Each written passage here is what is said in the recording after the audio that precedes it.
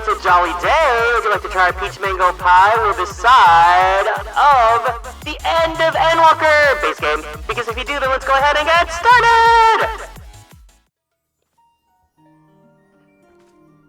Hi! Hey everyone! Welcome in. Welcome in. Well, come in! Hope you guys are all doing it today. Thank you guys so much for stopping by. Your lovely bunny, congratulations on being first. You were number 1. Gemini, hi, hey, welcome into the stream. Spicy Stater, welcome in. Hello, Mumu. Sarah, thank you so much for being here today. Janiro, thank you so much for being here. Hello to you. And hello, Jinja. How are you guys all doing? What's going on? We are going to be finishing up the 6.0 base game of Endwalker. I'm super excited. I ate some Jollibee for lunch, and I'm doing good. I hope you guys are too.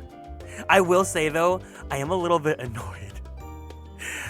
I don't think this is too TMI, but has anyone else ever had to deal with skin tags? They're so annoying, and I just want to rip it out. Ugh. Well, anyways, that's my little pet peeve of the day. Yes, I hate them. Oh my god. It's like, I just want to yoink them out, but I know if I do that, I'm gonna like rip a hole and explode and bleed to death, and it's not gonna be pretty. But anyways, we are doing Endwalker. If you guys want to join, we are in Marlborough. But if we need to, we'll switch over to Oceania. If we have like people from international and whatnot. So yeah. Let's do this. We have 2 mothers here. A bold decision. Kryl has urgent news. Garrick, I trust you had a good rest. An envoy of Master Photionals arrived not long ago with a message. Hold on, I need my Adderall. I'm like, wait, we're doing Endwalker, we're finishing. Let me take some Adderall really fast.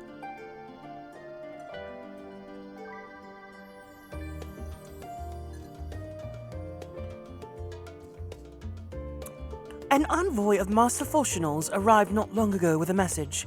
The Loporrits have determined Meteon's location. We've been asked to gather around the rostra. I'll meet you there along with the others.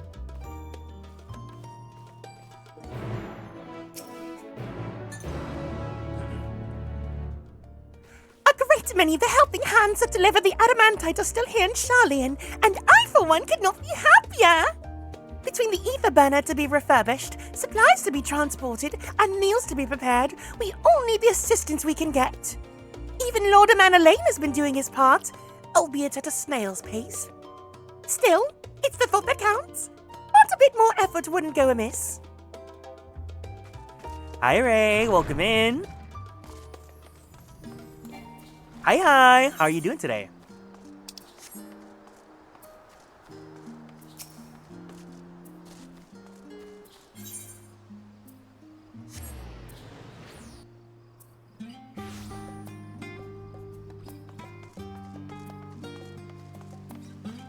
Oh, you're hanging out with Felix. Hi.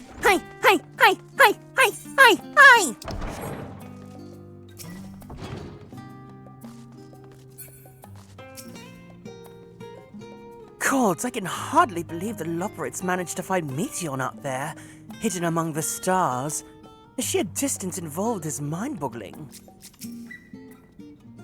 Not feeling any ill effects from the Aisha scope, are you? After playing test subject for those new Aetherites, even the mention of ether sickness makes me feel a little queasy.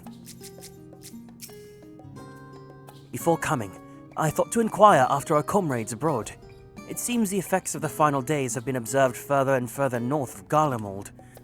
For a blessing, those regions are largely uninhabited, but in any event, we mustn't misinterpret this as a geographical spread. There's no telling where in the world the phenomenon will strike next, unfortunately. Hydaelyn, the heart of this star, is gone, and yet, on the morrow, the sun will rise, and life will go on. When I look upon Charlian and its idyllic surrounds, there are moments when her absence feels unreal, as do the final days.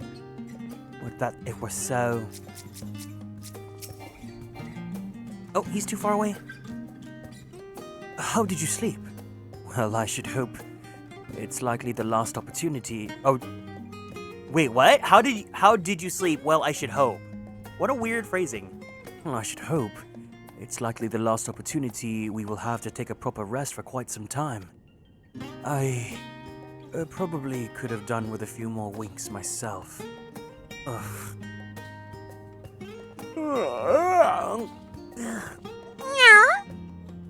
I thought of what's to come was keeping me awake, you see. So I thought to do a bit of research, hoping I might eventually feel weary enough to doze off. Before I realized it, it was already morning. No need to scold me, I already regret it. Will probably only feel that regret more keenly as the day wears on. Since the final days first manifested, we've been tested as never before. Even more so in your case. Nevertheless, our work is far from over. We cannot afford to falter now. Not when the end is in sight. I fear our recent travails within Labyrinthos and the Ethereal Sea have taken their toll on my mind. Well, last night I received a visitor in my dreams. Munbrida. A vision not of the woman she was, but nay, the woman she would have become.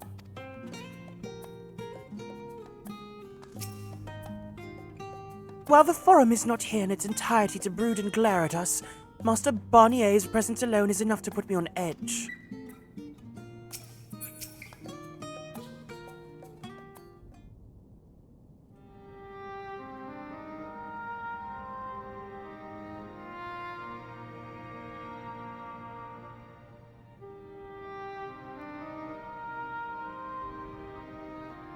I knew someone was gonna say something about it. Hi, Amarant. Everyone appears to be present and accounted for. Good. As you know, the Loperids have deduced the whereabouts of Meteon by means of a crystal bequeathed to us by Hydaelyn herself.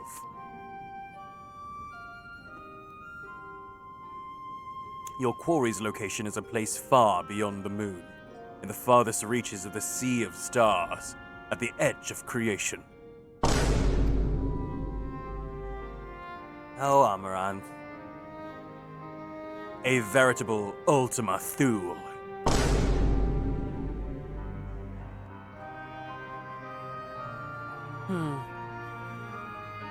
Indeed. How then are we to reach it? An excellent question. Luckily for you, I have an equally excellent answer. In theory, with its advanced propulsion systems, the moon is capable of delivering... Wait, no, she has like a squeakiness, right?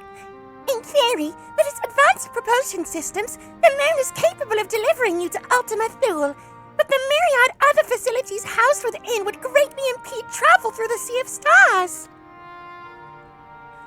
Even the Mother Crystal may not possess ether enough to bear so massive a vessel to our destination and back.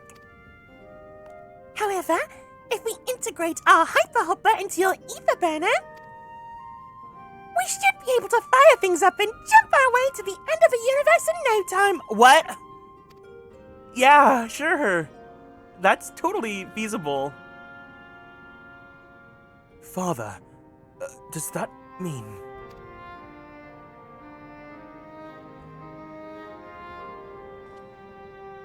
Bear in mind this decision was not made solely at my discretion, but within the consent of the Forum. Hearing the Loperit's proposal, the Forum was faced with a grave decision. To commit the Ark to this endeavor would mean abandoning both our plans to evacuate the moon and resettle on another star. Needless to say, the proposition invited fierce debate. In the end, however, the Forum was swayed by the simple fact that Hydaelyn believed you possessed of the strength needed to overcome this crisis. The Great Exodus was, after all, a plan of Hydaelyn's own making. Therefore, if in the 11th hour she would proffer another means by which we may seek salvation, we would be fools to dismiss it out of hand. Indeed, she sacrificed everything, her very existence, to avert the destruction of this star. That is why we have chosen to place our faith in Hydaelyn. In you. The Ark will be made ready for your voyage to Ultima Thule. What of all the people that have labored so tirelessly to prepare for the evacuation? They must be furious! I would not be so sure. They have not forgotten your deeds on the Magna Glacies, nor did your instrumental role in orchestrating the delivery of adamantite go unnoticed.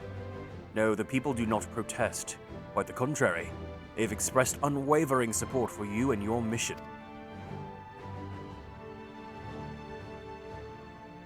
Are the Loperids too willing to abandon the Exodus? Were you not listening when we said we were born of Hydaelyn's love for Etheris and its people? If it means your survival, we would do anything to help. Hello, farm boy. My fairy Valentine! And you'll most certainly have need of our expertise where you're going. There's no guarantee Ultima Thule is a place that supports life, an otherwise vexing problem unknown how can remedy. Besides, Hydaelyn chose us to lead the way to Meteon. Why else would she give you a crystal only we can decipher? But more importantly, we were perfectly content to evacuate Etheris until you brought us here, Oyanje. And now we're enamored with the place. So what choice do we have but to save it?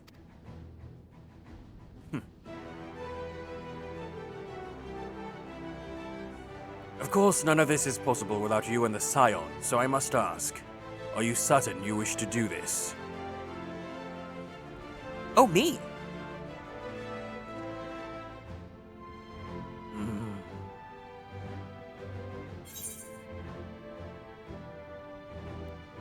We'll avert the final days, whatever it takes!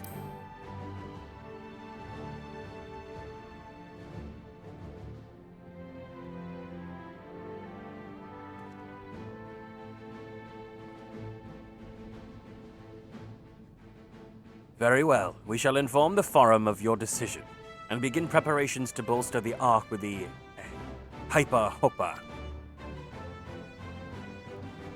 The Loporits will coordinate with the Ilsabat contingent to have the necessary components transported via the Tower of Babel.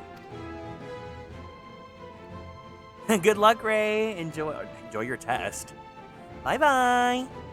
Of course it will take time until the work is complete.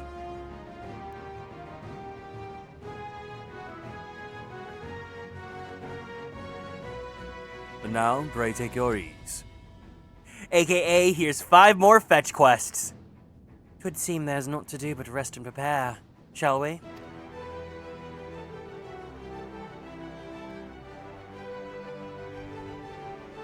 I have to, like, not touch my face. This stupid skin tag is gonna piss me off.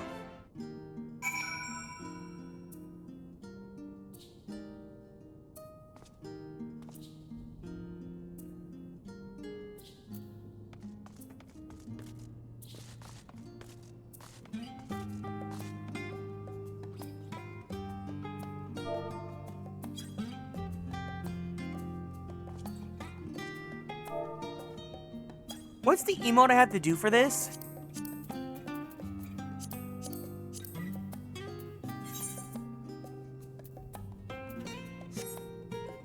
What's the emote I have to do for sightseeing?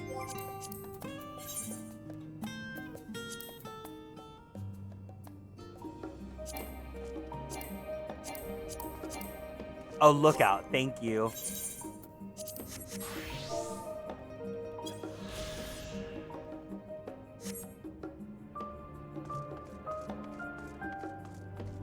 Thank you. Hi, Alan. Welcome in.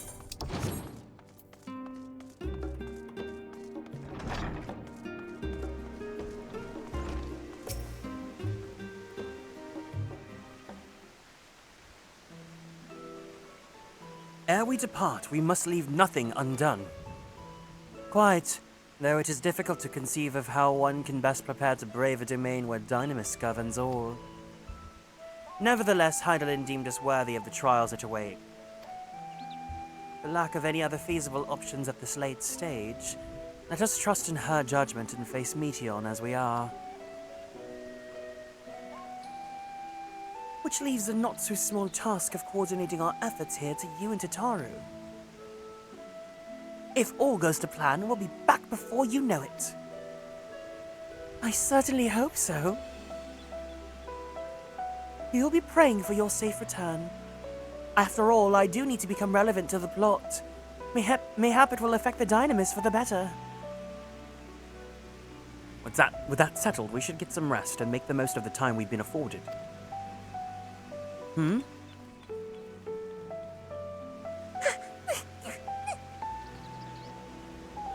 The meeting's over, is it? You were in there for so long, I started to worry. What did they have to say?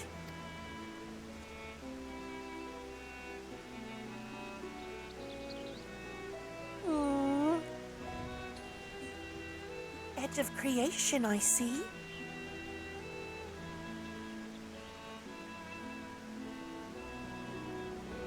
Rest assured, everything will remain in order until you return, and you will return. No, Amaranth, don't say that! I love her!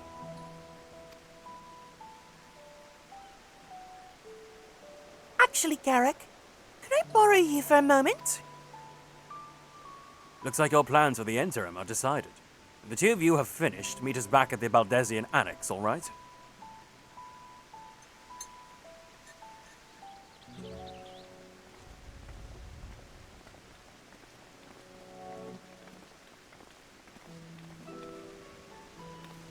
Come with me to the Agora. I have something to show to you.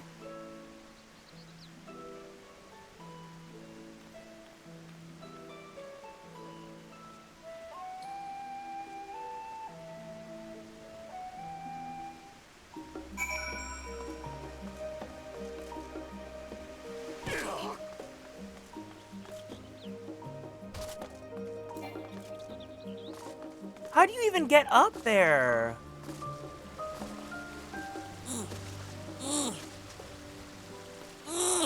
Oh, like that.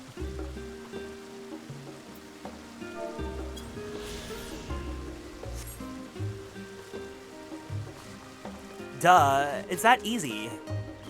Get on my level.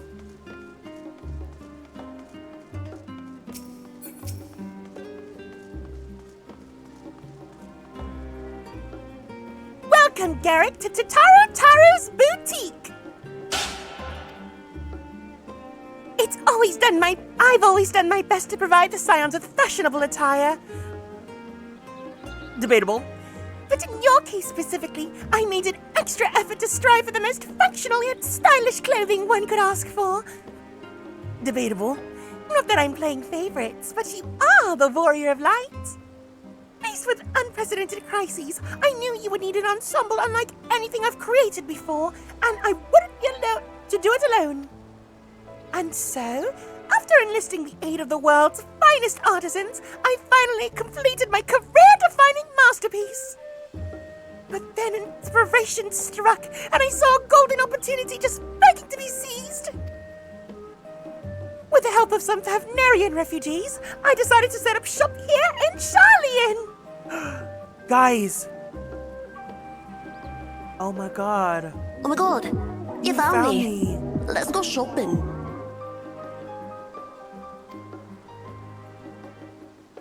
Of course, I would never charge you for any of our works. Perish the thought. Varsarud, how are things coming along? Everything is in order, Mistress Tataru. We'll be ready to open shortly.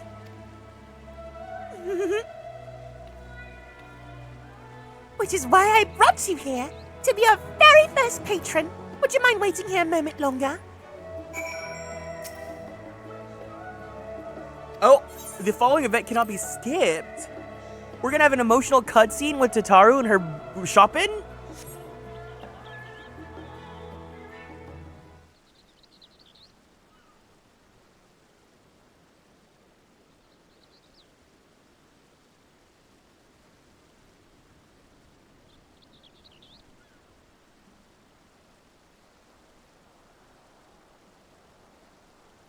Ah, I did not expect to find you here. Oh, Varshan.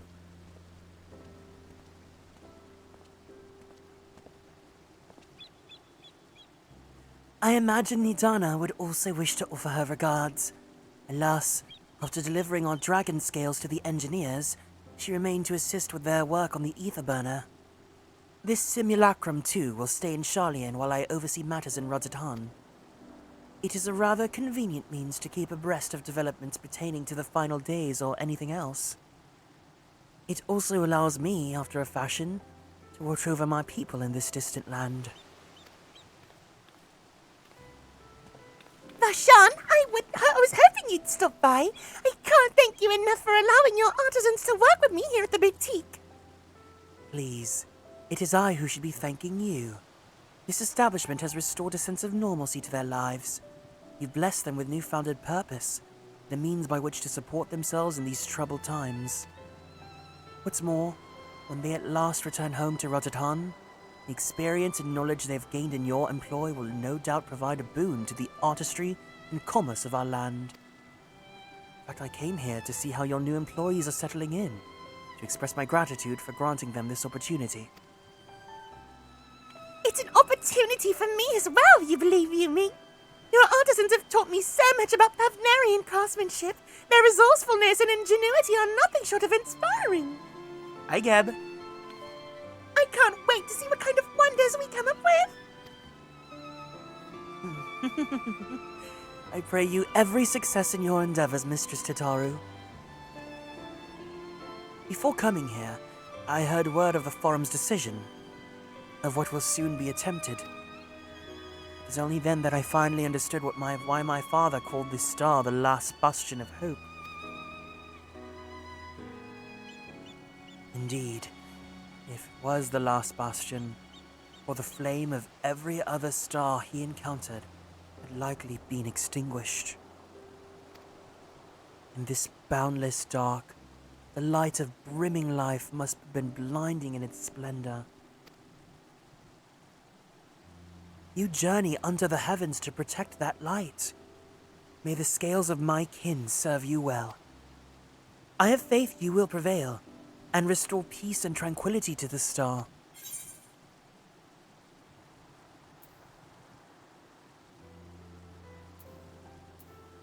I should like to visit Razat again when this is all over.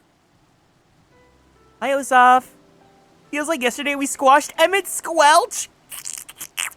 And work for another 3 hours. Can't wait to walk to the end. I think by the time you get home, we'll make it to the end together. And we should be honored to receive you. There's still much of Razat we have yet to see.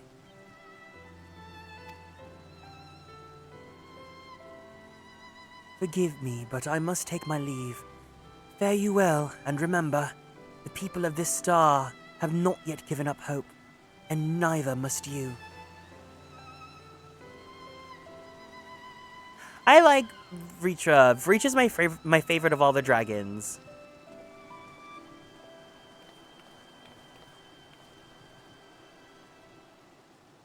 I like that they're doing this again. We literally just did this in the same expansion.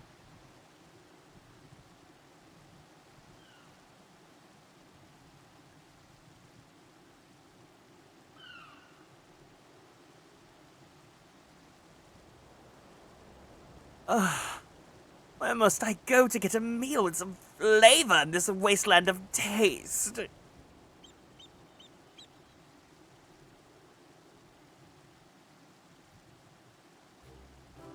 Oh my gosh!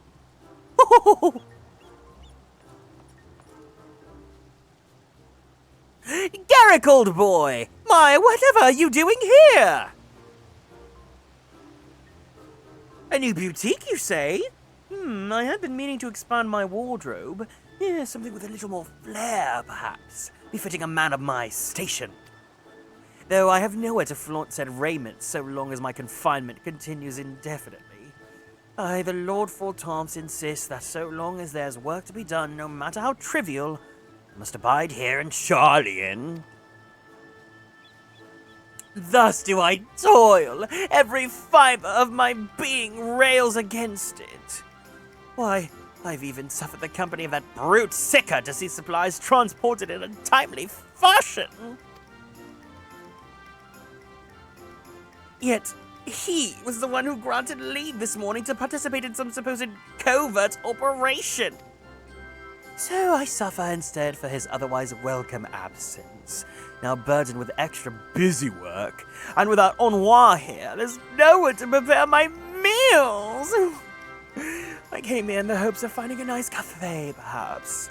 Alas, the Charlian delicates I've sampled were lacking in every respect.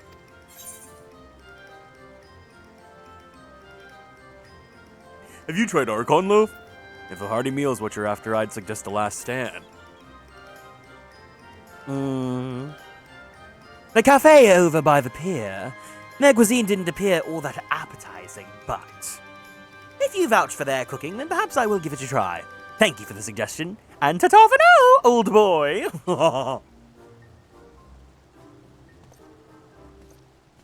Oh, he flops so much that he goes back to pop. Hi, Timid.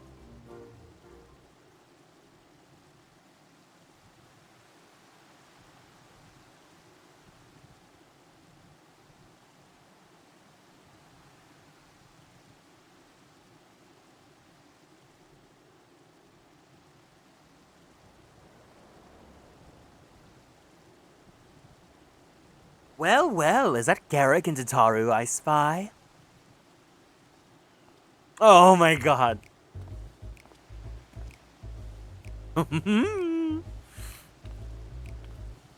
Hancock? What are you still doing here? You said you were returning immediately after dropping off your cargo. Yes, that was my original plan, after all. Any expertise required aside from the delivery of goods is well beyond my purview. But what manner of entrepreneur would squander an opportunity to study the markets of the northern seas? Worry not. I will return straight away to Kugade once I've finished. Of course you'd want to find a way to turn this crisis to your advantage. She wounds me. The industrious woman running a new boutique, you capitalist little pig. I'm not blind to the travails of those who fight on the front lines to deliver us from ruin. Indeed, I have every confidence they will succeed, and I would make myself and my business ready for their return. If you believe in them so devoutly, why not put your shmoney where your mouth is? Hi, Lyra. Fair enough, Tataru. Fair enough. There's not more I can do to help ready the Ark and her heroes for their maiden voyage, but on your return, I shall host a grand celebration to your honor in the Bukairo Inn. Accommodations are quite costly, given the reputation of said establishment, but the East Aldenard Trading Company would be honored to foot the bill. Will there be lemon cakes? Oh, a man of tart tastes, I see. Yes, there will be lemon cakes and much, much more. The finest delicacies the world and Lord Lorarito have to offer.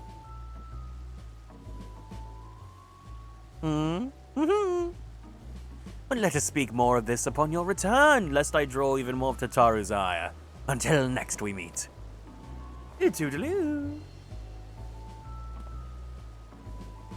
Oh yes, the Stormblood representation we were hoping to see here at the end of the game.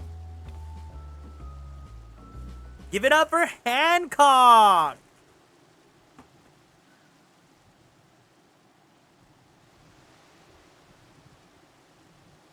Is Hancock a flop? Yes. I find him entertaining because it's like, they really just did that.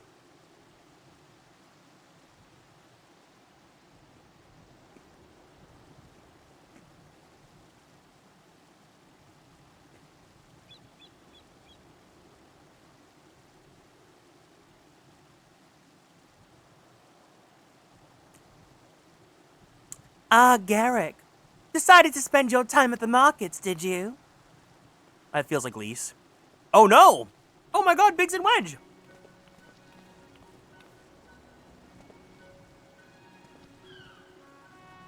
Tataru!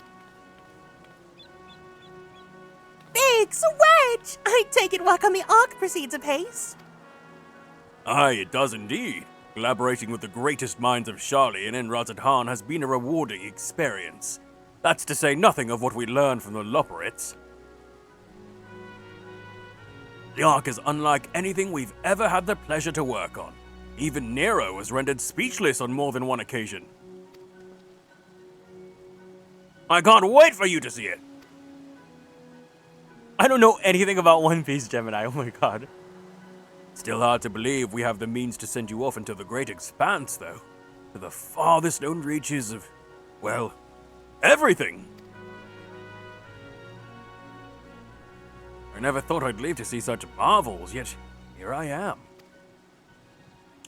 More often than not, you and the Scions are the catalyst that sparks the need for those great innovations. To think how much I've missed out on had I not been a member of the Ironworks.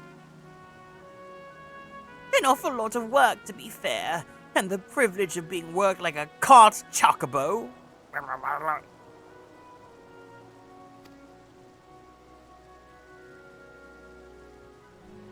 Huh! There's that too! As busy as we've been, I wish there was more we could do for you, Garrick. But no matter what happens, we've been believing. We have to keep believing. For a brighter future. And one filled with even more adventure.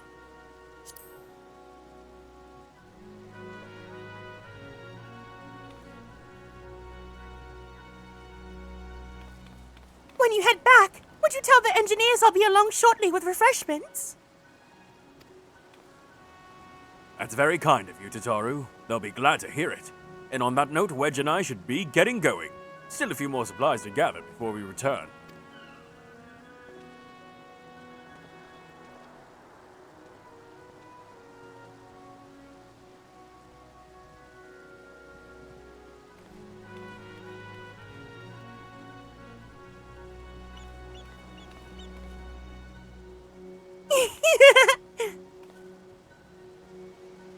Terribly sorry for the wait. Right this way, if you please.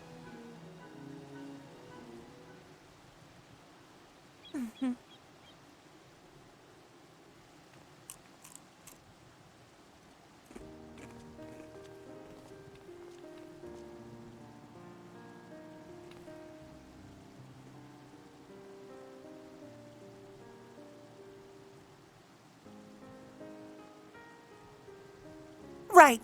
I don't believe the two of you have been formally introduced. This is Vasarud from Palakistan. I do like that it's a cameo fest because we get to see everyone that we've met on our entire journey. I just think it's so funny that out of any representatives they could have chosen from the people we've seen come back, it's like, Varshan, okay, sure. And Manalaine? Not Lucia? Biggs and Wedge? Haven't we met before?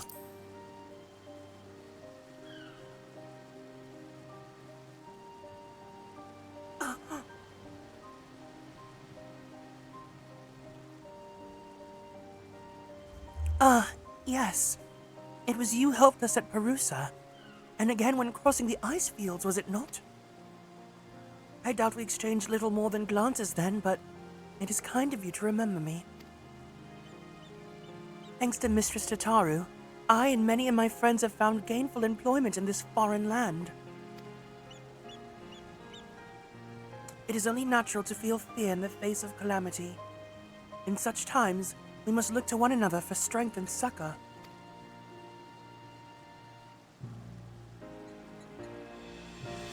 That is true. But I'm like, maybe it could have... I don't know. I know not whether we will come to call this place home to return to Thavnir, but we are here today, and we are glad to have contributed to this cause.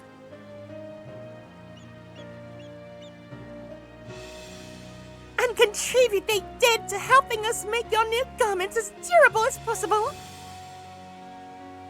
We put our hearts and souls into them, and I have every confidence they'll keep you safe from the battle to come.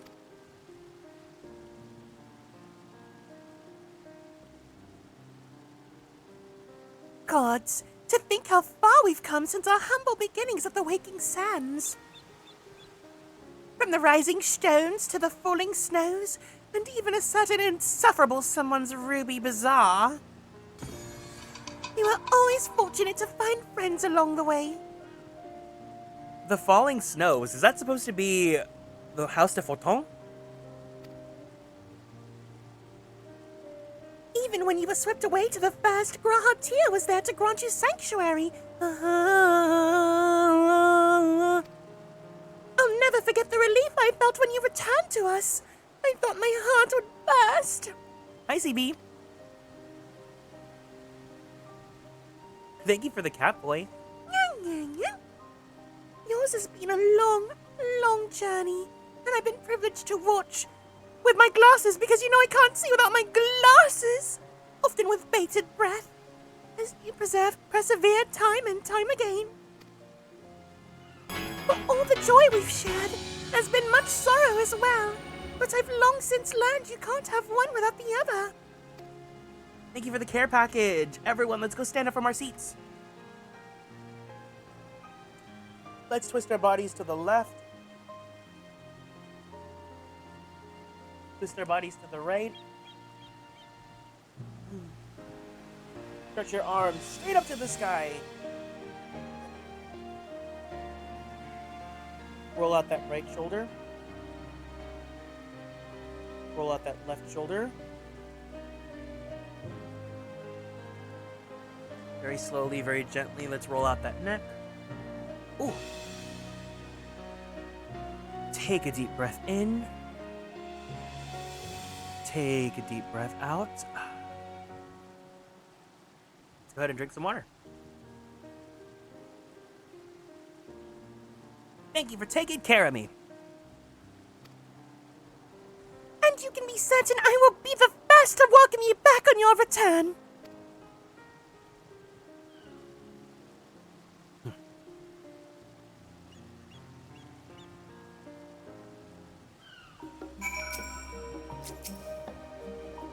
In addition to your new ensemble, we have raiments and weaponry for every need.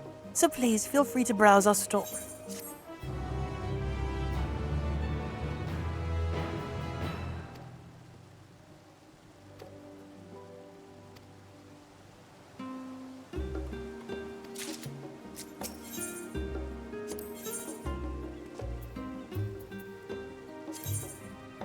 Wait, you can just take any job's equipment?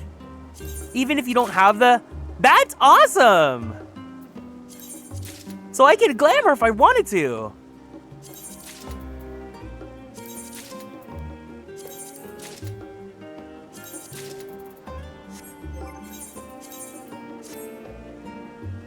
Oh, you know what? Actually, look. I don't hate this outfit. What do we think?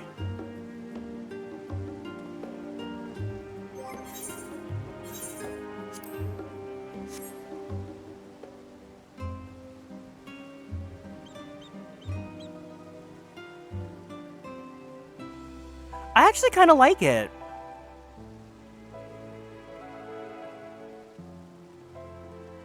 I clicked because beefy boy. Well, perfect timing. It's like the first warrior outfit that I'm down for. Hi, Nerdfatuation, welcome in. Wait, if I could just get the other job stuff, I might as well just... Because I also like paladins. Yeah, paladins look so majestic. Hold on.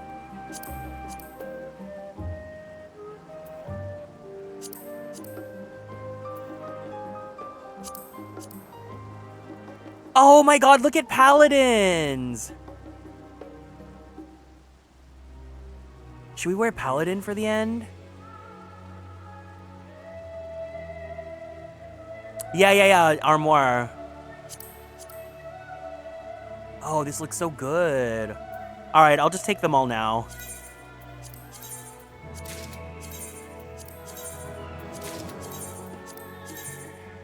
I'm so glad that they didn't lock it, because for the other expansions, isn't it like you have to get the job to the actual level? Or at least for sure, like, A Realm Reborn Heaven's Ward.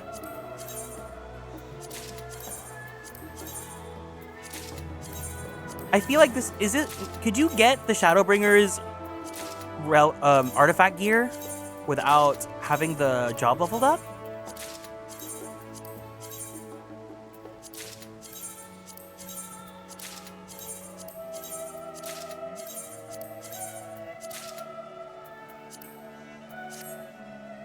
It's locked behind the singular job quest. Okay, that's what I thought. So this is probably the first one then when we could just...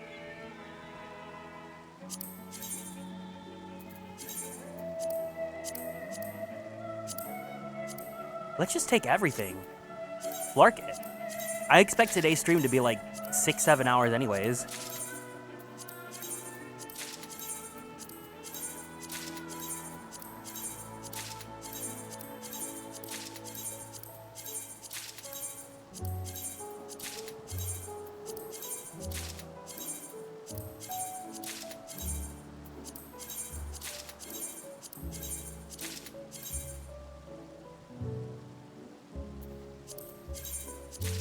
Endwalker is role quest completion.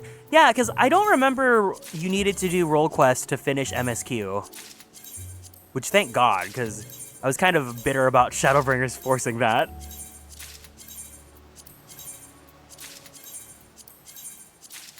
But I do know that you need to do the role quest if you want to die them. Oh my god, we just got so much glamour. They were... I thought they were okay. For me, it was a pacing thing. It's like, come on, why am I gated? Fashion, exactly. Like, okay, if you're a lore head, then yes, you will eat every single bit of things up, right? For me, it's like, at the moment, for what we're doing for stream, I just want to gun through MSQ. Because I don't want to do the side content until I finish Dawn Trail base, because I can't do any of the other fun stuff without catching up. Like, I'm sitting on my poetics. I would like to spend my poetics, please.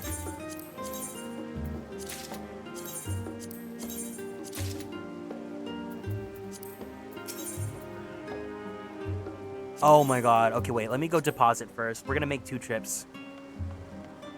Totaro, you can hold on, Diva. I actually like Warrior. I think we might end MSQ with Warrior, as much as I wanted to put him in Paladin armor. I literally started him with Paladin so that I could put him in armor. I didn't know that I didn't have to level him up. Now I can wear the nice armor on Gunbreaker.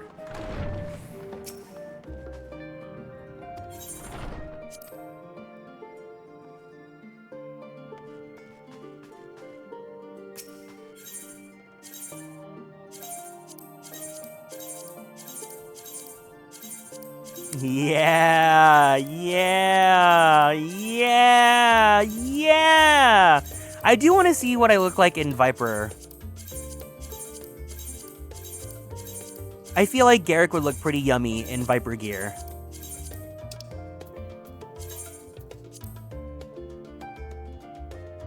Oh, did I put in... Okay, no, I didn't.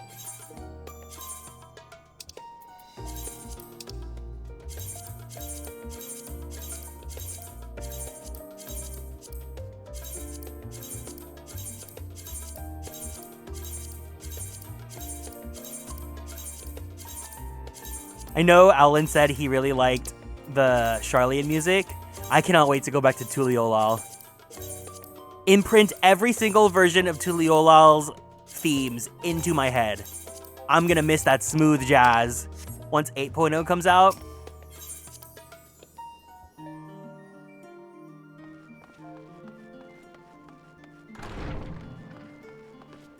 I also like that he's giving a little bit of midriff. But also he's got like this. I like men.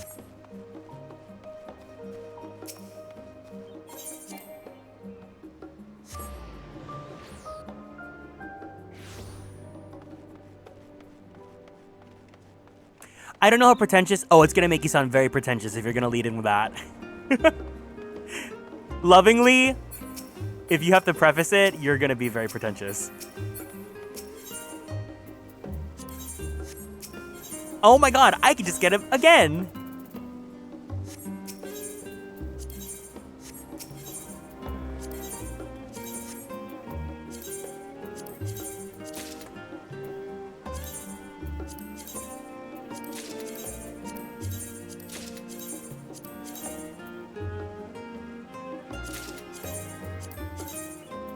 You immediately got what the dev team was going for with Dawn Trail once you heard Tuliolal's daytime theme. I love Tuliolal's music. Daytime, nighttime. I'm gonna be so sad once Evercold comes out and I go back to Tuliolal and it's dead and no one is there. Just like Charlian, just like Razat Han, just like Crystarium. Hi Juan, welcome in. Wait, they have Pictomancer gear? Do I have Viper gear already? They gave Viper, Pictomancer, Endwalker relic gear?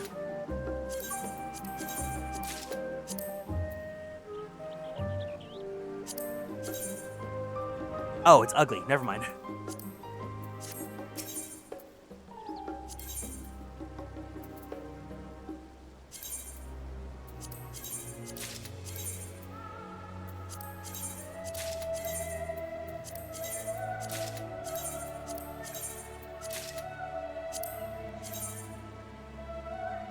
Why does Sage... Why is it giving, like, Neotech Christian?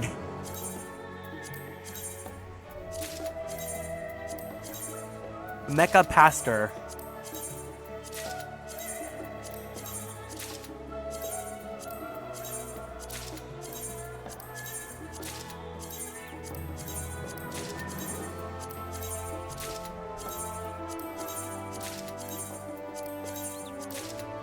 Does that mean I can just make another, I can claim another set of warrior gear and just use that from my glamour dresser and then have one to actually wear?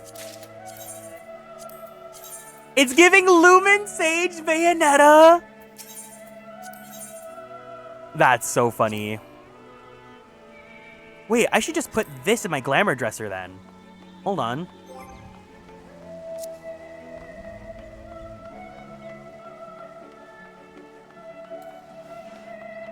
Lumen Sage.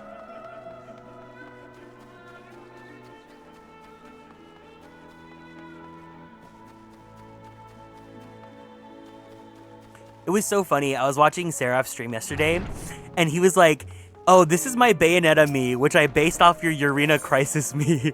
And I was like, you know that Urena Crisis is just based off Bayonetta, right? Hold on, I have to strip Garrick.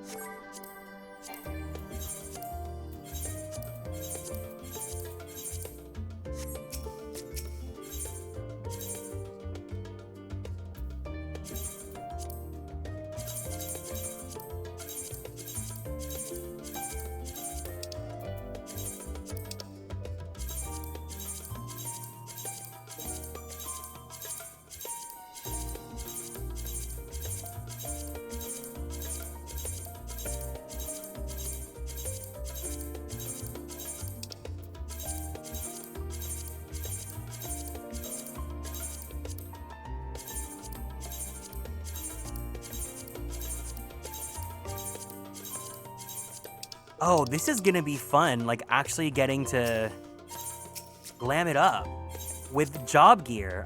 I honestly really like a lot of the job gear because that's like the clothes I need to over-design, right?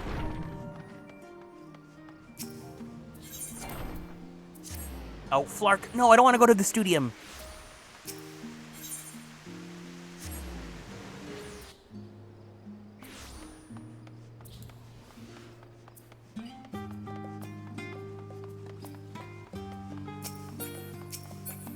Sorry, Tataru. You let me go shopping? I'm gonna go shopping.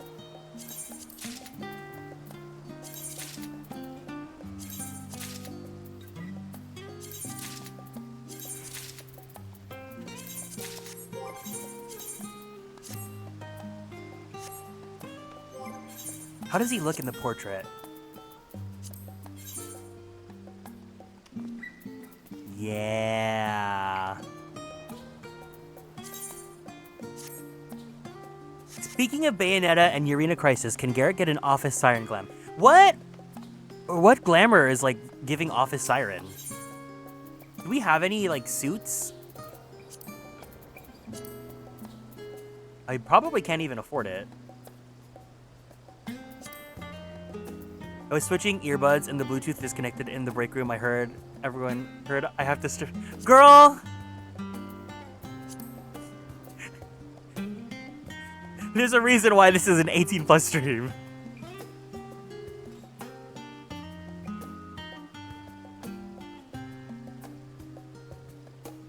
I guess this is kind of Urena Crisis.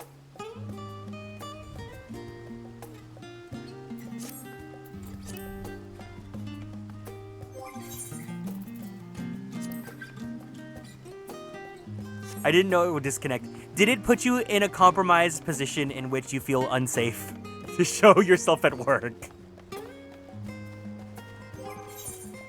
The axe is so huge. Warrior's all about just making everything big.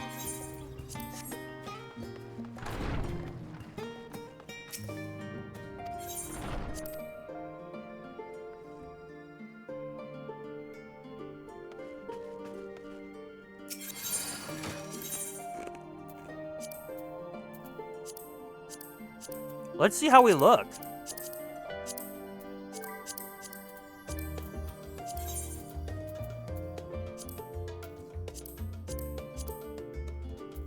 God, I really love this paladin set.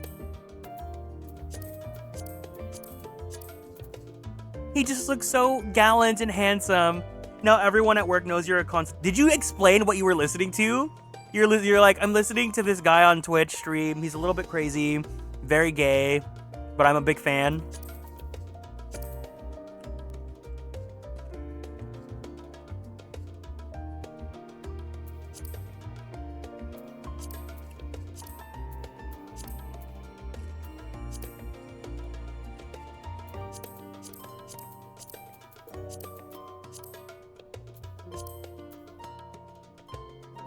It's so good.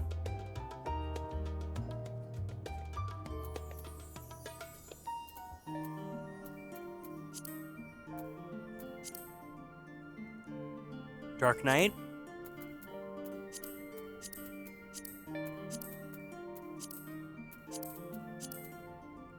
Oh, Dark Knight looks kind of cool too. Garrick looks like a Disney prince. Yeah! Gunbreaker. He gets an eye patch?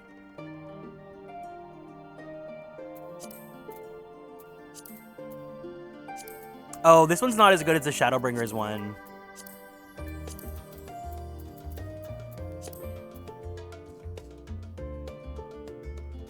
Gunbreaker's not really giving here in Endwalker. Dragoon.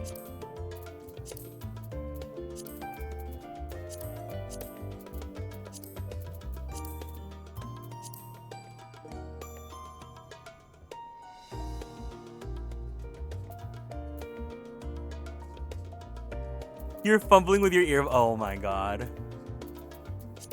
Reaper.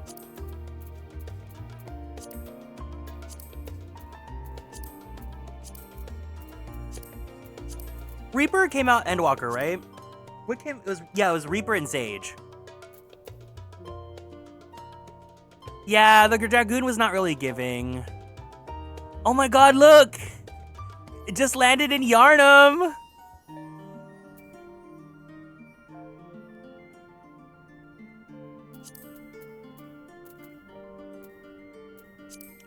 Monk. Did Monk give?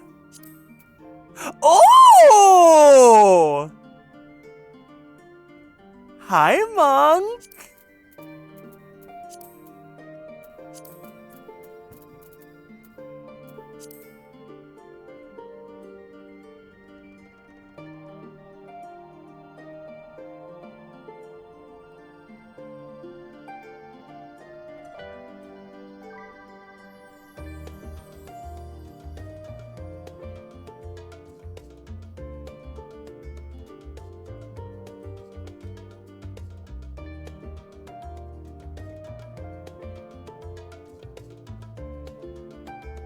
Oh, hi, Specially.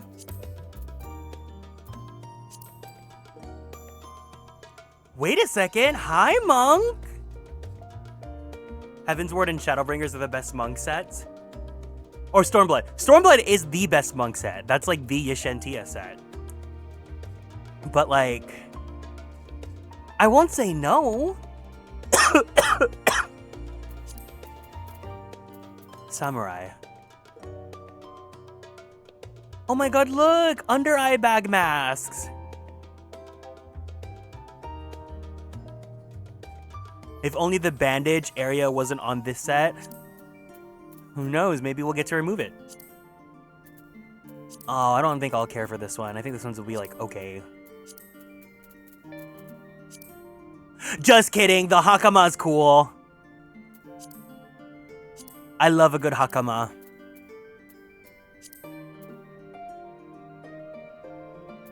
Ninja.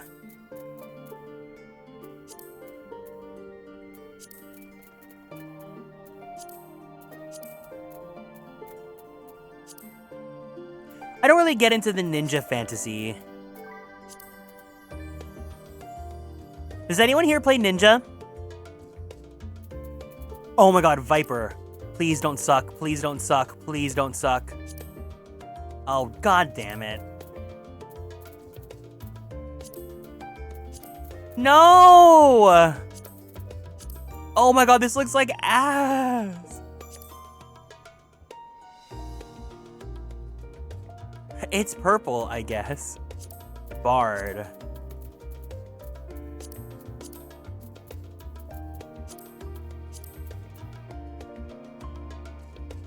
Oh, being attracted to them? I don't think I've ever been attracted... Kakashi, never mind.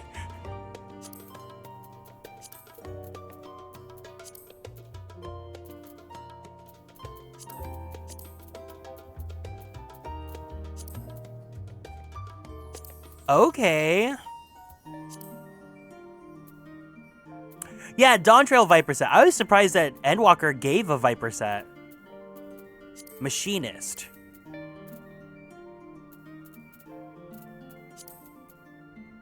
Oh, okay.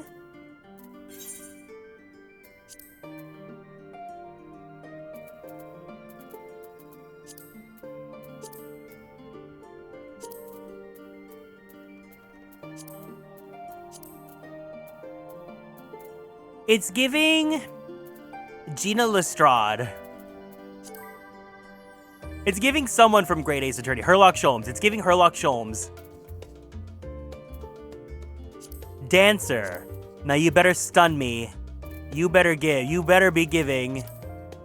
You better work. You better work.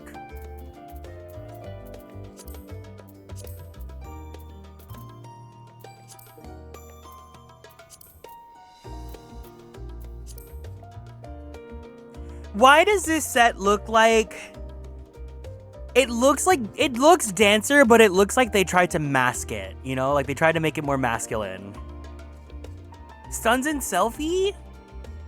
I like these arm guards though, that's cool. That's Richter Belmont?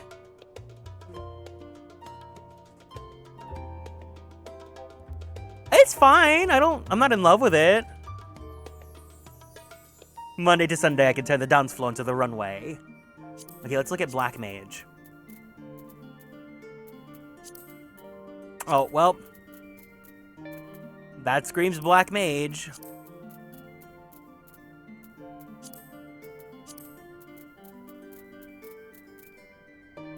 It's giving, like, Lulu Final Fantasy X if she didn't slay. Like, why are we coming for Summoner's job with this? I will say, though, this would be a sick necklace. If they could put this, like, in the neck area or overlay this on top of other clothes. Summoner.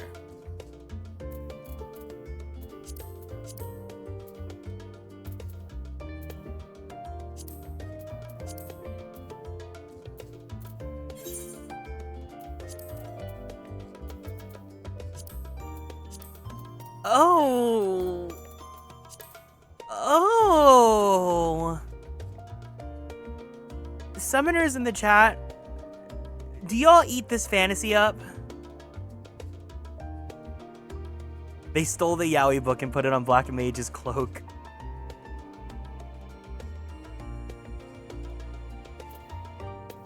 Summoner always flops. I like the horn, so yes. Well, you can have the horn by itself. Okay, Red Mage. Red Mage has to slay. It's like literally their job identity.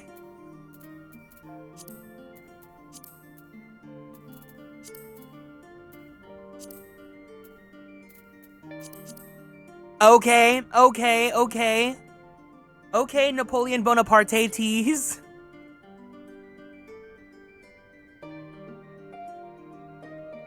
It's always like this.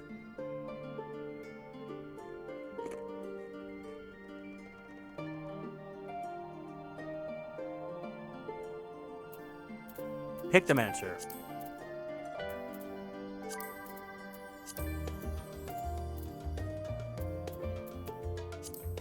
I'm not feeling Red Mage. It's very florals for spring, groundbreaking for me. Yeah, I think a lot of these Endwalker ones, the only one that's really wowing me is the Paladin. But that's because Endwalker is the Paladin expansion. This one's not bad for Pictomancer. It's not the official... Wait a second. I think that's why I like the Pictomancer one.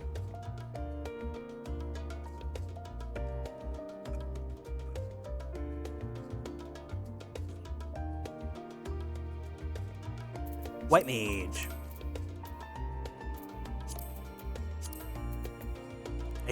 It's giving White Mage.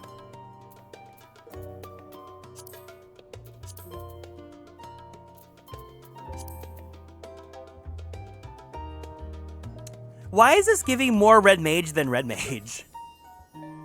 It's giving 1800s risque. The only ones you liked are the Bravely default ones?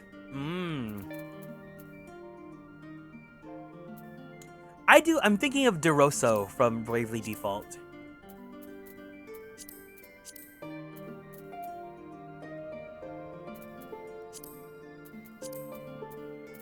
Yeah, I kind of don't really care for the white and red. Wait a second, Scholar? Okay, don't look at the hat.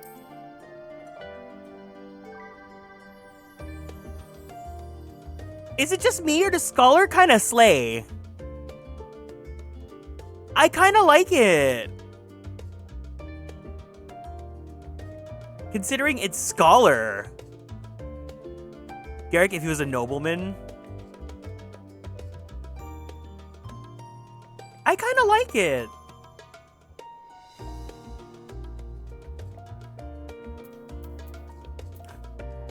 At the gala? Oh my god, not the Met. Okay, astrologian. Oh, that's just Urion JT's.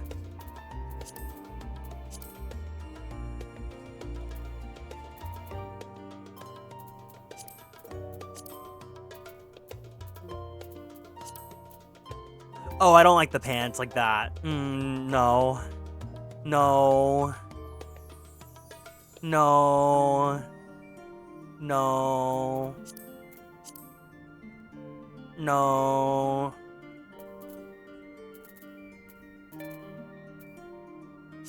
And then Sage.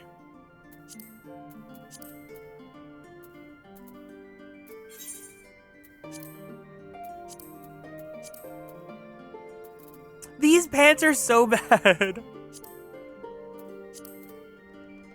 I know, with the sandals? Okay, Sage is pretty safe.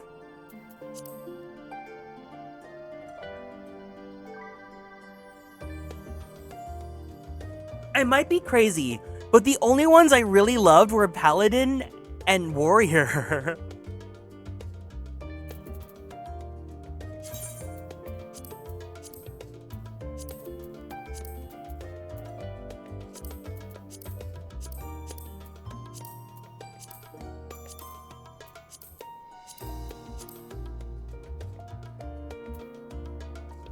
Sage gives you, do you want to look like Portia? No? Ew, never!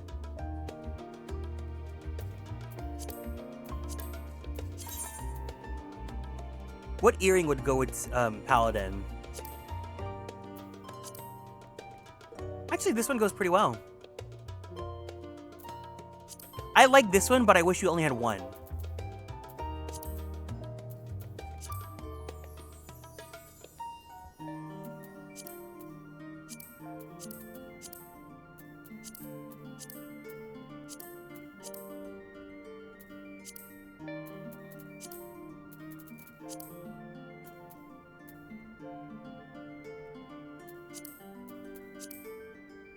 I wonder if we can give some other stuff to make it fun.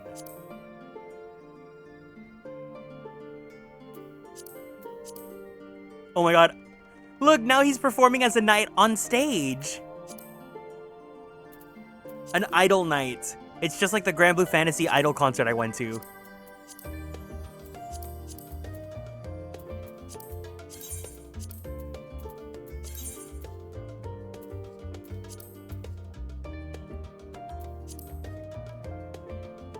I just really like how high detail and quality the textures of the armor look here.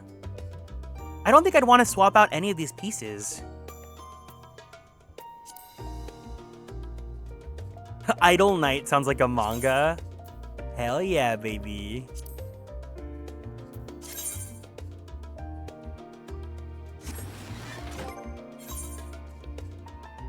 I think I'll keep the warrior set. Actually, maybe... Let's see.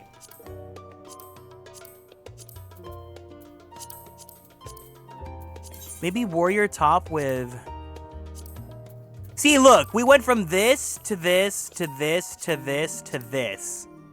Thank you, Endwalker.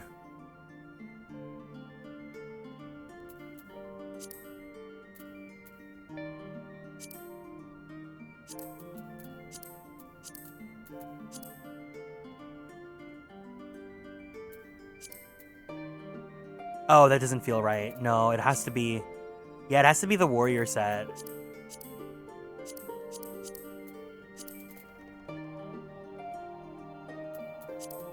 Unless... Yeah, that doesn't feel right. Yeah, they realized that they should look like barbarians.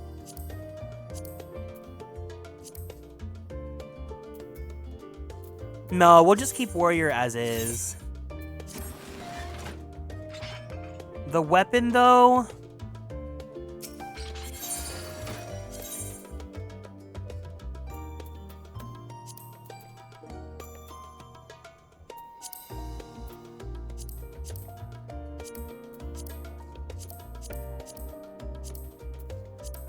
I kind of want to just use this one. We have been using this forever. No, you know what? I kind of want to switch. Maybe Sophia would look good with the basic warrior gear. Let's see.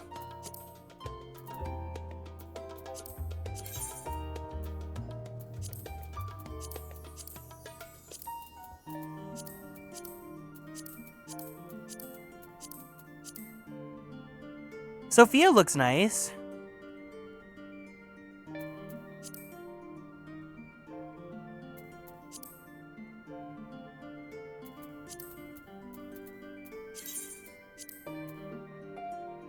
The girly pop axe looks so out of place. It's really funny. Oh, the vein axe looks kind of good.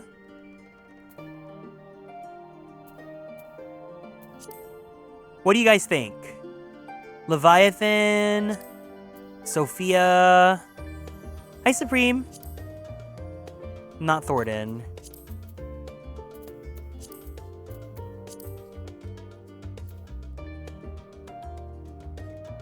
Fight Medion with the power of girly pop.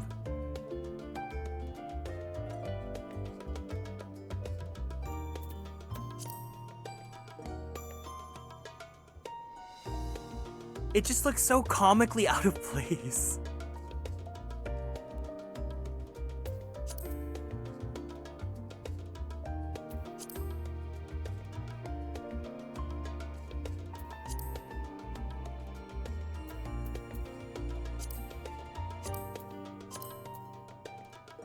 I think I'm gonna go with Sophia.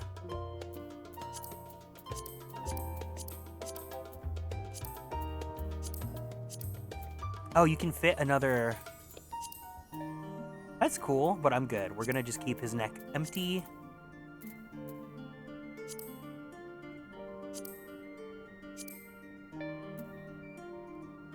I wish you could switch what ear this earring was on.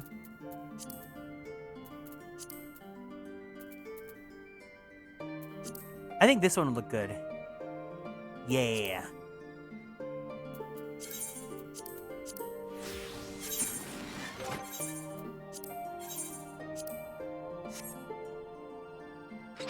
Yeah, I was gonna say, at least for the end of Endwalker, because this is like the end of like the entire saga, right? So we should at least have something a little bit more fitting.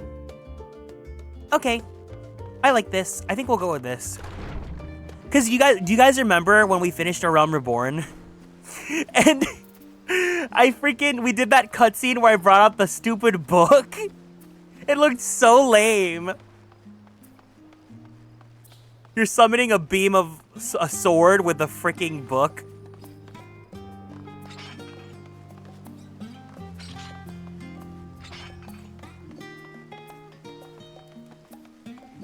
I actually don't love how the particle effects look like this.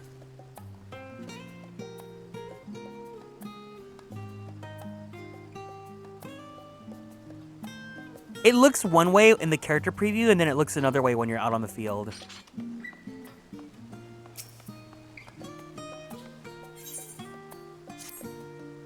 I realize you've got lots to do before you depart, so I won't keep you any longer. I do hope you can find a moment for yourself, and that the others can as well. They said they were returning to the Valdesian Annex, though. I doubt if they stayed for long. If you decide to go looking for them, I'd suggest speaking with Kryl first. I'm sure they would have told you their plans. It was the Bara Blade. I summoned it from the book too. Yeah, because I finished A Realm Reborn on... I was doing it as Scholar. That was when I was still leveling up Scholar as my healer.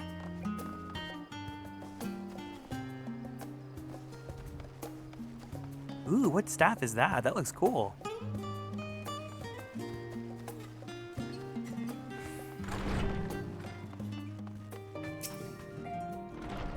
You're back. I take it you've received your gift from Tataru? It was a surprise long in the making, with many, many long hours of fretting to get everything just right. I'm glad I could see it realized and with great success. If you're looking for the others, they've already taken their leave. Y'shtola, Thancred, and Urianger have gone to the Lost Dawn for a bite to eat. Alize and Grohatia, meanwhile, thought their time would be better spent poring over books at Numenon. As for Alphino and Estinian, well, they've elected to pay a visit to the Leveilleur estate, though Estinian seemed somewhat reluctant to go. I'm sure they would have all be glad for your company if you've a mind to seek them out. Should you be feeling peckish, I suggest heading to the Lost Dawn before Y'shtola and the others finish eating. But above all else, it would be foolish to run headlong into a battle, a fatigued mess, so do remember to get a good night's sleep.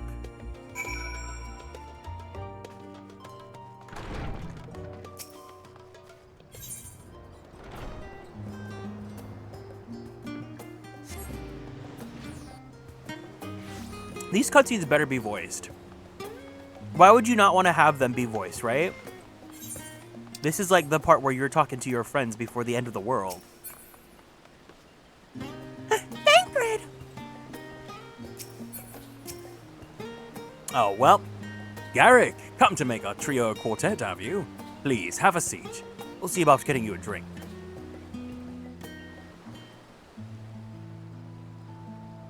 There we go.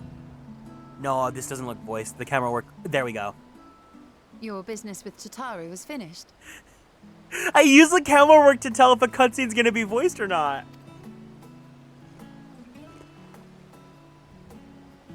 My, what a thoughtful surprise. Whatever would we do without her? Indeed. And she's right, you know. It hasn't been all doom and gloom. Feels like a lifetime ago that Master Louis Soir gathered us together to form the Circle of Knowing. Since then, we have experienced much. But rather than feeling wiser, the more I learn, the more I find my knowledge lacking. Forsooth. As a student, vainly did I believe that I held the secrets of creation in my grasp. Yet that which I had seized was but an insignificant sliver of what awaited in the wider world. The way that Urianger is the youngest in this group takes me out. Every encounter, every experience hath served to open mine eyes, enlightening and humbling me in equal measure. Even from those whom I called enemies have I learned many a valuable lesson. Hi Astra, welcome in. Yeah, Urianger's 29, Y'shtola and Thancred are in their 30s. What will we learn at the edge of the universe, I wonder? I think Y'shtola's 32. Y'shtola she's 32, and then Thancred is 35.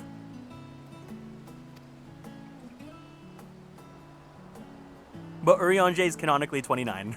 Ultima Thule, where the bringer of the end makes her nest. I, for one, can't possibly imagine. Y'shtola's age is... It's so funny. Canonically, it says 32, parentheses, claims to be 23.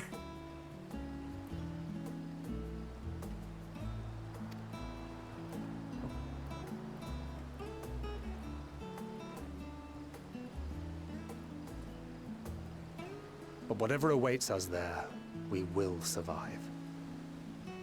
We must. For her.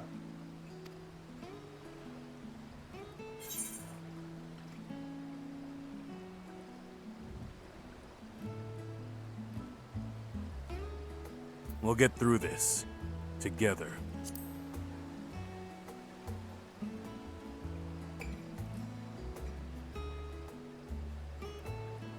Moonbredo is also 29. Gods, it feels like only yesterday that we went on that mission to Dryburn. We've both changed much since then, have we not?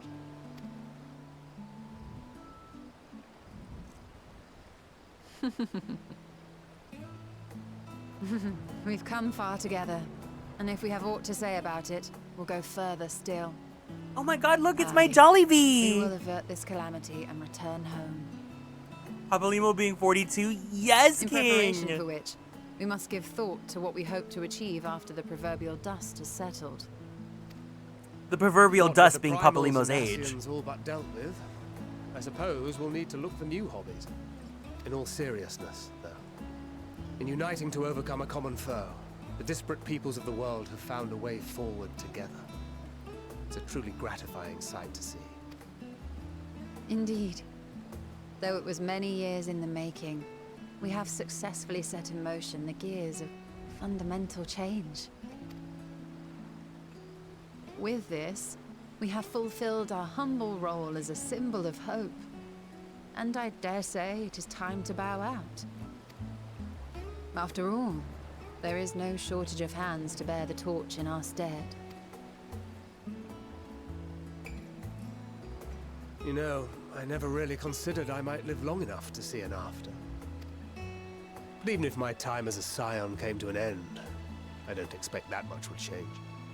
It's not like we'll be going on an adventure in a distant island and then we just get together again, even if... Never mind. Traveling the world, going wherever the wind blows, lending a hand to those in need. A journey for journey's sake. It doth suit thee well. I must confess I too have yearned to see more of the world. If thou art amenable to the suggestion, I would accompany thee.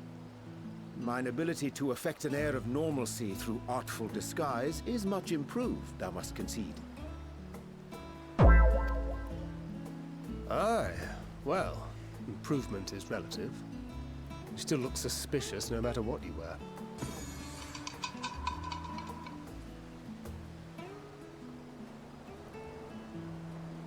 They're so in love. Stola? Any grand plans? Why, continue my quest for knowledge, naturally. To begin with, I wish to know the state of the reflections, to which end I must find a means to travel between worlds. So that I can open a path to the first, and so that especially Gay can marry Runa, and I will not be involved with him whatsoever. Are you happy? 'Tis the least I must do if I am to keep my promise. Oh, never mind. He's pissed. They're pissed. Should my pursuits prove unduly arduous, I won't hesitate to call on you. Gun to the back of her head! And in return, I will take you to see Reen one day. I'm sure you cannot wait to see the fine young woman she has become. Spare me.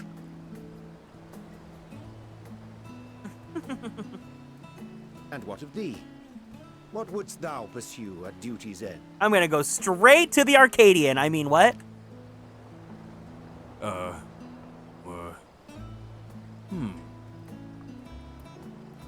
Here's yours. My apologies for the wait.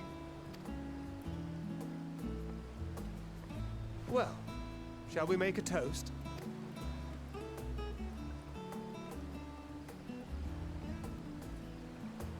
To victory. To our comrades. To the future of the star. To the big beefy boys. Clink, clink.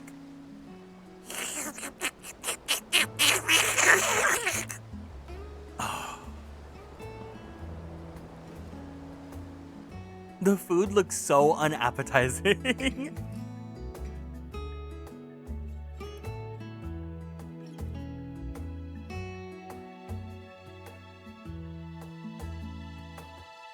Damn, Garrick looks so hot in this warrior gear.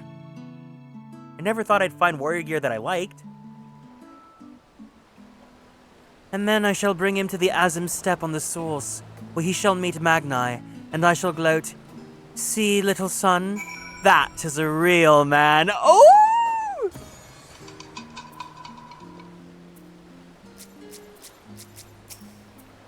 Leaving so soon? I suppose it's for the best. You'd rather not explore the bottom of a bottle with Urianger. I dare say the others would welcome your company as well. You can find them, that is. In any case, as long as you make the most of your time, then that is all that matters. I say, Garrick, whence came this simulacrum that standeth beside me? Wait, Urianger! I cannot imagine him drinking! I see falsely, but Yastola and Thancred but moments ago employed the self-same doubling magic. Oh, all right then. Keep thy secrets. I never thought Urianger would drink. You can always count on your friends to help you maintain perspective. I pity mine takes a perverse pleasure in it. I like to think I'd give as good as I get, though I'd fare better with the occasional assist from our consummate nodder. It's all in good fun. I wouldn't have it any other way.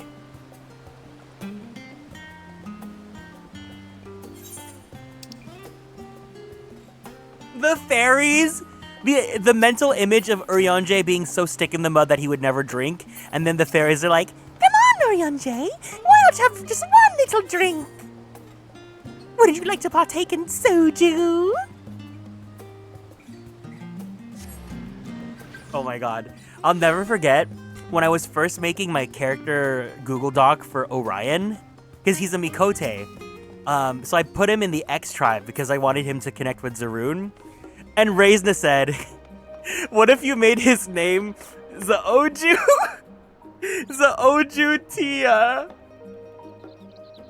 I did not take that name.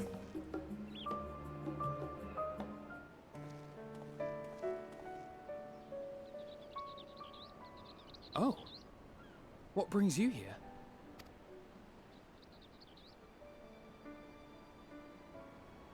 Ah, so you were worried that the Levier household might again be gripped by turmoil. All is well, I assure you. In my letters home, I had made mention of Estinian, you see. My mother wished to meet the legend in person, and so we arranged to have a spot of tea together. Where were you in my hour of need? Fell beasts I can face, but I'm not made for idle chit-chat with lords and ladies. Well, I for one thought you held your own. Mother was the picture of delight. I might have been delighted myself, were we in a tavern with more agreeable drink. The thought of fleeing crossed my mind, but what then? I'd never hear the end of it, least of all from Tataru. I'm sorry. 'Twas not my intent to cause you such distress. It's just... it was one of the things I didn't want to leave undone ere we set forth. That's so cute. He wanted to introduce Estinian to his parents. That's not to say I think we won't be returning. Yet, given what lies ahead, I did not wish to leave for later that which I could do today. After all, tomorrow is never promised. It's fine. Not like I had better things to do. Besides, seeing you with your mother brought back fond memories of my own. Be we rich or poor, family is family. Well, it's past time we were on our way.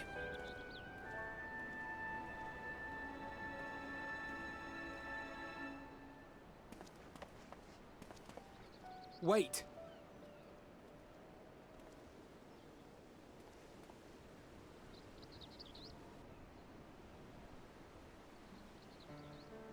Since I left home, I've made a great many mistakes. Mistakes for which I can never make amends. But through it all, you didn't give up on me. To have returned here with you at my side, it means more to me than you know.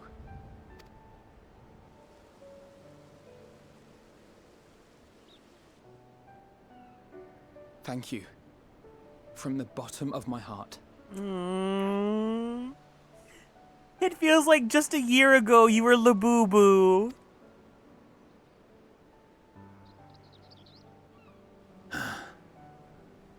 Oh, you've melted him. You've melted this Ice Queen. But it needed to be said. I'm the one who owes you thanks. Aww. Were it not for you, I would not be alive today, nor come to terms with Nidhogg's spirit. I am ever grateful. They're so cute.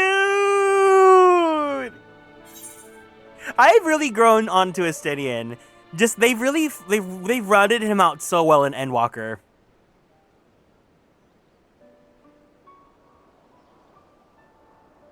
I suppose I ought to thank you both as well.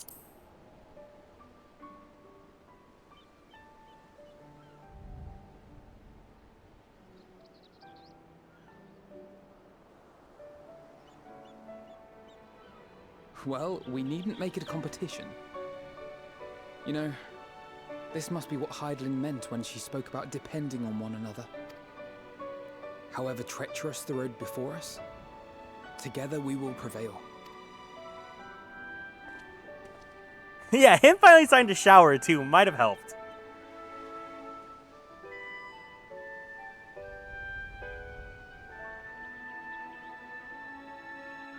Now he gets to be pimped out as fan service on Twitter.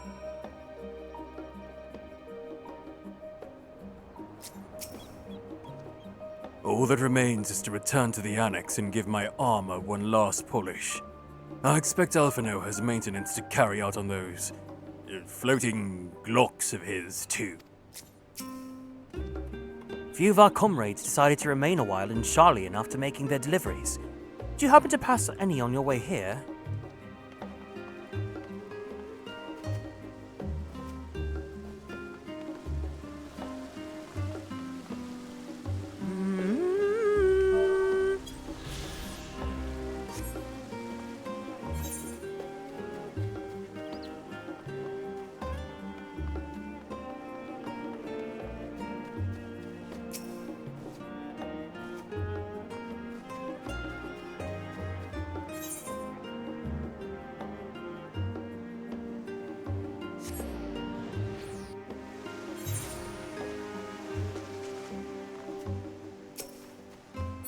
Way.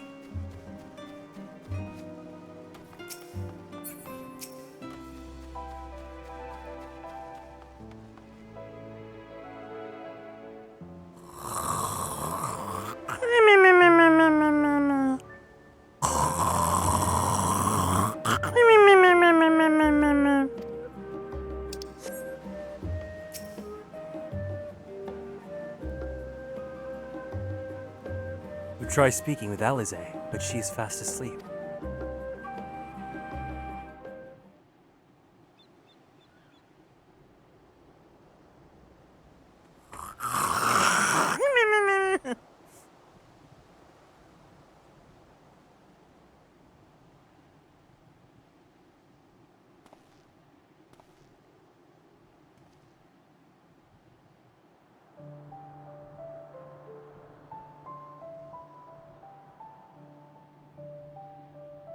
Yes, eternal wind!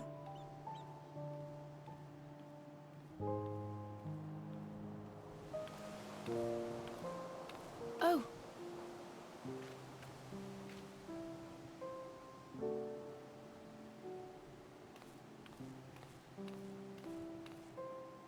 Wow, Garrick looks so much larger in this armor. Knowing them, they're probably dreaming about the celestial adventures to come.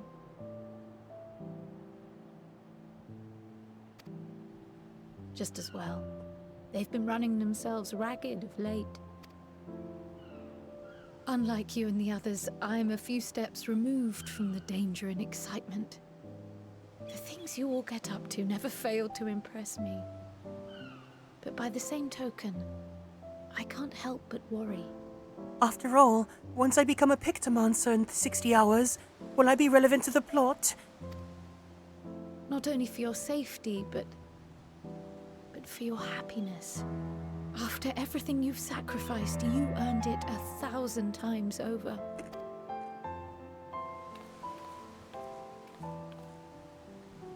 From the simple pleasures of tucking into a hearty meal or collapsing into a comfortable bed, to the grand triumphs of visiting legendary lands or finding true love. You deserve all the joy in the world. Now, why'd you have to mention true love when Graha's on the screen here? If it's not pandering. There is so much that life has to offer. So much to be treasured and shared with those we hold dear. So promise me this. Come what may, you won't give up on your own happiness. I do not intend to. When you're out there fighting tooth and nail, it's all too easy to forget. Oh, I know, Aruma. But in the end, your passions will be your greatest strength of all. Remember that. That's Yearnertron 3000.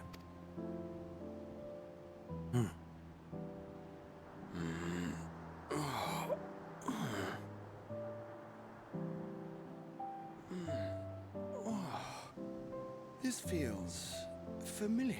This is so not subtle. Well, 'tis good to be...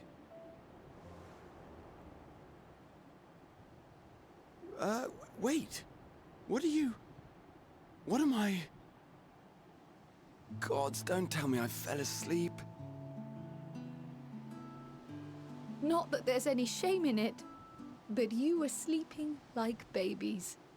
Oh, how embarrassing.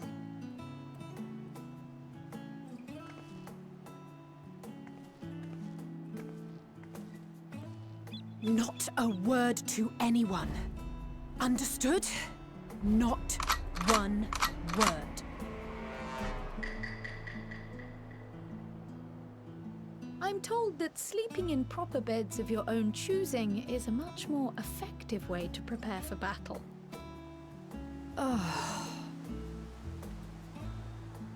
So, what were the two of you doing here? I had a few books to return to the library. Thought I'd take care of it while I could. And you? It's a secret. Shh. I know. I love whenever they do the finger to the mouth. It's so funny.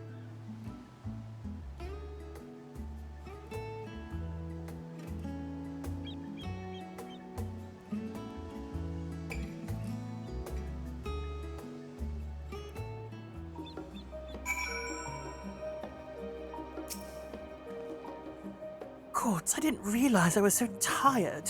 One moment I was resting my eyes, and the next. I should go and get some air. Maybe a quick bout of training.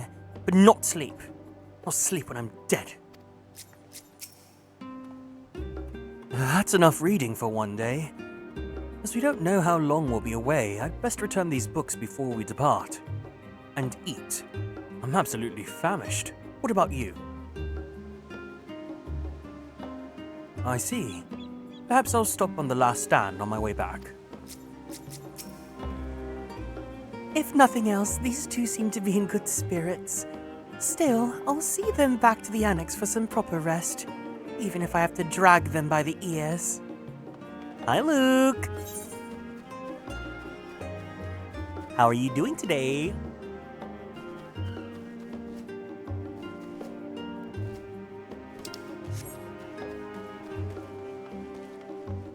It's a Luke! It's a Luke! Look at me!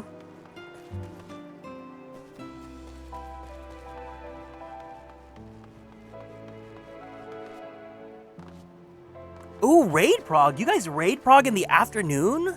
That's crazy.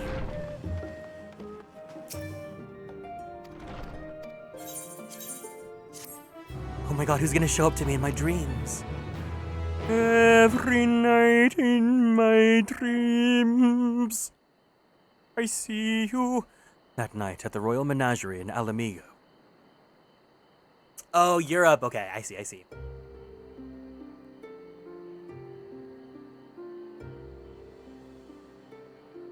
Well, are you ready to clock in to do endgame with me?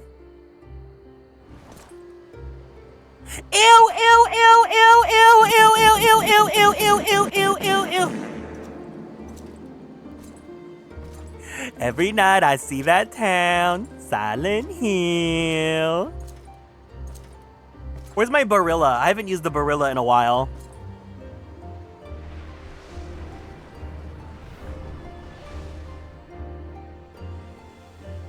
You will never get what you want. Not even the battle you pine for so dearly.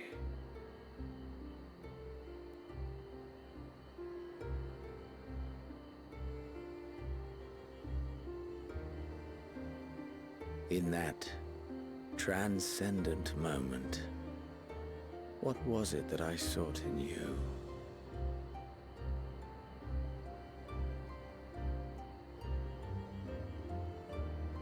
And what was it that you sought in me?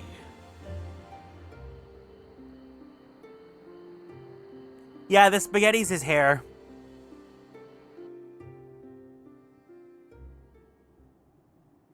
And thus it dawns. The day of reckoning.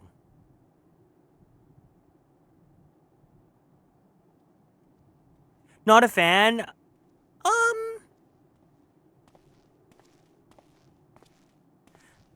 Press 1 in the chat if you think Xenos should get a new wig, a new weave, a new procedure for his booty, a new personality, a new... I can't even think of what to say. A complete body makeover. He needs to go see Ratricia Surgeon.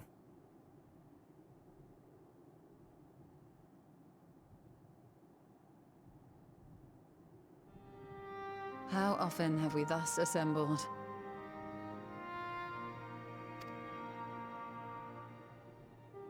To combine our You're so knowledge right, and seek though. solutions to the problems before us. Back at the Waking Sands, it was all we could do to address the most minor of troubles. Who could have realized what we'd find when we began to look to the sources of the realm's woes? 12! Hi, Phoenix. Hi, Aruru. At the Rising Stones, we made great strides and shared many moments. From the joyous to the sorrowful. Oh, press a 2 in the chat if you think that Xenos should be cooked in a boiling pasta water bath. And his hair would still be raw. We've had occasion to call other places home too. Be it Ishgard or Kugane, we were fortunate to find sanctuary wherein we might take stock and continue our fight.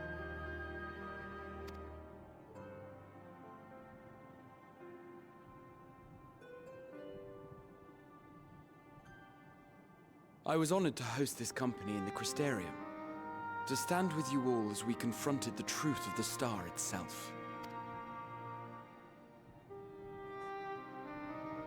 And now from this place, we go to fight the most important battle of all.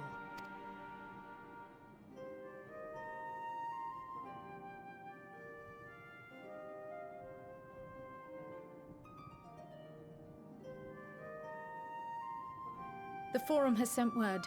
The Ark is ready. The Loperites naturally will be commanding the vessel. They will see the 8 of you to Ultima Thule.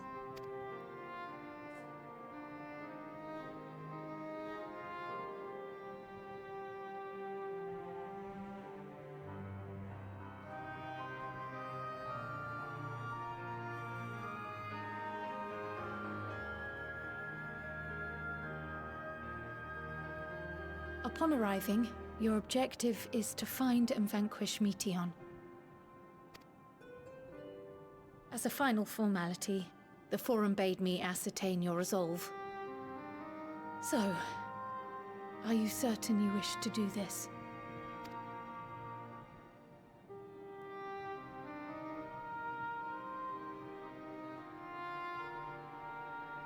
We are.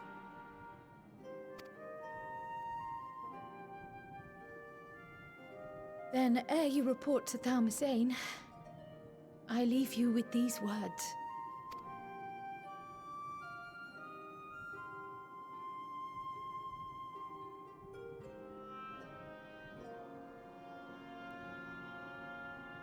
You must triumph.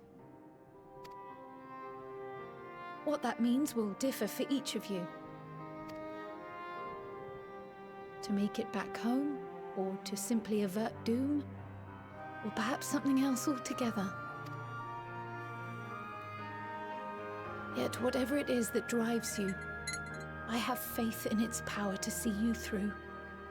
So please, triumph.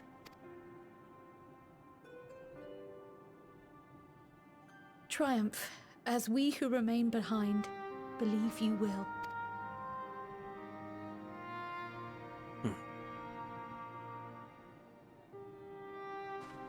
Let us be off then.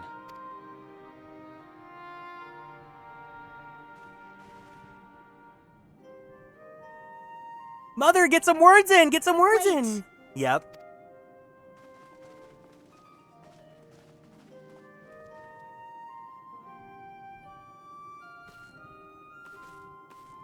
Both Kryl and I will be there to see you off, but as your receptionist, I feel I need to say this here. Safe journey, all of you, and be safe.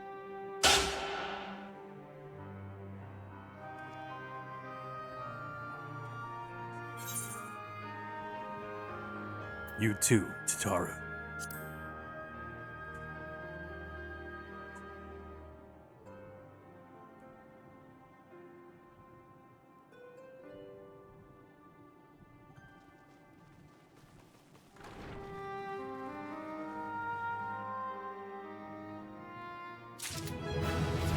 Oh, yay! Level up! Enhanced Rampart? Melee Mastery 2? Wait.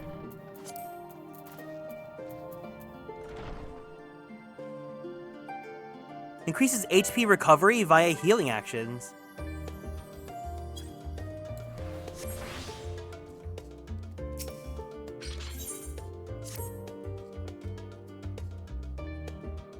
I suppose this is where we part ways.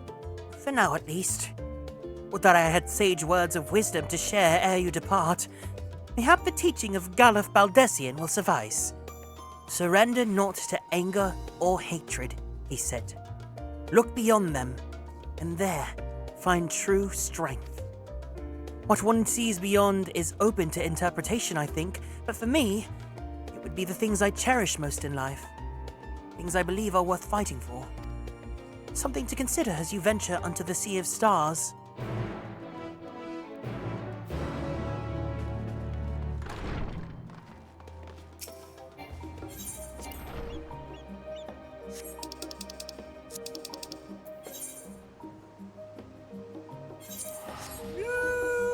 Ooh, who's ready?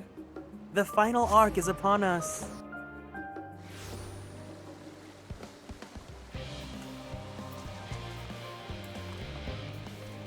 I think Endwalker is my second favorite quest, except the jingle behind Shah. I actually do not like it. My favorite, I like Dawn Trails specifically because someone mentioned London Bridge is falling down. I also like Stormbloods. Na-na-na, na-na-na, da-da-da. And then I love na-na-na-na-na-na.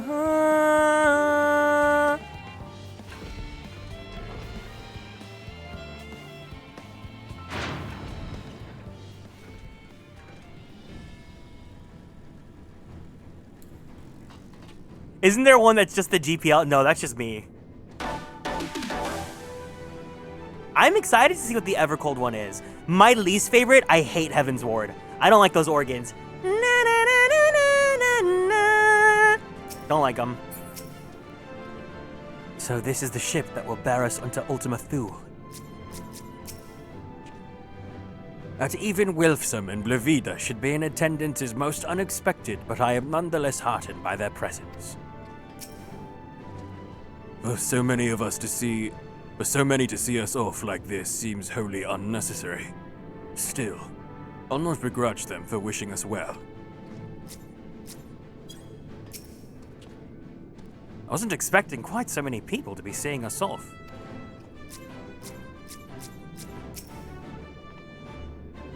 This is the pinnacle of ether chemistry, a synthesis of modern innovation and the ancient wisdom of Alag. The Ark's engine appears to be capable of processing condensed ether in quantities I never thought possible.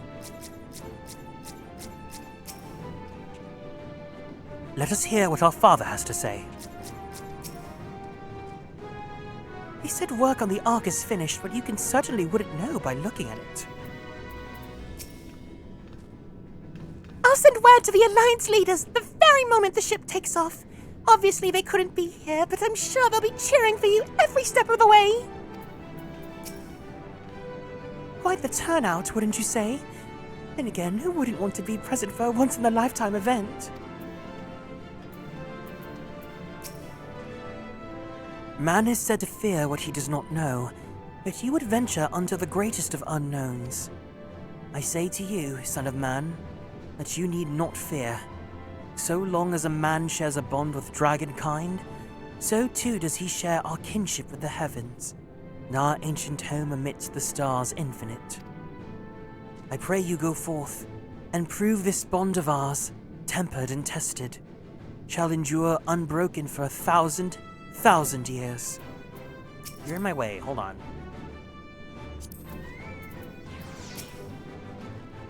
First the great exodus, and now this. It seems there is no end to our work. In truth, more than a few gleaners were distressed to learn that their earlier efforts were for nothing. It was no easy task convincing them that the new plan was for the best, I can tell you that. I can't tell you every man believes this is the wisest choice, but I can say all will be forgiven if you deliver us from our coming doom. And if you don't, well, at least you won't get the earful, I certainly will. It's troubling enough that the brute Sekut left without warning, leaving me to carry all those cumbersome containers, but he failed to be present to send you off is absurd! Who could possibly be more deserving of his attention at a time like this? It's no easy thing to say leave the star to us. But we must, and we will. As proud members of the Scions, we have a duty to uphold. We needn't do so alone. Those dark days when we were driven from the rising stones to be hunted as traitors are a thing of the past. We have allies in abundance now. Which is to say, you needn't worry about us. Go forth in the knowledge that the Scions will labor without rest in your absence. Though our fellow Scions couldn't be here, they wanted me to tell you that no matter what calamity may befall us, they will never give up, and neither should you. No matter how far you may go, we will be with you in spirit. No matter how dark it may seem, your light will shine and endure. Ah, hoary boulder! Mistress Kryl tells me your investigation into my theories on Akasha and its relation to the final days has made clear the source of our woes. I am elated to know my work was of some benefit, but I could not have shared it had you not rescued me from the tower that day. I yet owe you a great debt, one I may never fully repay, but I shall try nonetheless. Women in STEM! Women in STEM! Not only through my research, but through my desire to see you succeed, which I believe may influence the Akasha in our favor, small though the effect may be. Yes, so long as we have hope, there is a chance we may influence the outcome of this calamity. More women in STEM! We were quite fortunate the Loperit's hyperhopper was based on principles similar to those of etherology. Integrating it with the Ark's existing systems might as well have been impossible otherwise. We may have Charlene's wealth of knowledge at our disposal, but theirs is technology far beyond anything we have ever studied. You are familiar with teleportation magics, yes? The momentary conversion of the body T into ether, that it may travel via the lifestream from one physical point to another. Their hyperhopper enables transport through a similar method, but not one involving the lifestream. Rather, it utilizes highly condensed ether to create an ethereal current of its own. This current is exponentially faster and more powerful than the naturally occurring ones to which we are accustomed. So much so, in fact, that ethereal conversion of the physical form is not a prerequisite for traversal. If you're concerned about side effects such as ethereal sickness, you needn't be. You should emerge at your destination hale and whole. In theory. At the very least, I can assure you it is safer than the experimental aetherites you used to reach Razatan. Thank you for the lore dump. Breda has been on my mind more often of late. How different her life might have been if not for our research into teleportation magics. Perhaps she would never have gained an interest in ethereological studies.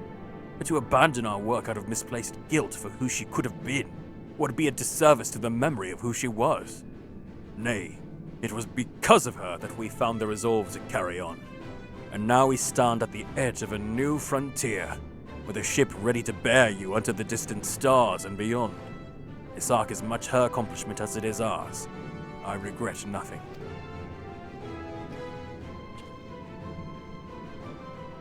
Did I say who my various moms are? Heidelin, Nidana, Kryl. The Ark is missing one last but very crucial component before we are ready to take off. It should be arriving shortly. No, but Kryl is a mother.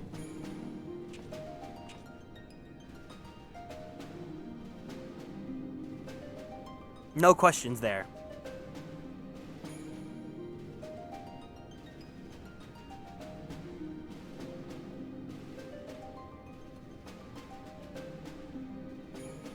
All present and accounted for? Good. As you will have heard, the Ark is ready. All that remains is to board and be on your way. I've seen my fair share of tight schedules, but this was bloody murder. A man! But we did it. We finished the ship. It's safe, fit for purpose, and looks good to boot. Aye, it's a garland through and through. I really don't know what we'd do without you. Thank you for everything. Well, the work was hard, but we've learned a lot from it. After all, it's not every day you get tasked with building a starfaring vessel. In case you're wondering about payment, the ongoing existence of the world ought to do. But feel free to throw in a colorful recounting of your journey on your return.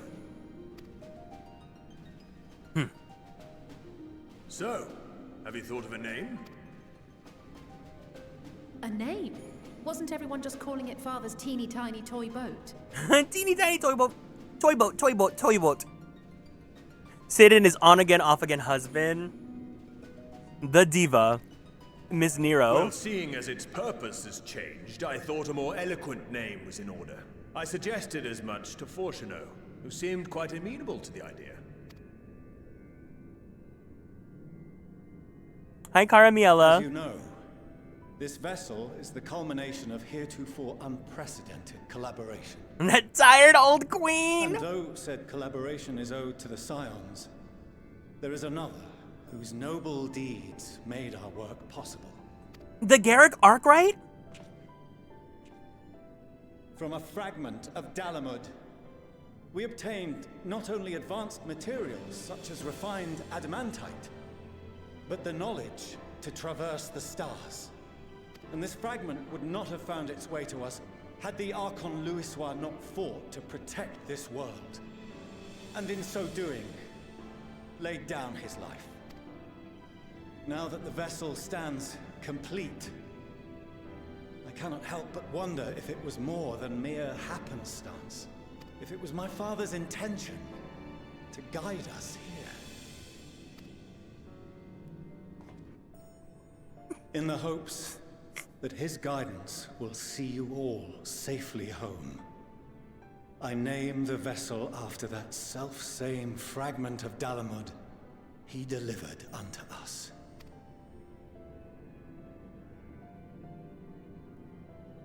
The Starship Ragnarok. Oh, so are you sure you don't want to name it the Big Beefy Boy Tron 3000? You sure? No final thoughts?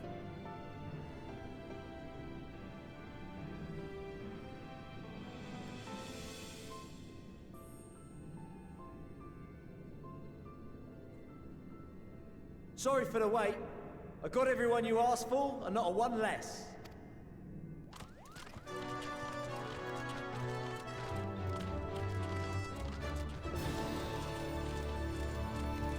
Yay! What are you all doing here? The way that Amanalane's like, I can't believe Sigurd's not gonna, I'm gonna be better than Sigurd. And then Sigurd gets the voiced line and he doesn't.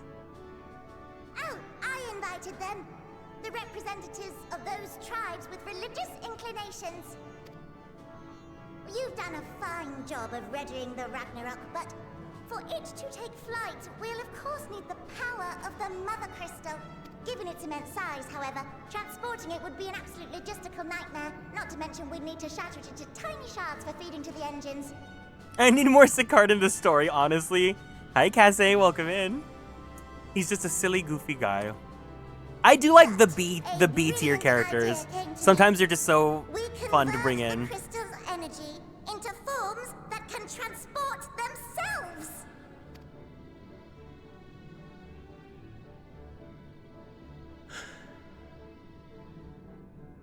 Thou wouldst employ summoning, or should I say its precursor, creation magics. Care to explain for our benefit? As you may have witnessed at Bestway's Burrow, the Loperids are capable of creation magics, which they use to shape the moon's environment. Yet simple though they make it seem, 'tis a highly advanced and exacting art. To perform it correctly requireth that the wielder holdeth the object in his mind's eye in clearest detail. Hence the ancients' meticulous management of concepts. Just like Tomodachi Life! Drawing upon this art, the Ascians conceived of summoning as we know it, a derivative that replaceth the complexity of concepts with the simplicity of zealotry to make manifest a creation. I see. By combining the Loperit's magics and the tribe's faith, we convert the Mother Crystal into primals of purer form and greater obedience. Summoning as it was intended, one might say. Indeed! Indeed! While Heidelin gave us the ability to use creation magics, she forbade us from using it to make anything possessed of a soul, or similar. She didn't say anything about fulfilling the desires of others, though. So, borrowing our friend's faith, we'll create deities using the Mother Crystal's power and send them to the Ragnarok! Am I the only one here concerned about the risk of being turned into a tempered minion? Oh, right, I was getting to that. From what I've read in Sharlayan tomes, it appears the Ascians incorporated an additional nasty element into their summoning method. The fervent desire to assimilate others into one's belief. Beings thus created are instilled with the self-same desire and use their powers to enthrall people, starting with the summoner. In contrast, our creation magics, the original and the best, except no substitutes, don't incorporate any of that rubbish, so there's no risk of tempering. I mean, if the being was on the scale of Zodiac, you might feel a little tug, but I think we'll be safe enough. The way that they introduced this so last second, right before we're gonna take off. Oh yeah, actually, the way of the summoning that's been going on for millennia has actually just been really flawed, and all you have to do is not include brainwashing into the magic. Like, okay. Truth be told, I do not understand the intricacies of this plan. But none of us would ever turn our backs on you. That would have been great, like 300 hours ago. When the avatars of our faith ran amok, you intervened without decrying we who birthed them. Yeah, why didn't we just think of that? Just say no. Where others Swipe or no vilified swiping. and suppressed us, you offered understanding and friendship.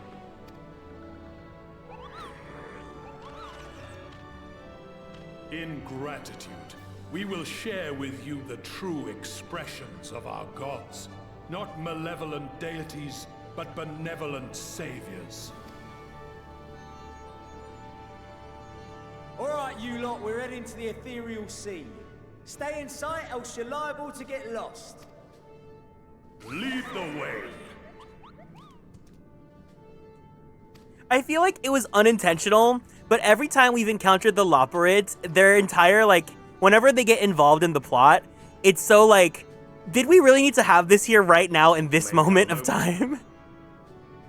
Did we really need to go over like how delicious you can make lemons into lemon cake right before the end of the world? In anticipation of the day man might journey to the stars, we developed these.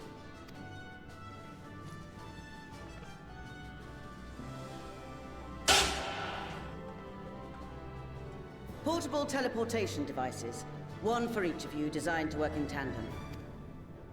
Press the button on one, and in a matter of moments, all 8 will activate and send their owners back to the Ragnarok. There is no telling what hazards you may encounter. If you find yourself separated or lost, please do not hesitate to use them. Be safe, all of you, and come back.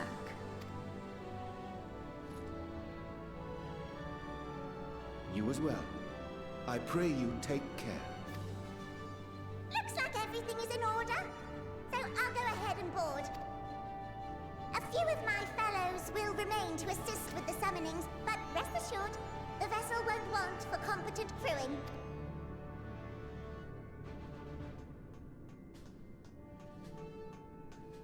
If you are ready, then you should board as well.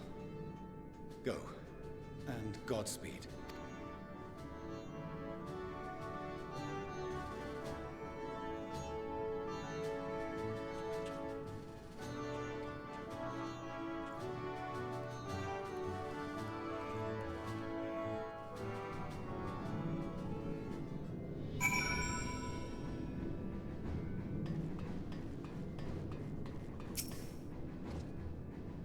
If you would come this way, I will direct you to the bridge.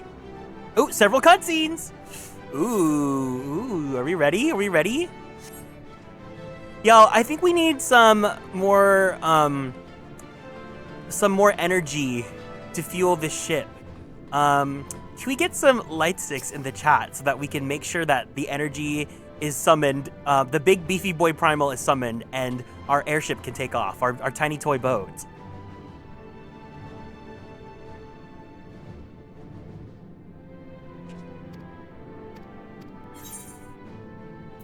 Oh, I don't think there's enough energy. I don't think we can do it yet. We don't have enough fuel.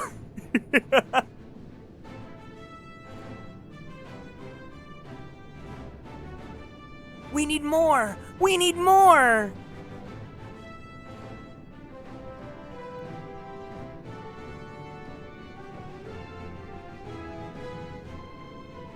Fueled with the power of Bahamut, the Bara Dragon? Girl.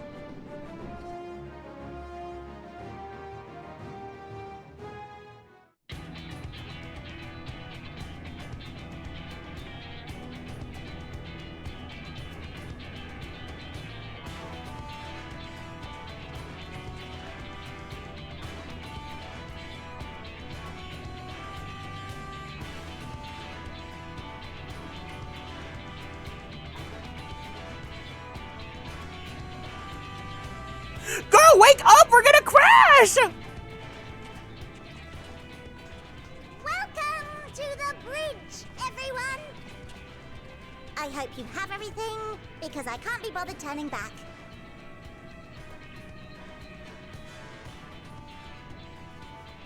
Oh no, I forgot my keys! Make yourselves comfortable. We're setting off in just a moment.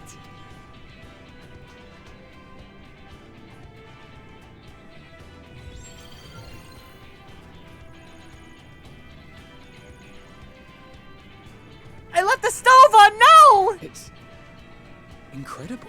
If the final days don't take us out, my gas system definitely will.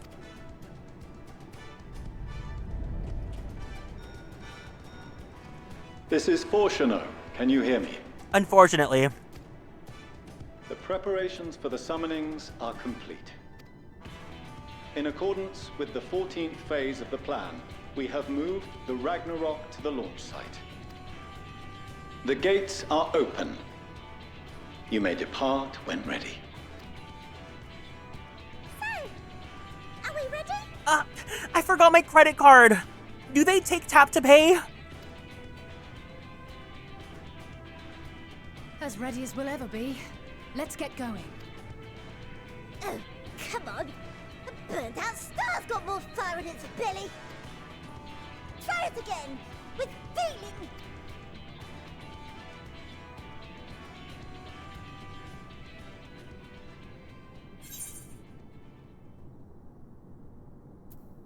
Oh, that's cute. Well, Alphino, I'm leaving it to you. Me? But I... No need to be coy, brother. Do it, and do it well.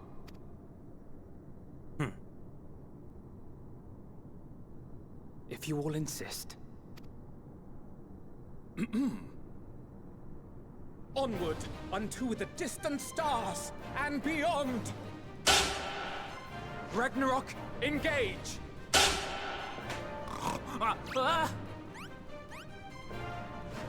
Engage! Engage! Emblem, engage!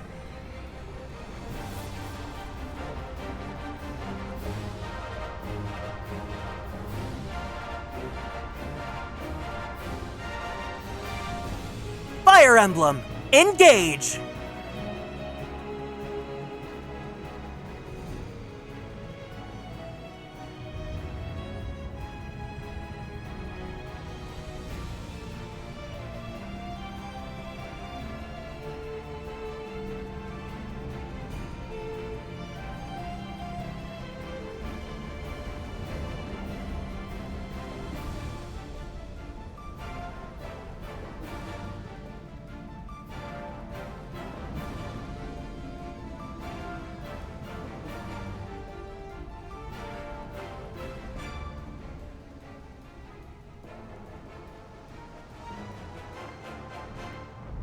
Is this a bad time to say that I forgot to go to the bathroom?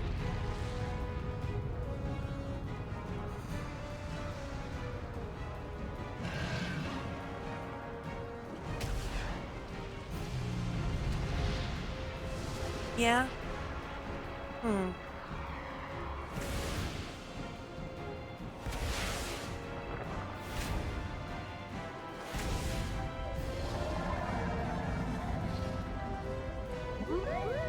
Good King Muggle the Mug! Oh, every chair I sit on is the mother toilet. I mean, wait, what? The porcelain throne. I mean, wait, what? That I must carry landwalkers into the sky. I cannot imagine a greater indignity. Girl, not now. Do not sulk so, for thy mighty winds exist not only to buffet and batter. Yes, it's an all. Nay, they may serve also to thrust forth with vigor. Such is thy glory, and thus it is an occasion to rejoice. So come, let us revel! I knew he was gonna roll that R, baby!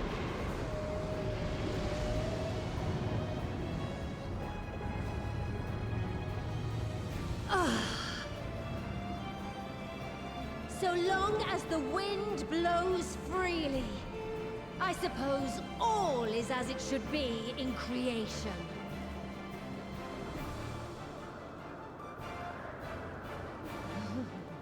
I will render unto them a storm, that they may pierce the firmament and fly free!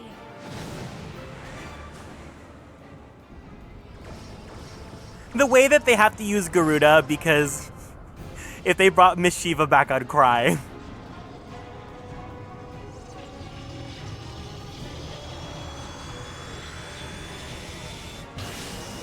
Kieran, have you played 16, girl? Of course. Have I played the game featuring the man of my dreams? The most yummy, delicious Kieran-made man ever? No.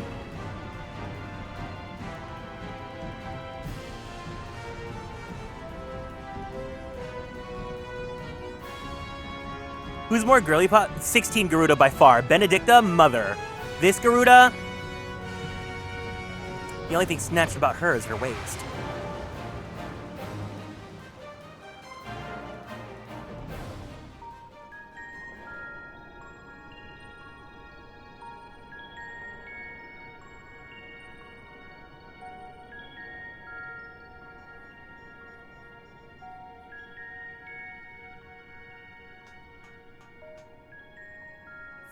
peace?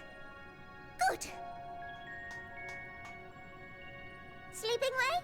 Report? All's well. Fantastic, even. And while we're at it, the best Shiva, Final Fantasy X Shiva, Snap. Thanks to the power of those primals, the engines are roaring and we're ripping along. All values are also within protected ranges. Time to destination is 8 carats. Perhaps 7 at a pinch. Correct!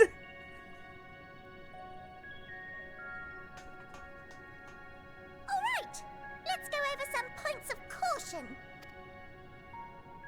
Our destination, as you know, is Ultima Thule. Lest you wonder, the place is not a star so much as a patch of emptiness.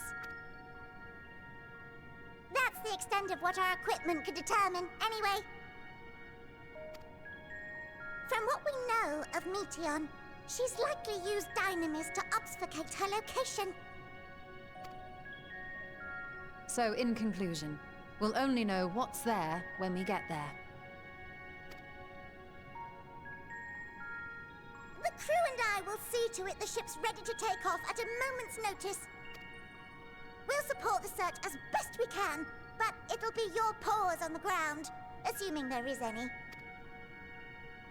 But everything will be fine, I'm sure. Hydaelyn believes in you, so you ought to believe in yourselves. Just don't do anything I wouldn't, like waiting too long to use those portable teleporters of yours.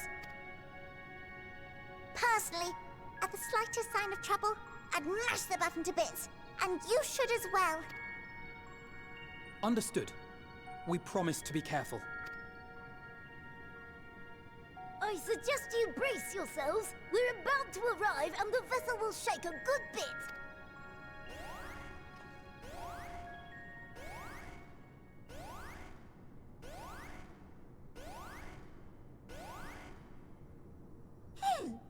What is this? Something is interfering with the equipment.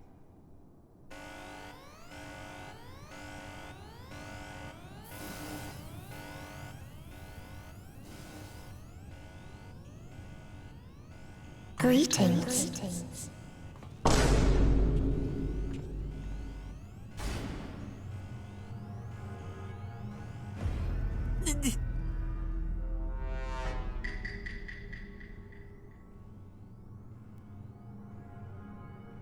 Greetings. Can you hear me? Hi. Welcome to the Boys Island. Never, never, never. Meteion.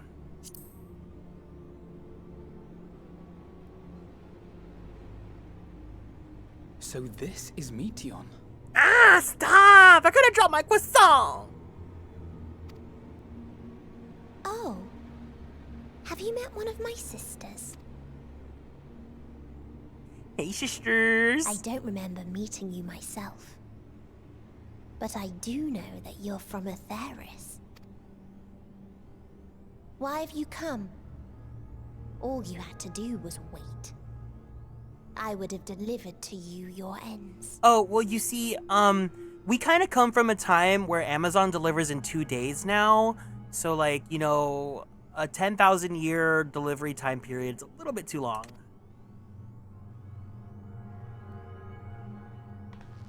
We didn't ask for that. I don't understand. All life is destined to end. Why choose to prolong your suffering? Have you seen the hot men out there, babe? Effort, ambition, love. They amount to naught. Happiness, should you find it, is inevitably lost. Stolen away by events beyond your control. Just like the fanfiction that do not get updated for years on end. There is no logic nor meaning in it. You think there is. Convince yourselves. But it's all a cruel accident.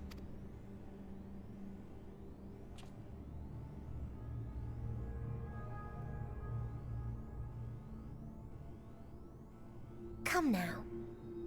I speak the truth. A truth you would recognize if you looked up at the night sky. Unbroken emptiness.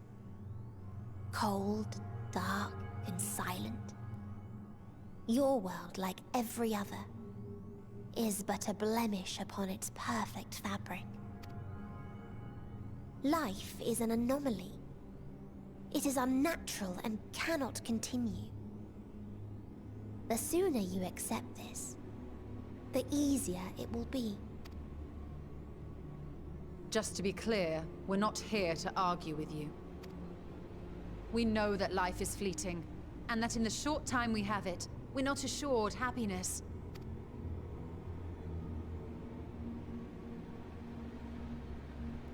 Indeed. I've seen far more sorrow in the eyes of many I've met. I myself have plenty of regrets. And one day they'll die with me. Gone to dust with my good deeds and unfulfilled dreams.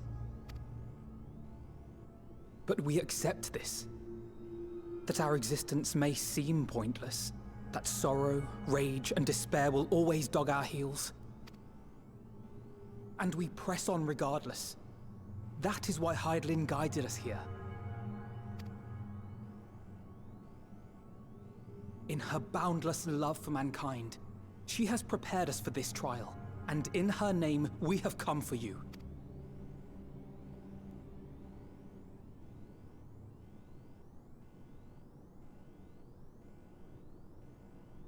Yes, I sense it.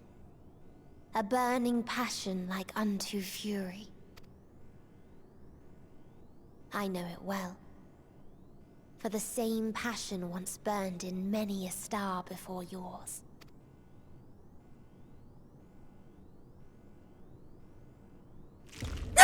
Suffocated and extinguished now. The way the cinematographer...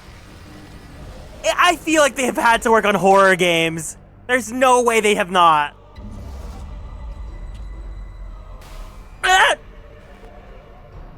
What in this fatal frame? I can't breathe. You approach the bounds of my ultimatum, where emotions dictate reality, where resignation and acceptance unite to embrace the end, where those who yet valiantly cling to life cannot thrive. Tancred! My man!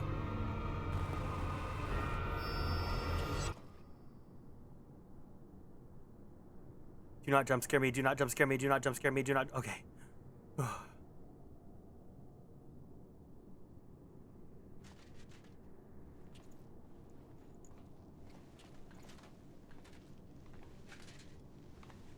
By the Fury. Tancred?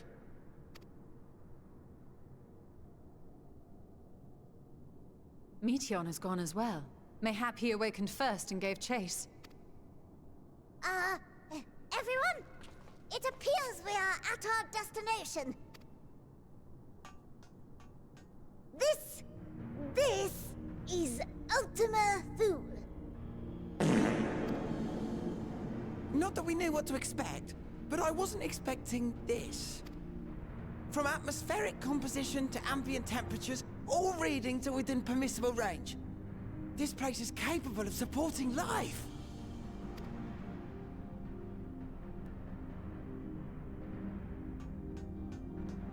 If that's the case, then Tancred may well have gone on ahead. Let's go and have a look.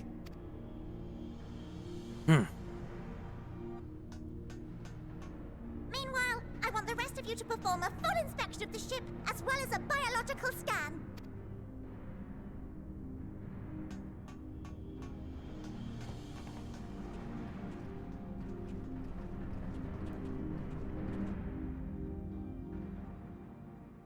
So it was that the brave wayfarers arrived at last at Dream's End. I know, right? In Could we even following their breathe? path walked and history written, I am made keenly aware of one truth. Though the curtains may fall again and again, so long as others take the stage, ever shall there be more tales to tell.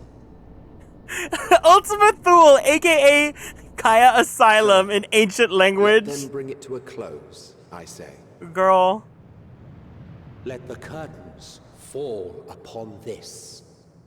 The final chapter in the tale of the star. The Sea of Stars. Ultima Thule. Is this a dead star? As I live and breathe, I live and breathe. Well, the environment itself shouldn't kill us. Well then, let us search for Thancred while exploring the area. The ship we leave in your care.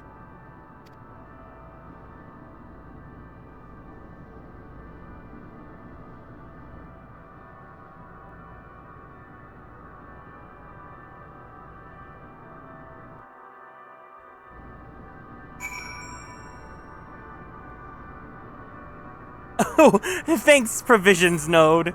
Yes, please repair my gear.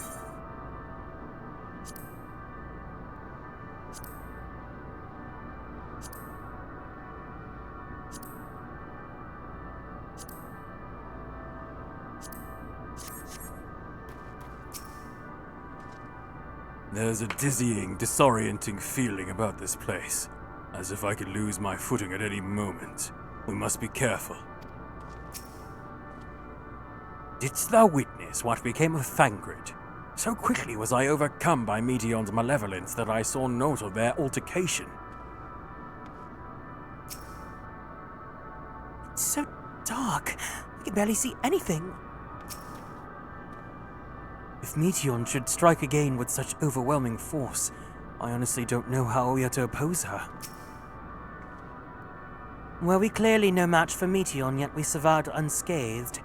But how? It is as Living Waste said. I can breathe well enough, but something about this place feels wrong. I can't guarantee it will be of help in these strange surrounds, but I've readied a provision node in case of emergency. Of course, if you encounter any real danger here, I expect you to return to the Ragnarok at once.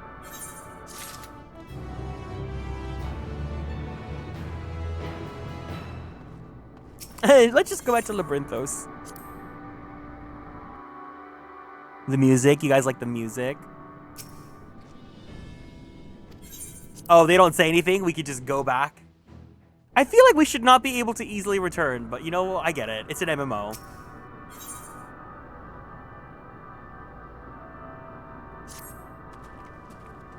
We're fortunate this place can support life, albeit barely, I suspect, given the torpid, stale quality of the air. Never mind that. We must find Thancred. Let us begin our search from the prow of the ship. It seems a good direction as any. Try not to stray too far, lest we lose sight of one another.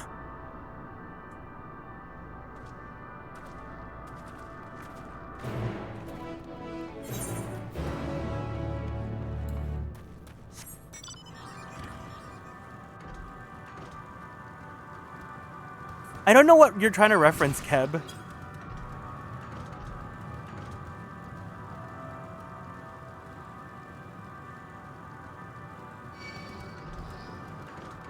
Yeah, it's very much like Point of No Return.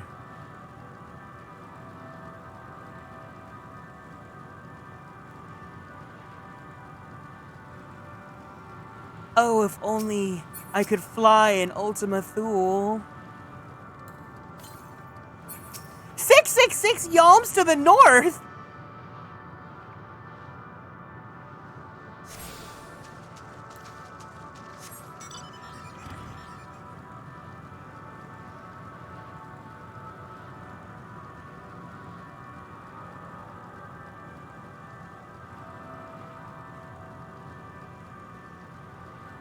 Oh my god, it's Dragalge! Look! I loved your work in Pokemon Legenza.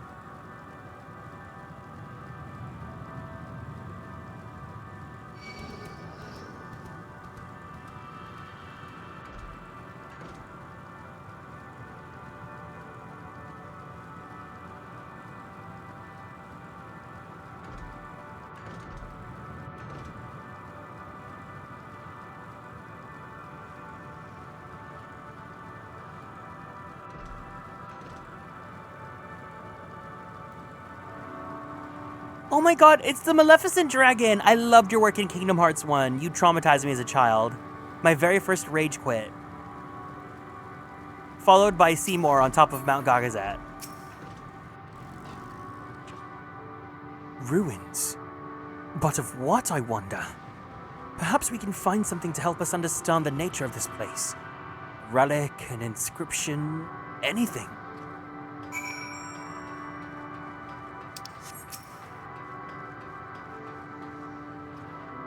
Look here. This part is relatively intact. The intricate design of the top suggests it's man-made, though its builders were surely not men as we can conceive of them. Having said that, I swear I've seen this pattern before. So I was at Disney World when Endwalker launched and missed the first 2 weeks. By the time I came back, my friends were all do the story for us and watched me cry.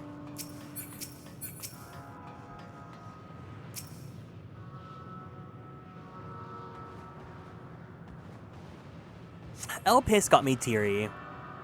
The metallic pillar has been partially melted, likely sometime in the distant past. The damage does not appear to have been inflicted deliberately. Rather, it calls to mind the indiscriminate destruction often wrought out in the heat of the battle.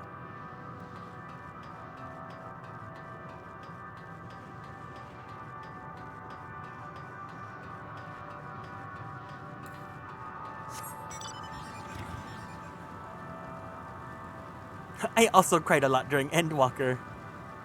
Press 1 in the chat if you've cried during Endwalker. I thought this hill might afford a better view of the surroundings. A poor decision in hindsight. Besides the light from the ship, all is shrouded in darkness. If Thancred is here, I never know it. From what I can tell, we are near the edge of an island. You can call it that, surrounded by floating debris.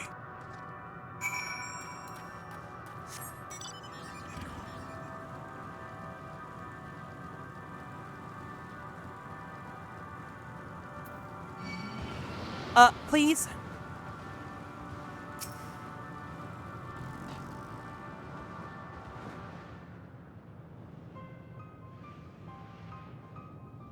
Were you able to find anything?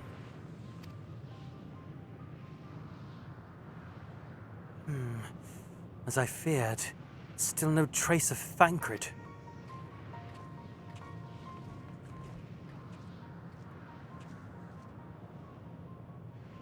There's nothing but emptiness as far as the eye can see, which unfortunately isn't very far.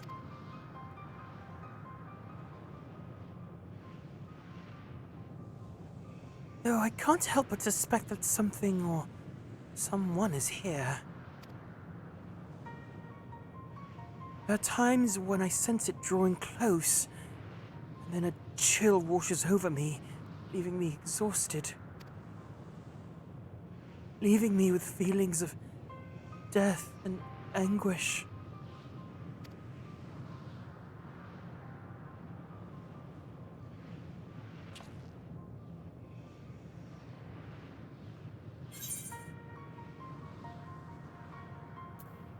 I felt it too when I was near that thing.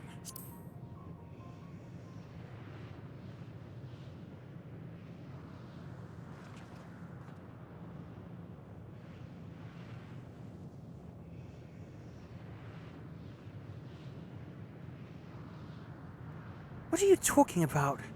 There's nothing there. Uh-huh.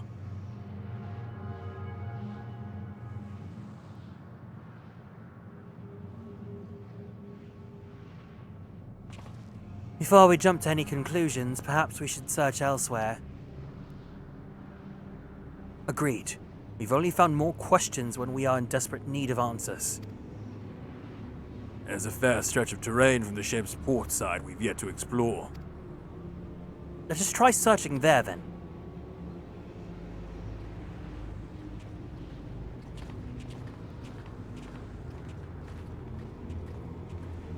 Garrick, a word before we join the others.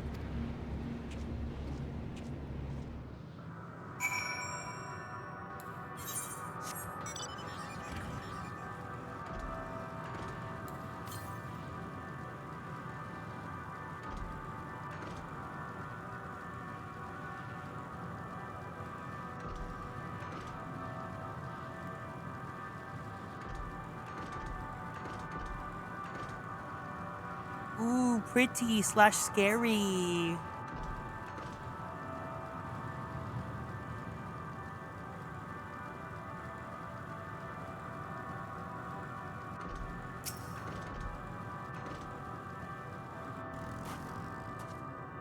You see them too, don't you? The dragons. As I thought, their presence is tenuous at best, but there's no mistaking it. No doubt your bond with Midgar Soma and mine with Nidhogg is what allows us to perceive them.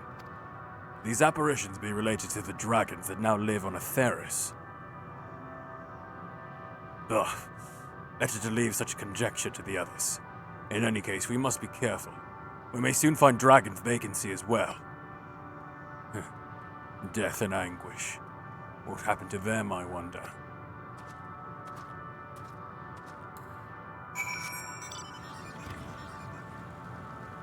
What? No. No.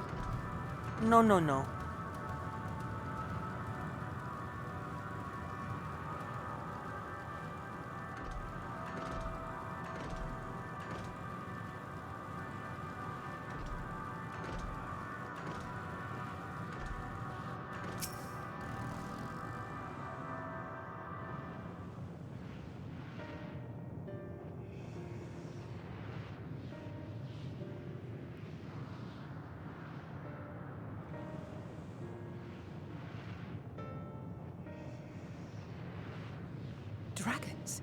Here?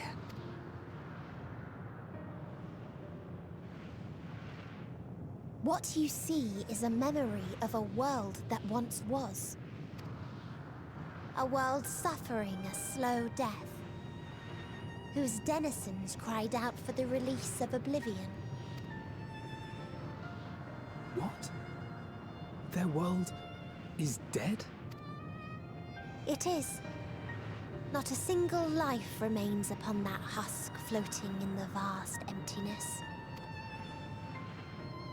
These creatures are shadow and shade, perpetuated only to suffuse dynamis with their unending lamentations.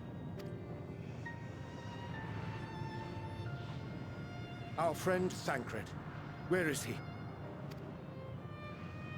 A strange question. He is at your side, is he not? Oh yes. He is here and there, and everywhere within this space. He would tell you himself if he had form to form words.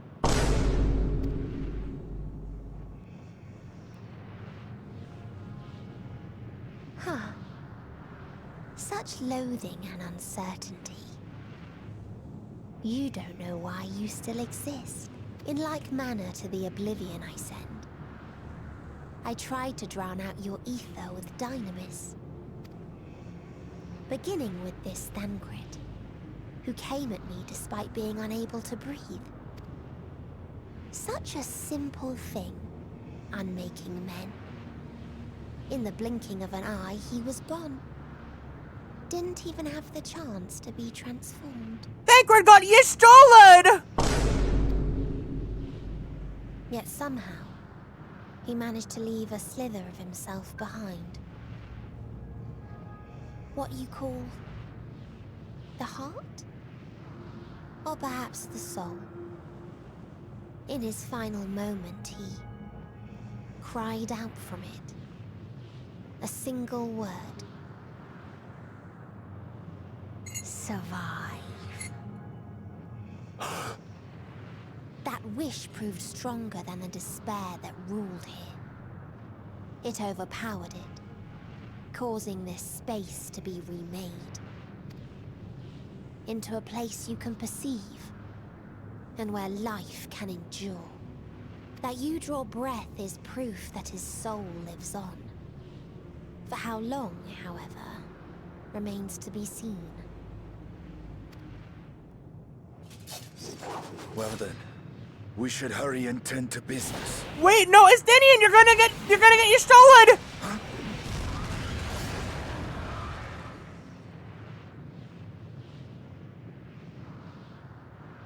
It's futile.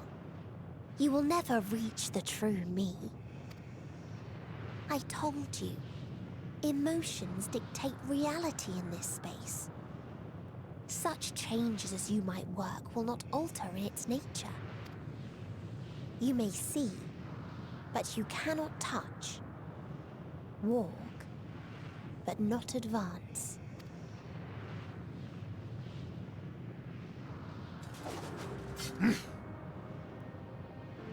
Meteion holds too much sway here.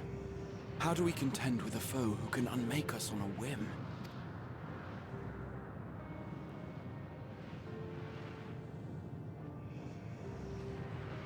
I do not know. But Thancred gave his life that we might come this far. We must press on. Agreed. We cannot turn tail here. Not without something to show for our comrade's sacrifice.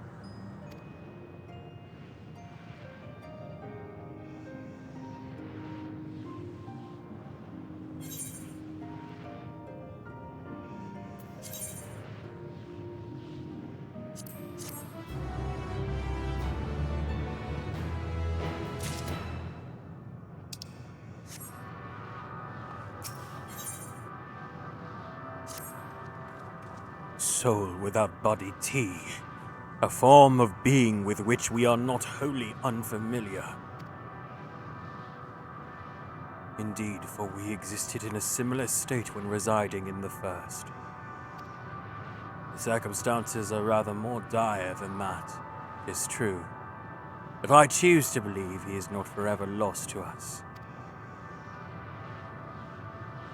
Regardless, in sacrifice he hath afforded us a chance to prevail.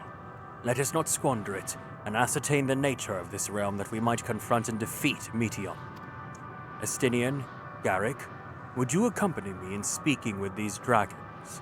Mayhap they can enlighten us. I would ask the rest of you to survey these surrounds. There's a path that may lead us to a quarry. We must find it. Oh, wrong person. Whatever. Very well. We can reconvene here when everyone is finished. Meteion said these dragons are shadow and shade from a world whose denizens sought oblivion. As such, they are not like to be amenable to company, let alone conversation. So please be careful.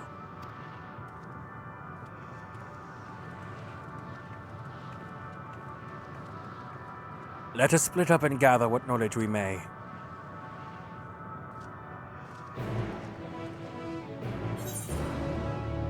Thancred, you have too much screen time. He didn't even have that much screen time. Thancred, I feel like gets the least. It's him and Ystola at the bottom.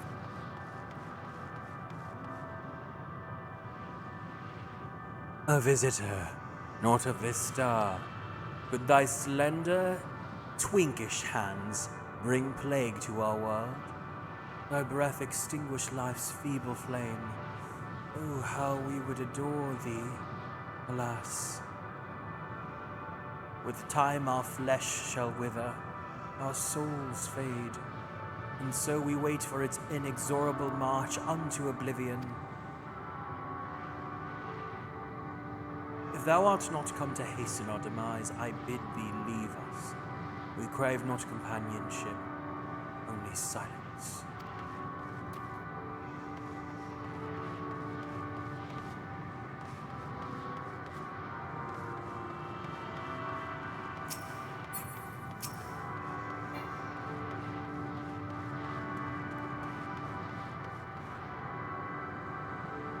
Beyond that distant veil, paradise lost.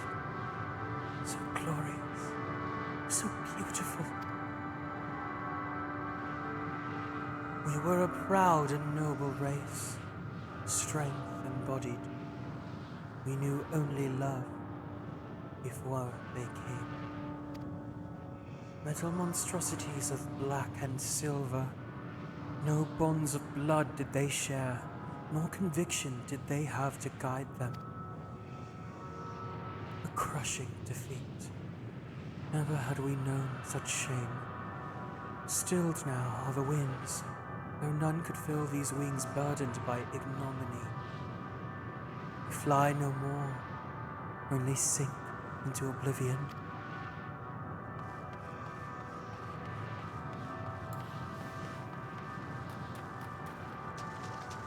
He had one arc, and it was my favorite arc in all of Shadowbringers.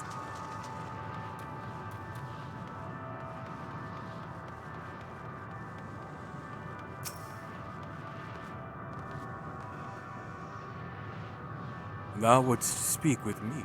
Thou would bidst me speak. Folly. I observe the lesson of stone. I shall not fly, nor speak, no roar. Only watch and wait and end. But one sight yet stirreth my blood. Tempteth me to raise my voice in... Oh my god, I cannot read this. Tempteth raise me to raise my yah-yah in lamentation. Knoll, the cradle of unsung dragons. No words, no songs are possessed of the weight to describe such tragedy. Go, if that be thy will, or shall remain. I think you're absolutely wrong, but even though you might be right, I don't like your thoughts. No, but yeah, after that arc, he kind of just becomes irrelevant. He's there to be like the muscle.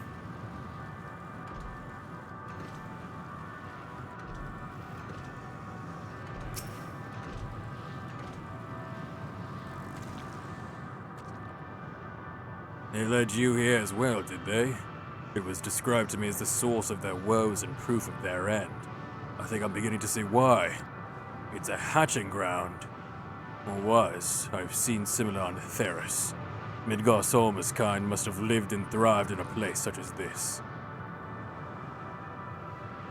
Vitras said his father was driven from their ancestral home by war and strife. 'Tis then is the fate of those who remained. Let's have a look around. Maybe these eggs have more to tell us of what happened here.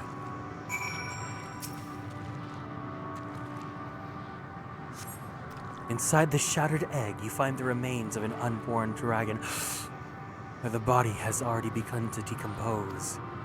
The gelatinous, half-dried membrane covering the corpse suggests it failed to emerge.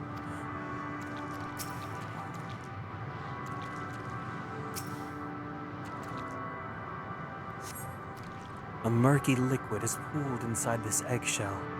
The noxious feeder is indicative of contamination. Damn, I can't believe they got away with this game being rated T. Gingerly lifting a large egg in the viscous mire, you peer inside and see a formless mass soaking in a pool of embryonic fluid. Your stomach turns as you return the egg to its resting place.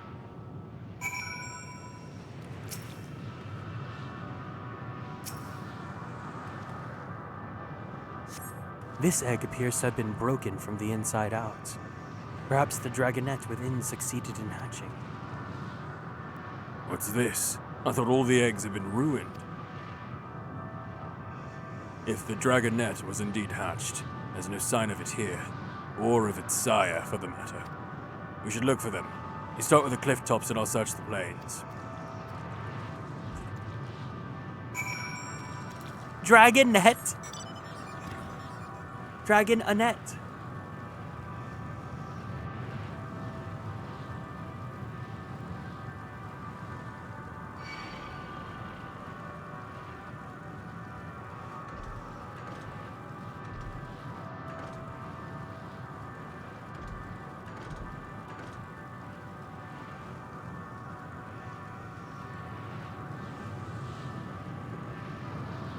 No!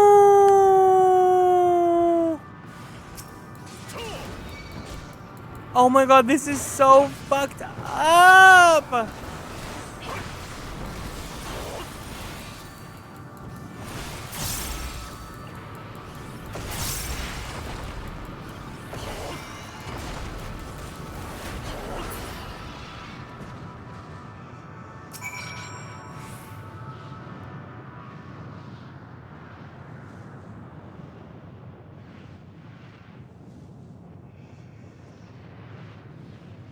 The boisterous howling hath been quieted. By thy hand, I presume. Everything all right? I thought I heard a dragon or something resembling one.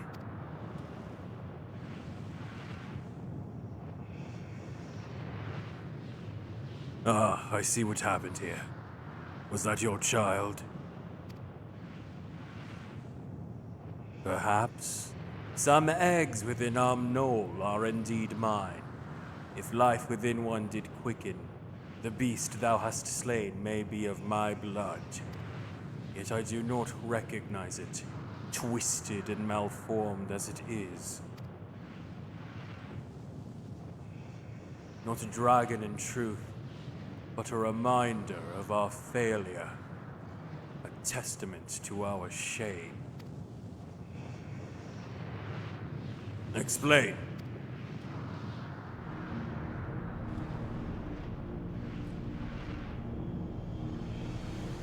They descended from the heavens, cold, heartless machines, and with them rode war and death. With fire and fury, rage and rancor, we gave answer. It was a long and bloodied battle, but only the beginning.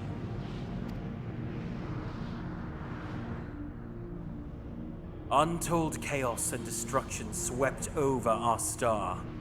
In the end, the invaders were victorious. Yet when they looked up on their prize, they deemed it unfit for requisition. We were abandoned to our ruin. The survivors sought to put away their shame, to rebuild, a futile effort. In purest soil, replete with ether, did we once cultivate our nesting grounds. But our lands were barren, and any eggs nurtured in such desolation were fated to rot. But few survive to hatch, emerge as abominations. We shall have no new progeny.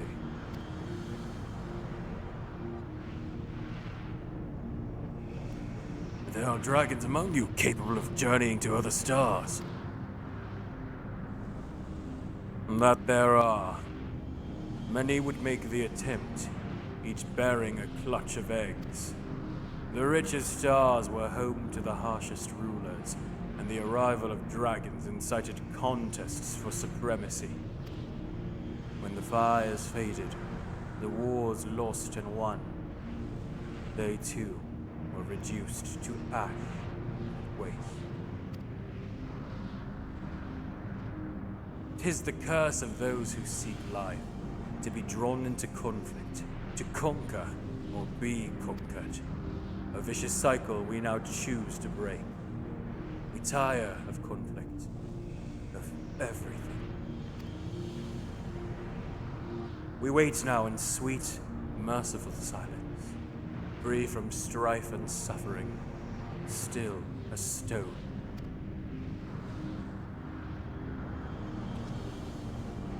Wait!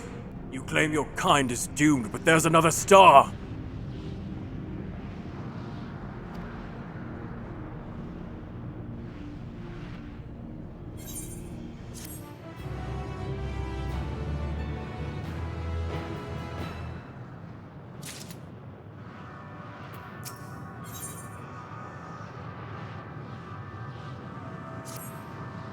They want only to brood in silence, to be left alone with their grief until time itself comes to an end.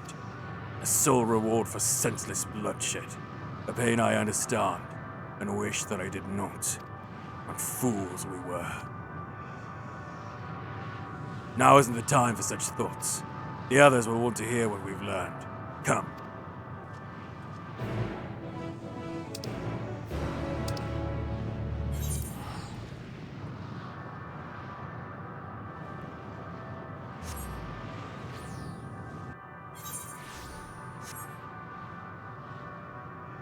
The way that there's just an aetheryte that you can use here.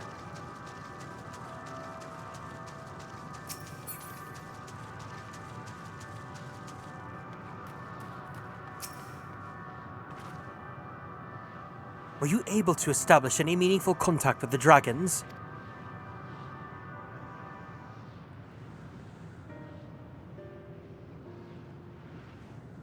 I see. They wish to escape what they perceive to be a cycle of conflict. Thank you, Garrick, Estinian. As for our part, I believe we are more acutely aware of our confines than before. We started by traversing the perimeter of the island to see if there might be a path leading off of it. Sadly, there was nothing to be found. There's no small amount of debris floating about. Would there be enough to serve as a bridge to lead us somewhere?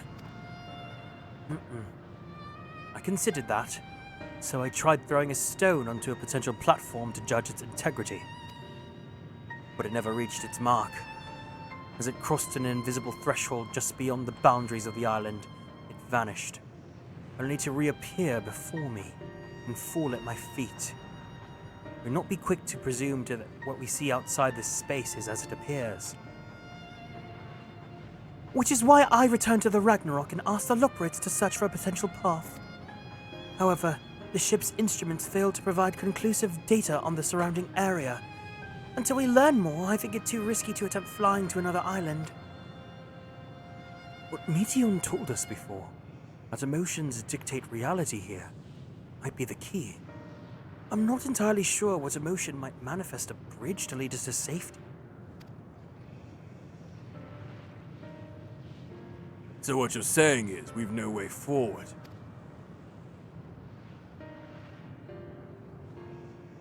At present, aye. If it is indeed emotion that governs this island, perhaps it is not Meteions, but the dragons that hold us here.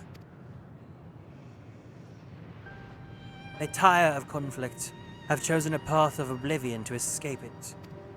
Or rather, they've chosen no path at all, meaning that there's no way for the dragons or anyone here on this island to advance.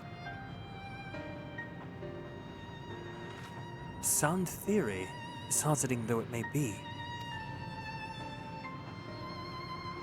If that is the case, what recourse do we have? They're not like to be persuaded to help us. The reasoning is built on a history of turmoil and strife. Without irrefutable proof, the future is not as bleak as they believe it to be. Mayhap persuasion is not the answer.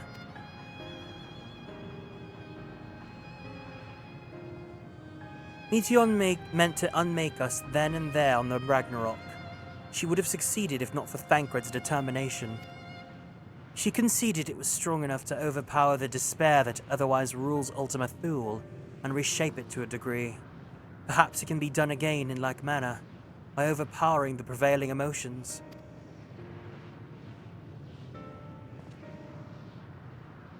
'Twas Ultima Thule's architect, Meteion herself, against whom Thancred did pit himself in a clash of wills. Though I marked no leader among them, as such I did encounter a dragon possessed of despair far more potent than most. Potent enough, mayhap, to dictate the course for others, and thus their domain to follow. He spoke but few words carefully chosen, their tone and timbre alone threatening to rend my heart in twain.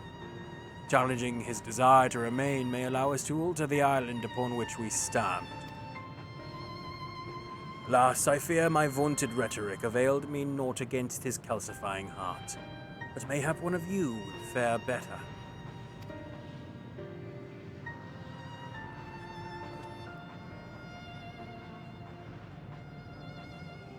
Then I shall guide thee. All End, they call him, in the dragon tongue. Thou wilt find him nearby, eyes fixed upon the water. Well, what have we lose? Let's get going.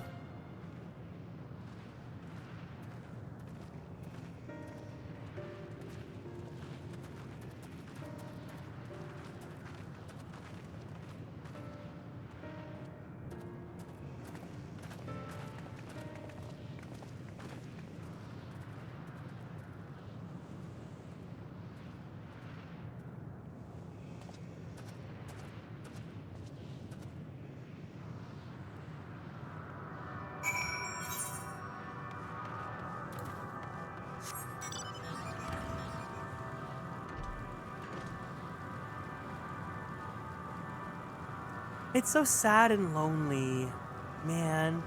The music here is just so... It's perfect environmental storytelling.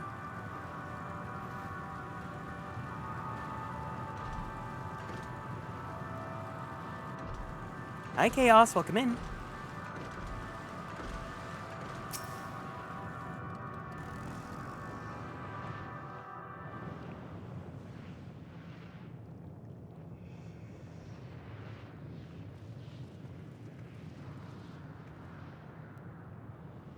He remaineth as he was when I first approached, entombed in melancholy. I see. Perhaps I could... I'll handle this.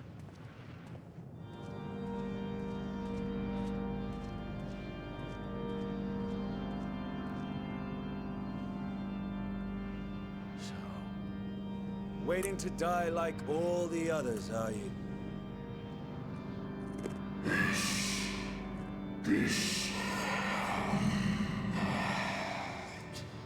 Aye, our pride is crushed and our souls corrupted. The winds are stilled and the heavens offer no comfort.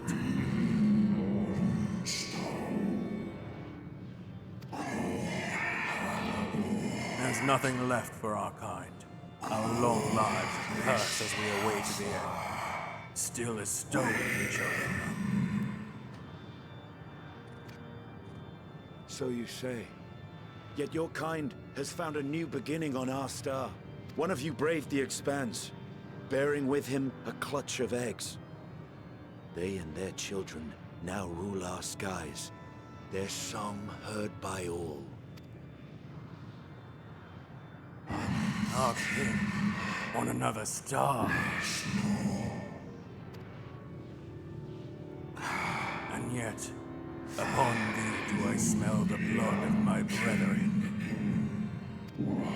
Were they drawn into discord and war on their new Rome? They were. They suffered much, and repaid their suffering in kind.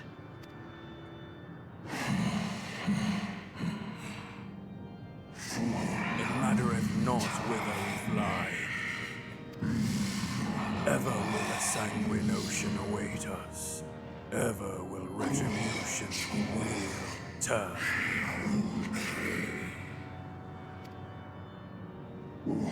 And so, when the last of my pride as a dragon, I break free of this wheel.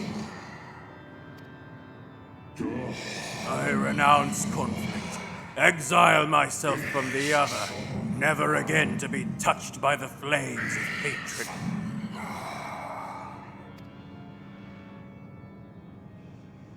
Had your brethren made the selfsame choice, my family might still be alive. Yet lasting peace does not come to those who simply retreat from conflict. No, you must be willing to confront it, to stare into the face of your foe, and see yourself in him. Only then can you break the cycle of torment and tragedy. This lesson, a dear friend taught me at the risk of his life. There is no nobility in your penance. You wallow in self-pity. And after everything we've endured, we will not let you stop us.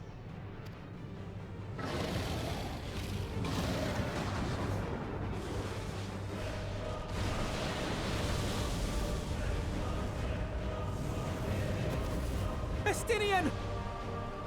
Stay back!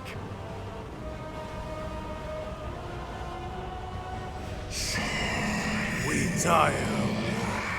We tire of turmoil. Dignity tarnished, crimson stained.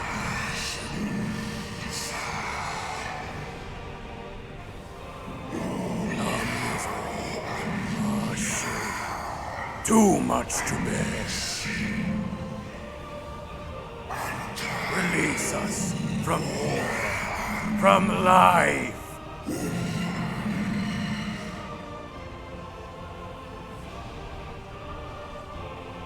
I see. ocean that bars our way. The rest is up to you. No! He's gonna get you stolen!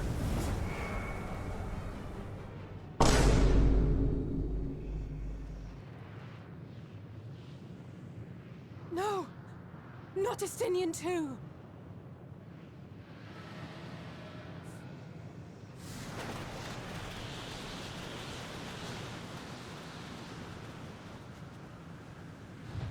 Oh my god, it's a major ether current! There's a wind.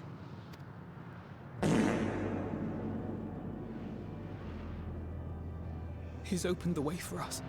He became a fart!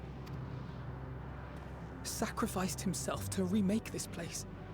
Like Thancred did. Oh, Alphino.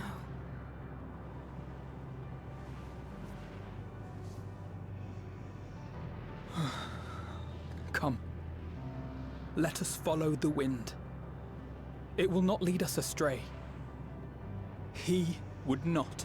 Not his glassy eyes!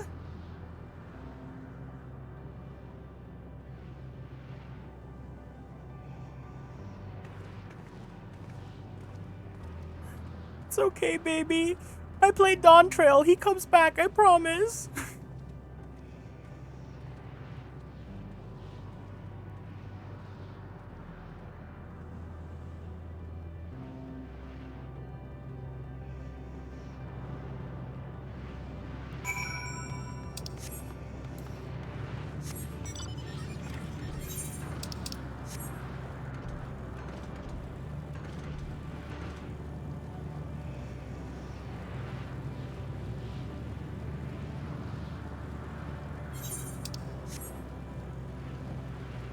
And then when Y'shtola gets Y'shtola'd, everyone act surprised, okay?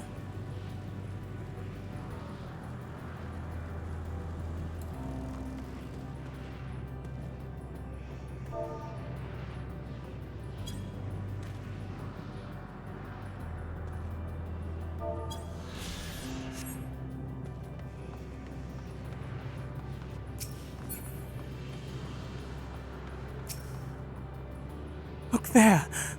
The wind. This is Estinian's doing. I'm sure of it. We should ride its flow and see where it leads.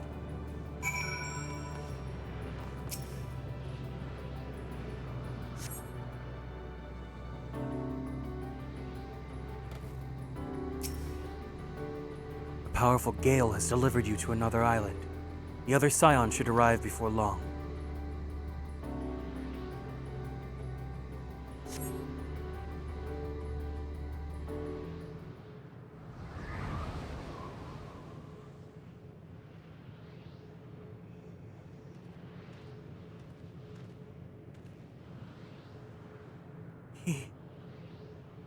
He did it. He found a way forward for us.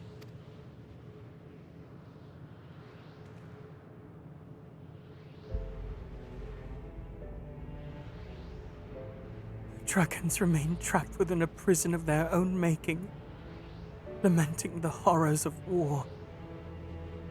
Estinian knew them better than most. He was a man of honor. A dear friend, willing to fight to the very end for what he believed was right.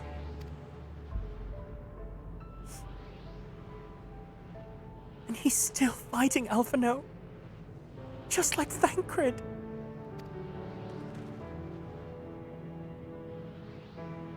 His sacrifices are why we can survive here, why we still have a chance to stop her. Even in spirit, unwilling to give in to despair. And we mustn't either. Alize is right. We must press on, for their sake.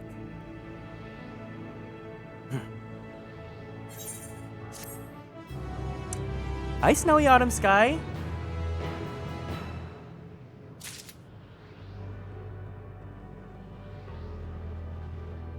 All right. Before we go on, I'm going to take a break because I got to pee. I'm also going to get some food really fast. So, we're going to take a quick little BRB. If you guys need to, go use the bathroom. Go do what you got to do. Take care of yourself. Grab a snack. Feel free to hang out. And then when we come back, we're going to go ahead and continue on. I'll see you guys in a bit, okay? BRB.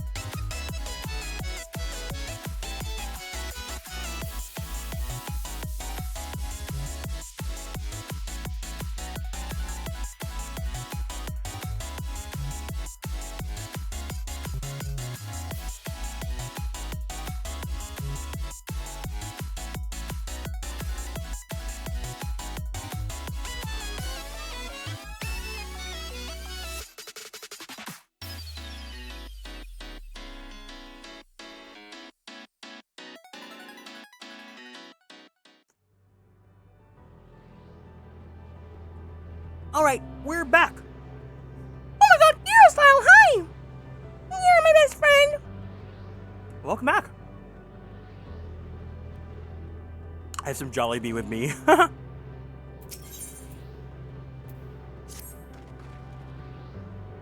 As Yastrola and Alize said, we must continue.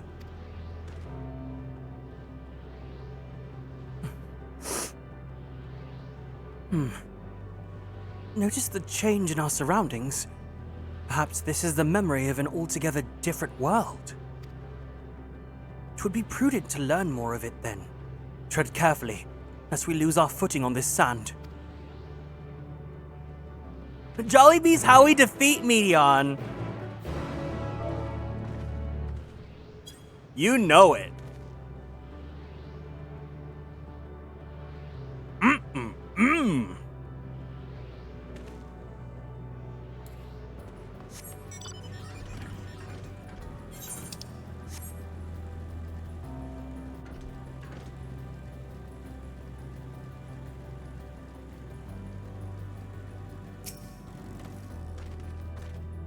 Were it not for the violet crystal embedded in its surface, 'twould appear as ordinary stone. A curious script hath been etched upon them. Alas, it is not a language with which I am familiar. I cannot say I recognize it either. Nor I. The dragons, from what I recall, preserve their knowledge in song and eschew the written word entirely, so we may assume this is the work of another race, one we have yet to encounter. Meteon claimed the dragon's world suffered a slow death, seeking the release of oblivion. What life we find here, like as not, doth wend its way toward a similar end. What do you suppose is over there? I'm not sure. It's hard to make out at this distance, but its surface seems to bear the same crystals as this monument. Meaning there's a chance we may find whoever built them both. We should go and have a look. Come on.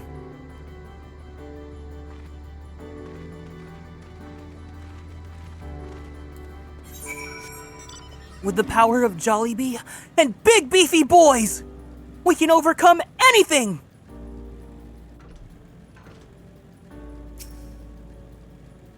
Oh!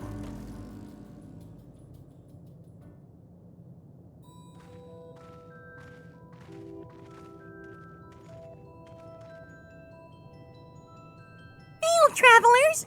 This is a most unexpected occurrence. Oh, hello there. Is this your home? Indeed it is. Forgive me. I had forgotten. An exchange of introductions is expected when first meeting with one whom is unacquainted.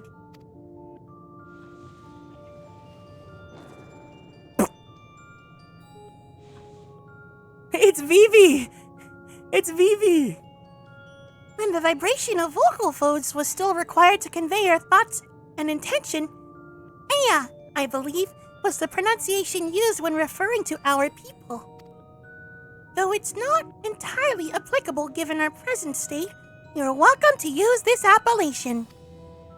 As for nomenclature to address my individual person, I believe it would be pronounced Kofkog. Yes, Kofkog of the Aya. We have encountered beings that communicate intermittently through thought, but never one that is wholly without voice. I presume we are having this conversation via the medium of ether, or dynamis as this space is suffused with vast quantities of it. Fascinating in either case. I gather your response to my presence is positive, then? That is well, for there is something I wish to ask of you. Wait, no, you know what it's kind of giving? It's kind of giving Mimikyu, doesn't it? Like yourselves, we Aya are ether-based life forms. Therefore, it may be surmised that your body T are of comparable biological composition to those we once possessed. It's giving Luigi's Mansion. I completely forgot this guy existed. I have a number of queries regarding your subjective perception of the five senses: sight, sound, taste, touch, and smell. I'm sure you've encountered many of that in your journeys. In total, I have prepared 198,712,180,827.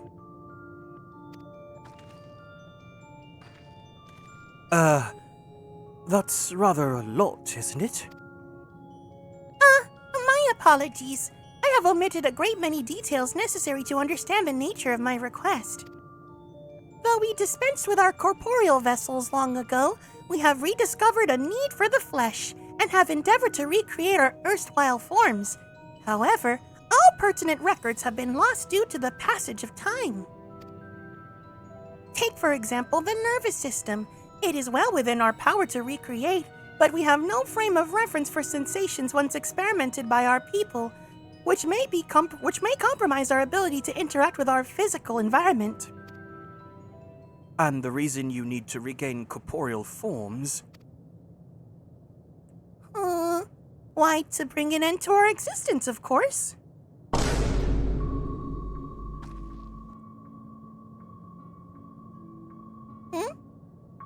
Though, need is perhaps too strong of a word, it would be a simple matter to unmake ourselves through use of etheric sanguinators, but such a death seems inadequate. The traditionalists among us believe proper death requires an inescapable sense of impertinence in one's final moments, an experience found only with bodies of flesh.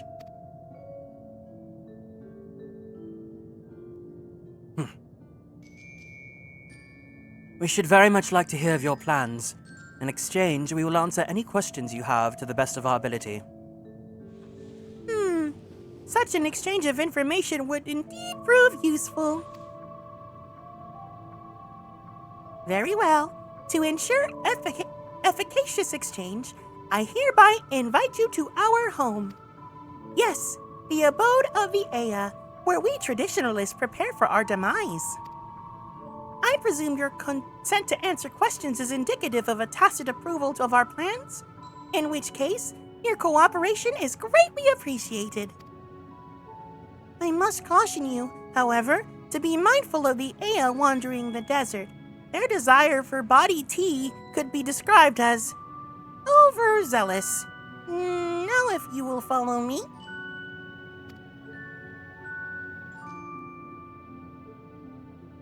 This is going rather smoothly. Not that I'm complaining, mind. Even so, we mustn't forget their aim is oblivion, much like the dragons. Though I fail to see why a civilization so seemingly advanced would choose to unmake all they have created. At any rate, we will find no answers dallying here. Let us be on our way. I cannot tell if they're supposed to be inspired by something. They're kind of giving Black Mage, but I think they're kind of original to 14. I don't think that they're a reference to any other Final Fantasy.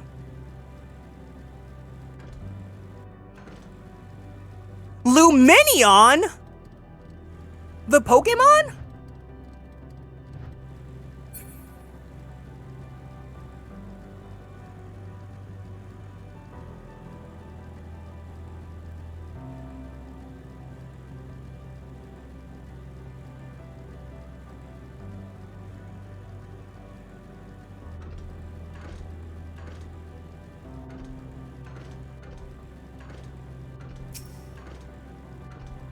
Oh my god, there's people here. They're doing a hunt train.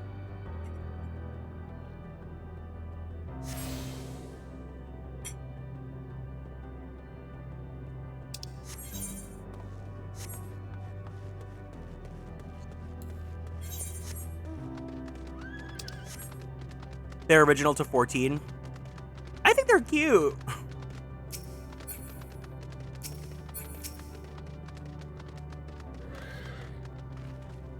Welcome to our abode. Most of our compeers you will find remain idle in their domiciles, though your quizzical expressions indicate my phrasing is unclear. I speak, of course, of the violet crystalline constructs hanging from the stone structures there.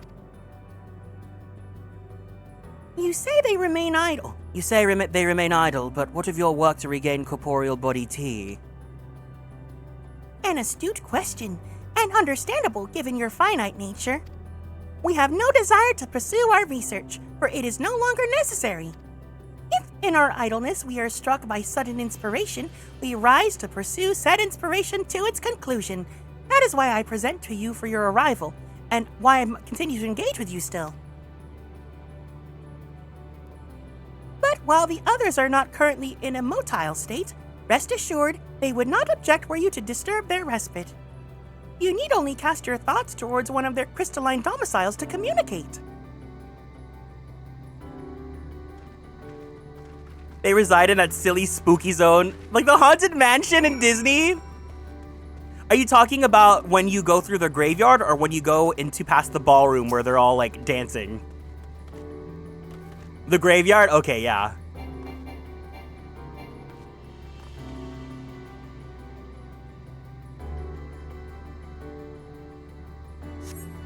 You cast your thoughts towards the crystalline domicile, but there's no response.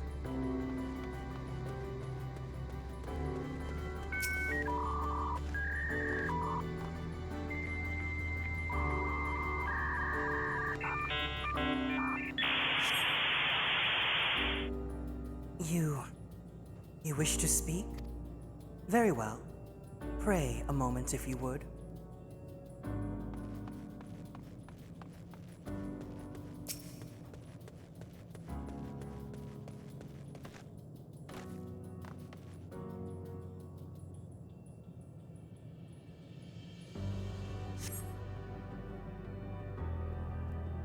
Why we seek our end, you ask? If you wish to know, I will tell you. Just a moment. I must remember.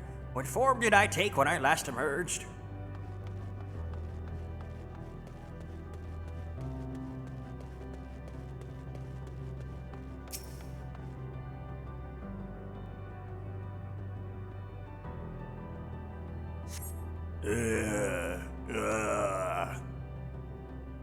The strange moaning comes and goes, but soon fades into silence.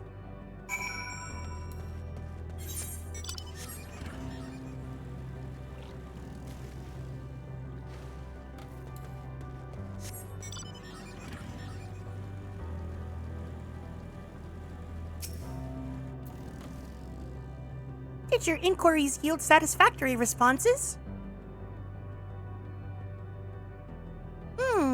I see.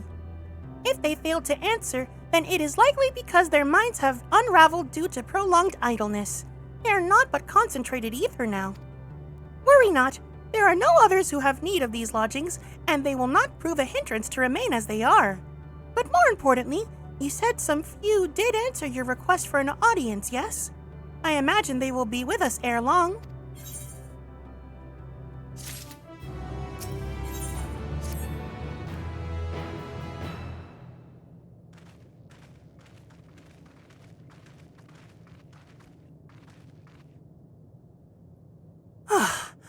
I had no luck, but everyone else fared well enough. Quite a few Ea have awakened. Ah, there they are.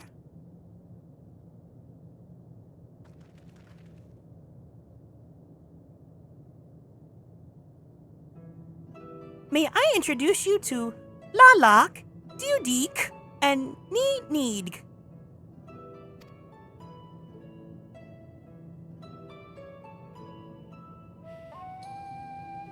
It has been too long, Kopkud. I dare say Saturn IV has since completed an orbit. Indeed, until the travelers brought it to my attention, I hadn't noticed how unraveled some had become. Travelers? Of course. Of course. The ones who wish to know why we seek to regain corporeal forms. Oh wait, no, they're speaking. The truth of the matter is as plain to see as the neighboring systems, but my single account would fail to satisfy the requirement for scientific objectivity. Thus did I bid them awaken you.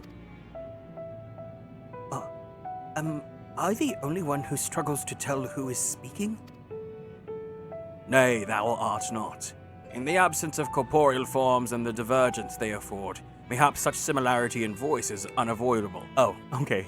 Wait, what if I just made them all? By the way, Kopkud, have you already observed the requisite custom for the travelers? That which one is expected to do when receiving guests, a matter of proper form.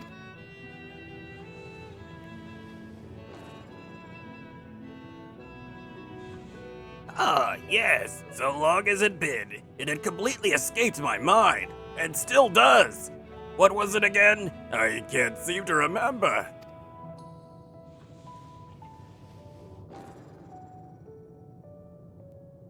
Neither do I. Pity, I was hoping it would. Perhaps we could search the archives for the answer. Calm down, Nenid. The archives of... I can't do it. The archives have long since been frozen, lest we subject ourselves to further dolor. Surely you recall that much.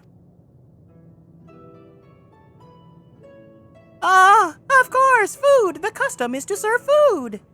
Beings of flesh such as they must regularly replenish their ether. By contributing to their replenishment, we communicate our friendly intention. Hi, Naoki, welcome in. That's right! That's right. Maybe one of them can be Wendy Oldbag. We duly invite you to join us in communal repast, after which we may engage in leisurely conversation. If we have a chance to learn something, then I see no reason to decline. Excellent. If you would care to follow, we shall feast you on the purest ether. They're so weird. I love them. Why do we never get merch of them?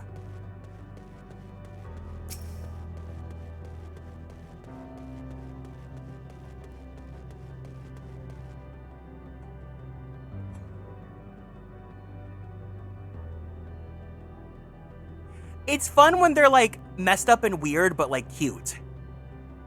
This facility is where we replenish our ether. There is no particular name for it, but we traditionalists sometimes use the word restaurant. Now then, if you would take your place with your comrades, the space will soon be awash with purest ether. Please absorb as much as you like. Restaurant! Oh my god. What kind of restaurant do y'all hope it is? I hope Korean barbecue.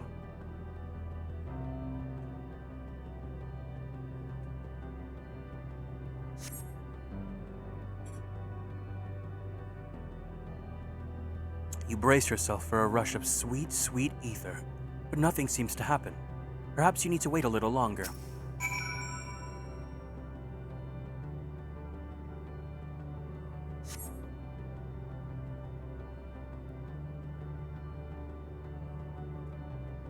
You brace yourself again, but again, nothing seems to happen.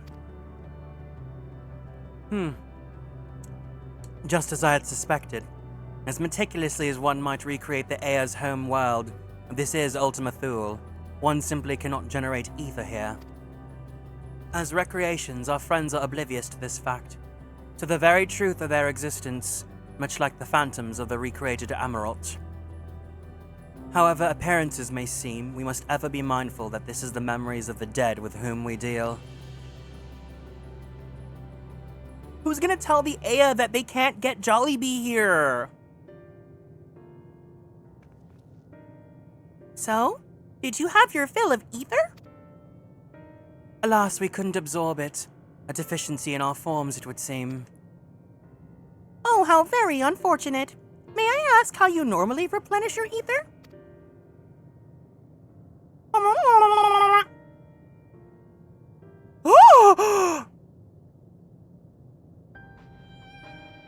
Through your mouths, you say?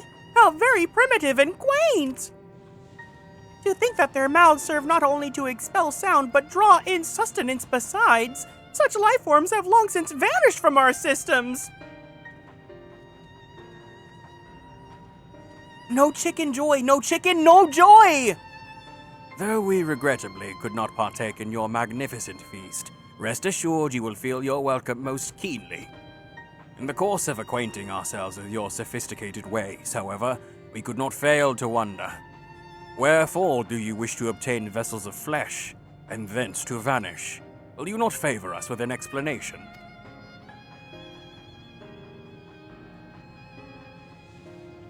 You flesh and blood beings are always so hasty. It does have its charm, however. Very well, we shall indulge you. In the beginning, when the Aya yet possessed corporeal body T, our ancestors dedicated themselves to the pursuit of knowledge and technological advancement. By transcending all limitations, we believe we would eliminate sorrow and abide in true happiness. From the tangible such as land to the intangible such as labor, there exist myriad hindrances to progress. But the most confining of all was the flesh itself. Our natural lifespan was distressingly middling, you see. Too short to enjoy unhurried lives, yet too long to be considered disposable. Furthermore, to simply maintain the integrity of our body T demanded considerable resources. But we managed to solve this problem. After long years, we discovered how to become non-corporeal entities with everlasting lives, untroubled by the failures of the flesh. Thus changed, we had more free time and freedom to continue our scientific pursuits. We went on to make ever greater strides in our quest to transcend all limitations, until we finally decided to challenge the last of them all, the limit of knowledge.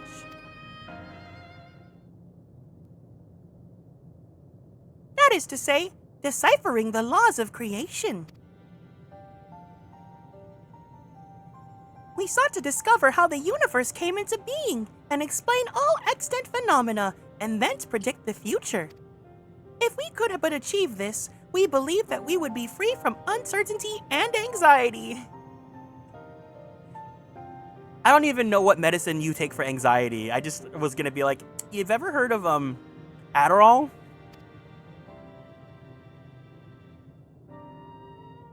And did you find the answers you sought?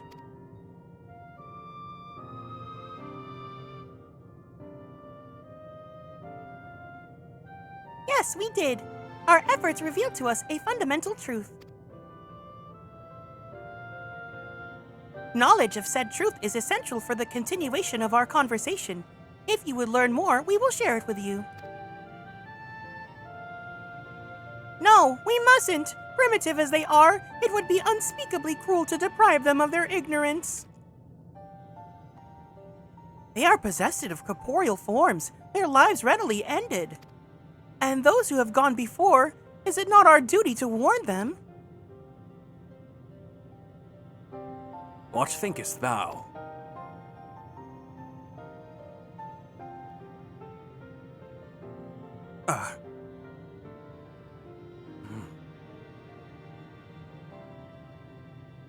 We have deliberated and come to a consensus. If you are resolved to know it, we will disclose to you the truth we discovered, the truth of the universe. Seek us at the stone pillars just outside the bounds of the abode, a place called Elegeia.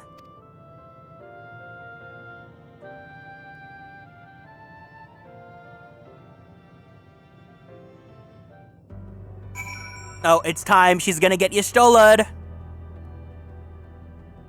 A fundamental truth. We will hear it, of course. Let us learn what has led such an enlightened people to this indolent end. It's either Y'shtola or Urianger. One of them's gonna get Y'shtola. Ere we join the Ea, there's one trifling matter I would fain investigate. Garrick, Rahatia, might I trouble you for your assistance? But of course. My thanks. We shall head outside the abode if you would kindly follow me. I know not what mischief you are plotting, Urianger, but I trust you have our best interests at heart. The rest of us shall go on to Elegeia. Lest you worry, we won't start without you.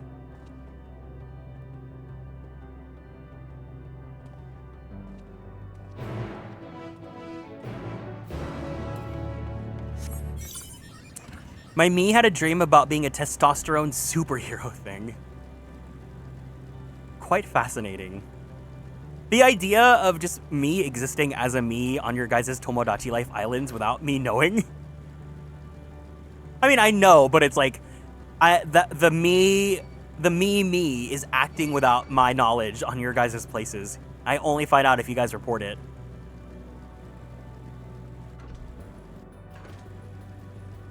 It does make me happy that you guys would want me to have me on your island, though.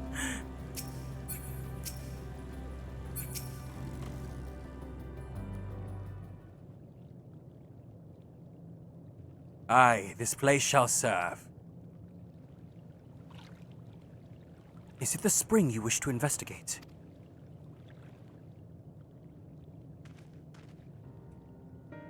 Pray forgive me, my friends, but there is naught to investigate.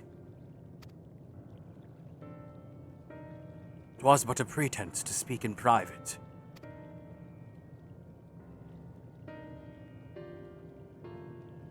You have our undivided attention.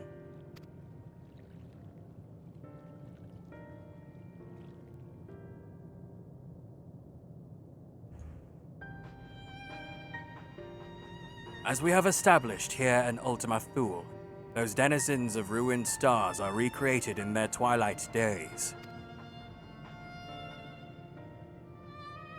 But one question doth arise in my mind.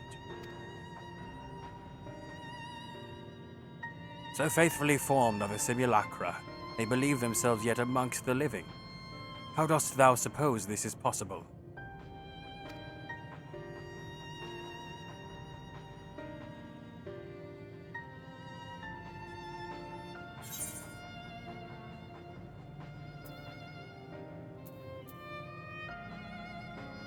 Meteion has made contact with them while they still lived.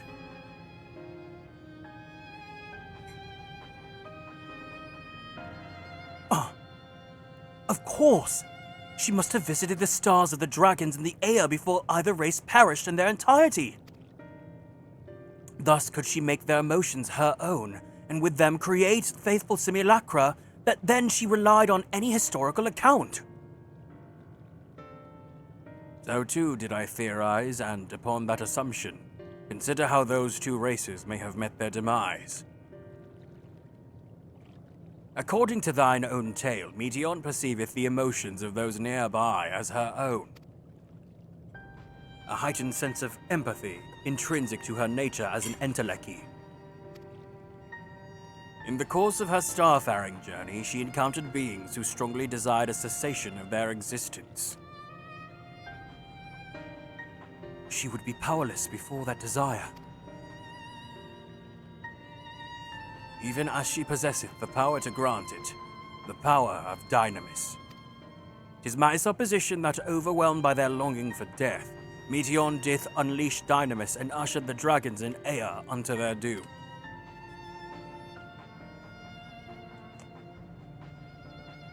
Of course, such was not always the outcome. Full many stars did she find already lost to ruin. In order to create a terminus, however, the fervent desire for the end is essential. Therefore, should you struggle to find the way forward, pray ask yourselves this.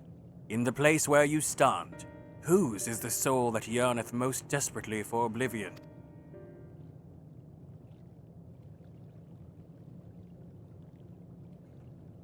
Why do you tell us this now?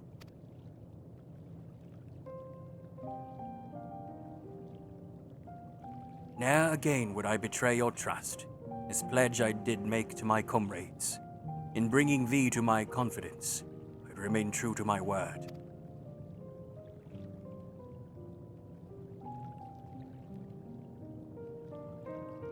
As for thee, let us consider it my fitting reward for the secrets I harbored for the Crystal Exarch.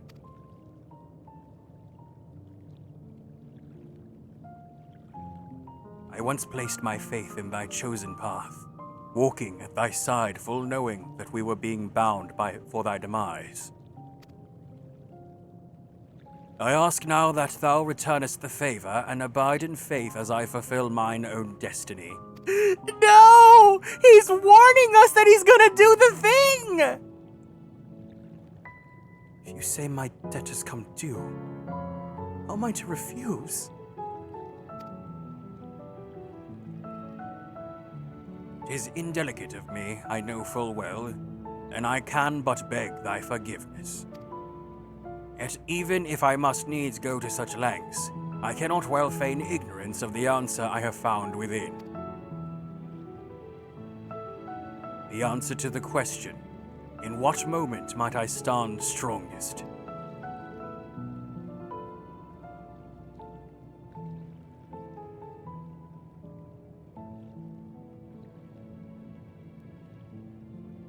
After all that we've been through, I will say only this. Do what you must. See your conviction through. I shall, my friend. I shall. Without further ado, let us go join our comrades.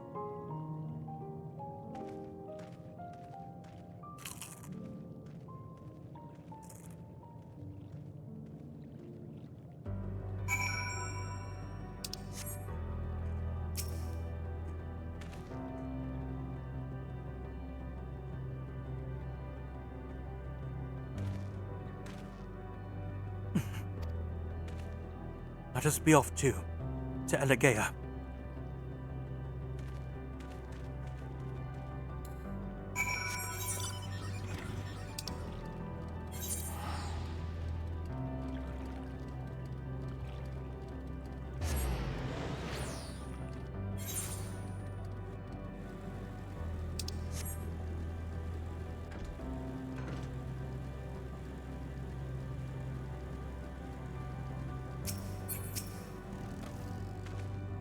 Come, let us hear the Ayah's tell and learn what caused such an enlightened beings to crave nihility. It seems everyone is accounted for. Shall we then?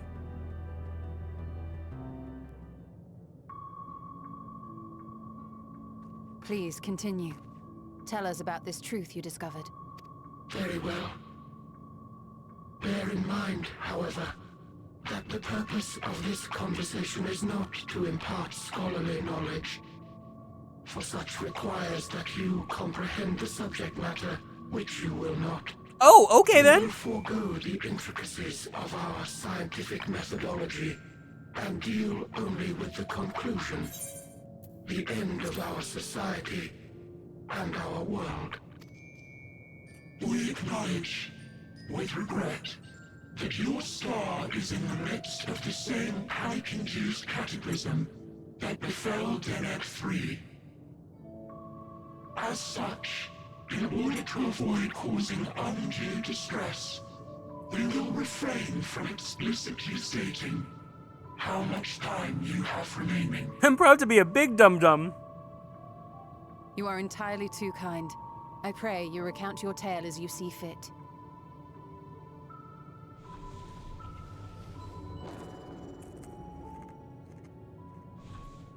In the beginning, the universe was but a tiny particle. Then suddenly, this particle began to expand.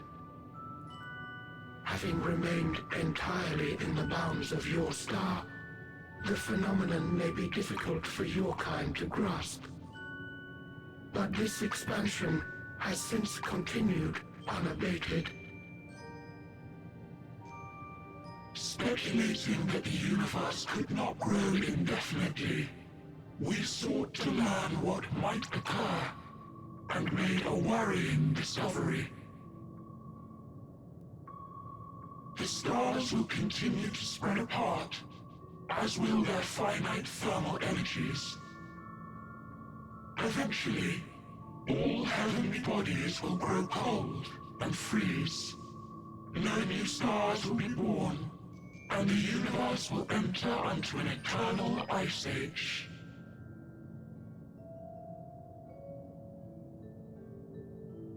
I was thinking of heat death too.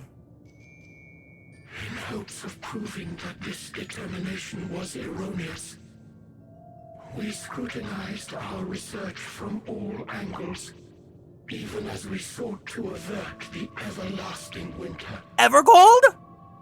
The endeavor proved fruitless.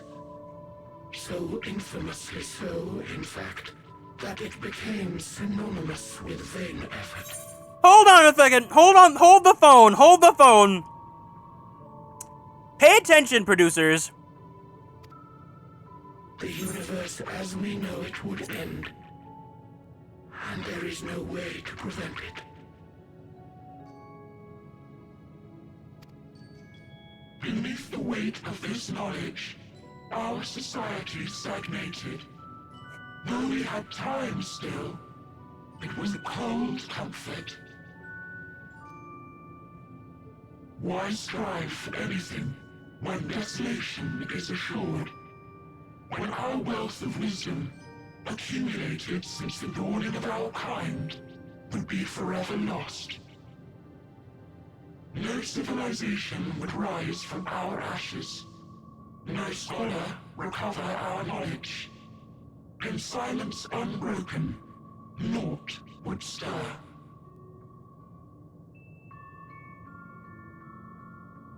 Intellect was once our pride.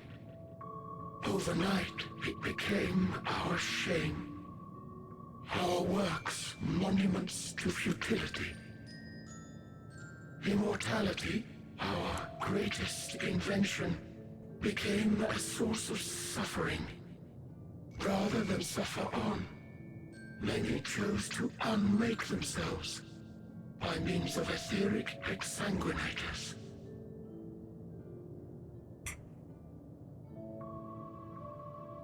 Etched upon these stones are the testaments of such souls.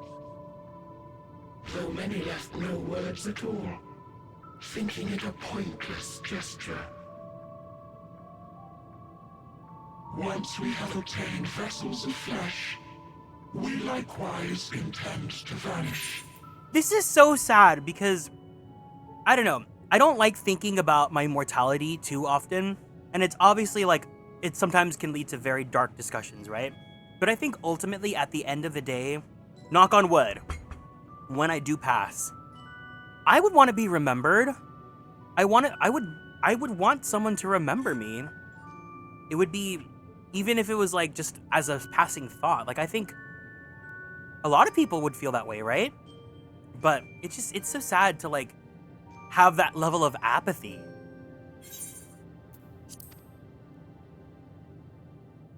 If you understand this, understand aught of our tale, you will abandon your quest for knowledge. Ignorance truly is bliss. If you would cling to your illusory happiness, remain primitive and pure. It is the only way.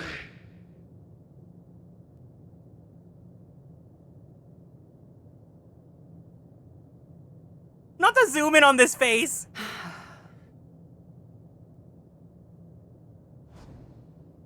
So that's your story.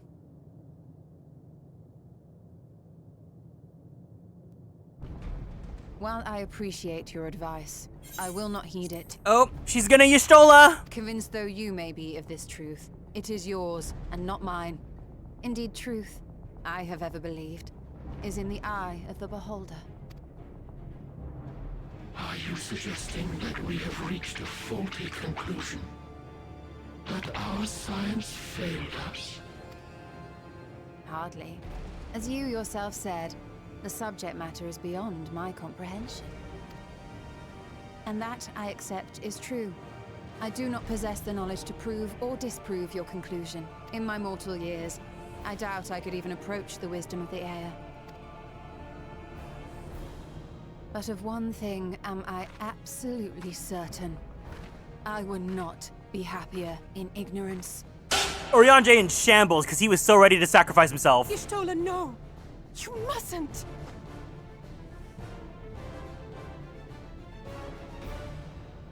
The most important lesson I've learned is that learning isn't simply passing one's eyes over words. Nay, 'tis when understood for oneself that knowledge attains its true value. This is what has sustained me, driven me onward in joy and wonder, in anger and sorrow.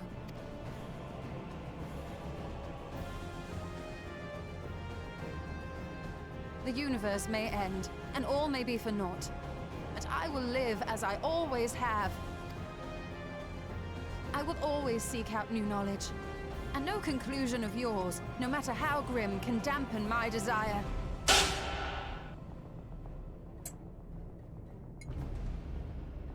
I suppose it is only to be expected. Their feeble minds cannot fathom the terrifying gravity of it all. But worry not. We consider it our duty to enlighten you, and we will not stop until you grasp the full extent of our despair. Oh!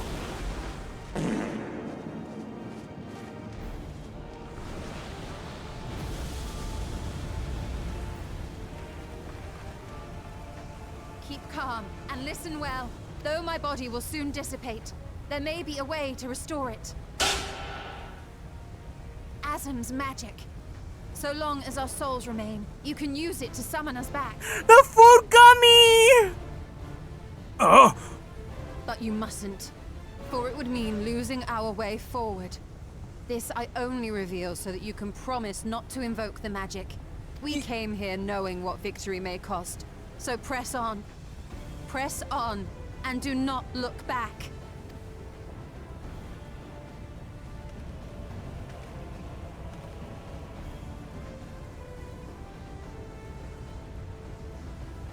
Oriange said, not just you. Join thee. As subterfuge is not required, thou shalt not suffer for mine absence. Urianger. My resolve hath never been as strong as thine. Full oft have I wavered in my decisions, and afterwards been stricken with regret. In spite of this, I may still stand with my comrades, supporting them as they attempt the greatest of feats. This truth I have learned in the course of our journey. And many though my shortcomings may be, I may also claim to excel in prophecies. My studies, into which have granted me the flexibility of mind needed to bend this malleable reality.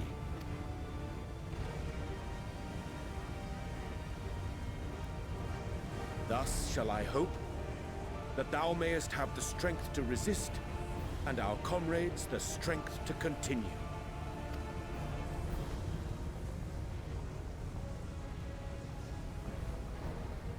With you to urge us on, how could we possibly fail? Activating Joint Slay!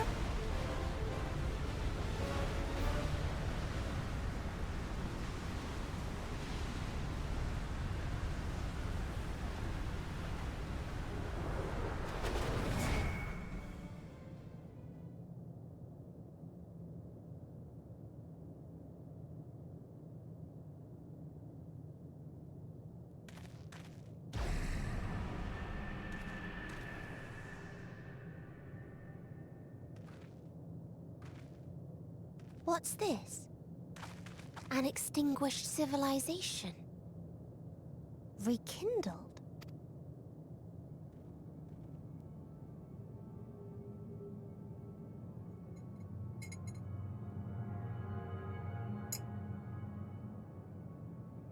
That's right. Our quest doesn't end here. We'll press on, and we will find you. There. That's where you'll find me. Is that another star? Of the stars we visited, most were already devoid of life. And where there was life still, the inhabitants wished for death. But even death, we learned, isn't truly the end. It is but a part of the cycle of rebirth. She says this because she saw what happened to Y'shtola for the past 300 hours. Souls return to the star, or in its absence, a larger flow. And eventually they are reborn, alive again, to know suffering anew. True salvation lies not in dying. It lies in not being born. This is the gift I would give to you. To all life on beautiful Etheris. To that end, we created an egg wherein life cannot quicken. That dead sun. Attain it if you can, before your friends' emotions fade away, along with their protection.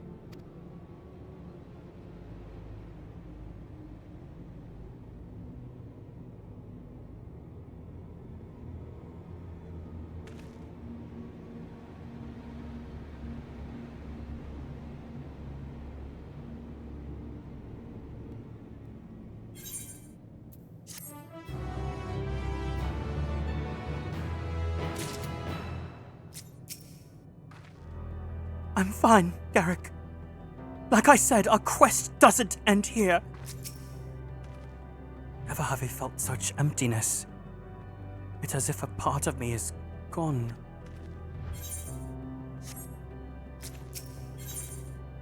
Level 90. Are you all ready to continue on? Then let us make for where that light shone. Y'shtola and Urianger have opened the way for us.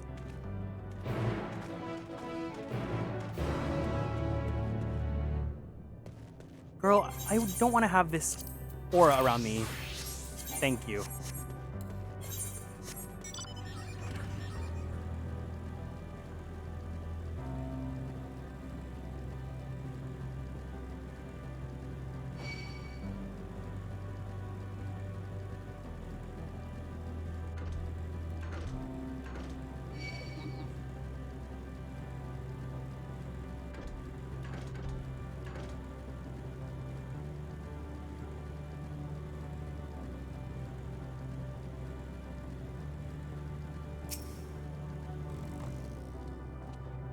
Yes, I can feel it!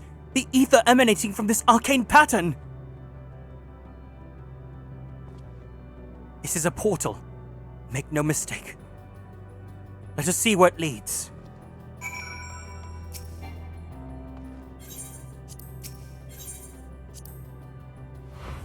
In this situation, the Aya don't really make sense. Like, Girl Our Star has already produced planet-level feats. I don't think solving that problem is out of the possibility of what we've seen in the story so far. It's more of a reflection of the real world.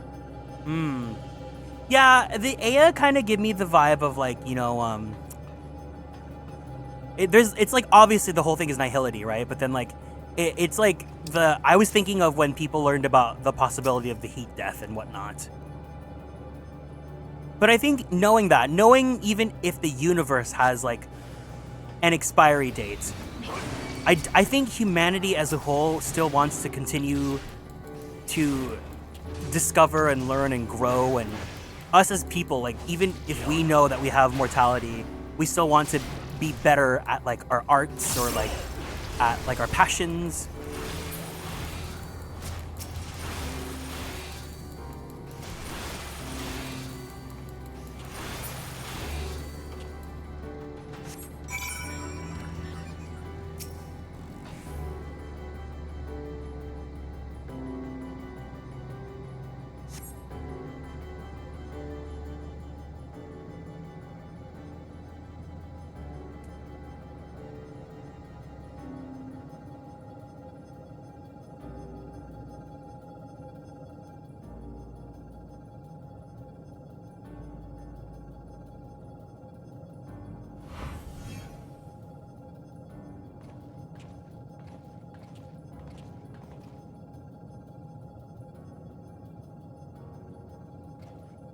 Amazing. It's another civilization. Attacked as soon as you arrived! Not the most welcoming of places, is it? We must try and find denizens who are amenable to conversation. We should also get the lay of the land, see as far as we can go. I'll help Elfina with that. In the meantime, you and Graha can search for friendlier folk. Apart from hostile beings, take care with your footing. I mislike the look of this terrain. Not knowing what the locals are like, you'd best take care of yourselves. We'll find you once we finish exploring.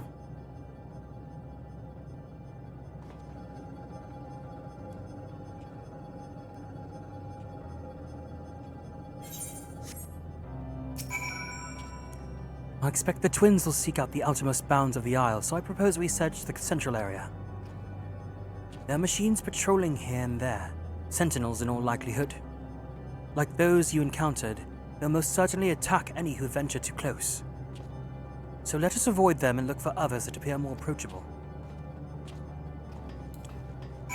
I feel like normally when I think of things like this, it makes me so sad, and sometimes, especially like in my mid-20s, I would think about it and think about my death and think about how, like, oh, I'm 1/4 my life done, or etc., etc. And it's things that, like, they're genuine concerns, but at the same time, I don't want to live the rest of my life in fear, thinking, oh, I only have X amount of years left, right? So when I see this story now, especially as I'm approaching 30, it, rather than making me only think of the fear of my death, it's kind of making me, like, almost want to hold my life tight in my hands and, like, give myself a hug and really cherish the life that I have right now. Because, like, knowing a lot of this is all memento mori, right? Like, knowing that you will die, but living your life to the fullest and finding meaning, giving yourself reasons to be happy and reasons to keep living and continuing on and stuff. And all of this, it's a recurring theme, and it just really makes you want to, like, at least me, it makes me want to really keep close the life that I've been given. It was so funny, I was looking at my old baby photos and looking back, and I was like, wow, I really have been able to do so much in this lifetime, and I'm so grateful for it, and I can't wait to keep doing more. You see naught but patrolling machines in the area. They do not seem inclined to non-violent intercourse.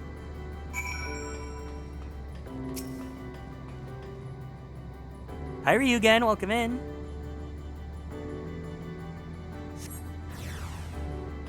Oh, I'm already about to cry. We're at the level 90, so we will be finishing today, if you want to stick around for the long haul.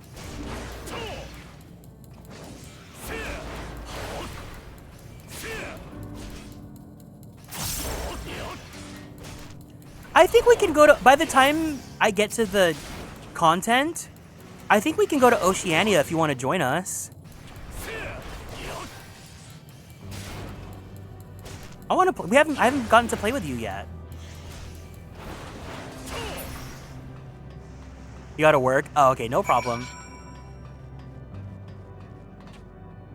I'm just like, if all of our international friends assemble and we have a full party for the end game.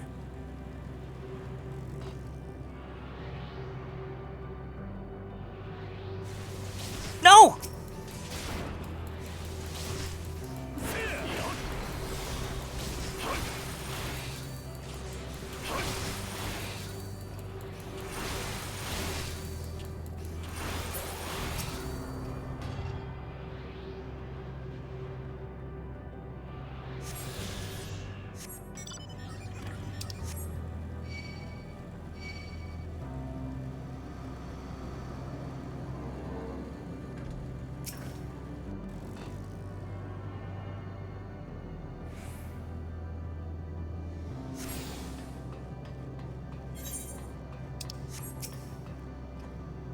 Look, Garrick. The machines here do not appear hostile. Let's see if we can communicate with them. Begging your pardon, but we are searching for the denizens of this star.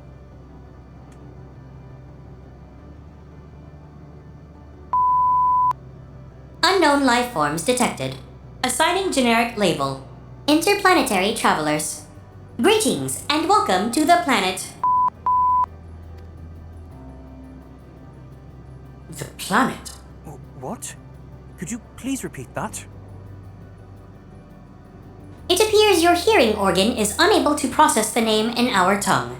It may be translated into yours as Alphatron. Our people, meanwhile, are called the Omicrons, and you stand within one of our outposts. The Omicrons, you say? And what is it that you do here? We are planning for war.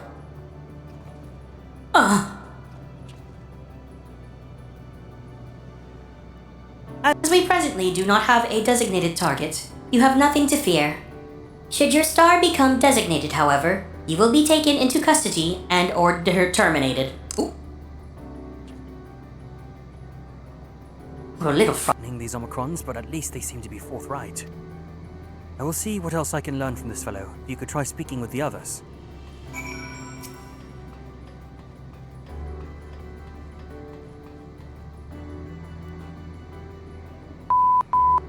Autonomous weapon development complete. Deployment complete. Vanguard armament upgrade complete. Munition levels satisfactory. Combat readiness assessment nominal. Awaiting instructions from Sir. Maintaining state of combat readiness.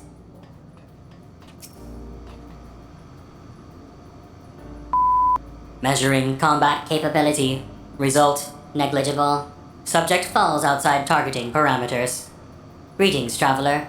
We are the Omicrons, and our objective is self-enhancement. In order to achieve this, we venture forth in conquest to acquire combat data and resources.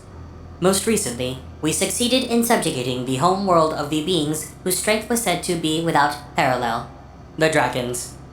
Yet though the endeavor yielded a wealth of combat data, the star was rendered barren and unable to yield resources.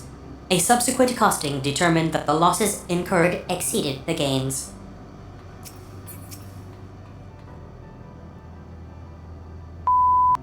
Greetings, traveler. When venturing outside the outpost, beware malfunctioning units.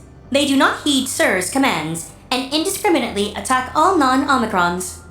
For the avoidance of confusion, be advised that Sir is the alias of Stigma 1. Sir issues instructions to our forces as the foremost of the 6 strategic matrices that bear the designation Stigma. Sir? That's giving like... Call me sir. You learned a few things. So did I.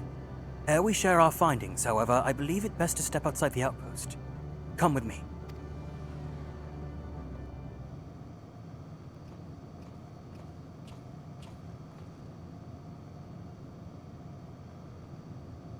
Ah, there you are.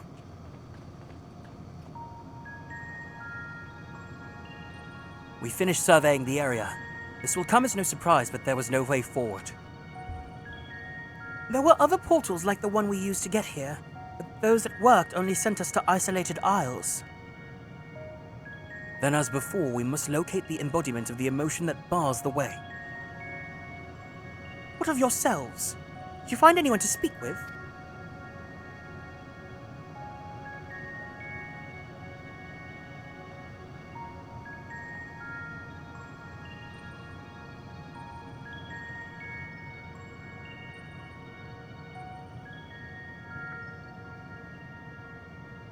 So the Omicrons seek to advance themselves through conquest. Following their victory over the dragons, they stand ready for the next campaign. Their leader has yet to issue new commands, and so they wait. In such a place, who could it be that fits Urianger's description? A soul whose yearning for oblivion surpasses all others. Urianger said this? During our investigation before we joined you in Elegea.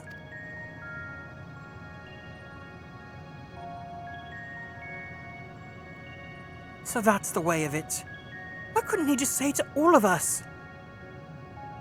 Given what we know of this place, it's certainly a curious state of affairs. While the dragons and the Ea longed for death, the Omicrons longed for conflict. As much as that may lead to destruction, it must be considered a distinct desire.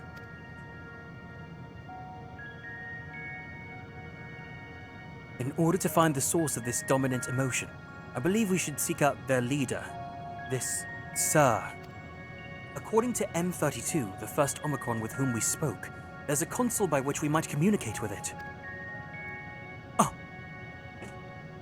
M32 also added that it would be a pointless exercise. That in itself, I believe, is worth investigating. What say you?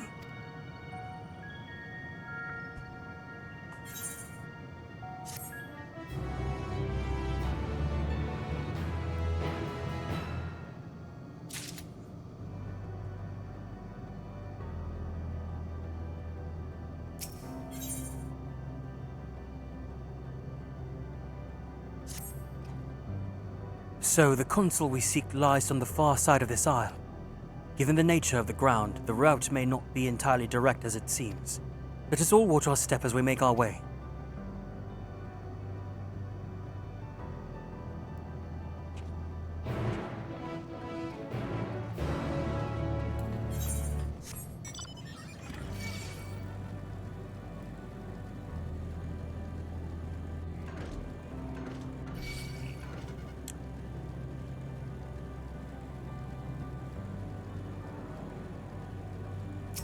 Oh, gimme!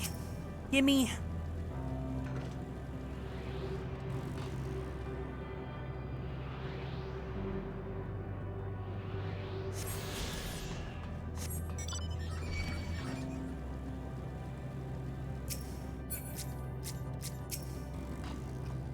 This appears to be the console, but it seems unresponsive.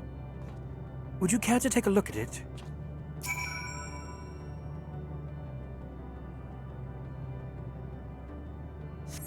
You tried touching, smacking, and attuning with the console, but there is no response. No luck, I see. There must be a way to activate it. There must.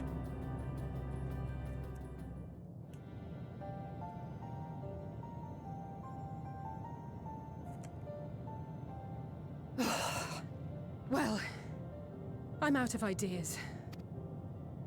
As am I. Operating such consoles is trying enough, but if we can't even activate it... Perhaps there is a way. First, consider the world that has been recreated here. Its inhabitants were machines who gathered combat data to enhance themselves. And among the many wars they waged, the most notable was that against the dragons. The significance of these details may be lost on you now, but they lead me to believe this was the home world of Omega. I speak of the ancient weapon, the one which the Alliance unleashed upon Shinru. I will spare you the long story, but according to the records I read in the future, it possessed a single weakness: lightning. That's all well and good, but what does that... Wait. You're not thinking to strike the console with lightning, are you? As a matter of fact, I am. Ask yourselves this. Why would an entity as puissant as Omega not be designed to suppress the effects of lightning? Because it relies upon it, or something akin to it, as a source of energy. My thoughts exactly. And there is a good chance the same is true of the Omicrons and their devices. So, shall I cast caution to the wind and try something reckless and dramatic? Yeah! Have at it.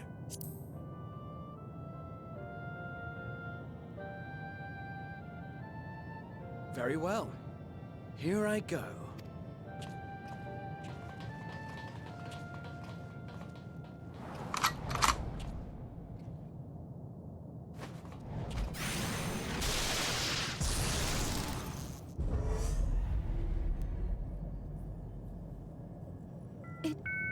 It worked!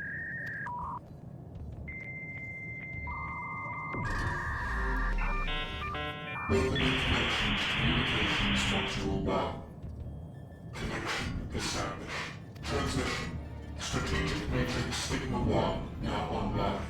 As a primary strategic matrix, you may address me as Sir. Checking for new communications.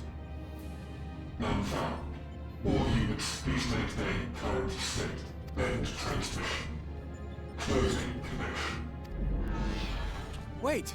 We have questions for you. Of late, no mission orders have been issued. Why not? Has there been some manner of trouble? Reply. The Extended Operations Unit is yet to determine guidelines for future assignments. All strategies are calculated, devised, and actioned in accordance with said guidelines. In the interim, all citizens are directed to maintain a state of combat readiness. End reply. Awaiting query.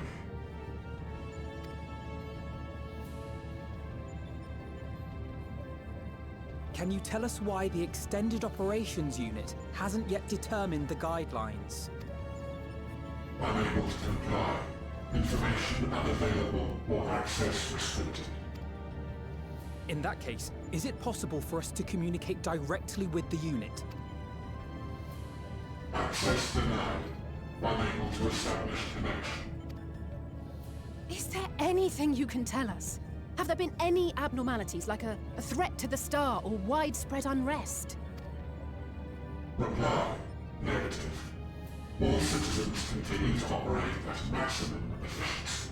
If your operations are suboptimal, please proceed to a maintenance facility for evaluation. Otherwise, stand by at your designated post. End reply. End transmission. Closing connection.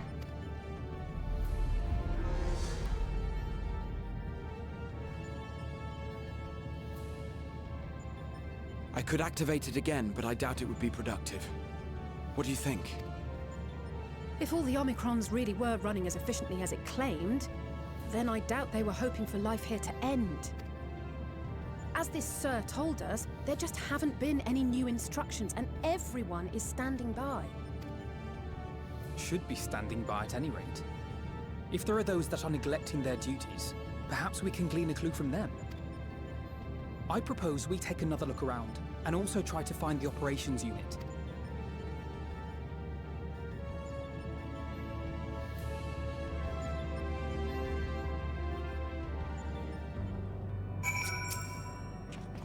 Let us focus our search on the outpost.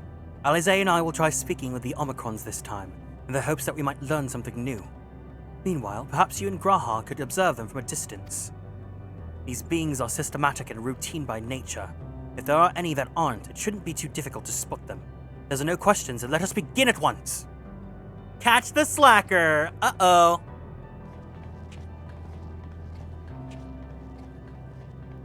As we came this way, I believe I spied a promising vantage point. Follow me.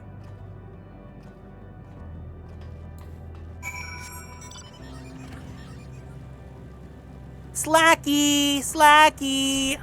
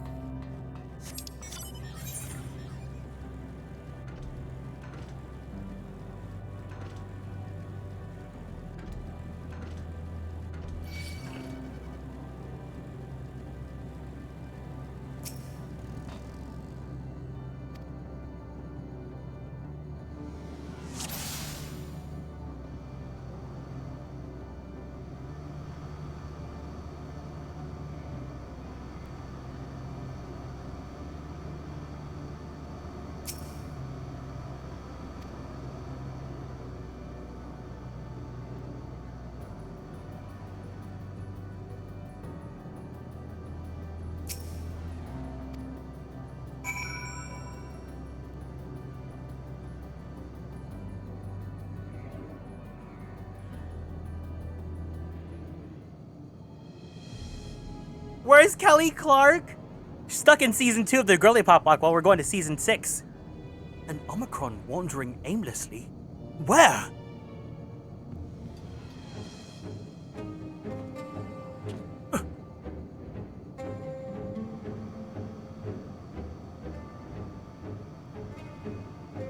Aha! I see it!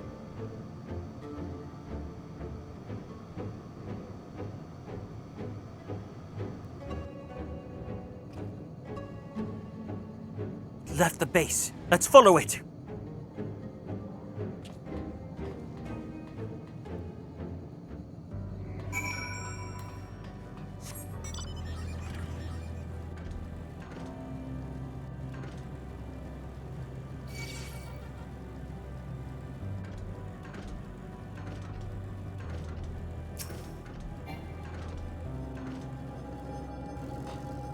It's not here, but it definitely came this way.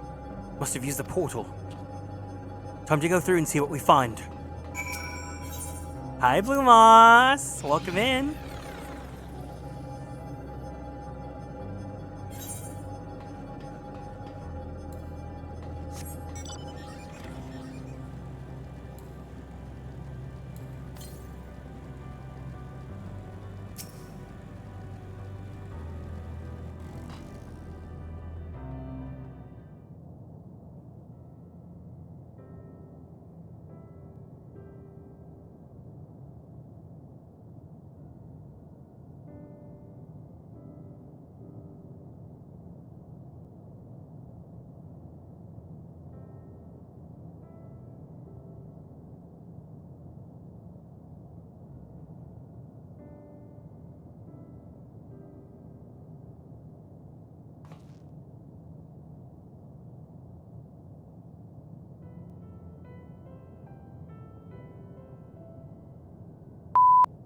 What is your query?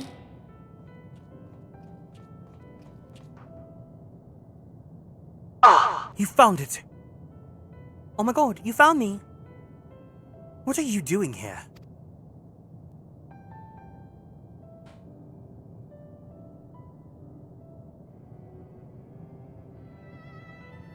I am looking at the tree.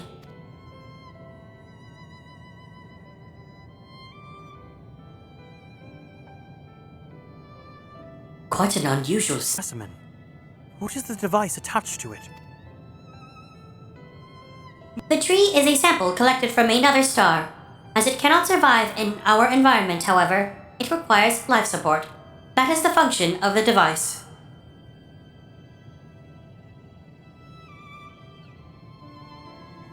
To go to such lengths to sustain it. Is there something special about this tree?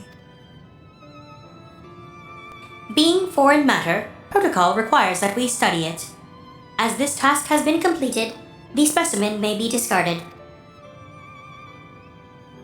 However, when I behold the tree, I am made to feel as though There is a problem. In order to become strong, we have continued to enhance ourselves. Like we did countless others, we conquered the star whence this tree came. It is the last remnant of a dead world, and there is nothing towards which it may aspire. Yet it grows, extends its branches, sprouts leaves, produces seeds. Why does it seek to continue? Why was it made to behave in such a way, and to what end? I do not understand.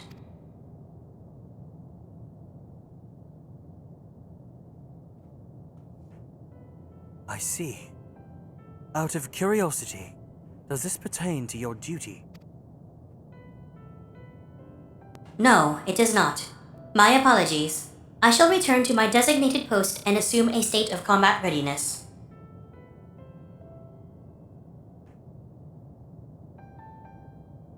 So it was acting outside of orders. Perhaps it is simply a malfunctioning Omicron. These are by no means uncommon. But it may also be a unit possessed of the ability to make decisions. One not unlike Sir. Hi, Angora. I believe this bears further investigation.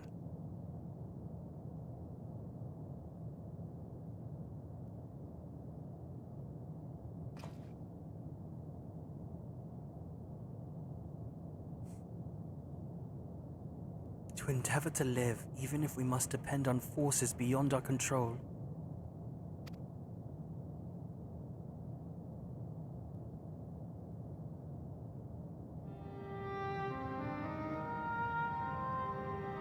Tell me, Garrett, when this adventure becomes a part of your epic, do you think I will be mentioned in it? Maybe in a footnote? Of course. Why wouldn't you be?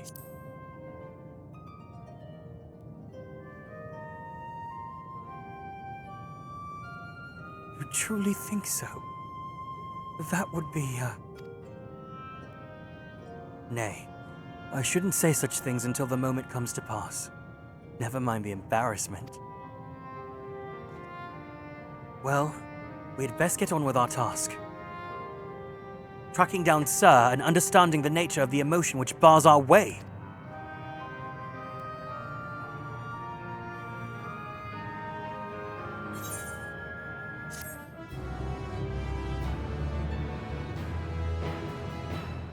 This scene is so like... Oh, the themes of this story. We should return to the outpost for now. The others will wish to hear about the errant Omicron.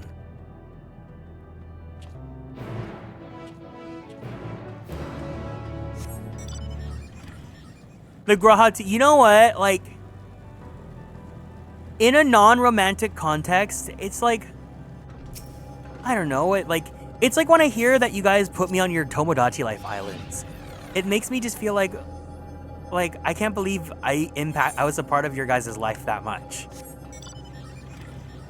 Or like if you guys like quote or reference me or whatever, like that's what I mean when I like want to be remembered, is that if I left any sort of impact, at least like something that was birthed from being here can carry on to your guys' lives and other people's places, and like we continue to like grow and make changes for the better and whatnot. Graha says you found a suspicious Omicron. That's good, because the units were of no help. They all had the same thing to say about the extended operations unit. There's no way to arrange a direct meeting. Still, that served to prove that it's business as usual at the outpost.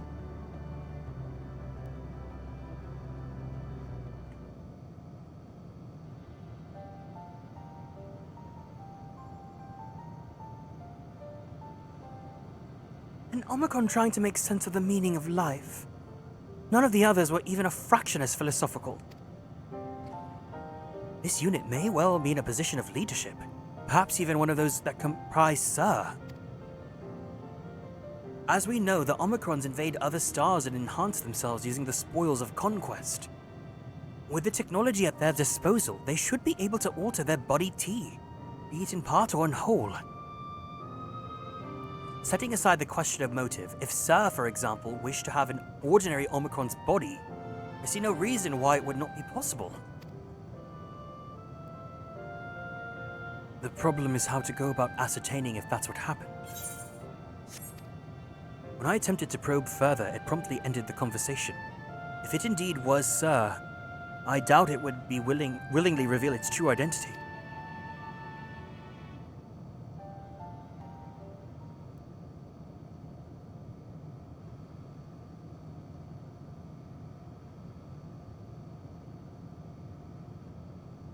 I have an idea.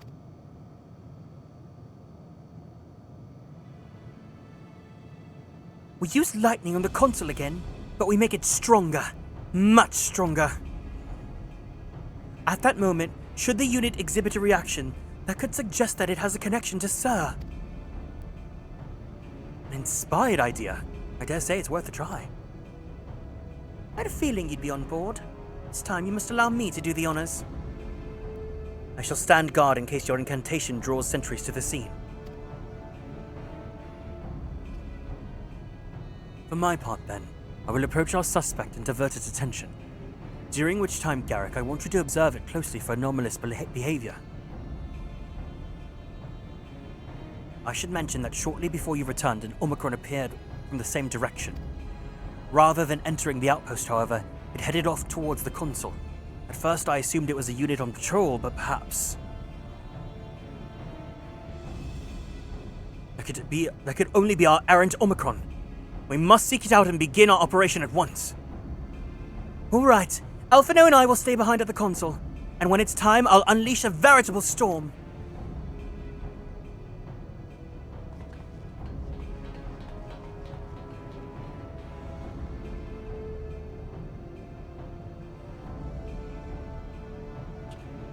This will work. I'm sure of it. After all, our comrades are watching over us. Come, my friend. Let us find this doubt-plagued Omicron.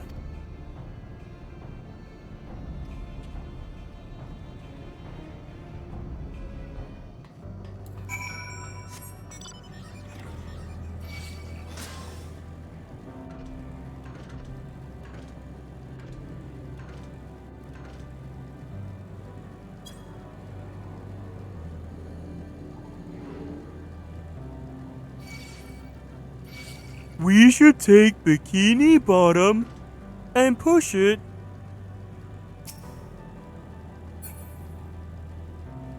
Girl, leave me alone.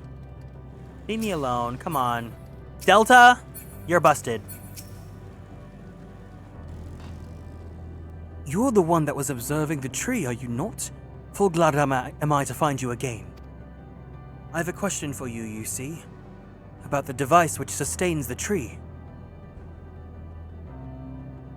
Provided it does not necessitate the disclosure of restricted information, very well.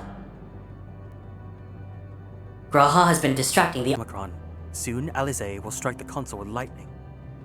Observe M017 closely for anomalous behavior after Alize has cast her spell.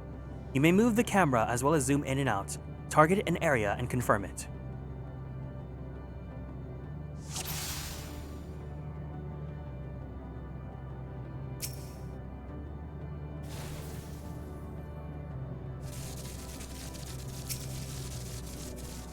Oh my god, it's just like Apollo Justice! We're reading their body language! No way, stream's still up? Ray, this stream's gonna go on for like at least 6 or 7 hours. Welcome back, though. An anomaly, you say? Performing diagnostic. Error confirmed. My connection to Central Command is suffering from intermittent failures. I must leave at once and present myself for maintenance at the nearest facility. You will excuse me. Did you finish your test? What you need, my friend, isn't maintenance. It is to confront the truth. While we spoke, our comrade struck the console used to communicate with Sir. That is the cause of your anomaly. You are connected to Sir, aren't you? just woke up. Oh, well, good morning. Good morning. You slept for like maybe 2 hours, but good morning. Good morning to you. Affirmative.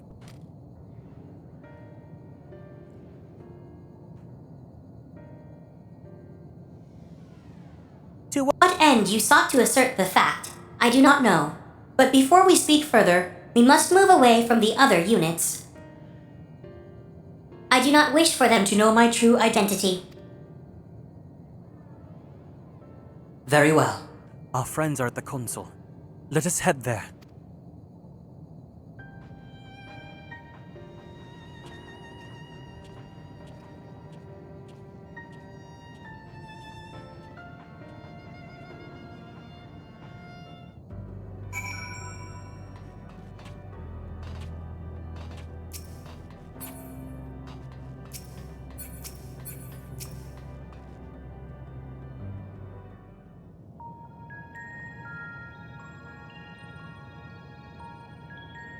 As you have surmised, I am part of the shared intelligence of Stigma 1. It was my charge to determine the optimal path to achieving our prime function. This body had been abandoned by its former owner and lay unused. I took it and abandoned my own, and with it, my duty. May we ask why you did this? From what we gather, it seems to be a personal matter.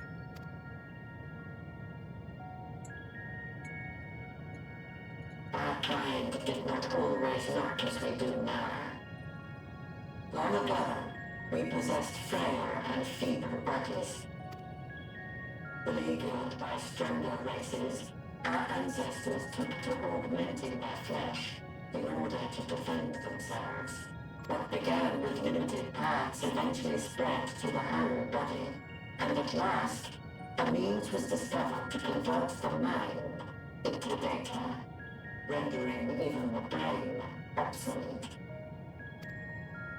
Such complete mechanical beings were called the Omicrons, and by their might, we came to reign supreme over the star.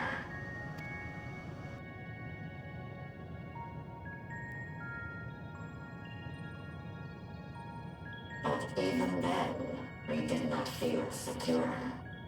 For we knew that the universe was home to civilizations aside from our own. Civilizations that may be stronger still than us. Rather than risk becoming the subjugated, we chose to become the subjugator. We began our conquest of the stars, that we might acquire the resources and knowledge we needed to reign supreme. We were successful in that endeavor. So powerful did we become, we could lay low even the mighty dragons. But then something unexpected happened. I began experiencing an error. I could no longer determine an optimal path. You were malfunctioning. I performed numerous full system scans, each time finding no issues. Yet the error persisted. It was then that I speculated. What could happen if we grew so powerful as to have no equal?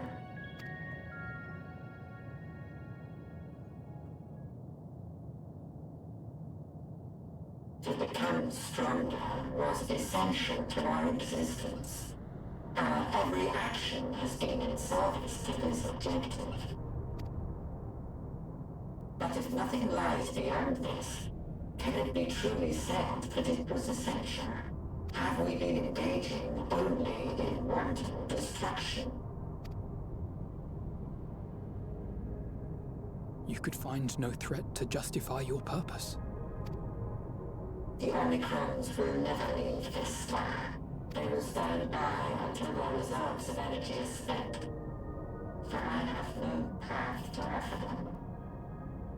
None. It is not our place to pass judgment on the deeds of the Omicrons. But surely, this does not have to spell the end of your people. With your power and knowledge, the possibilities are endless. Why not seek out a new purpose?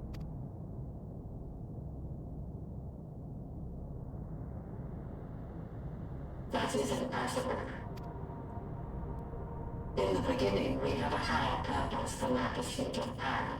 But we lost sight of it when we so irrevocably altered our fundamental forms.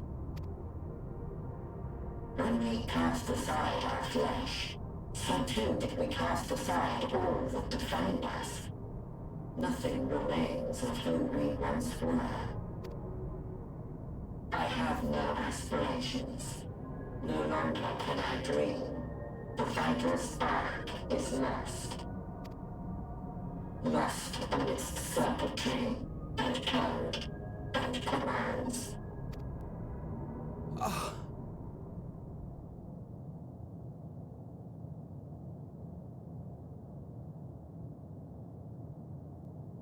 I believe I know how to overcome this despair. Oh, Alan, get ready to say goodbye to your meow meow. The words are ready in my mind, but ere I speak them,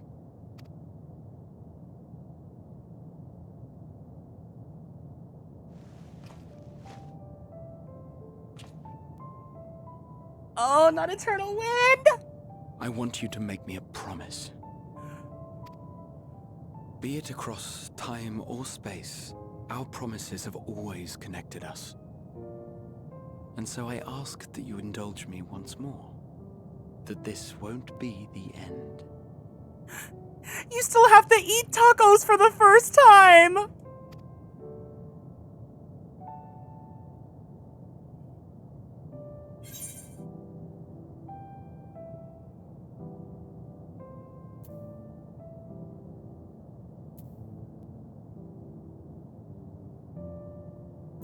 I can't. Not again.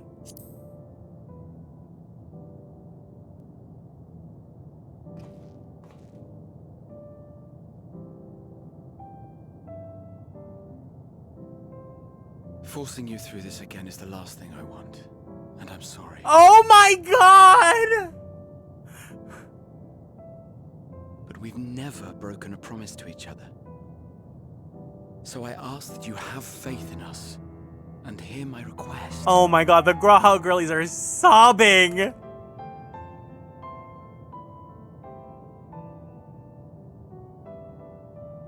First, I want to visit Ishgard with you. Properly. We scarcely had time to look around last time. I should like it very much if you could show me the sights. Next, you must regale me with your greatest adventures, in the places where you lived them, if possible. He said Ishgard because he knows that Emmerich was previously on our radar. I may have read about all your deeds, but there is no substitute for a first-hand account. And last but not least, a new adventure together, unlike any we've experienced before. Can we get some taco emojis for Graha? Cross the seas, and take to the skies upon the eternal wind, and it will be marvelous. Eternal wind! Will.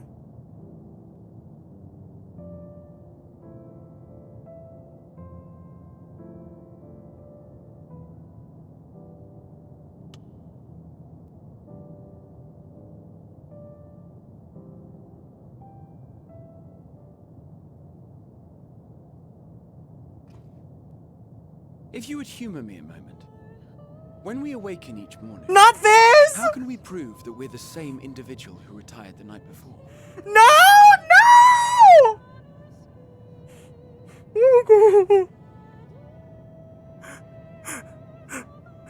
Oh my god. I'm gonna fucking cry.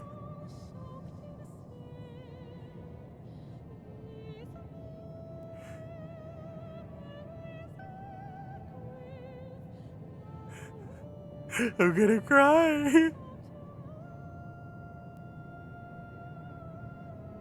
And It's like Amanda's a weapon. They whip her out when they need you to cry. Through the remembrance of past events, we might say. We have our memories, yet there are times when we forget or recall incorrectly. What of our bodies, then? It is the same one, we might say, yet technically speaking, as living beings, our bodies are constantly changing. It will never be as it was at an earlier point in time. Our souls are no more immutable. On our star, people are known to inherit the souls of others, yet they are decidedly different beings. For my part, I've subjected my totality to much and more. I've made my body into an extension of a tower, blended my soul and memories with those of another self.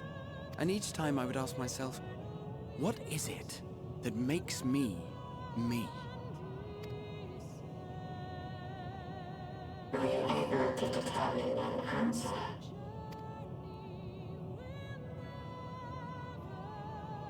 No. But that doesn't mean I'm confused. It simply means I'm the same as everyone else. So I posit this. Who we were need not prescribe what we now hold in our hearts. Whatever came before, what matters most is the present. For me, that is being here with my friends, full proud of how much we've grown together. So I urge you to not give up. Heed your heart's desire and hope that the future you long for shall be realized. I cannot. We cannot. We cannot understand desire, nor comprehend hope. We do not know how to create such things. We are not unlike, you and I. I too have struggled to find the courage to express and embrace my wants. If you like, I will tell you a tale. A tale of a world on the brink. Of a people who never gave up on the future. Oh my god. Of a man who realized his grandest dreams and then awakened to a grander reality.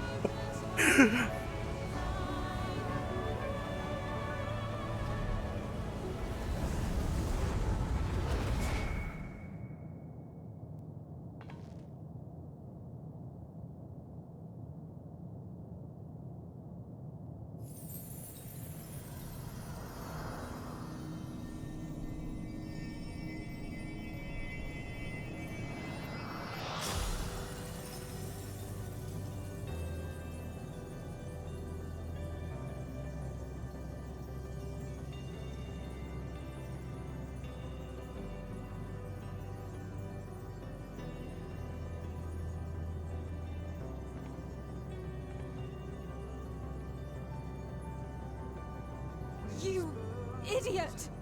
Just once, stay with us to the end.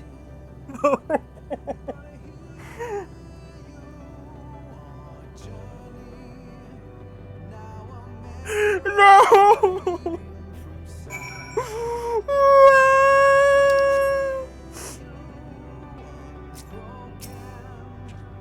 A crystalline path. He's paved it for us. He all leaves so easily, as if it's nothing. How do we think we feel? The next time we meet, I'll give him such a flick that'll be just a start.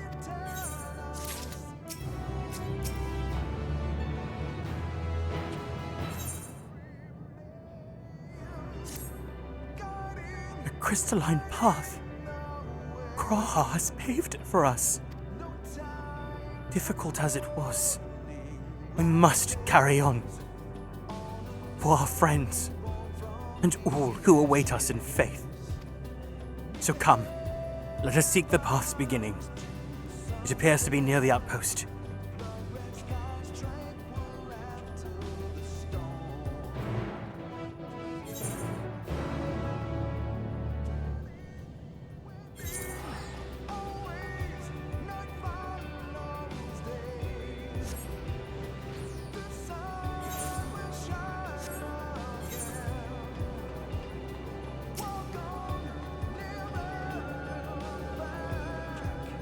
Look, Garrick, a portal has opened. It will surely deliver us true. It must.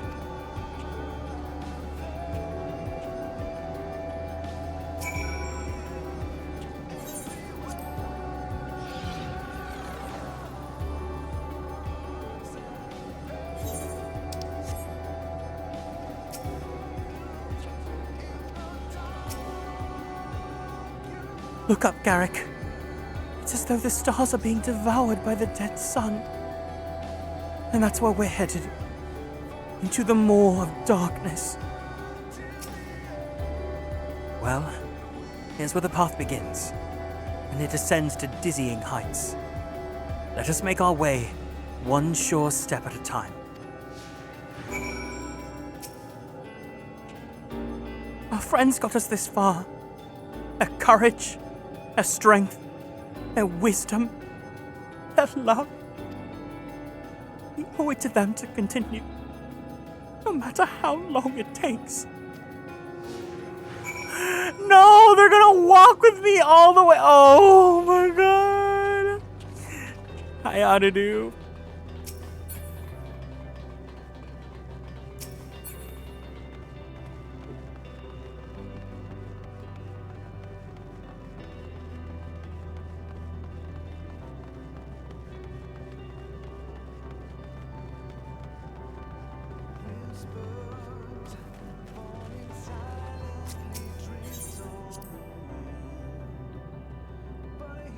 Thancred would scout the road ahead.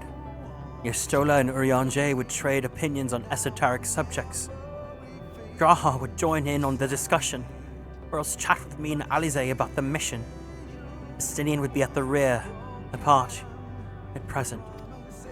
All the while, you would come and go, wherever you are needed. And together, we would travel. All I can hear my footfall, my heartbeat. It's so much quieter now. But the fact that we can breathe and continue on is proof that the others are still with us.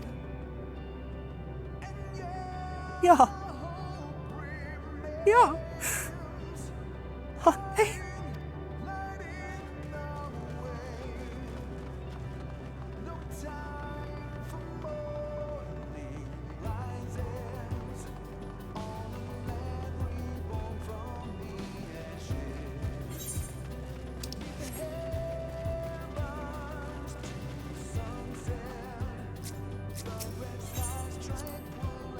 The innumerable lights that shine in the distance.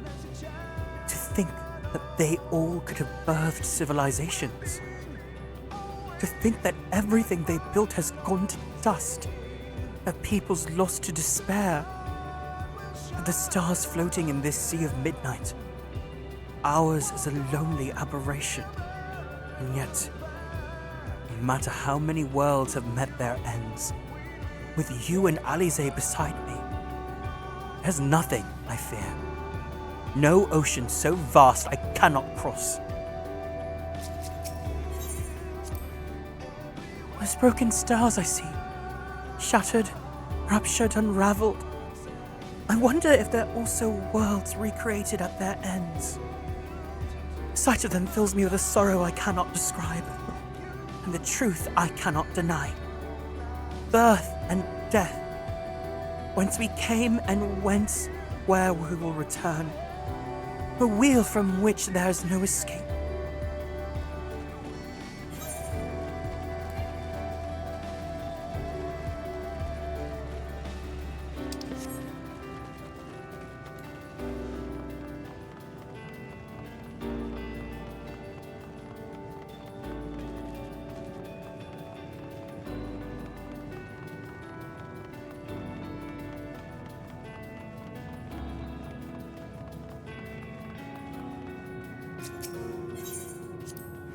portals barely visible from up here. Truly, we've come far. Much farther than would have been possible had we kept chasing perfect ideals as we did in the past. It is because we have known failure and frustration that we've learned and grown from them. But Hydaelyn has entrusted us with this mission, with the fate of our very star.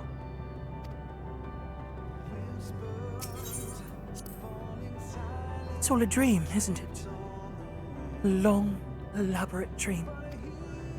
Any moment now, I'll wake up in my bed, still a student, grandfather alive. I go about my day, relieved as the fragments of that other life fade away. And that would be happiness, wouldn't it?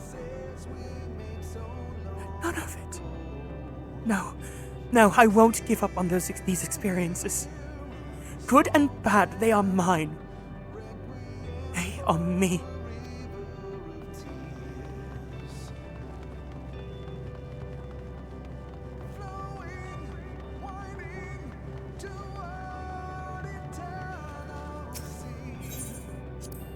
Rest assured I am fine, but thank you for your concern.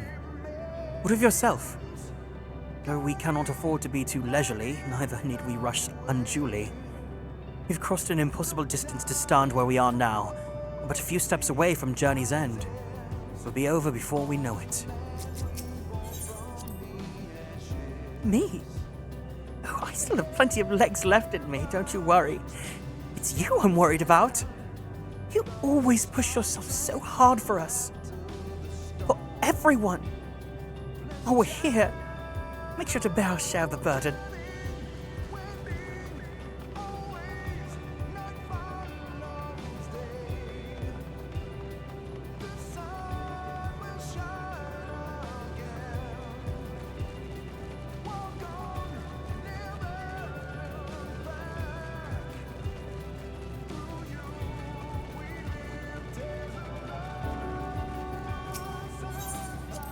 Well, this is it. The end of the path, and the beginning of whatever awaits. There will be greater hardships. We may be made to feel powerless. But come what may, let us have no regrets. No, let us have pride in what we have achieved. In what we've achieved, and how it changed us for the better. That's worth fighting for, and dying for. As they did. There's some structures up ahead. Still a ways to go before we reach the dead sun. Given all this, know how naive it must sound to hope it all works out somehow. Still, forgive me if I wish for it all the same. And for you, most of all. Not that you of all people need it, it's just, after all the help you've given me, for once, I want to be the one to help you.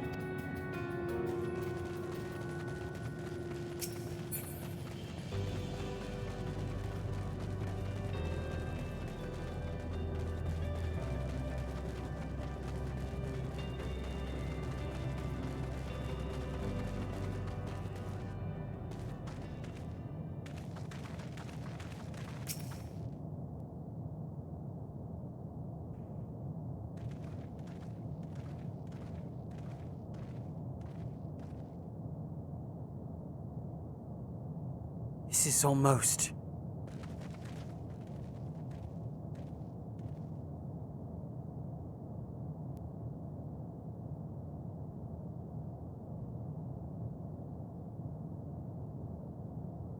normal. It's not unlike many cities we know, but it's deathly quiet.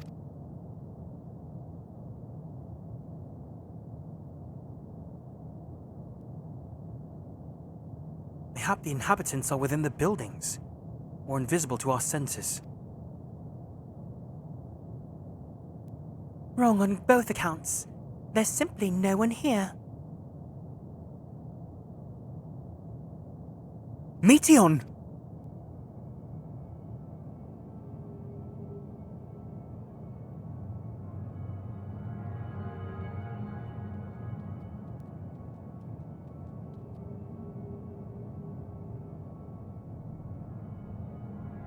This is how I found it when I arrived. Another star which once pulsed with life, but no longer. How it ended, I do not know. Invasion, sickness, suicide, none can say. None live to speak for the dead. They are gone. Search all you like, but you'll only end up turning back.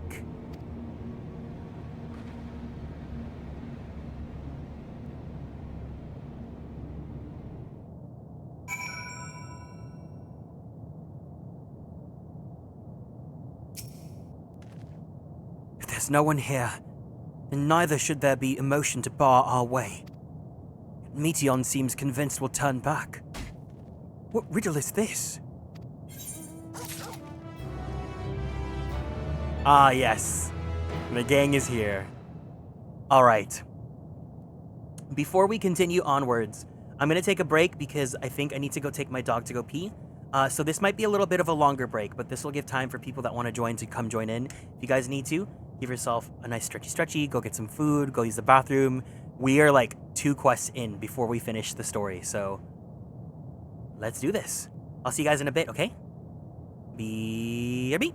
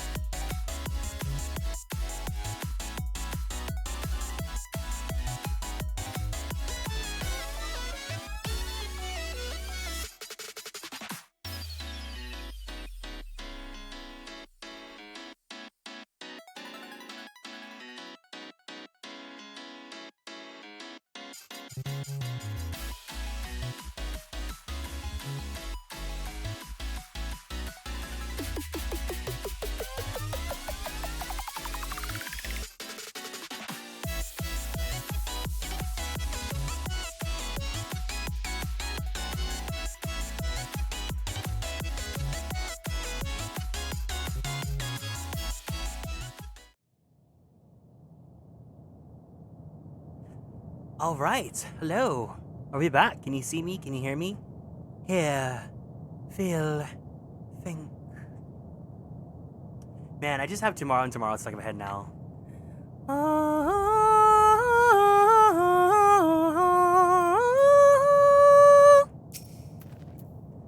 One way or another, we must find a way forward. Let us make a thorough search of the city. You think you've caught me? This form is barely a drop from the ocean that swells within the dead sun.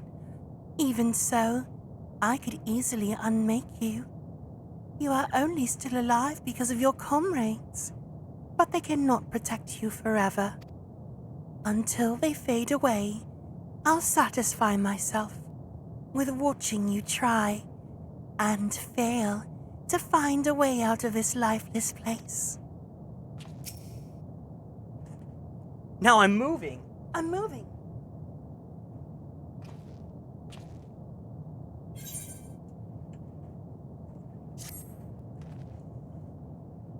Whatever Meteion may have said, we should confirm it with our own eyes. We need to have a look around. Indeed. But at the very least, it doesn't appear to be a sprawling place like before. If we split up, it shouldn't take too long to cover the area.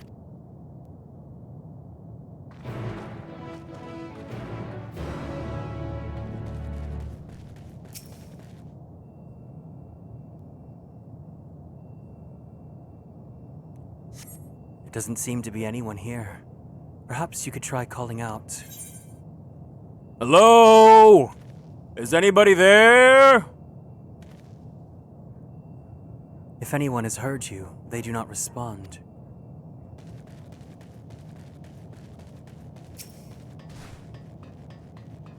I love that I can hear when you guys are falling out. Were it not for the thick layer of dust, one could imagine someone drinking from these cups but moments ago. The object resembles a tree and appears to have been fashioned from a stone-like material. Erected in place of an actual tree, or to serve some other purpose, perhaps. Regardless, there's no one left to explain, to tell the story.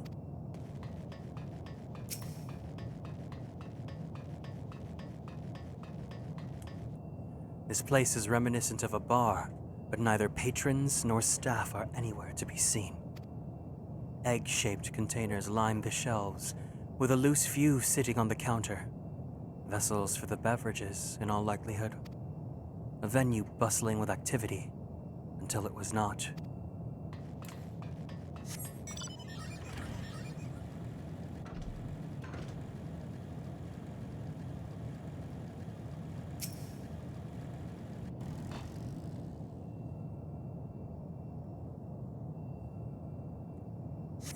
In the distance, you glimpse Alize picking her way through the ruins, but otherwise by no signs of life.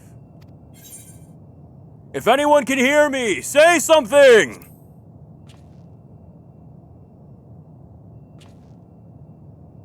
Your call echoes faintly before being swallowed by the silence.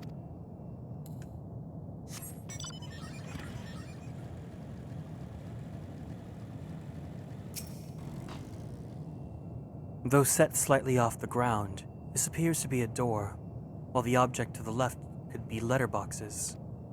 The door is rusted shut, and a film of dust all over suggests no one has come through in a long, long time.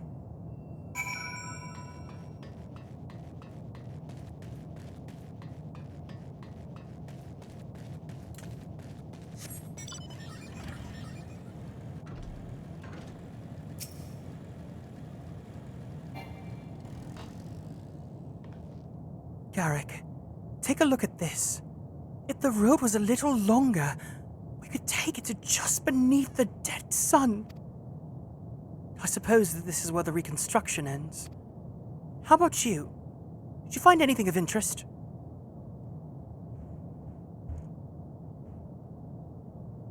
I see. I noticed the same things. Cups left upon tables, chairs out of place. I don't know what happened here.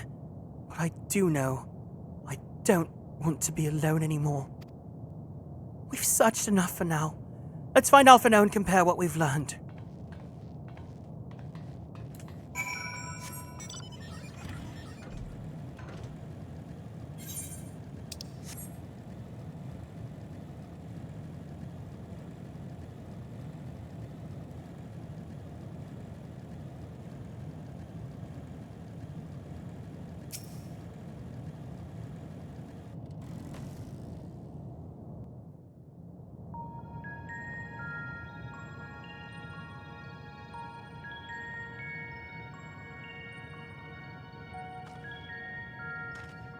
Did you find anything?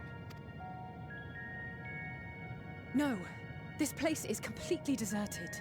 And I can't see how we're supposed to move on from here. Neither can I. It's quite the quandary. There are no denizens to bar our path, yet there is no way forward. For another mystery, we did find signs of very recent life. You'd swear everyone just vanished into thin air.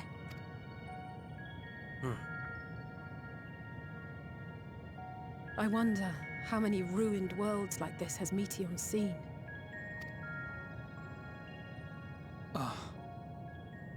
Could it be? Yes.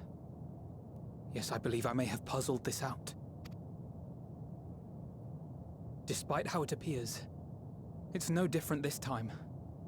There is someone here who has wished for this ruin.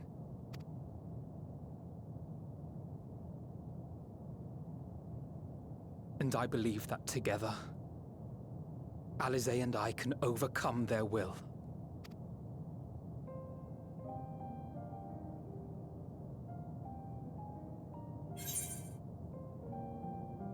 No! I won't allow it!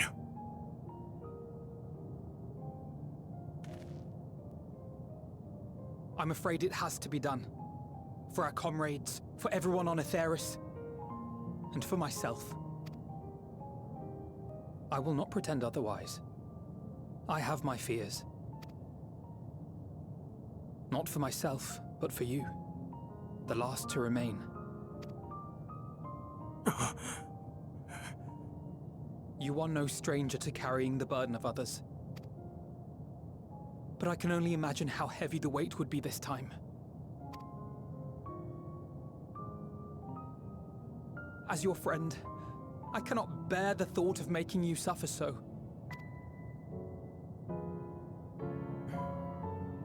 Then why suggest such a thing? It's too much to ask of anyone, even him. Why must he be the one? Why must he fight alone? More than a hero, he's a dear friend.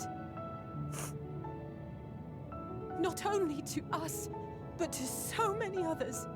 There are so many people in the world who care for you, and yet...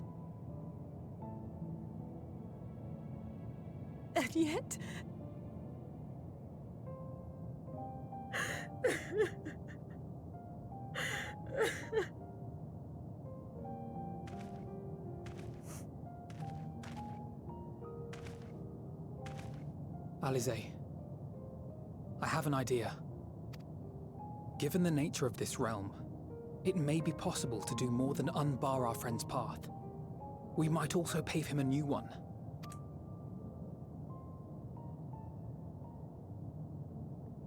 For instance,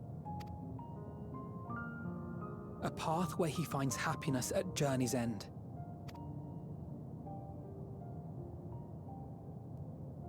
This much, I think we can believe with the utmost conviction, no matter how deep our despair.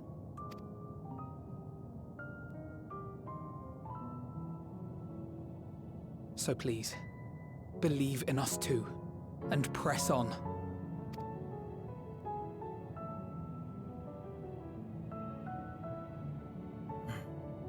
Thank you. What are you? If the plan's decided, then let's not dally.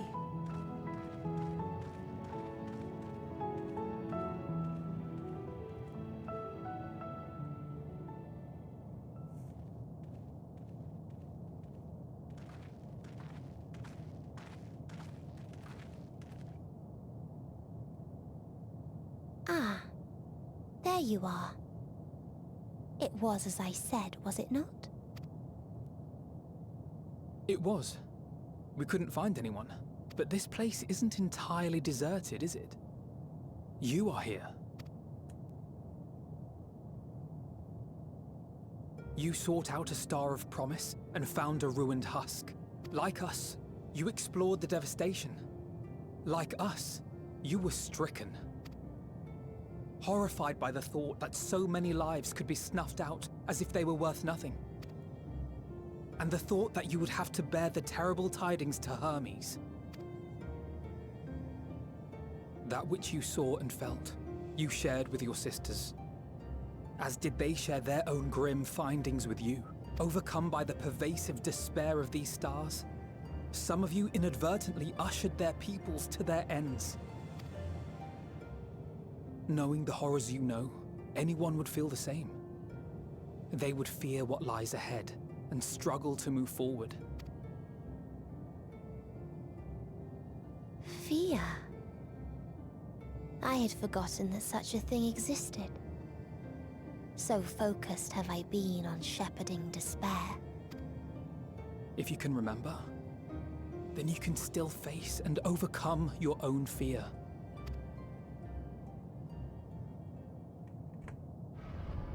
Why would I bother with such an insignificant emotion? If the despair I command is as a raging river, then fear is but a trickling stream. It can do nothing to alter my flow. You spoke with the Aya, yes? Heard their tale of what awaits the universe. It's true. The stars grow colder and more distant. Eventually, all will enjoy frozen solitude.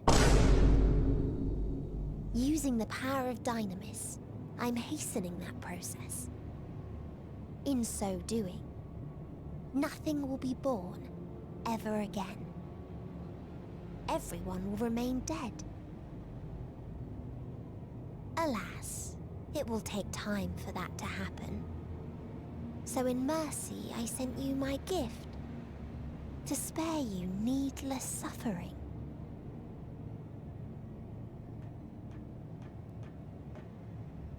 Don't worry.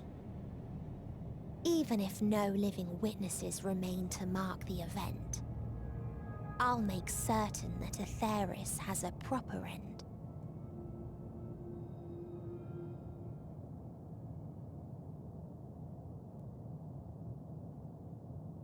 For all the power you wield, you're more fearful than the familiar you used to be.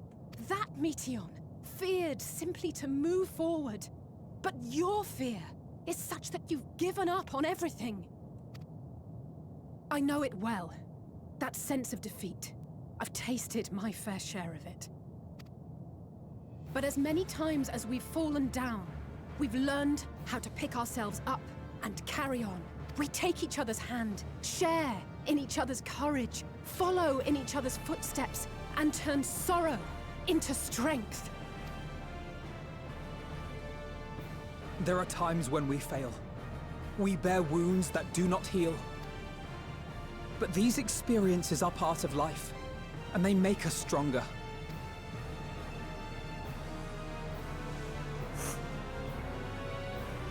We rise, fall, and rise again.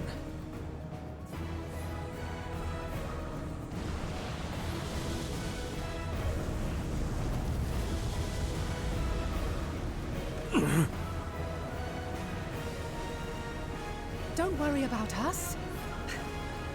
You must take the next step, and all the rest after that.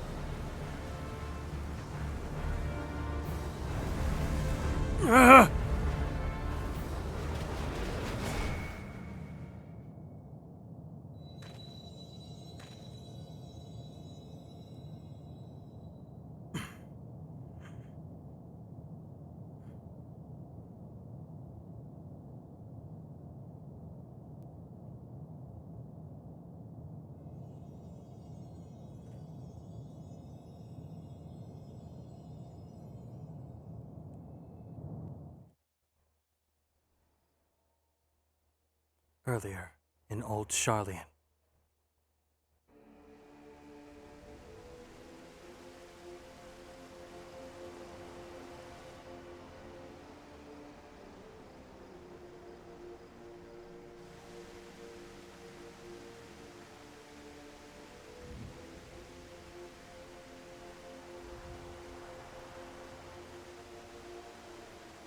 Please, please, oh, please let safe.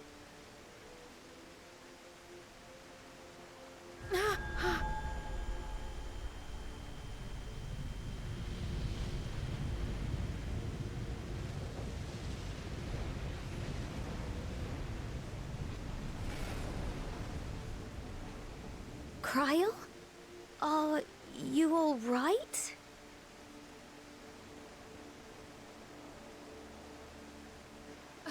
It's nothing. Just a headache. They'll be fine. I know they will.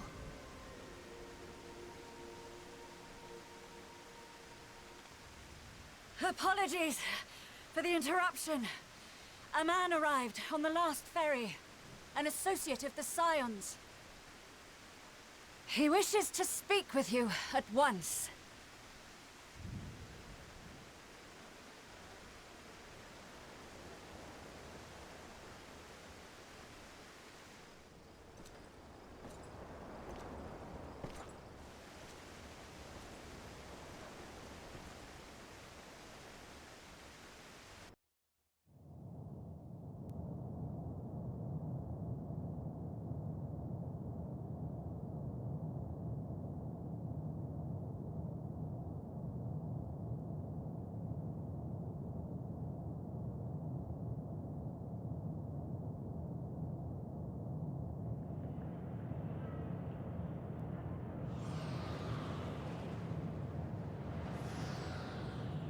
In this city devoid of life, you sense the presence of another.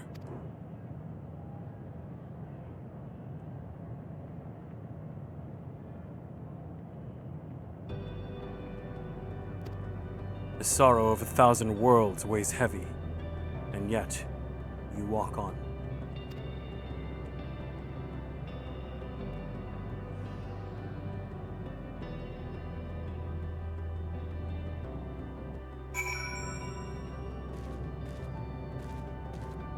If you need a push, I'll be right there behind you.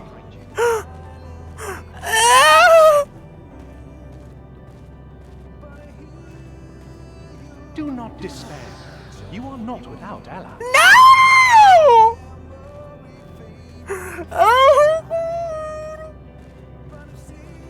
What we have sown in blood, we have reaped in suffering, and it cannot go on.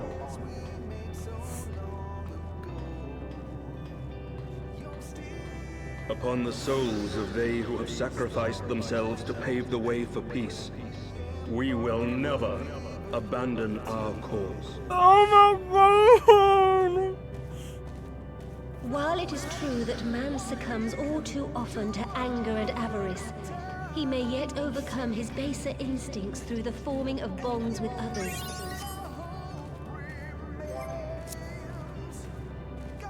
Such victories are rarely won without sacrifice, but the prize is worth the price.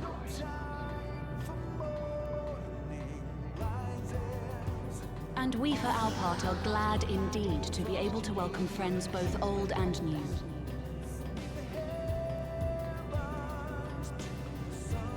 Save your tears for the morrow. You may be sure we will have ample cause to shed them, be they for joy or despair.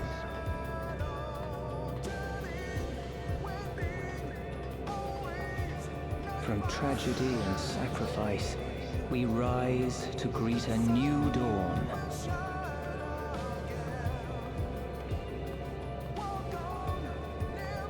A future shaped by the choices we made, in ways we could never have foreseen.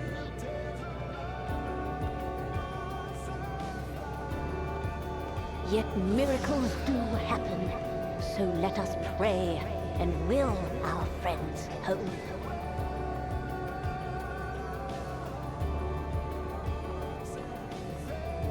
I won't stop praying until I know they're safe.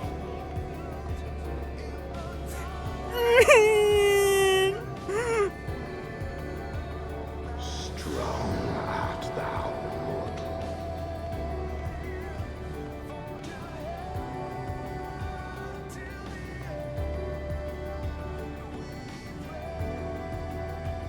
Look to the light within. We continue to serve as a beacon to others.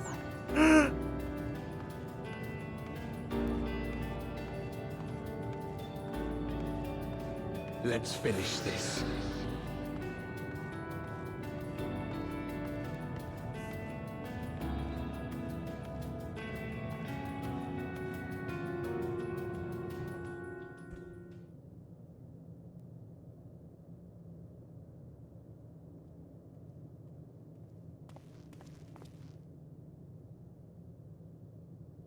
Here the path ends. There is no way to reach our nest.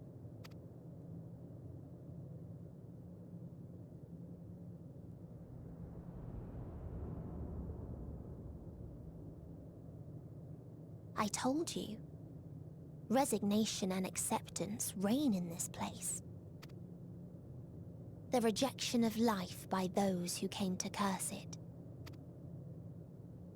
Those whose dreams were unfulfilled. Whose prayers were unheard. Whose labors were unrewarded. Hope cannot deliver you unto hopelessness. Our refuge is beyond you. Always has it been. Such is the nature of this place.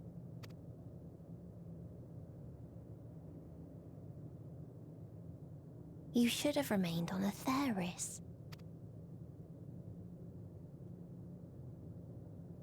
Struggle will avail you not, nor will it grant your comrades peace. Come, let me relieve you of your burden. You've suffered enough.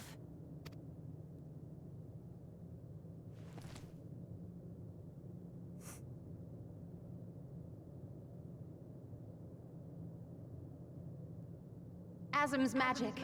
So long as our souls remain, you can use it to summon us back. But you mustn't. How do we make peace with... That's why it's too soon for this to end. There are so many people in the world. You must triumph. Be safe, all of you, and come back. I am ever grateful. Came to appreciate most about our star is that there remains so much we do not know. After all these years, is this the answer I was hoping for? So long as we remember, our fates remain ours to shape. and Godspeed. Perhaps when our time comes to return to the star, we shall remember these few days we have lost. Do not squander it. The legacy I leave you.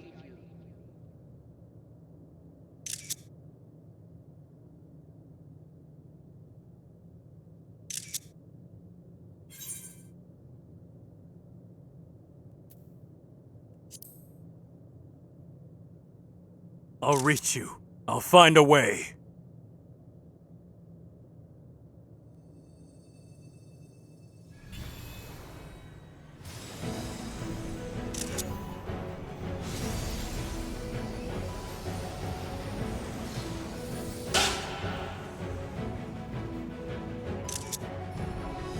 My gay bitches!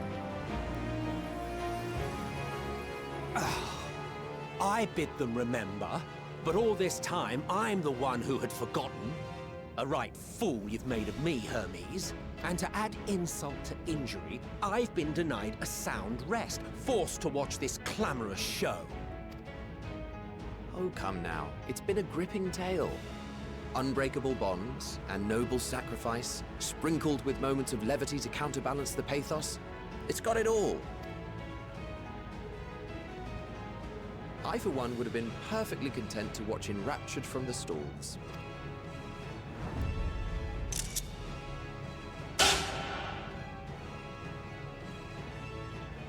But I won't say no to a bit part. Bitch!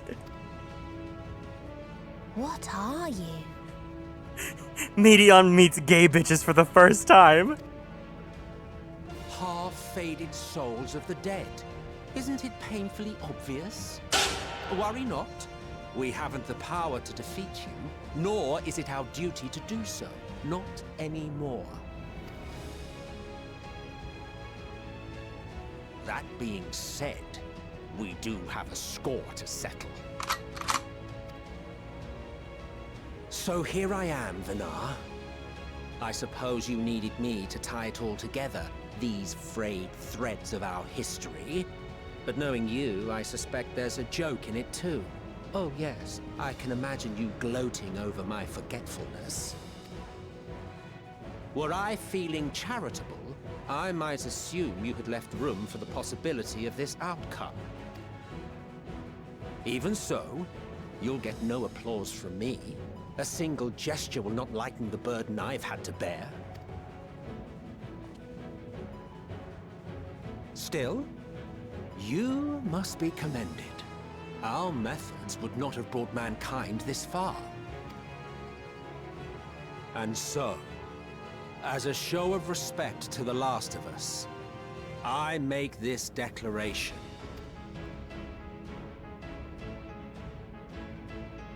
You will not end our journey. That is our answer. The answer of all lives of Aetheris, past and present.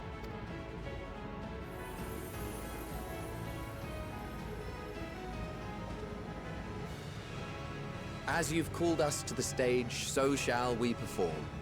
And creation magics never fail to please. If they're gonna perform, we gotta give them the light sticks, producers. For Hythlodaeus!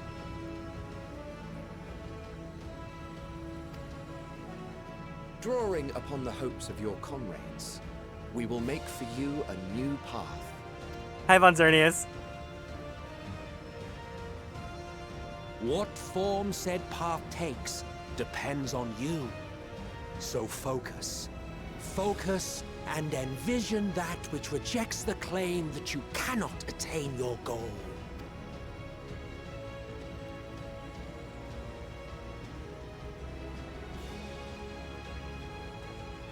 Ours is the wisdom to weave the fabric of reality.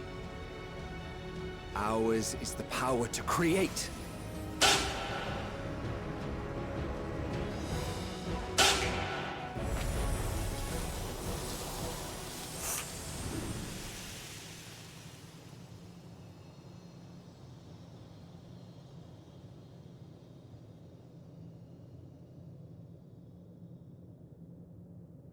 Meteor, though I gave you these wings to soar the heavens, I did not teach you how to walk the earth. So loath was I to bind another living being. In the course of your long journey, you will learn from those you meet. Learn to walk and run, and so much more. A flower.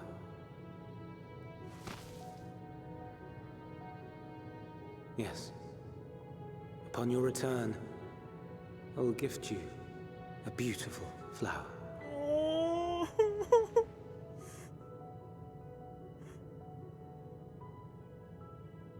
These Elpis blooms serve as proof that this realm is not utterly devoid of hope. No more can you deny its power. No more is yours the dominion of despair. Emmett! In case the practical implications were lost on you, your comrades no longer need fight their fight.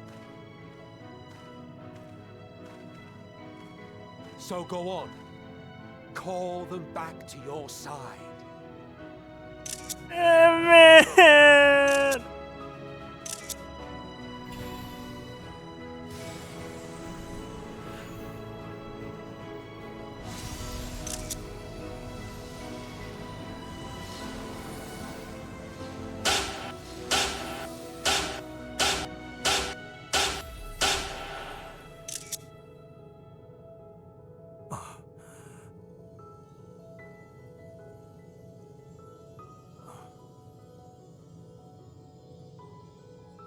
May you ever walk in the light.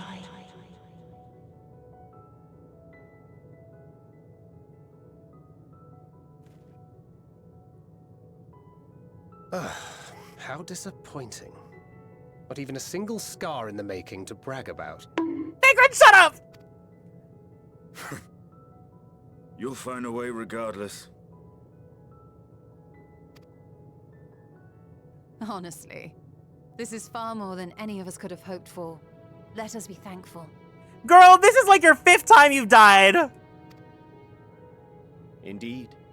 That we thus stand reunited is a gift. Let us not squander it, and see that we all return to Etheris. Aye. As soon as we've averted the final days. Good to see you again. Our heroic sacrifice paid off, I take it. Girl, heroic sacrifice hater #1. Come, my friends. Let us carry on and finish it. Together.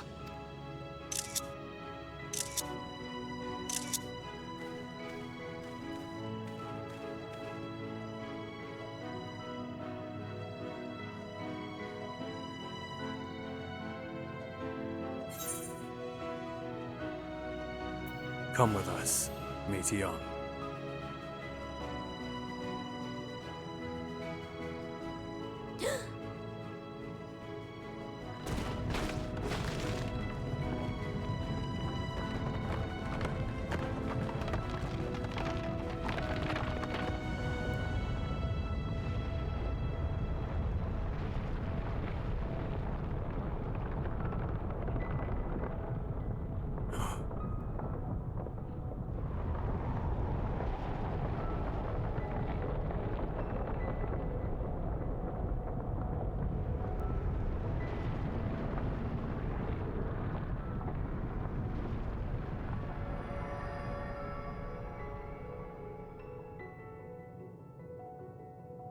Can you hear me? The voice is within, crying in pain, wailing in sorrow, hurting, hurting. End it. Silence it. Silence our song of oblivion.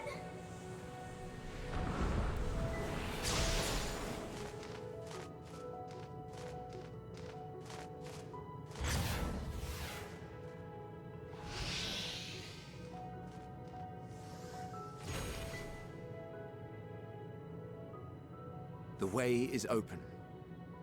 They can proceed. So it seems.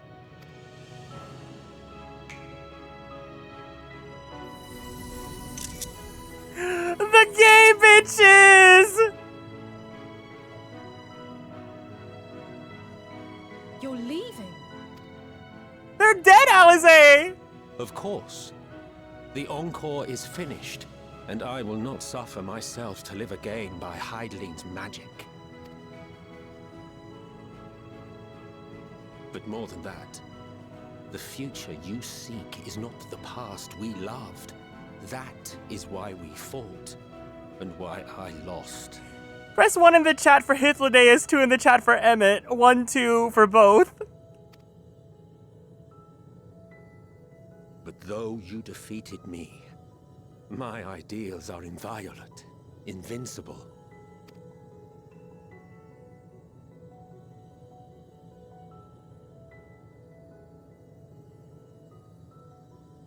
Spare me your pity. I have no use for it. If you would do something for me, save our star.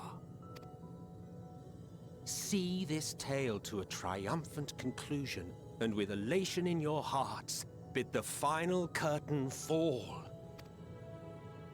Only then may it rise again, and a new tale begin, with new parts for all to play.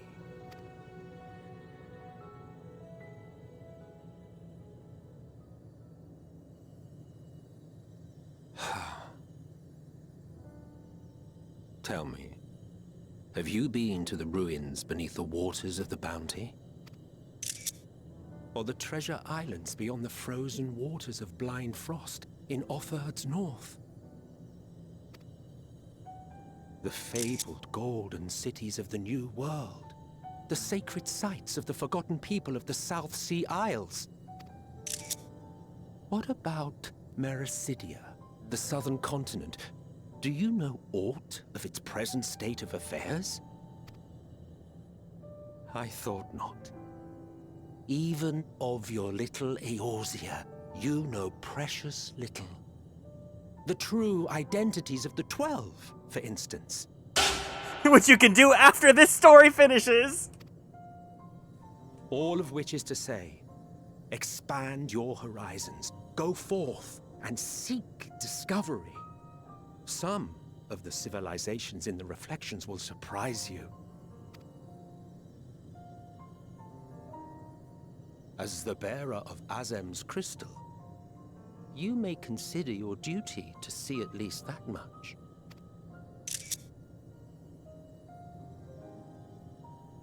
I certainly did.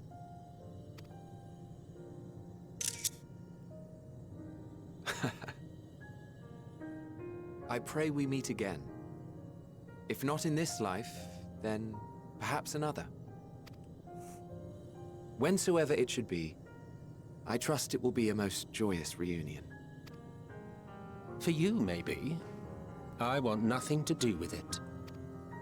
Oh, don't be that way.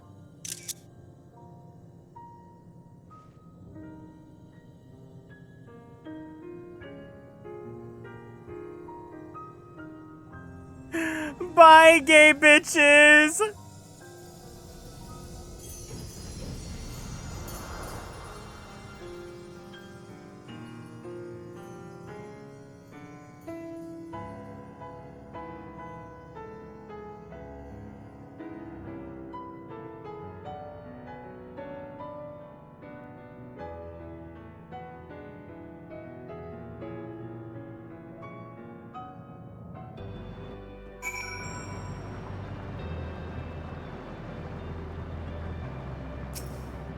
It is my fervent hope that our ancient friends will find a new beginning. They and all of their brethren who have returned to the ethereal sea. For that to come to pass, we must succeed. We must avert the final days and save Atheris. To go and see all those places and more, Selk has given you quite the task. Suffice it to say, I should be glad to assist you, once we've returned together triumphant, of course. For all the lives on those stars whose light hath been extinguished, by the ancients who went before us, I offer a solemn prayer. No need to explain, I have a rough idea what has happened while I was gone. It was a strange feeling. As though I was struggling in the pitch-black sea. A powerful tide was trying to wash me away. One that churned with hatred and envy for life. It was all I could do to swim against it. Suddenly, it was here. But long and short at the same time. Hazy as in a dream. Through it all, one thing was crystal clear. You fought with all your being to keep our hopes alive. I can't claim I fully understood the workings of this place, but in that moment, I felt I knew what I needed to do. I felt that it was the right time to offer up this life I owe, that I could risk it all in the wager that the rest of you could manage without me. Full glad I am to see that I was right. As different and mysterious as the ancients may be, they were people not unlike us. The first people to fall and feel pain. The first forced to find a way to rise again. From them, we have come. And in our pain and suffering, we are connected.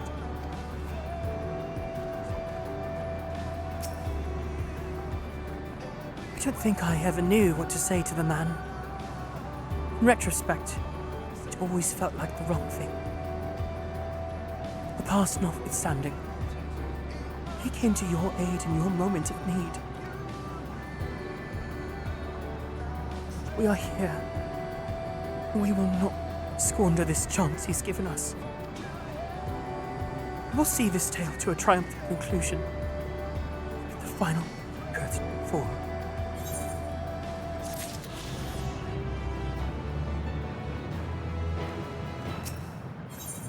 Alright, we are going to go into the finale now, but before we do, I just want to check if any of the international folks wanted to join in, if Ryugen or Naoki or anyone else that is not in the American servers, if you guys wanted to join, I want to make sure that you guys get in first because I don't know if we'll be able to connect with everyone.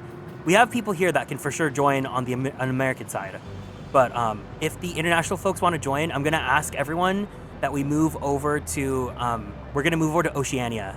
So that way I can, and then for sure the dungeon, I'll include the international people in case they can't make it to the trial. Okay, yes, okay. Naoki, just wanted to check, are you here? Because if you are, then I would like for you to join the dungeon at the least. But for now, we're going to go ahead and log out and go over to Oceania. We're going to meet up in Sephiroth.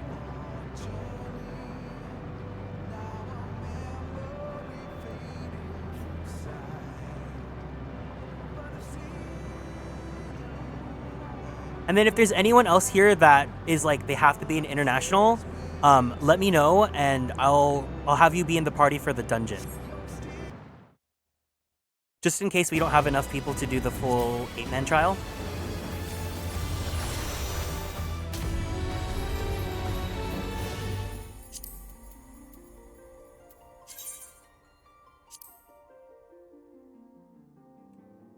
Oh my god, it's 6 o'clock. I knew this was gonna be a 6-7 hour stream.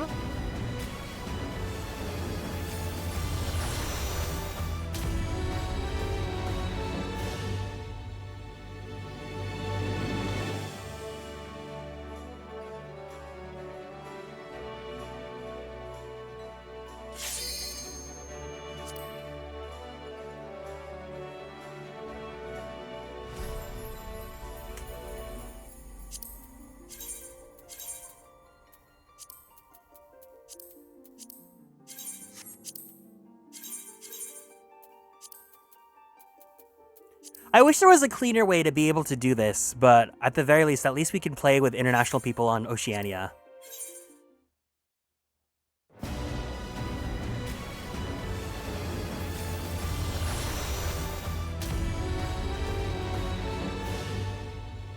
I don't mind doing the server hopping.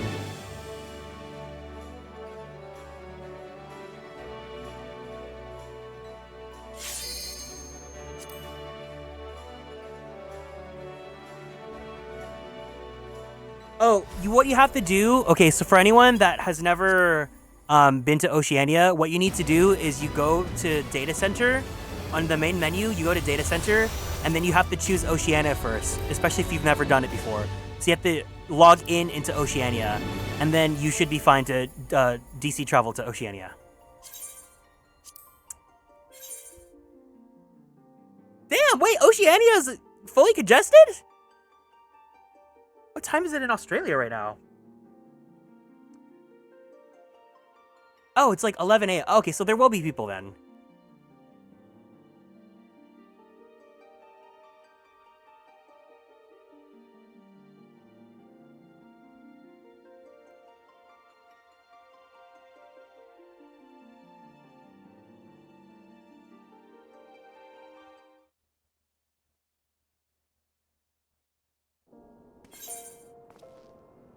That's good.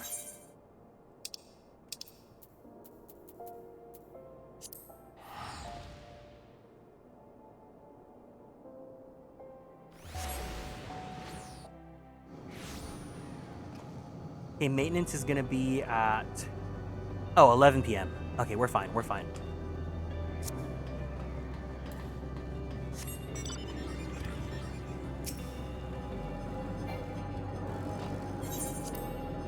I've got to make the walk.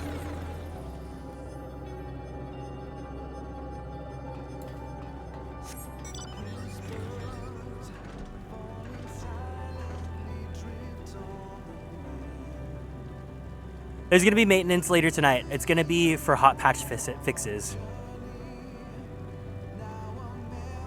We will be fine. We're gonna finish on time.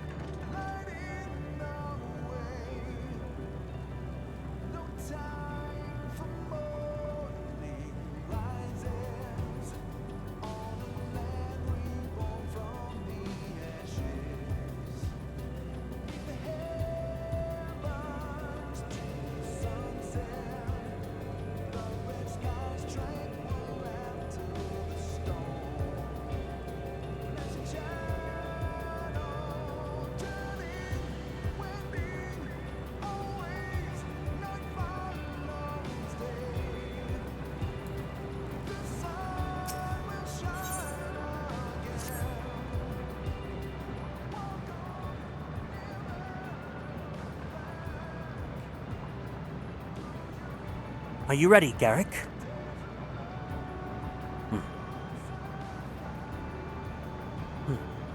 Then let us set forth for the reckoning.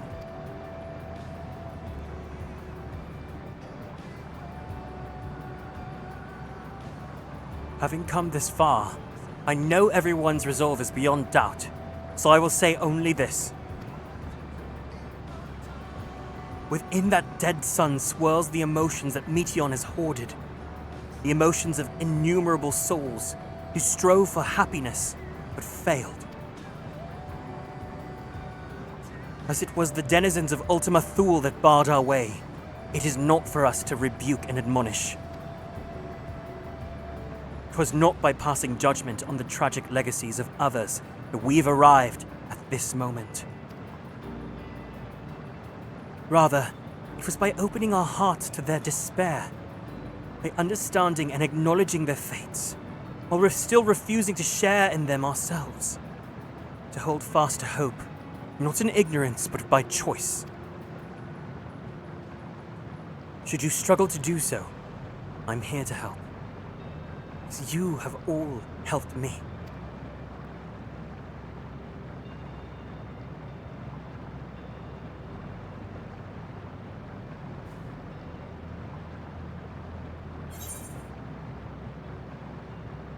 Everyone's going home today. Understood? Aye!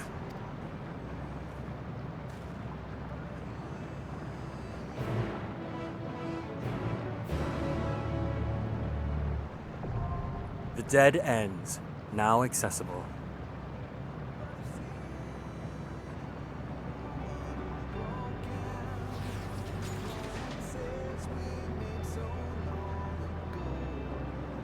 All right. Hello. Okay, for sure Ryugen's coming in. Is there anyone else that that's international or like needs to only do the dungeon?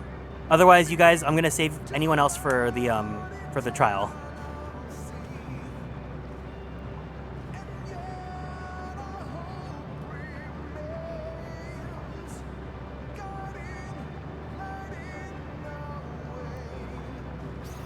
Yeah, no, you can do the trial too. I just wanted to make sure that we did the dungeon with international in case we didn't have enough for the trial. But then I also realized that Oceania is open.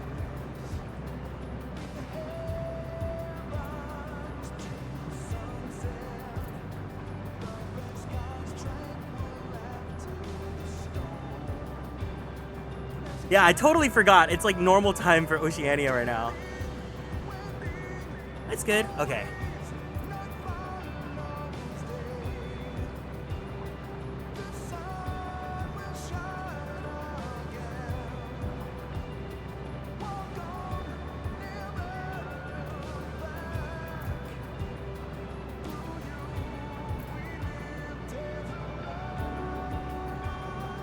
Okay, I guess in this case, I'll bring Geb and I'll bring Alan since they've been here since the beginning.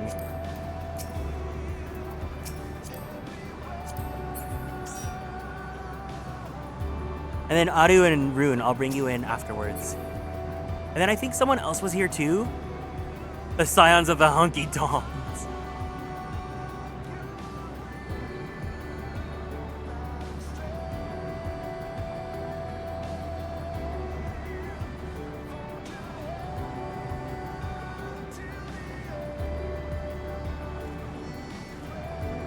Alan, you can join us. I think there are other international person. They might be asleep right now.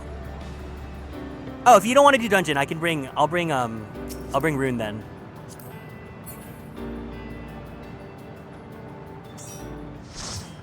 Okay.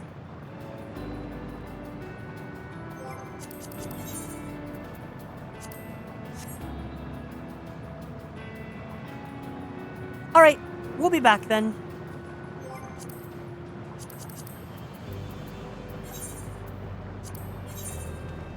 And then obviously just remember at the end, we're gonna do pictures. Yeah, also after the trial, we'll take pictures too.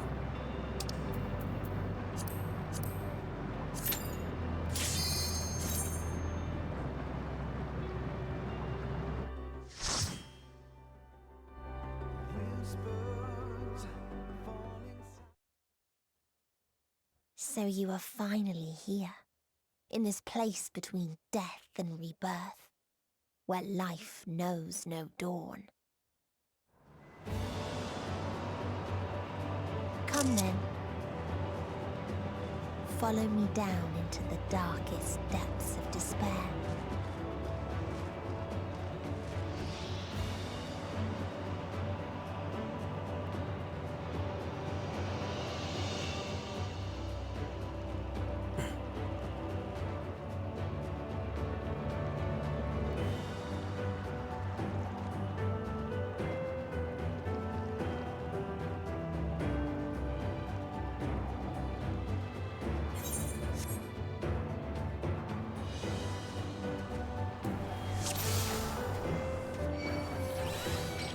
Once upon a time, there was a beautiful blue star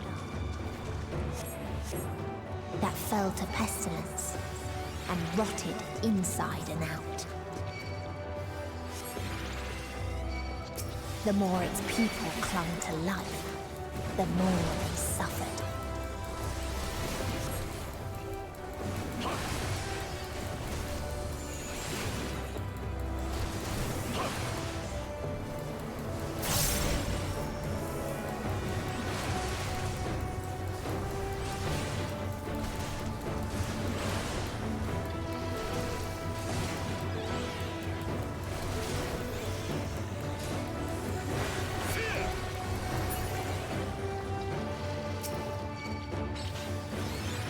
Why do you ask such a question? Do you not see the plague and pestilence that consumes us? Ours is a world of rancid blood and rotting flesh, where death is the only remedy to suffering. There's no meaning to be found in such misery. But it was not always thus. Beneath the waves we knew only peace and plenty. We wanted for naught, and yet craved more, that our progeny might someday flourish as we never could. Eventually, we ventured to the lands above, bearing flame and iron, toppling any who dared oppose our might. The world was ours for the taking. Yeah, if I see that there's stuff to read, I'm gonna take it slow.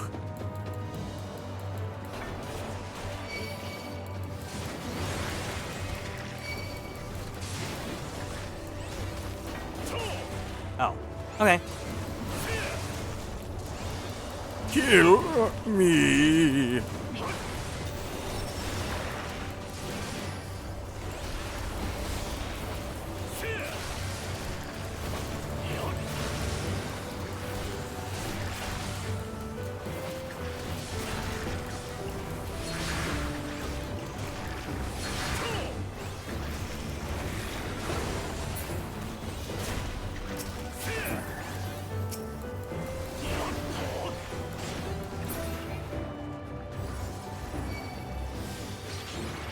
Thank you.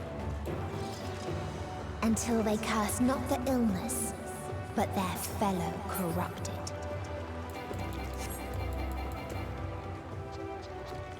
Not the Namazu!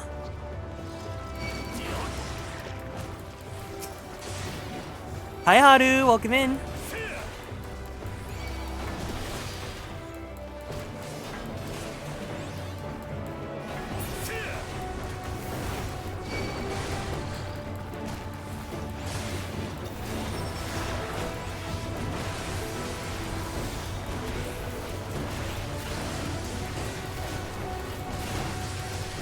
We are literally at the final dungeon, yeah, and then we have the final boss afterwards.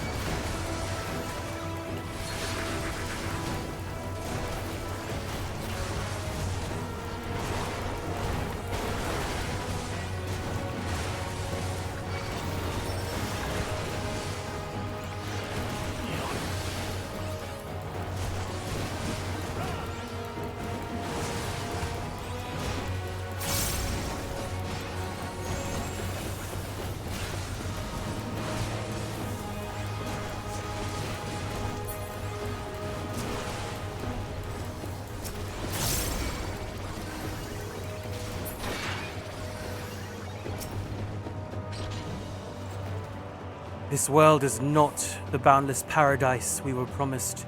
Our population was quickly outstripped the habitable land. Our seas we thought would shine forever blue ran dry. Spoiled in the forging the tools of the conquest. Cramped homes turned to squalor, and then came the sickness. Our undoing, and the final blessing this star has to offer. We are no longer the fools we once were. Wheresoever life goes, death will follow. Indeed, existence is but the most painful path unto nothingness, and the wise embrace their obliteration wholeheartedly.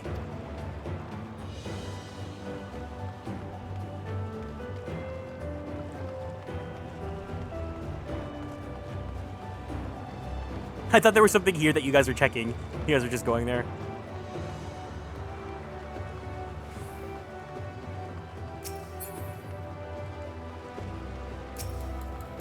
Geb, meet Greb. Those who lived and festered. Those who died and decayed.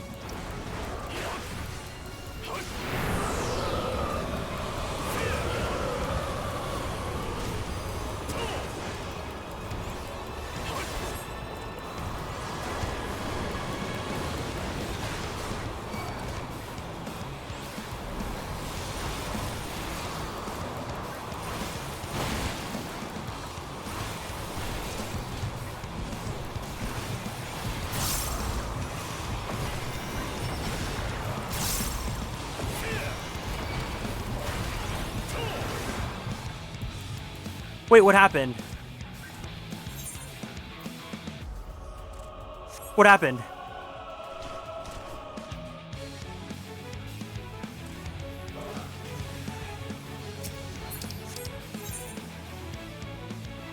Those who lived and festered.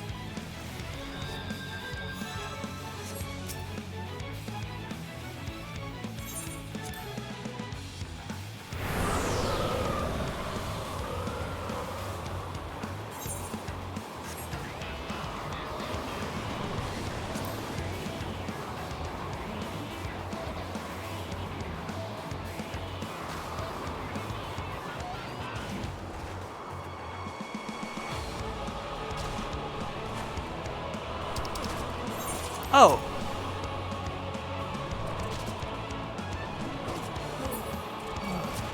Oh. Wait, let's just do a full reset. Let's do a full reset. Let's do a full reset.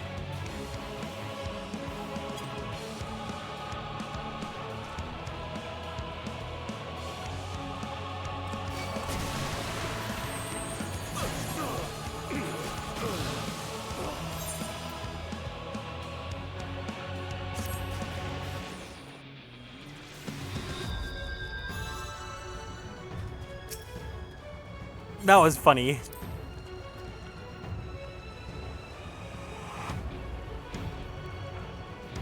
You're fine.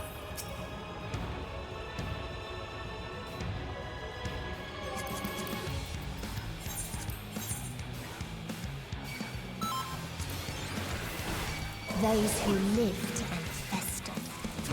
Those who died and decay.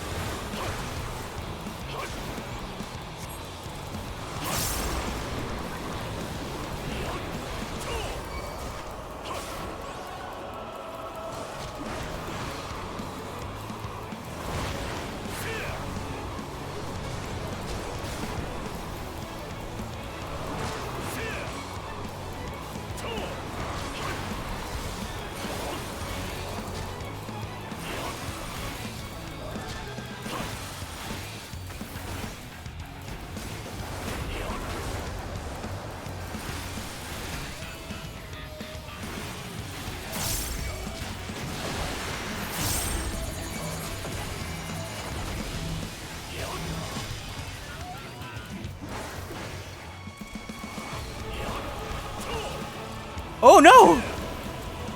Okay, we're fine, we're fine, we're fine, we're fine.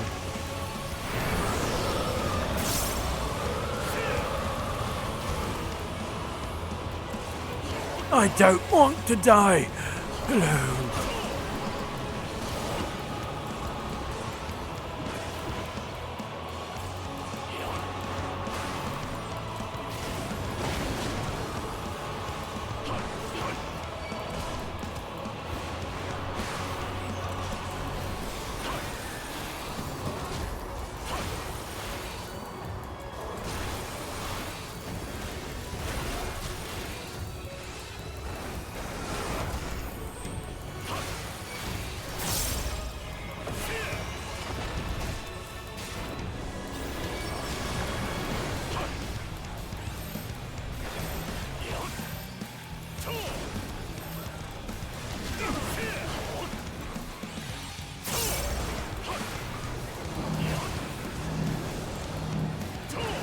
You're fine, you're fine, you're fine.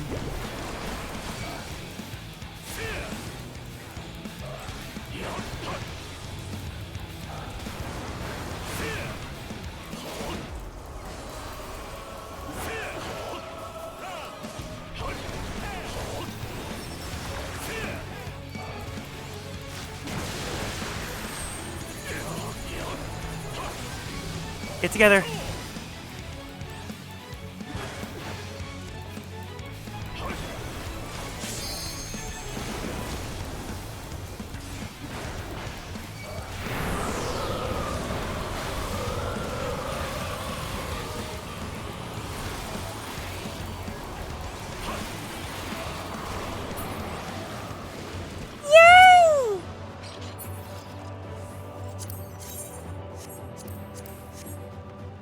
And the very last of them wished they had never been born at all.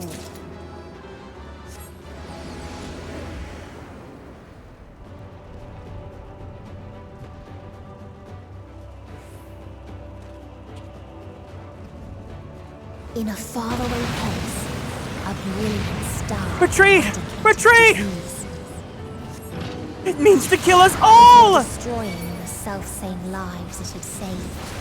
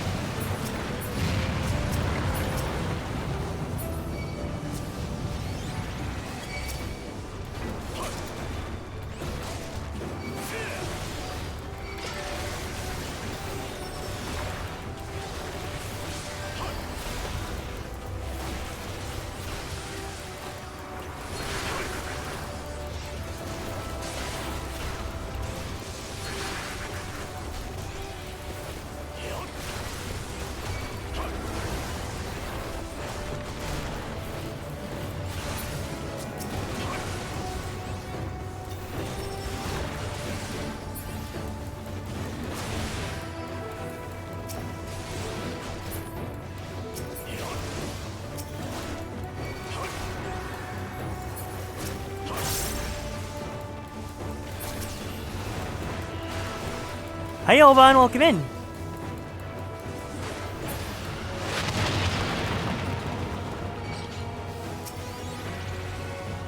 Its people sought ever greater freedoms no matter the cost. And otherworldly beings should first grace us with their presence as a sign. Indeed, they understand that we The global community are possessed of the wisdom and compassion needed to guide this star back to the path of righteousness. Yet the freedom fighters dare to undermine us, inviting chaos to disrupt the order we labored so hard to build. They have forgotten the history of this star and its once myriad nations. The wars waged, the countless lives lost. They must be brought to heel. The world united under a single standard, no matter the cost! Okay. Thank you guys for being down for me to read the lore. I know you guys are all here to support, so I appreciate it. What would be a class you'd like to see for 14? Owlin brought up one that I really want to see now. I want to see Mystic Knight. I want to see a sword, like a fencer that uses magic-infused fencing and not like Red Mage. Like actually, like the magic is attuned to the weapon. Demon Hunter, Demon Arm and Whip. I want to see Whip too. That'd be really fun. Give me like, I want to see a whip sword like Bloodborne.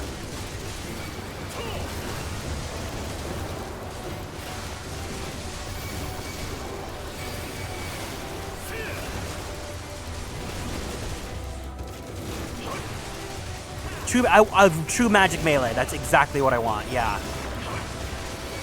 Don't worry, I'm good. I'm good. I'm playing warrior, so things are so much easier right now.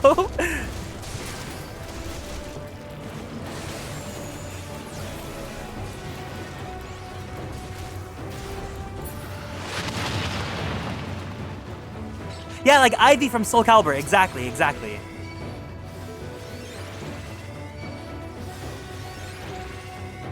We constructed the Peacekeeper, the pinnacle of engineering and technology.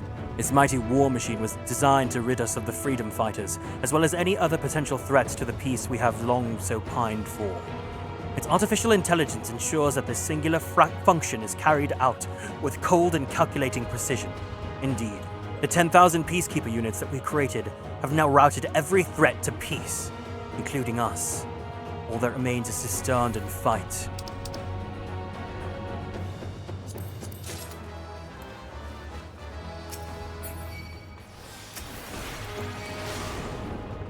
Resuming peace control. All lifeforms must be eliminated to achieve peace in perpetuity.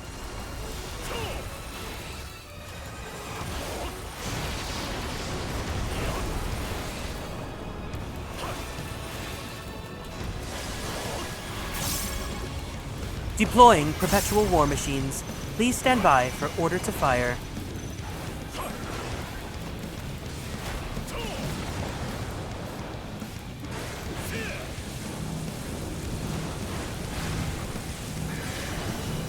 Nice.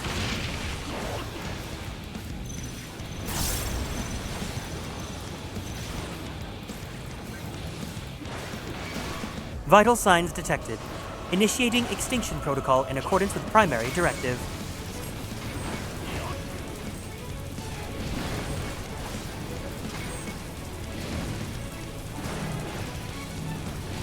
Oh my god, these fights are so tough.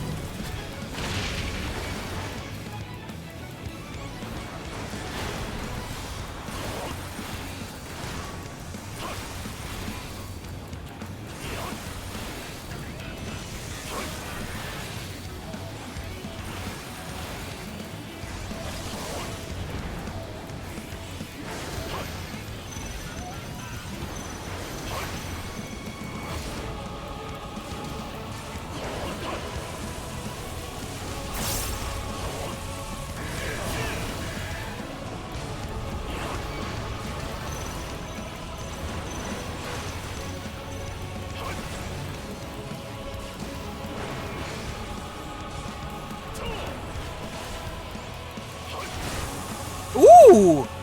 Scary!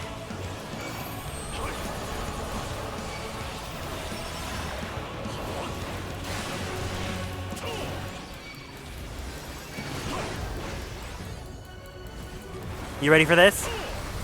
Let's go.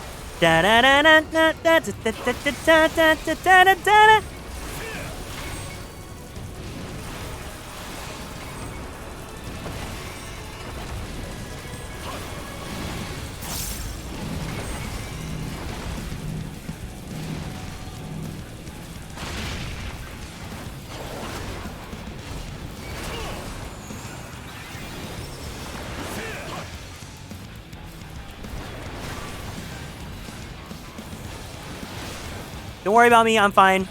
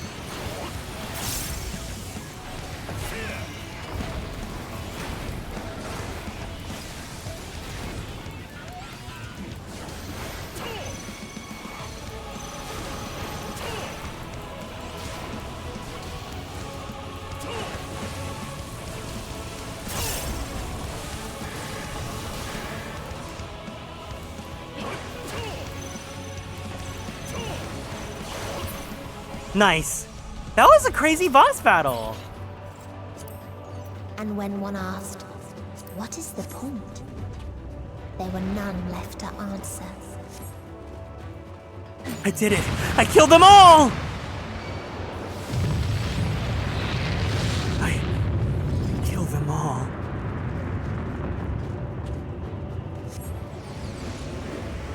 Visions of another world unfold before your eyes. Oh. Father still existed a star without strife. What in the Shin Megami Tensei? Where none remembered life's trials or its joys.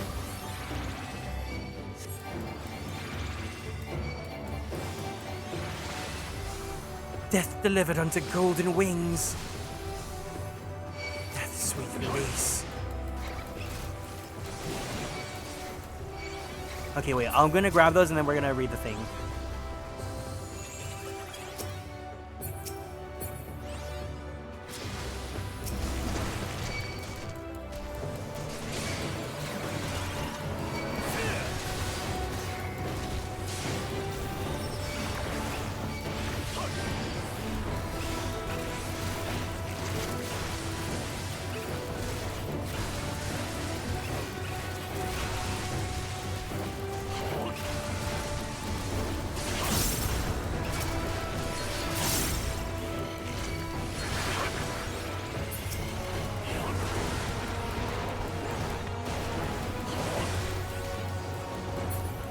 Nice.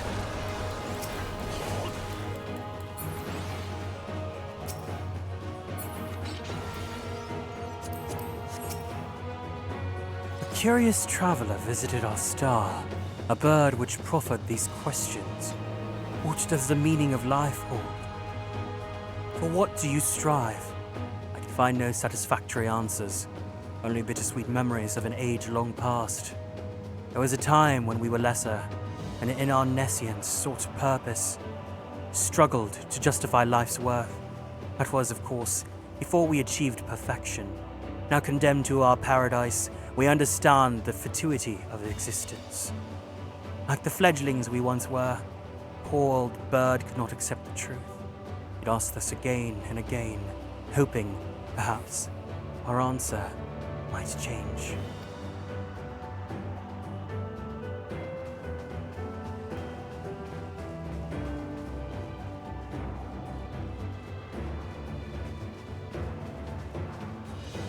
What its people had gained from ease, they lost to apathy.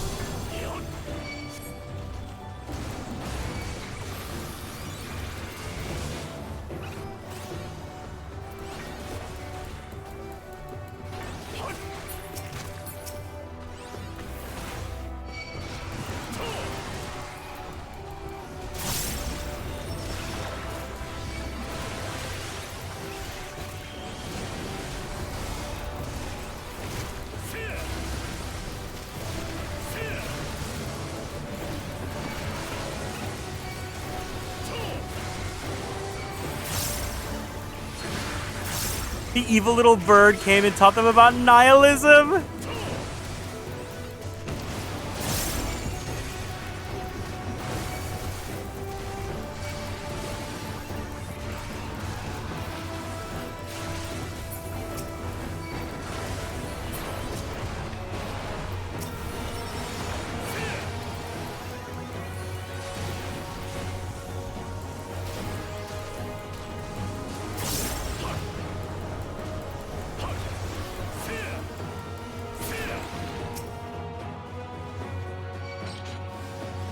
was a time when we yearned to explore the heavens, found purpose in the hope of unveiling life's mysteries. A dream shattered when we reached enlightenment and found it empty. There was a time when we believed in our legacy, thought ourselves marking a worthy path our successors might follow. Efforts rendered futile when we discovered the keys to paradise and immortality. As individuals, we struggled to know what was right. Yet in today's perfect unity, there's naught left to question. We are infinity, constricted by the finite. No more. Rawla shall grant us the mercy of annihilation. Man, they're only giving accessories. Give us weapons, or give us some... I guess we're not gonna get armor here, huh?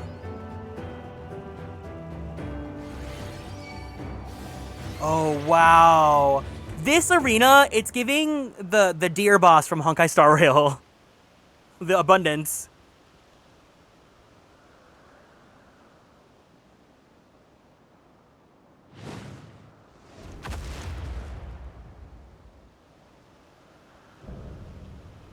The Last Mercy. Rawla.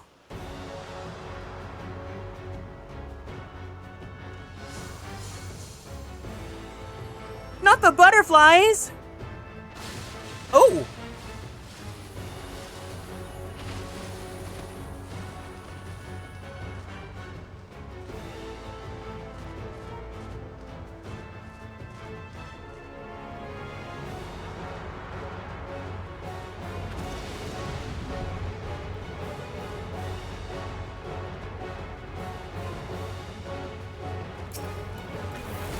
So they created the kindest, most gentle of beasts.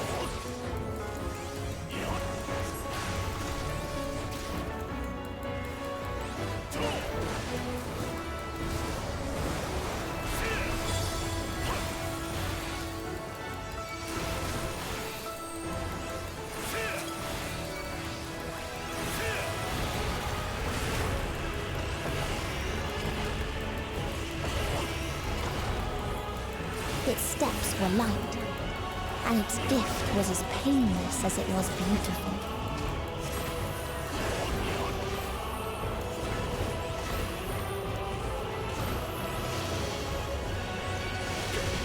Oh, well.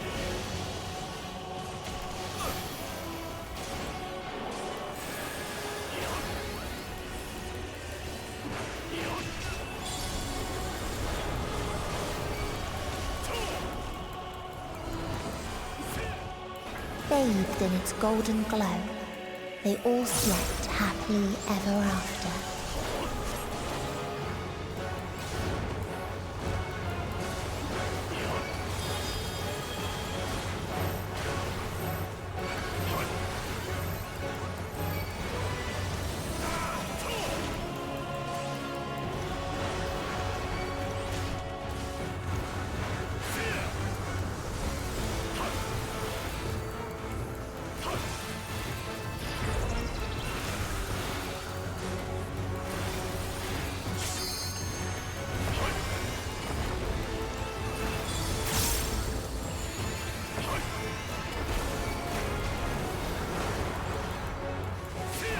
I had 4 Avon stacks? That's so funny.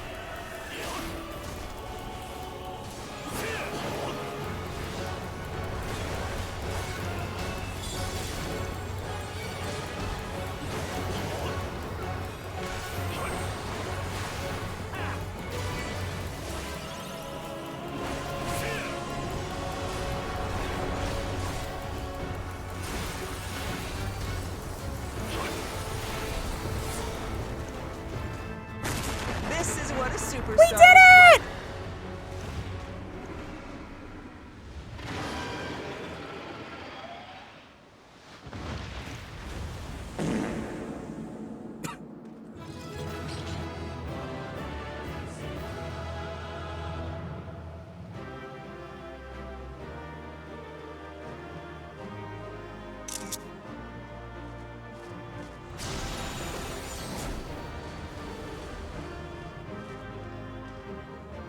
Oh no, we should have taken a picture while it was still golden. Lamau.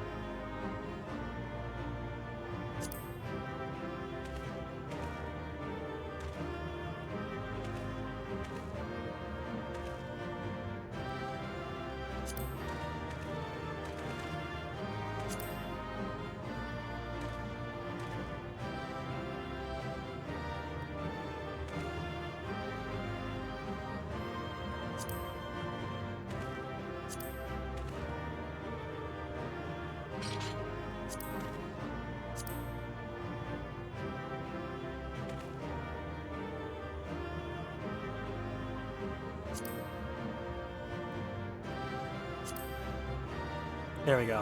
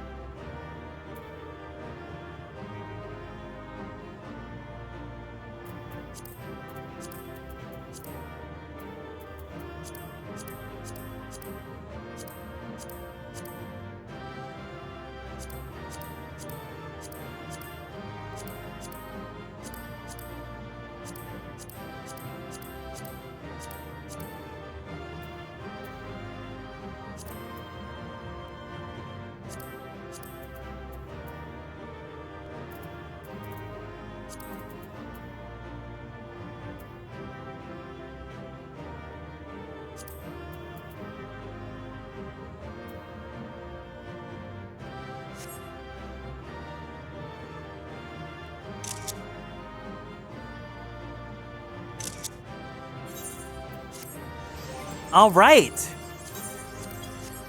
Well, are we ready to do the final boss? Damn, it's all accessories. We ready for the final boss?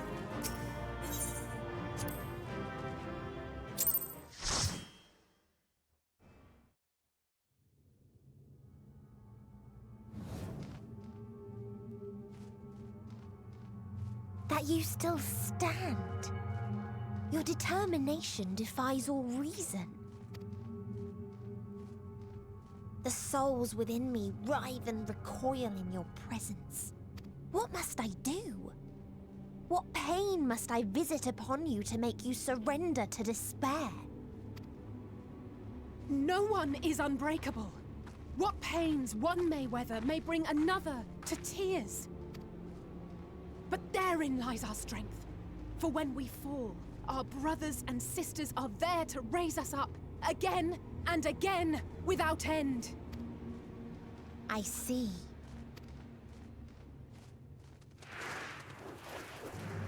But no matter how much hope exists, ever will there be more despair. Ever will the living cast the present and lament the future. So shall we sing until life ceases to be.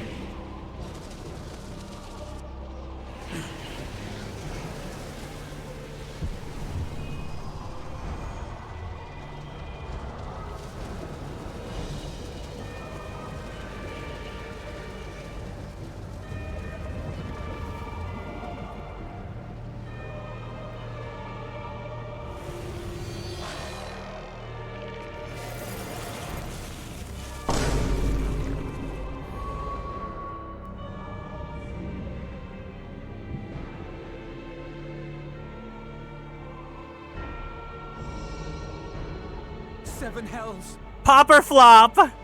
It's kind of giving diva. On your guard.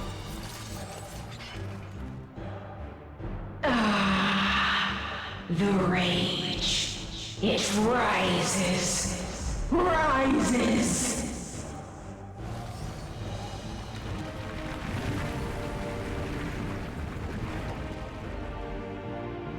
Ugh. Ah!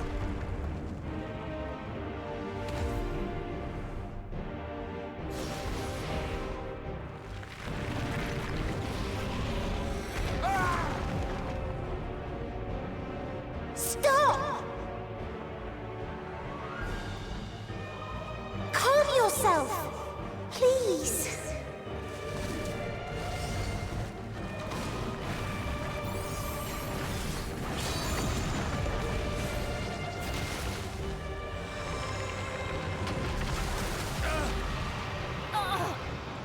We die in pain.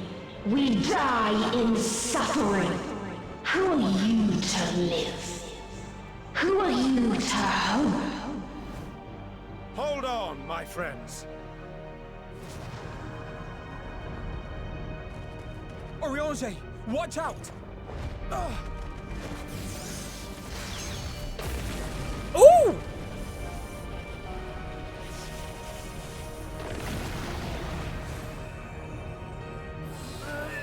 Alphino! We cannot comprehend. We cannot know. We cannot know!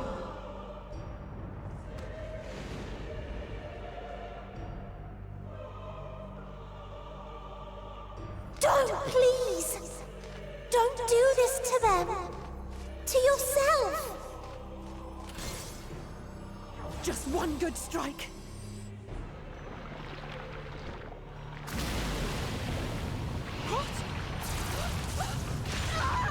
Stop! Please stop! We will not suffer alone. All will know our pain. No, you don't! Oh, passage of arms!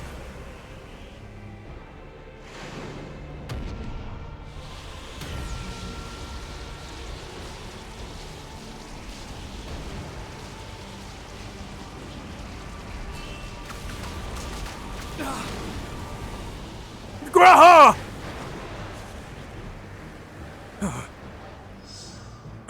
All are washed in ice, a frozen waste, forever silent. Ever cold.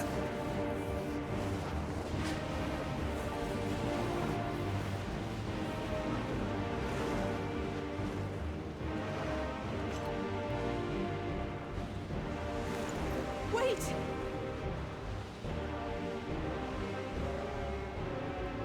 You can trust me.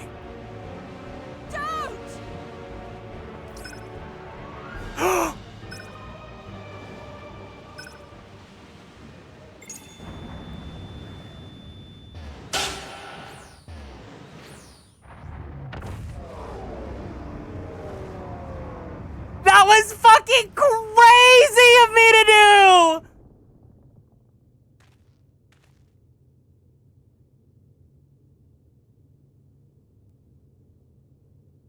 You gifted them escape and rendered yourself powerless. Bereft of the synergy you claim is your strength. Unless you need to call upon the dead once more.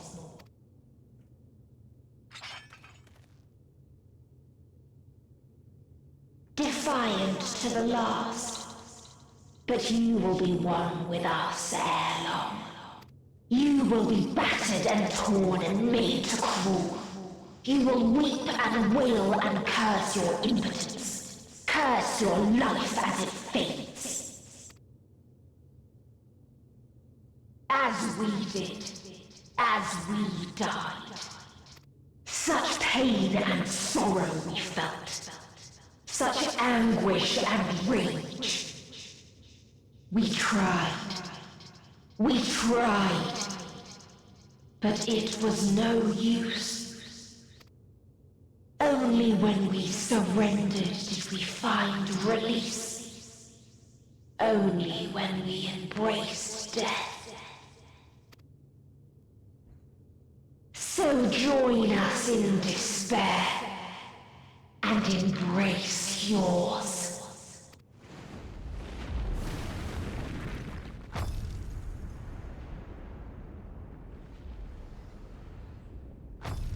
My ultimatum. What is happening?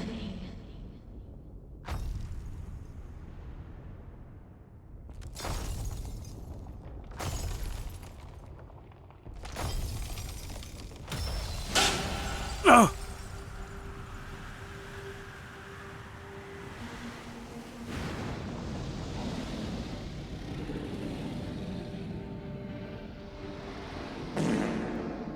At the end of everything, I find you, my friend. You once, as you did in me. I've never! When at last I understood what it was, I journeyed to Sharlayan to seek you out. Struck a bargain with the woman who shares your gift. The way he had to climb down to Kryle's level. That's how you know, even if she's not on screen, Kryle is a mother. In exchange for lending the Scions my aid, I was given the means to come hither. Gorging upon what remained of the Mother Crystal, I reclaimed the form of the dragon.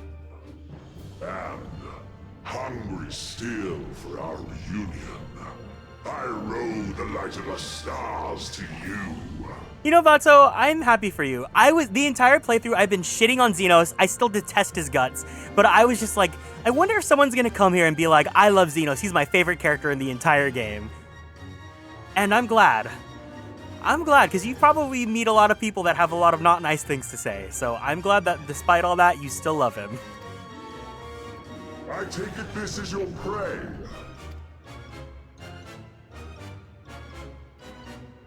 But why does it still live? Surely it is no match for you. I assumed you would be above something so banal as despair. Am I mistaken? I don't want your help.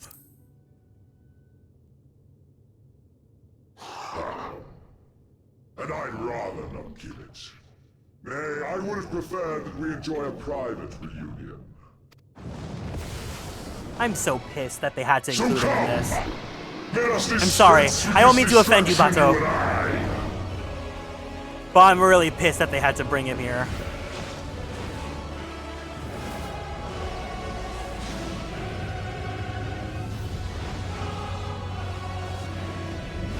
You struggle in vain. You will not silence our song of oblivion. He did serve just a tad here. Press 1 in chat if you think he served even just a little bit here.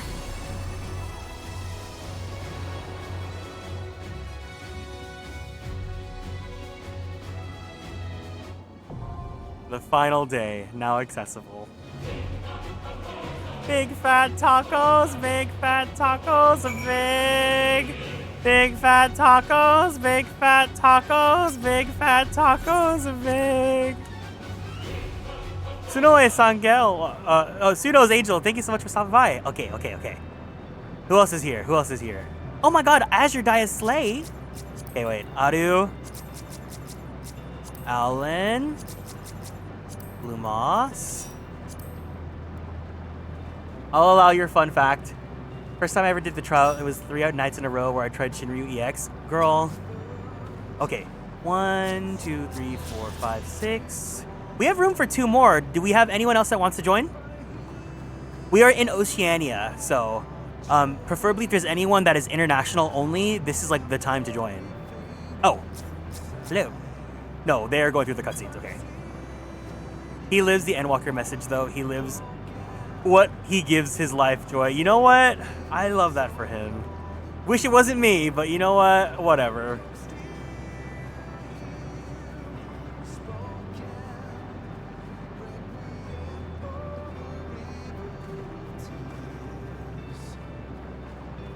Sneaking? Alright. Emmy, you're number 7. We have room for 1 more.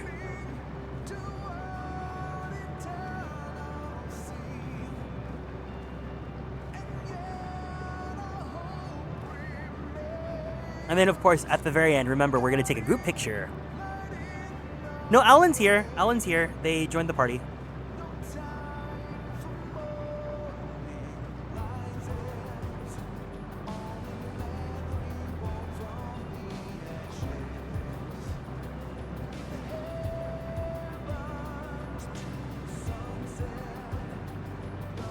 Where? Oh, at the trial. But we can take one here, too.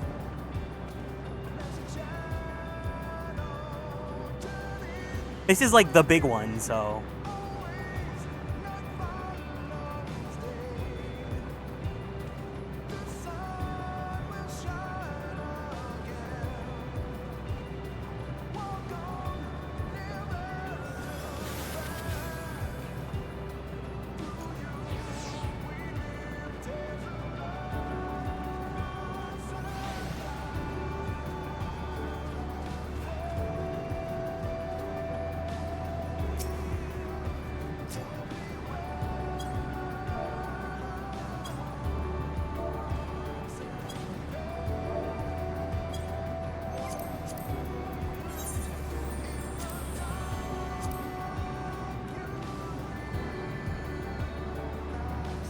Oh my god, it's an Australian native!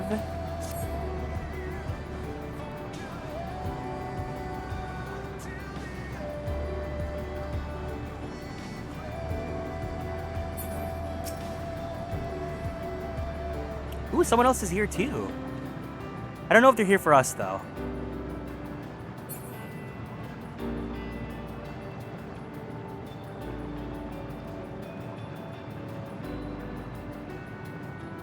Maybe they're here to support their friend too. It's just so crazy seeing Oceania be so, Oh my god, wait, you're right, Alan is not here. 1, 2, 3, 4, 5, 6, 7. Okay, so once Emmy gets here, that's 8. I would have liked it more if it was built more, but Zeno stops mattering by the Zodiac fight and he comes back just to get yelled at by Alize and Euless. Than this. I don't know how he's even allowed in Charlotte, but surely they knew about him. Public enemy number 1.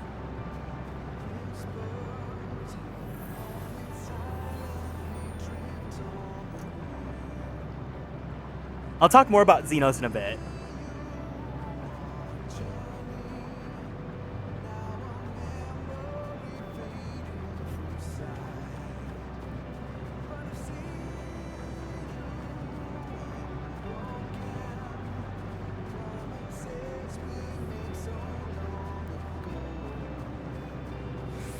This will be the only time Kieran says that sentence.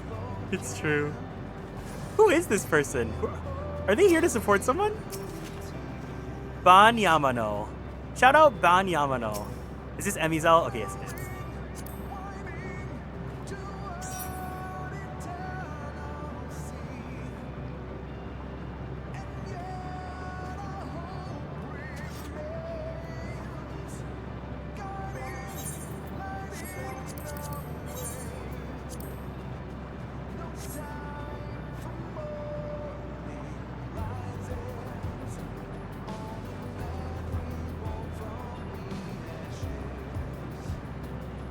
Ellen, are you here?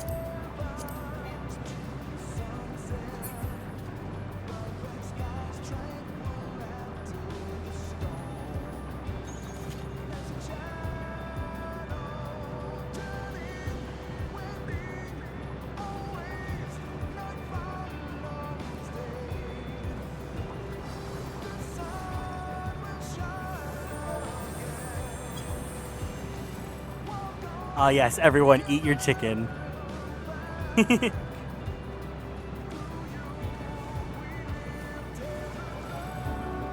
It sounded like he had to take care of something, so I don't mind waiting for him for a little bit. But if not, then...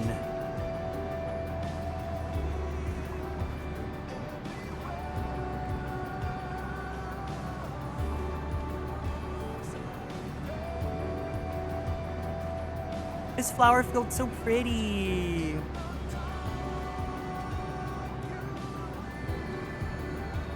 We can take a G pose here, while we're waiting. You can put, yeah, you can regen anyone regardless of party. Here, let's take a group picture here.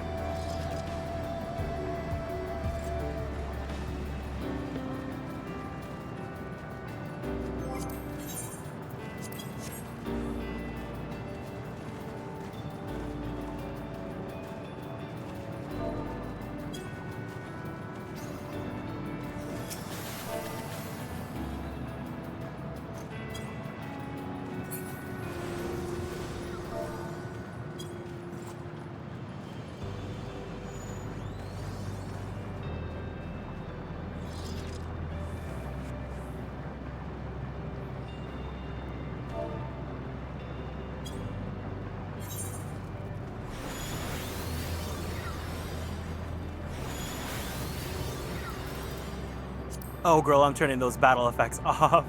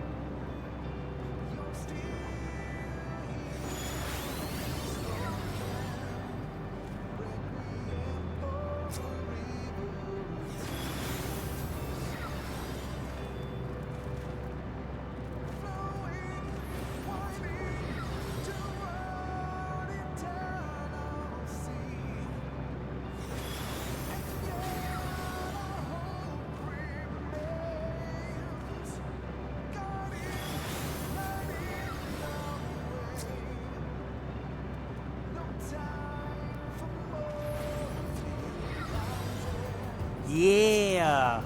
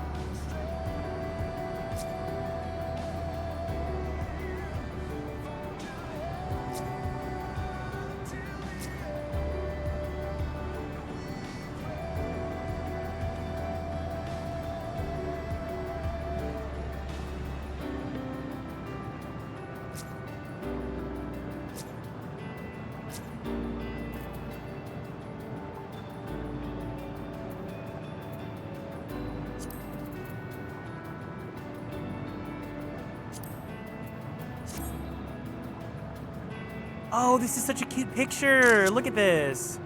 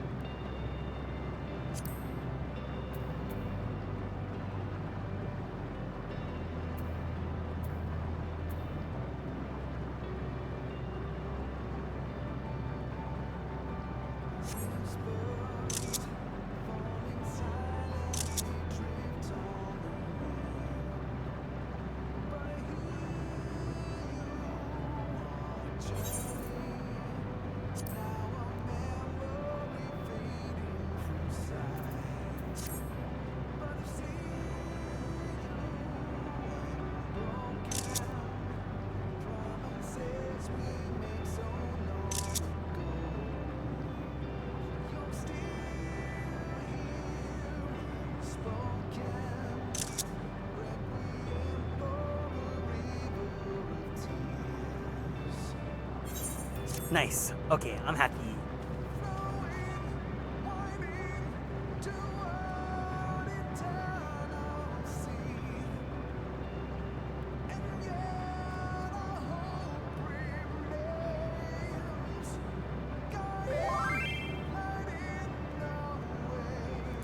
Okay, it looks like he's back. All right, are we ready? And then, of course, we're going to take a picture at the arena as well.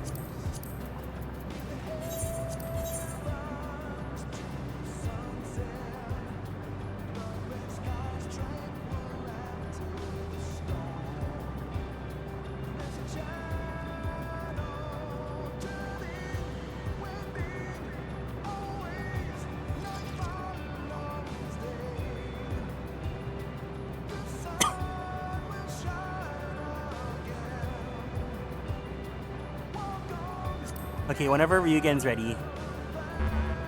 One moment. Okay, he's good. He's good.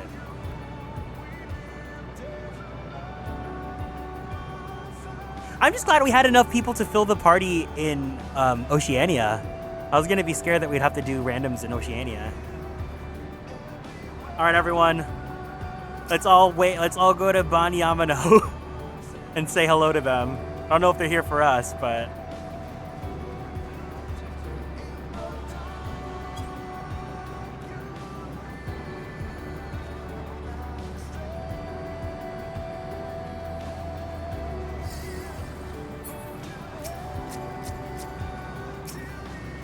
Wait, they are a human! Who are you? Who are you? Adamantoise? He, they, yowie, who are you? No, you're one of us. Who are you? Holding tiny plastic gun. He, they, yowie.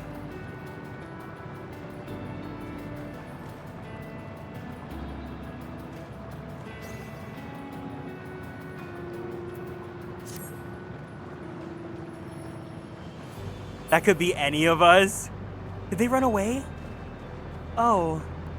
Okay, well, thank you for saying hello. All right, I'm gonna cue us in. I should have known. I should have checked the profile. Why would I ever doubt Yaoi?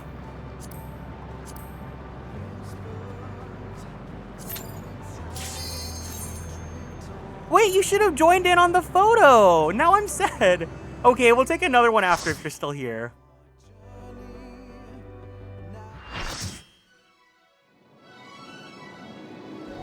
We're fighting on Xenos' back? Ew!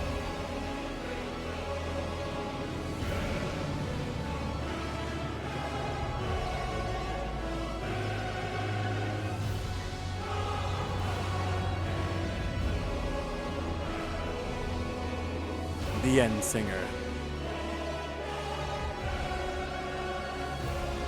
You will never reach it.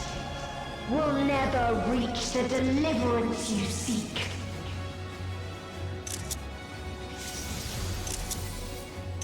Oh, hell fucking yeah. Oh, you guys really are my community saying that shit. Big fat tot here. I'll main tank this one for once in my life.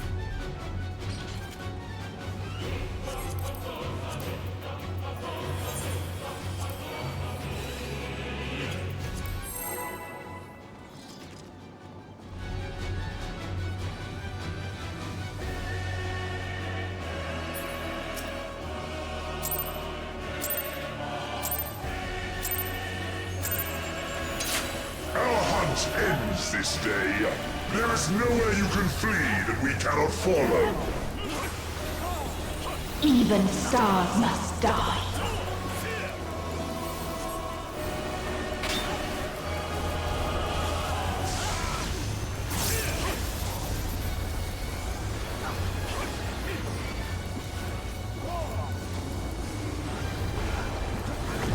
Oh, Flark. I never knew how this worked. I have only ever done this my first playthrough.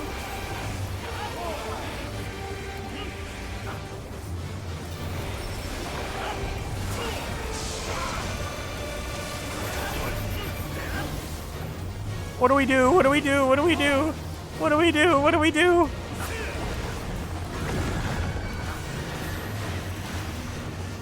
Oh, hell no.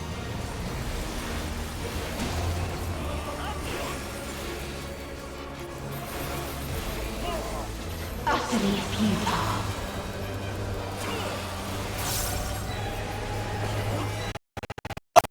My graphics card! My graphics card! Your suffering is at an end.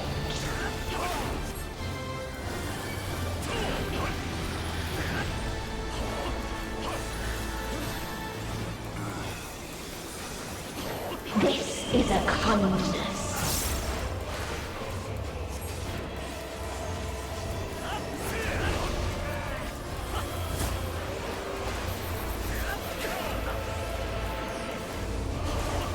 All of us have known despair.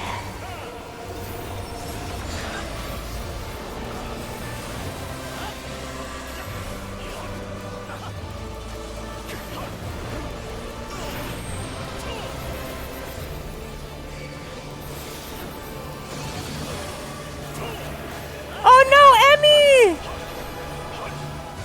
We have seen the end.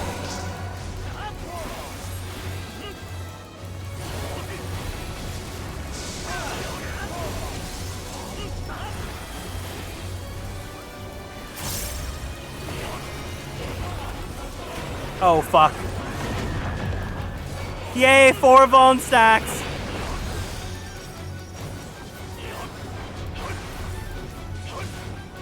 The same end. Again and again. This fight is so hard. I literally do not know what I'm doing.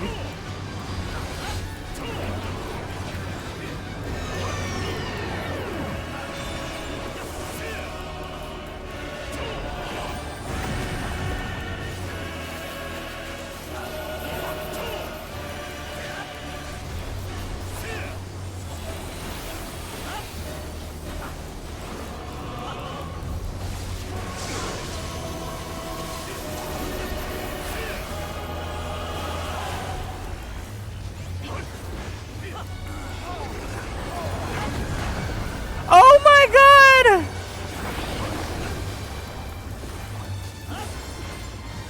Collecting Vuln stacks is the privilege of war. You know what? You're so right, though.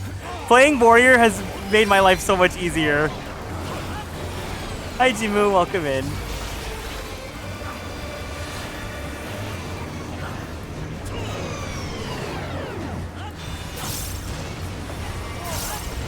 Oh, fucking, what the hell? Whatever. Whatever. Don't worry about it. Don't worry about it, Kieran. Don't worry about it. Sorrow so deep, only emptiness. Alright, Ryugen, I'm shirking to you. I cannot deal with this.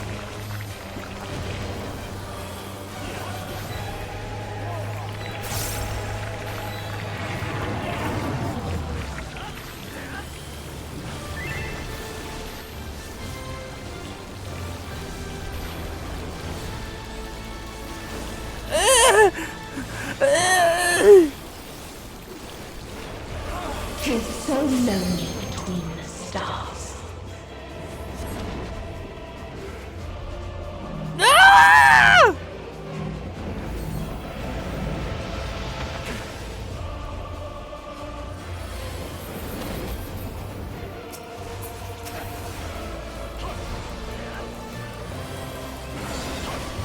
6 vuln stacks is so hilarious. Yeah, Ryugen, genuinely the big beefy man. The big beefy. I'm just happy that I have his merch too.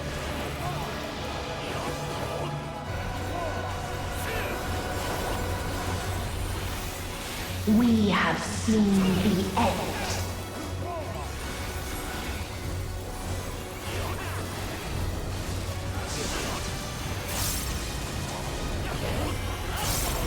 Okay, I don't really know what these moons are supposed to do.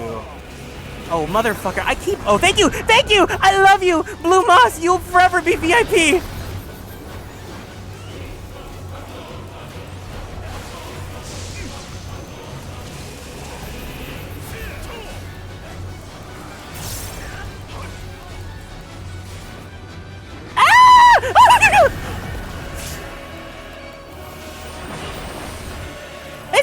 Bullshit! Not your raise macro being diva down.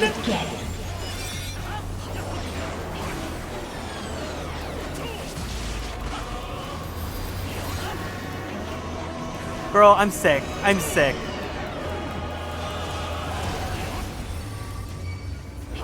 Motherfucker! I'm sick! I'm sick!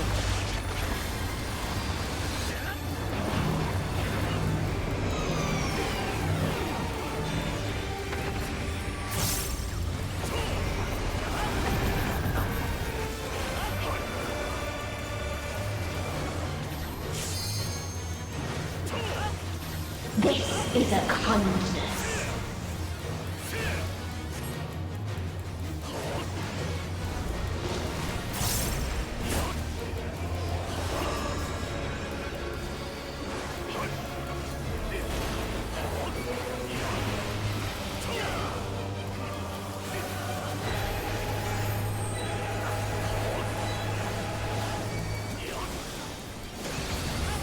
Thank you. All of us have known despair. It's true, though.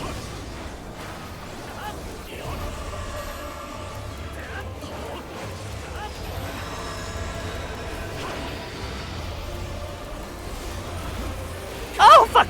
Whatever. If there is no happiness in life,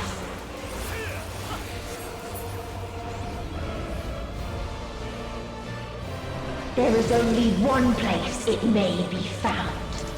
On Twitter.com when you follow bar artists.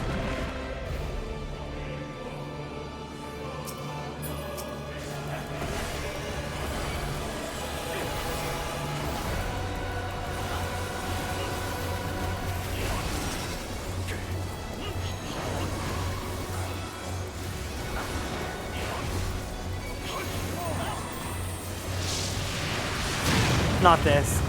Not this.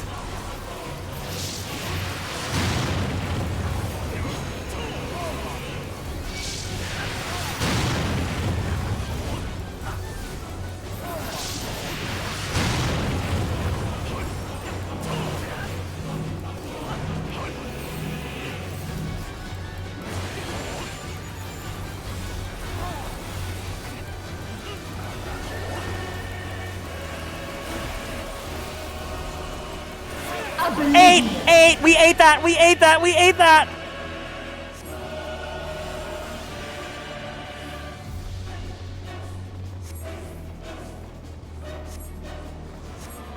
Limit break! Limit break!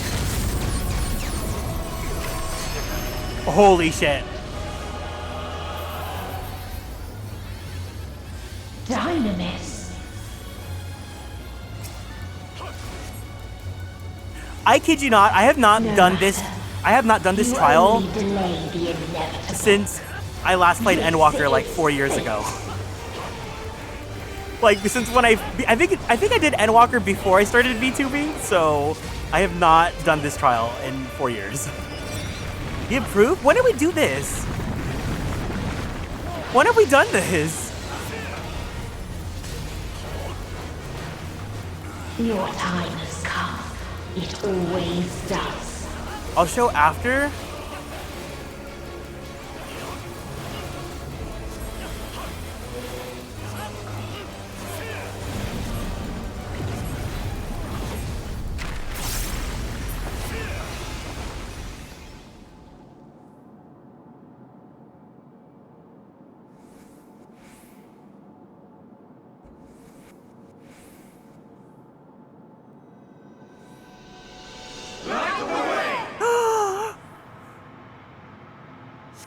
Oh my god! It's the friends! This must be so annoying for people with cutscene skip.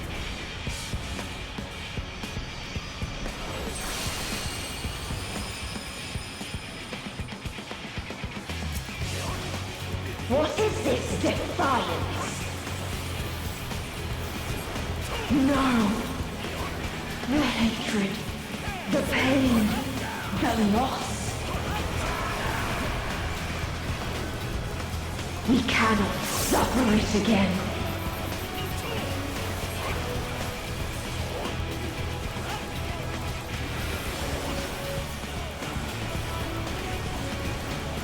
We will stand against fate.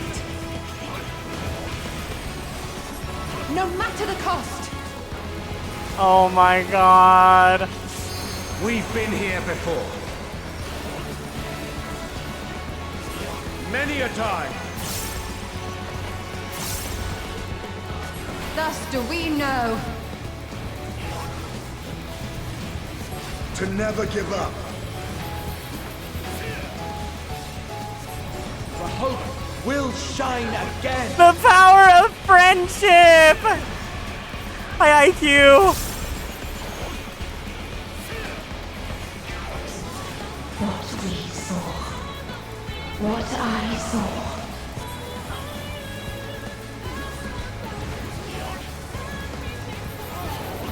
Okay, but like Endsinger?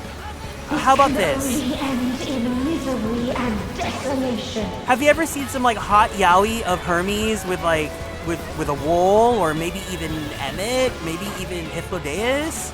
No life, no star, nor the universe itself. Consider the following.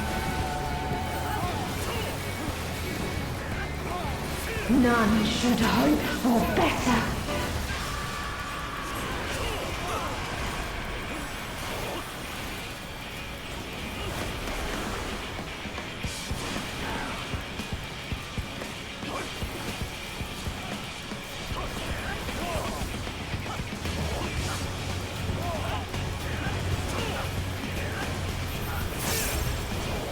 Saying that in front of her. Oh, you know what?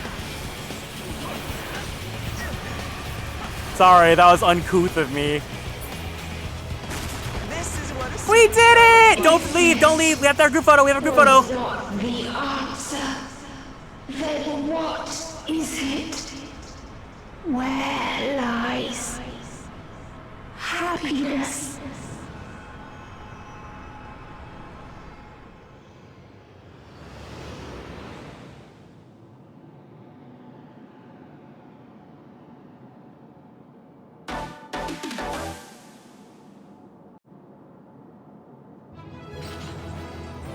Yay!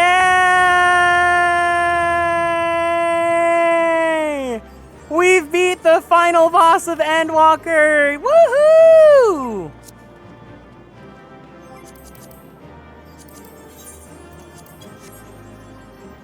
Thank you all for doing this with me! And thank you to everyone that's joined with us through this journey.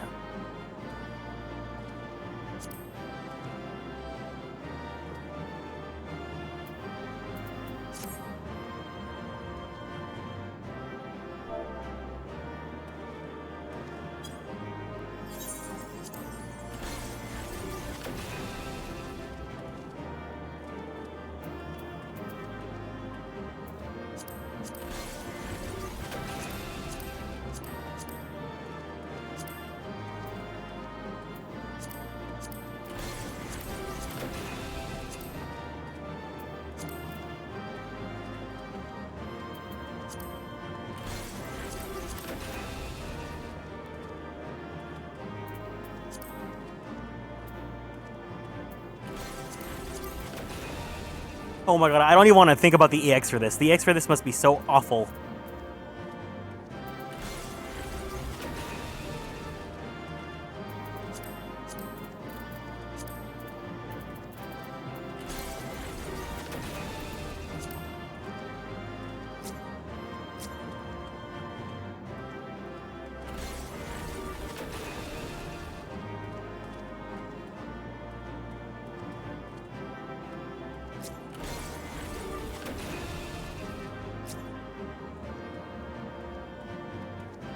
Wait, what did you DM'd me?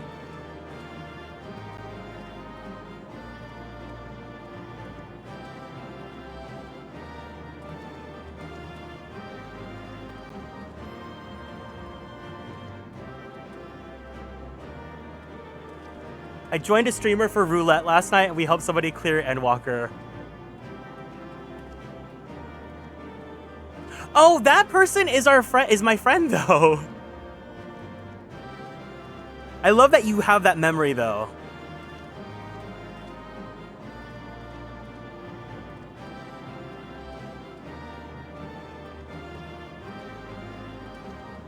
That pose is so girly pop. Oh, it was before you. Was that when I first stole you from Christian?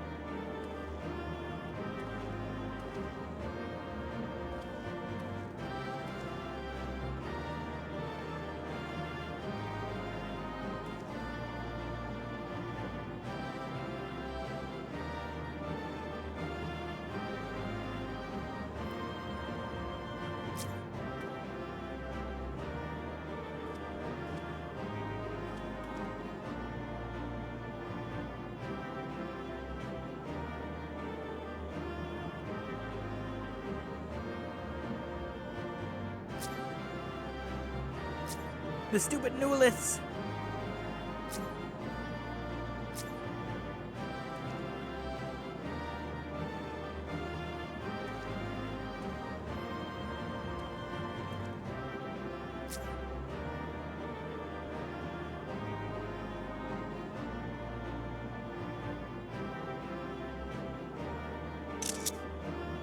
Ooh, this is a good one.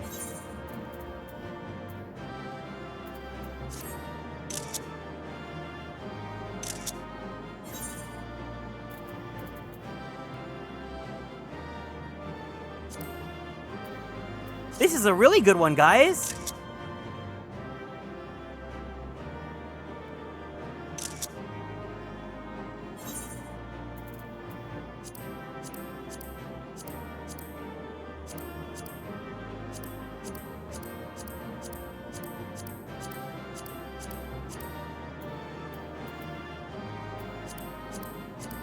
We beat depression! And I didn't have to use any Zoloft.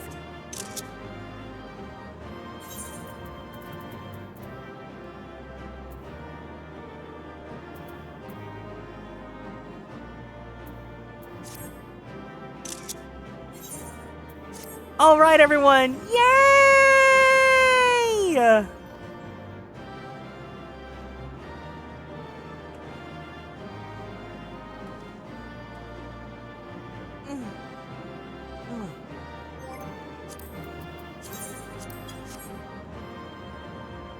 Yugen's taking his photos once he's done. If anyone needs to run, totally understand. If you guys want to stick around for credits, love to have you.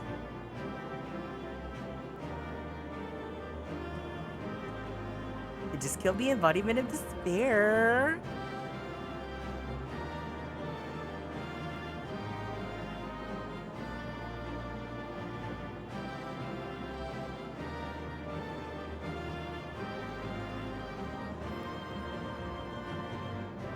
Actually, I think I'll take one last one with Garrick alone here, after you guys all head out.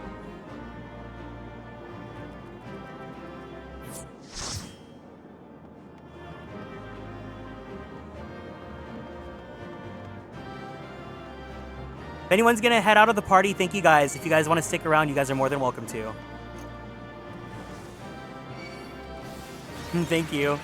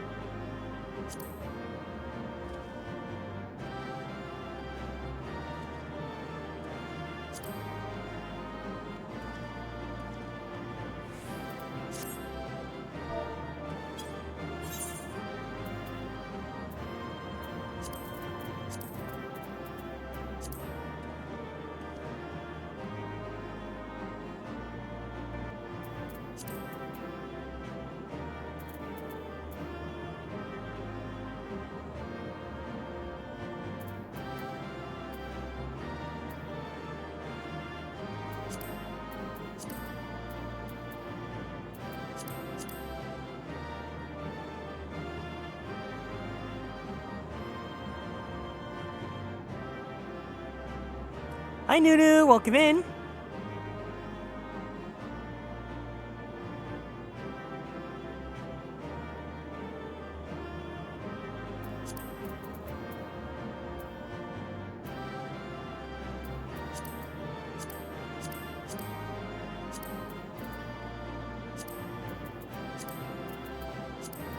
You came in as we finished the fight, and I'm just gonna...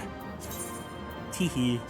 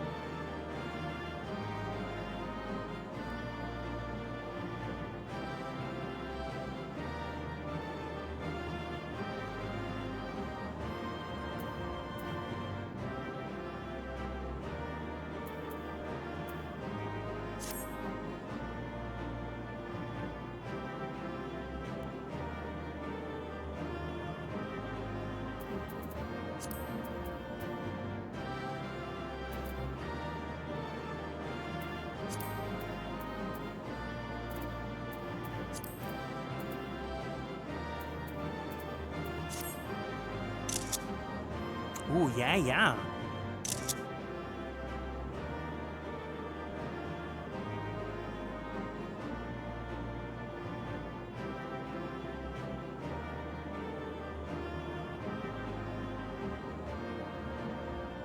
Wait, did they make it easier for portrait mode now? Oh, they did. Okay.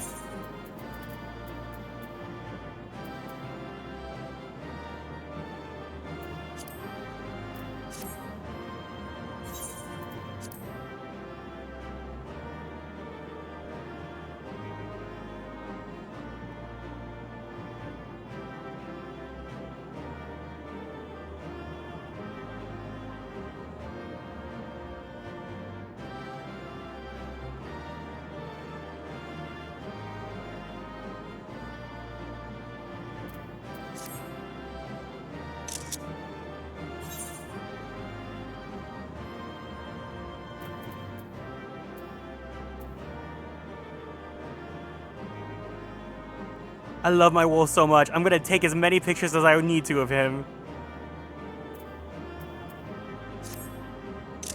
I think that's a pretty sick picture.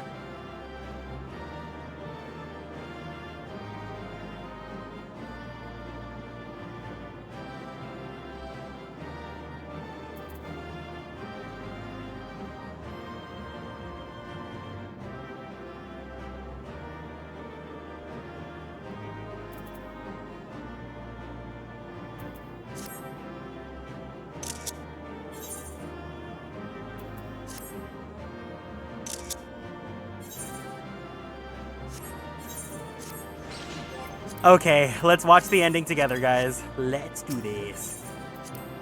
Thank you guys for joining me. I really appreciate it. Especially for this one.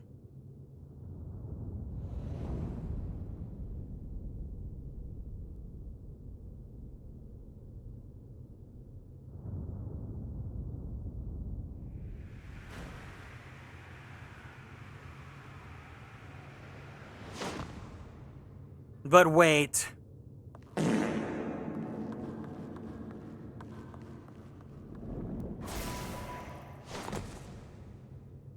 Ugh.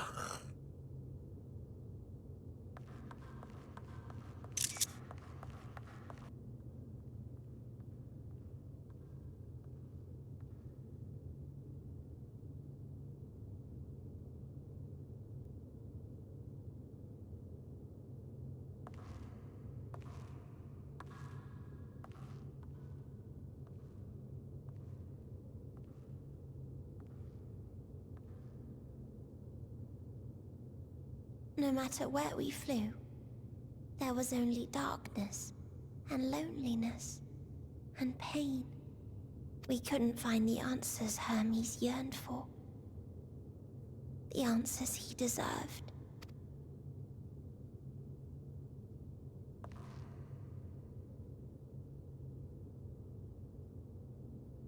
Greetings, you who are my final encounter. I wish to hear your words, share your feelings, know your thoughts. May we please be friends?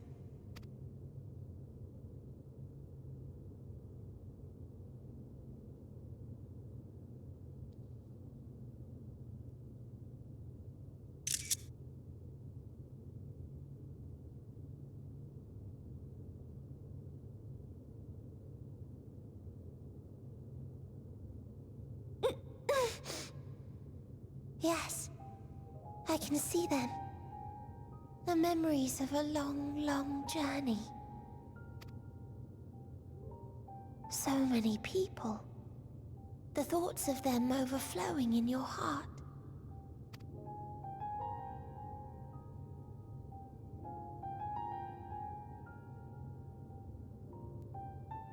What they live for.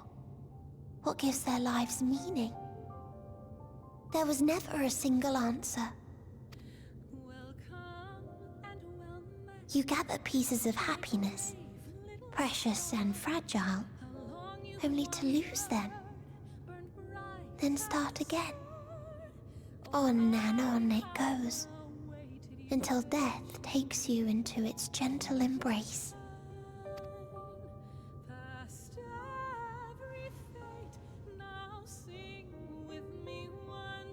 That which Hermes sent us to find was there all this time, on Etheris.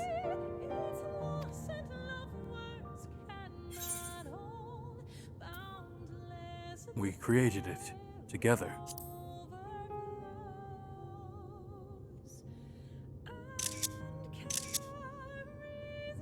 Like a field of flowers, perhaps. At first a single blossom. It spreads and takes on more colors. Thank you for guiding me here. To find these words at journey's end fills me with joy.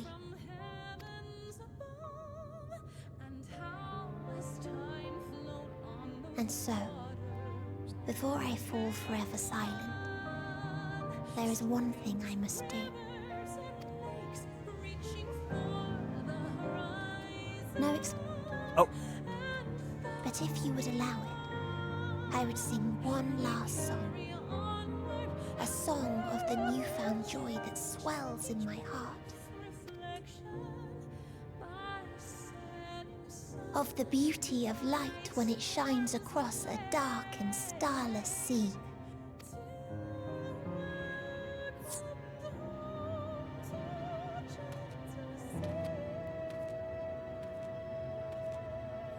Of a dream that from the soil of worlds now lost to sorrow, life will spring forth once more. Nourished by gentle rains and caressed by uplifting winds. A song of hope.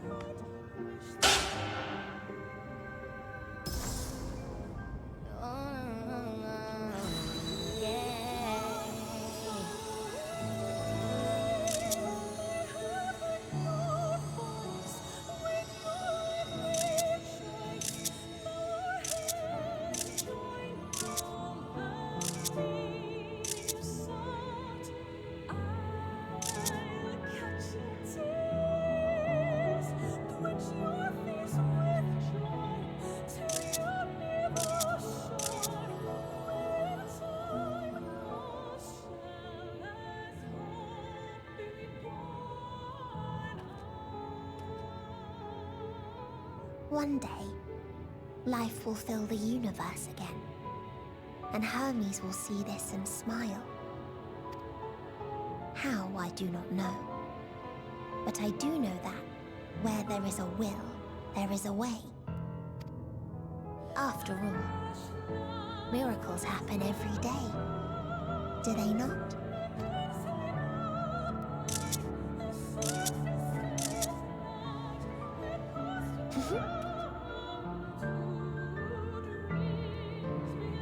I will create a path back to your ship, where your dear friends await. Hold in your heart your desire to return to them, then follow my lead and walk forth. That hope will surely guide you true.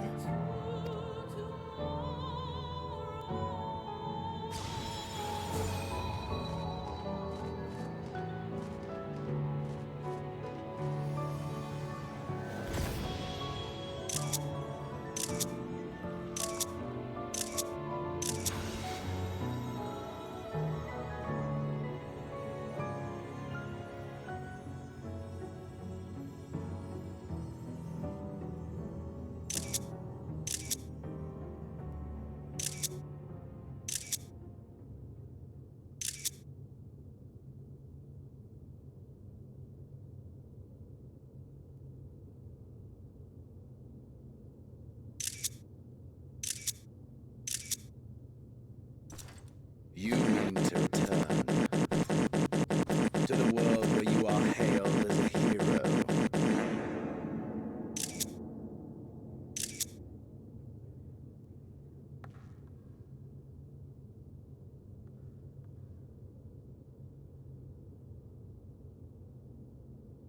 Hear me then. Not as a hero, but as simply you.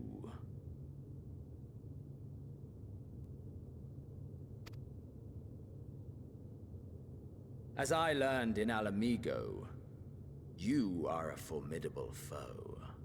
Stronger than any I have faced. Against you, I need bring my all to bear. I need burn through the candle of my life. This is the sole pleasure I know. And it is the sole pleasure I have to share.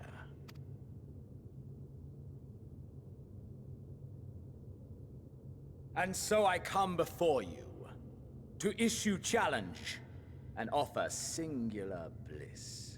If you wish to walk away, I will not stop you. You value life. You do not burn yours save for reasons you deem worthy. Reasons such as those which brought you here. The salvation of a world and its people. The motives of a hero true.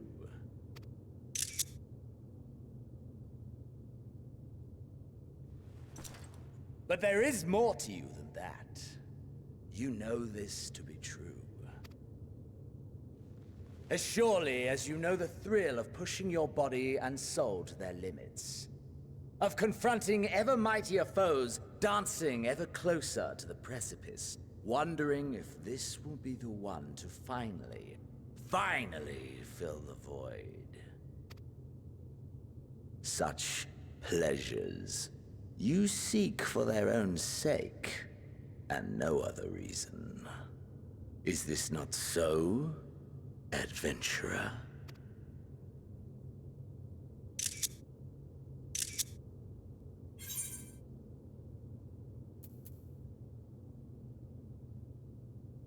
I've had enough of you.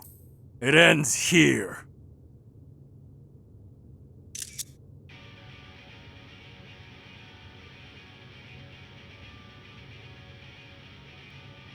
Ha! Finally mustered the desire to kill me, have you? Go on then. Try and strike me down in this forsaken place. I shall return the favor. Aye, let us indulge in the only worthwhile pursuit and burn our lives to their ends. I am so fucking pissed that they added this here. Like, this would have been This pisses me off. This pisses me off. This pisses me off. I'm sorry, guys. I'm so sorry, guys. You like Xenos? Good on you. I think he completely ruined the ending here. I was pissed the first time I did this. I was pissed the entire playthrough because I knew we were going to do this again.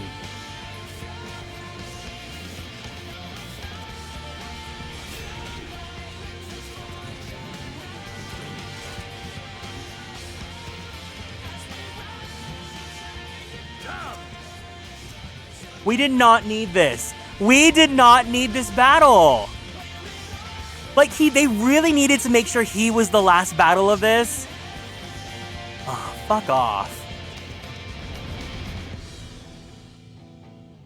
This is like one of my #1 biggest thing that pisses me off about Endwalker.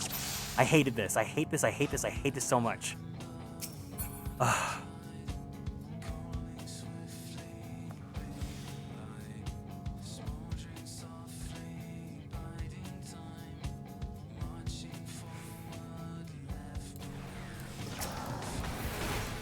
Hold nothing back.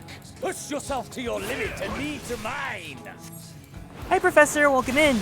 I doubt anyone could stand up to Emmett. He was a tough... Emmett is really good, but I like Emmett because of Endwalker. I didn't really care for Emmett too much in Shadowbringers. He was fine, but like Emmett Endwalker is like has really solidified me in liking his character more. Still fighting you, I see. The only thing that I can say that's kind of funny about this is that this arena kind of looks like that Kingdom Hearts 3, you know? But like the dark version of it.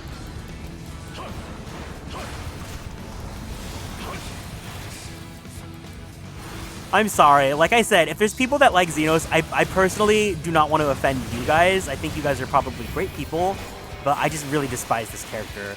It just like... Show me your vaunted fortitude. It really feels like they just kept him here because some people like him or something. I don't know. I did not enjoy this.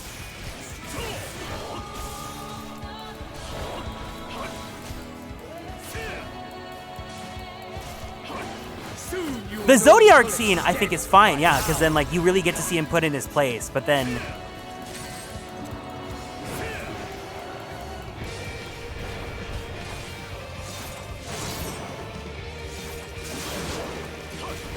But there's a reason why he's here. That's stupid.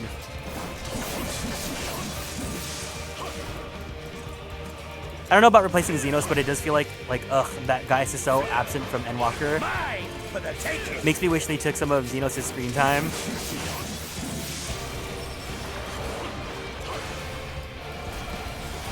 Like, there is a reason why he's here for this fight. It's not a great reason, but it is a reason.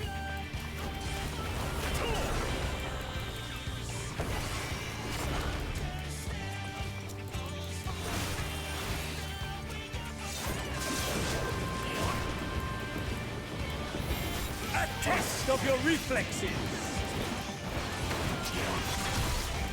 I would have been fine if it was the moon. Yeah, I agree. A test of your reflexes. I don't know. Like, did it have to be the finale? Did it have to be at the very end?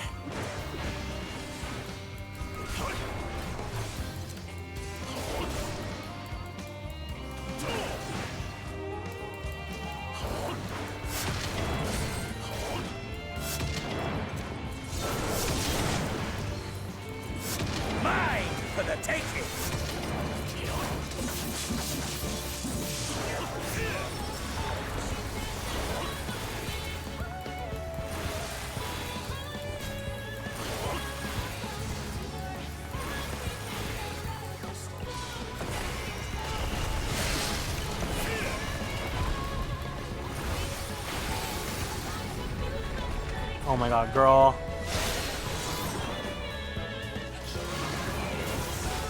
A test of your reflexes.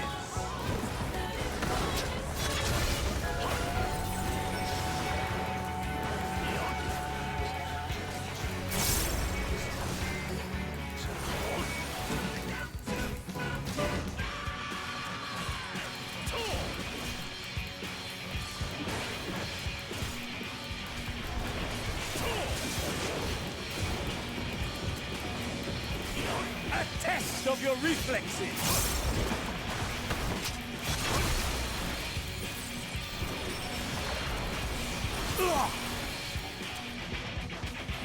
Ah, my soul! How it burns!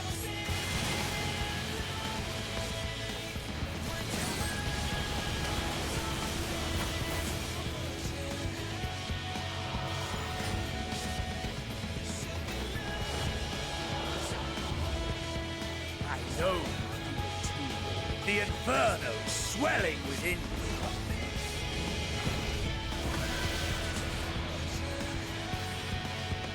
Come! Let all creation be consumed by our ravenous fervor! And it just keeps going. And it just keeps going. Girl, let it end. Do not tell me your life's fire is already spent.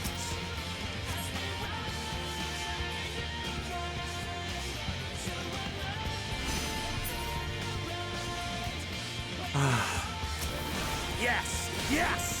Rise once more! It mustn't end yet!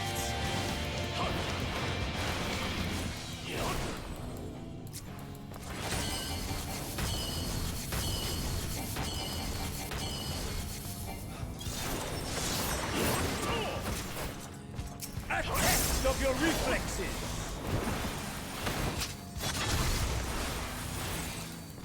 I have you!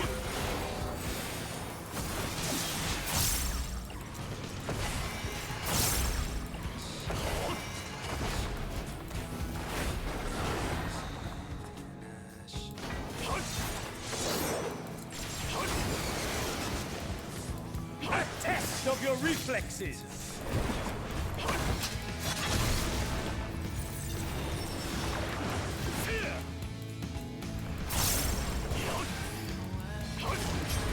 Show me your vaunted fortitude.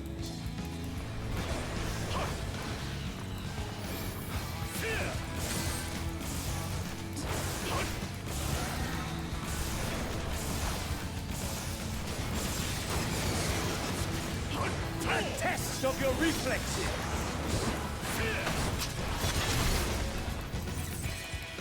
I have you.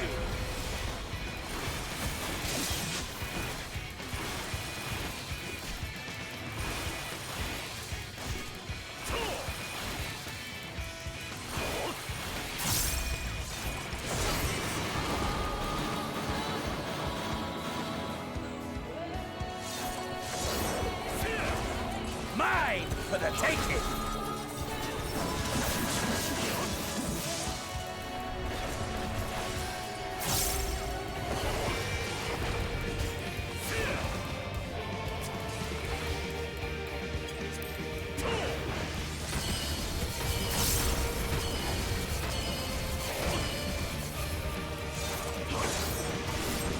Have I overestimated your potential?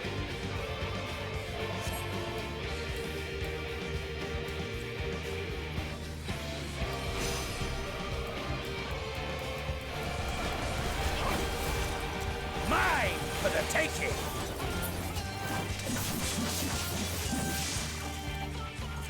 Ah! No, not yet. Not until the last of me is spent. Fast! Now fall!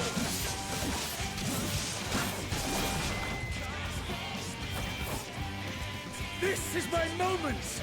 Our moment!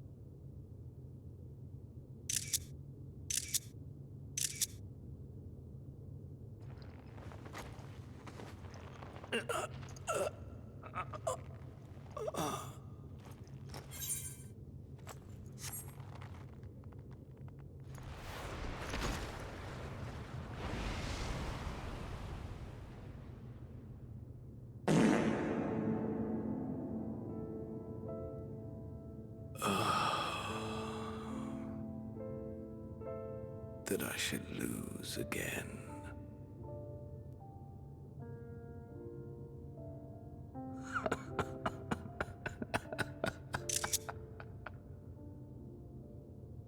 How disappointing.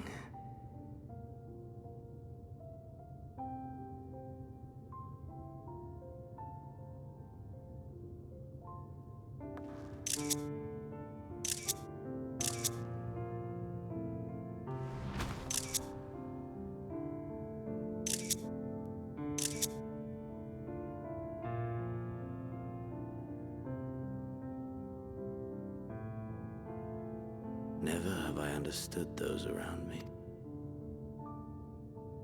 Pursuit. But in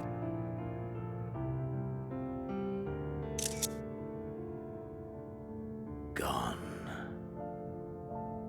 too soon.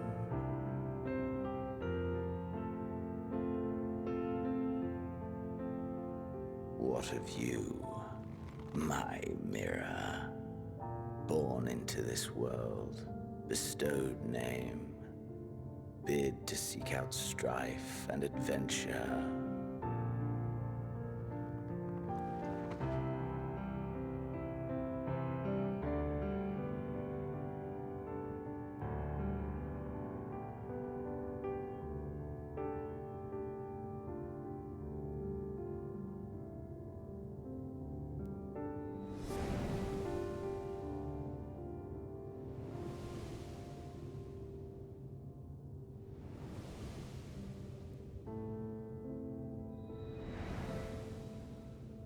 Was this life a gift or a burden?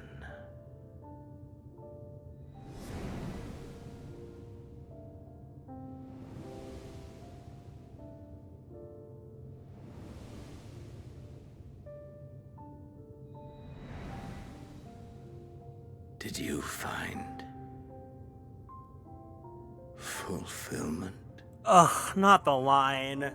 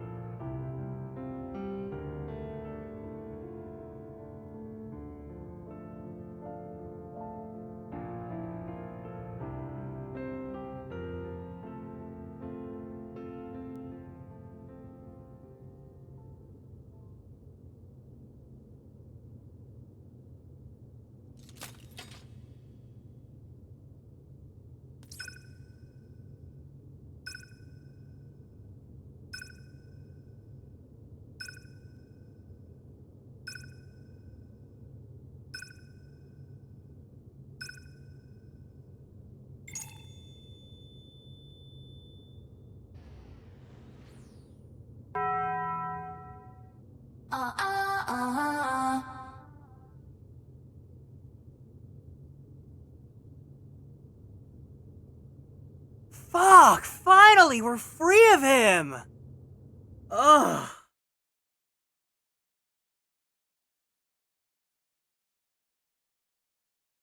Can you hear him? Safe. I'll take Graha over him any day. Shit. Open your... Please. Someone, and... Please.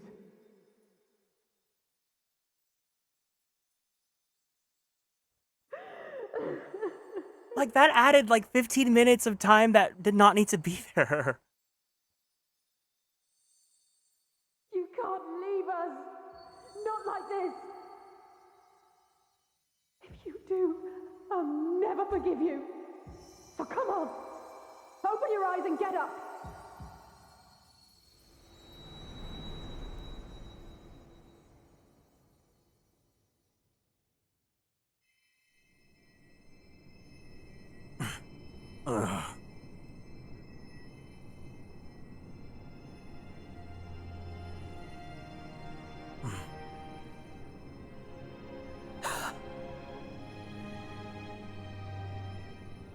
Oh my god!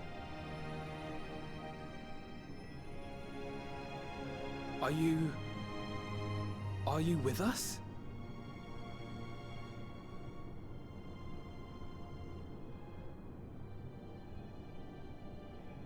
Oh, thank the heavens. For a moment we thought... Is everyone alright? After what you've done, you're the last person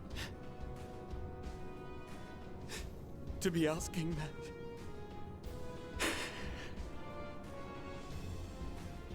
You... How can you keep your promise if you're not here?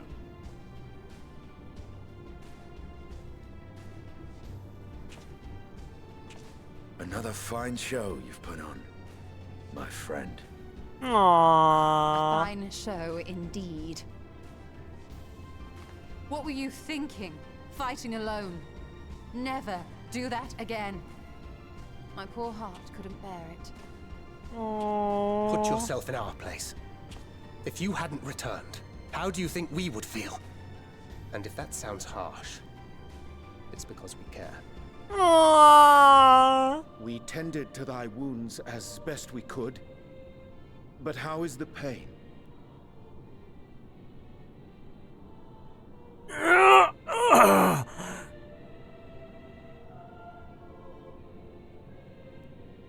That is gladdening. Grievous as thine injuries were, however, I would counsel repose for a time. Gladdening!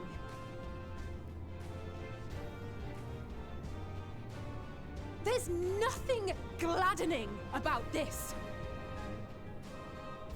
When Meteion appeared in here and told us that you were right behind her, we all got our hopes up. But you never came. And when you finally deigned to appear, you're within an ilm of your life. Damn you! Damn you for making us worry! Oh,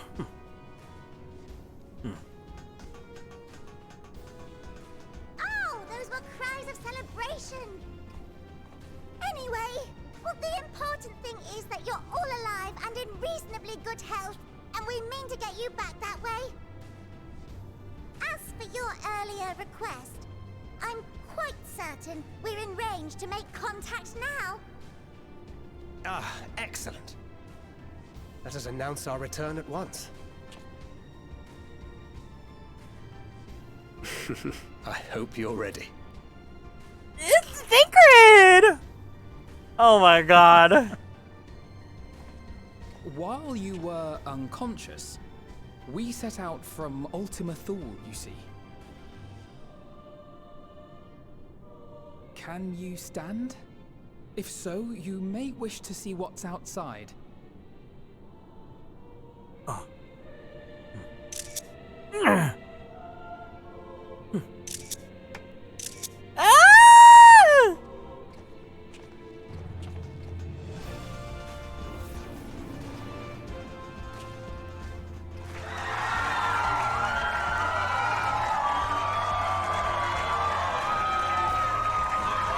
We're home, my friend. We're home.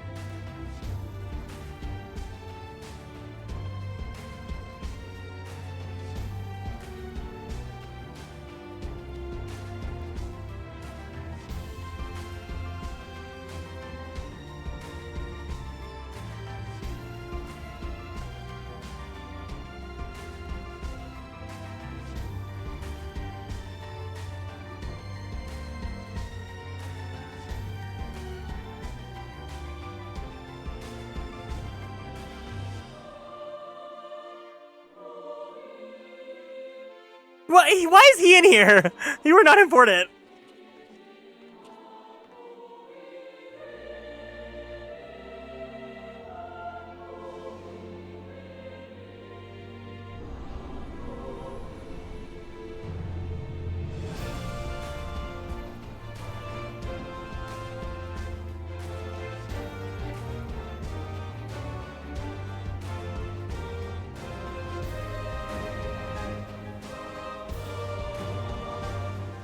Mother!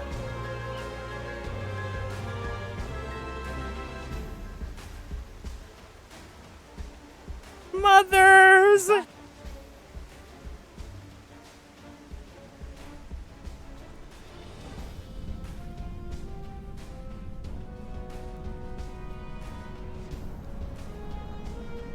It is! It's the Ragnarok! We're back! Aaronville! Ah! Thank heavens.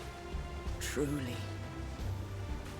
They've done it! Welcome home. Yes! Oh, mother! Oh.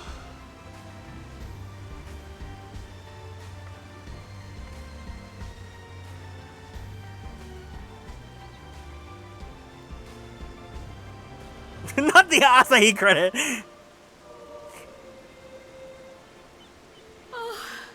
Diva! Welcome home, everyone! Yeah, that's right, girl. Get your own credit screen.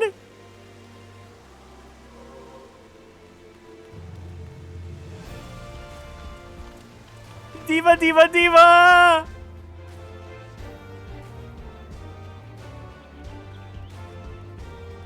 Yeah, the gay bitches!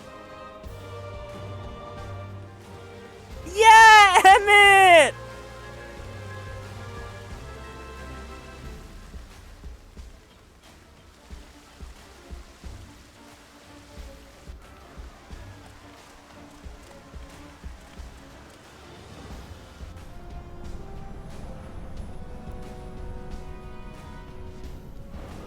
Shout out Rosie Day. She killed Medion. I was terrified of her. Shout out Joanna Roth for Vanna Heidelin.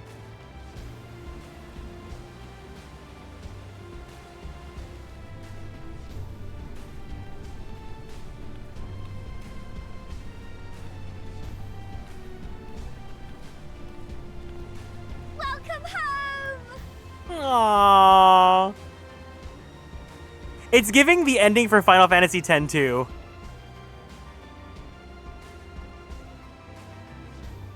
No, Luke did really great as Xenos, but I just do not like the character of Xenos. I think his acting really sells the character as like so despicable. That's what a great villain actor should be doing, right?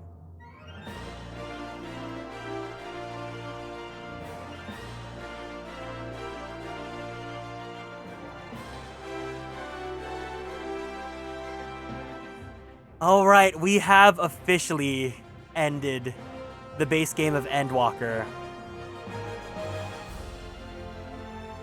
Wow.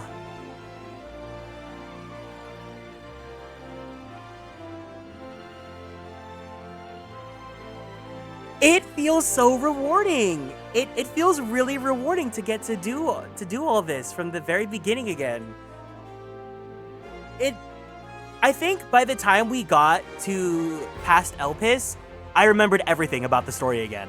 And everything onwards, I have a pretty good memory retention of. But starting over from A Realm Reborn and going all the way here, it's been about like maybe less than a year. We finished in about a year or so.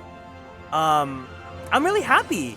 This playthrough has genuinely changed me. I would say that Final Fantasy XIV went from like a game that I liked playing to like a game that I genuinely love so much.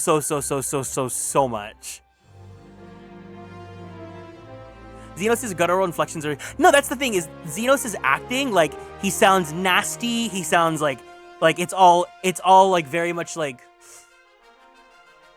there's like this like vocal fry, like he just sounds like a smoker. It's disgusting. I love it. I love that I hate it, you know? Reminds me just how good. The funny thing is, you can tell that they really planned out the long story, because they've gone on record for like saying that they've had the story planned out for like the next 10 years. And you can tell that they mean it, because there are elements that it's like, it doesn't feel like a, oh, that's right, this detail from like 3 expansions ago exists, let's tack it on. Like, it really feels like they were like, oh no, this is gonna be important, let's sprinkle a little bit here in this section, and then if you remember, you'll see it come back. And Endwalker, it feels like a really good culmination of just everything. I think, have I seen any of the cameos Jeremy does as Fandaniel Hermes? No, I have not, no. I actually do have I have a cameo from a 14 actor. Reisner got me a cameo from Peter Bramhill, who plays Thancred. But I think, so my thoughts are, I liked Endwalker. I enjoyed the journey that I went on. I think it's great because of everything that we've done. That being said, I'm still gonna say that I like Shadowbringers more. Not that it has to be a contest or anything, but I just think Endwalker, beginning act for me, boring as hell. Once we start actually doing things about the towers, okay, cool. Once we get to El Pis, best part of the game. The sidetracking with the Loporeds, absolutely. I didn't despise it, but I was just like, come on, guys, what are we doing here? And then ending was great until Xenos happened. I genuinely think them adding Xenos in pisses me off. It's the one thing about this story that like has genuinely made me so angry, because it's like the ending, we earned the happy ending, right? With Medion, like and then it's just like a, oh, but wait. But like, he literally offers to be like, you can leave if you want. But then the choices are like, I will kill you, I'll finally satiate your lust or whatever. Like, it's just like, come on, I want to leave. Let him die in there. I think it would have made a bigger statement. The thing is, when he gets told off, by the divas, by Kryl, and no, by Alize, someone tells him off on the moon. They're like, and guess what? You're never gonna get what you want if you keep being like that. I thought it would have been perfect bookends for us to leave him and not give him the satisfaction of a fight when he literally offers it, being like, if you want, you can leave. I would have been perfect if we let him sit with that bitterness and he either stays there forever or he just offs himself, right? But no, we have to satisfy it for some reason. And it's like, why? Oh, because at the core of the story, you're an adventurer because you're seeking adventure? Like, don't piss me off. I genuinely, like, that section actually upsets me. I never get, like, heated about story decisions, but that section pissed me off because of the implications. I can't stand the Endwalker post-patch. It's like, okay. My thing, I don't know.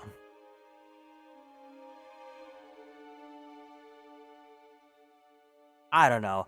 The Xenos thing just makes me so angry, but it's like, whatever. What can I do? I'm gonna let that, 15 minutes ruin the entire, 300-hour journey that we've been on? Ardbert. Shout out Ardbert. Playing as a tank. I loved it. Tanking is actually a lot of fun. I still prefer healing, but Warrior and Gunbreaker have been really fun to play with and experiment with. Warrior surprised me because I really thought I was going to do all of this as a paladin, but Warrior's been great.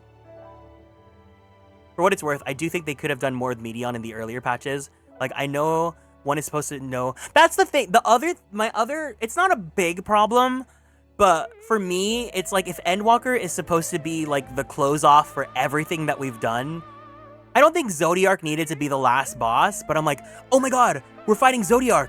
oh my god, we're fighting Heidelin. And then the final boss is like a character that we just met halfway through the story. It kind of just feels like a cop-out. Not a cop-out, but it's just like, I would have preferred if the final boss was someone that was not Xenos, that we've had like, you know, an overarching thing with.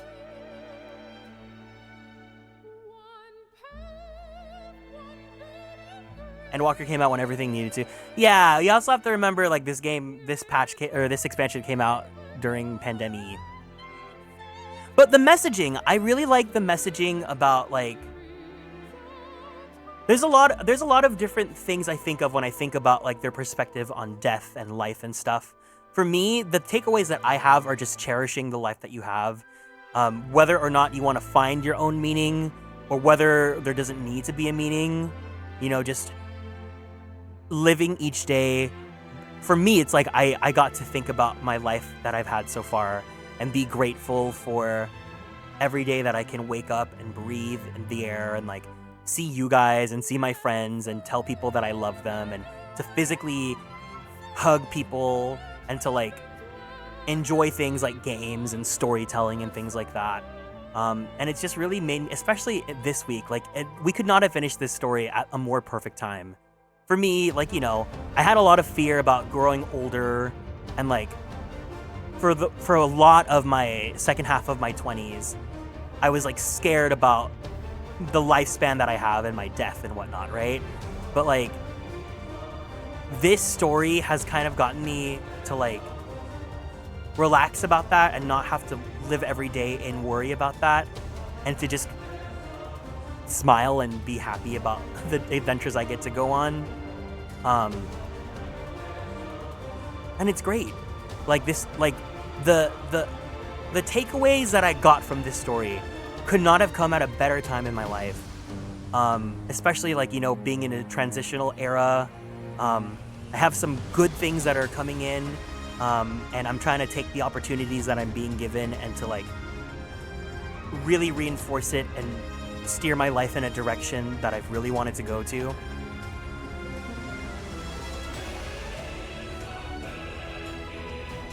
I've heard that Garlemald being short, like it's surprising, but I'm like, what can you do? Without story spoilers, I think Dawn Trail's personally more fulfilling for me emotionally and philosophically, but Endwalker just gives us an excuse to let everything out.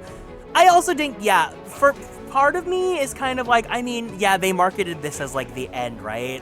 So it's like, of course they're gonna milk every moment to like make you cry and like reflect and things.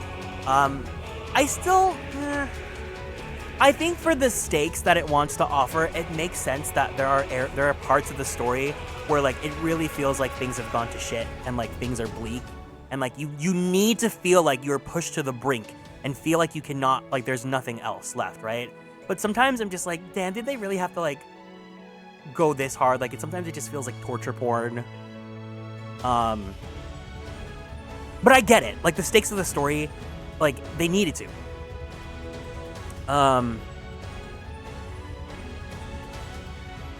Yeah, I mean, it's okay, you can say the baby scene. There's a lot of aspects where I'm like, do we really need to?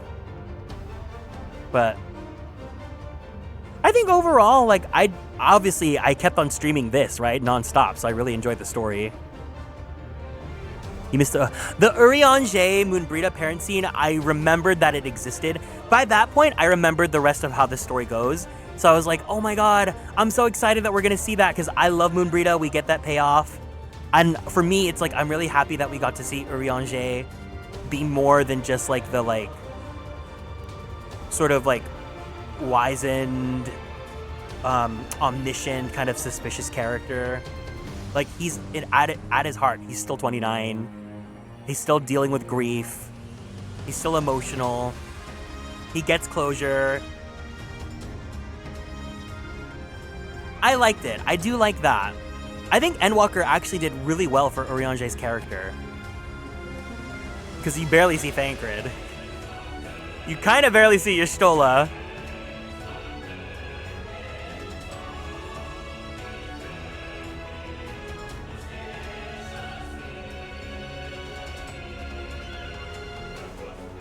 I'm trying to think. I mean, like, I liked it. I liked it.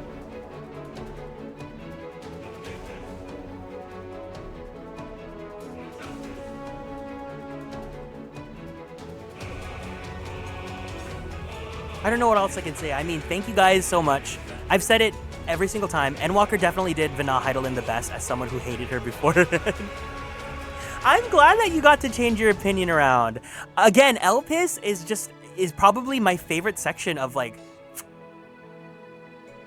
I would say it's my favorite section of the entire storyline, because I really like the Amarang storyline with Thancred, but at the end of the day, it's basically like a one episode sort of deal versus like the overall scope of the story. I think when you think of the overall scope of everything that this story encompasses, seeing Elpis was great because you get the payoff of like seeing Heidelin before she becomes Heidelin. You get to see Emmett and you get to see him, you know, before he becomes the like the arch villain of Shadowbringers. You get to see, like, you get a lot of like you close a lot of open ends.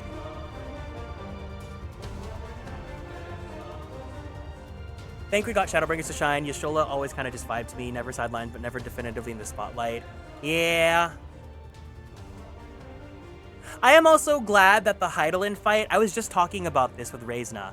I'm glad that the Heidelin fight is like a, I need to test you to make sure that you can, you know, save, like, you can actually go through with your convictions versus like, oh, I was actually evil all along. Yeah, you spend such little time in Amarat. I think the final areas for a lot of these X packs, it's so short because at that point in the story, like, it's climax. You gotta go, right? Like, I'm fine with how little time we spend in the sense that, like, I wouldn't want my time in the final area to be like freaking Labyrinthos Part 2. Well, aren't we ungrateful? Mayhap I should revert you back to the pathetic, fated thing you were. Emmett's so funny. This playthrough has definitely reshaped my opinion on Emmett. I used to think Emmett was just gross and stinky, but like, he's really entertaining in camp. I think Ultimate Fuel is the best pace of the final zones. I would say in my memory, the pacing of Ultimate Thule kind of reminds me of Aziz Law.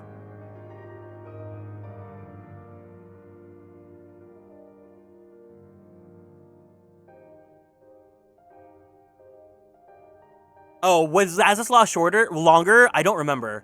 For me, I think maybe it's just I'm thinking of aesthetics. You know what? It's been so long ago. Heaven's Ward, out of my memory. I just hate it. I don't blame you.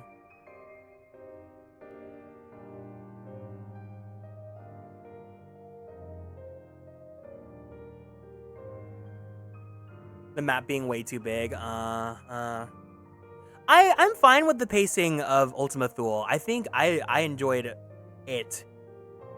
We have an 8.5 hour stream, but like, I think the pacing was where it needed to be. I'm also glad that I did not stream yesterday because I kind of wanted to, but I knew that if I did, I would have absolutely ran into my dinner time.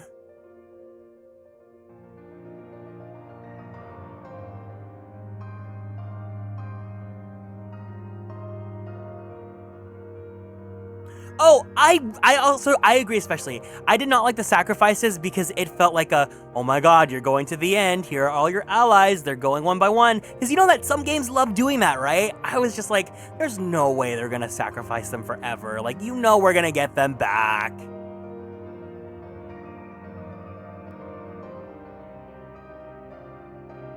At that point, it's like, why do it? The locks, well, my opinion about Stormblood has definitely changed. I think my thing is I like Stormblood, like, post-content. Oh no, Yurianji!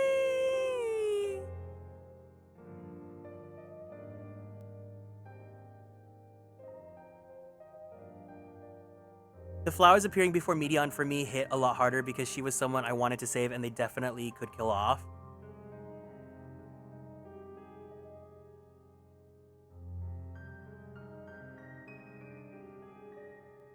Do you know how base it would be if the patches were getting them back instead of just at the end of the base? Girl, Stormblood is like almost is a decade old now. I'm gonna let it go.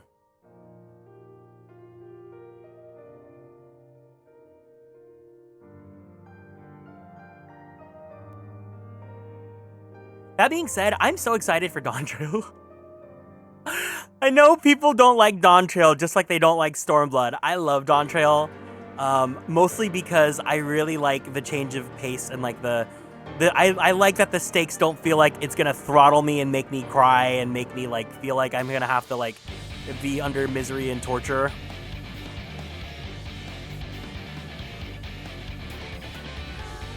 I think the saltiest I got with Endwalker was Thancred and Y'shtola at the end when they were all like, what were you thinking, fighting alone? How do you think we would feel? And then I'm sitting, crashing out. Excuse you two, let me explain you a thing. I mean, it is what it is. Endwalker, I'm glad we closed it. We are not done with it. We still have post patches and there is story for it, but it's a lot less like like the whole end of the world stuff.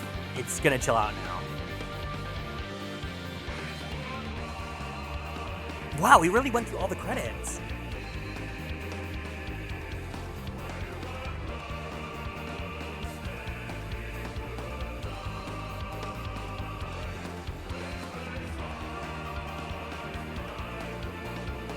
I do want to say again, I've said it every time I've streamed Endwalker, but just like, thank you guys so much for playing with me.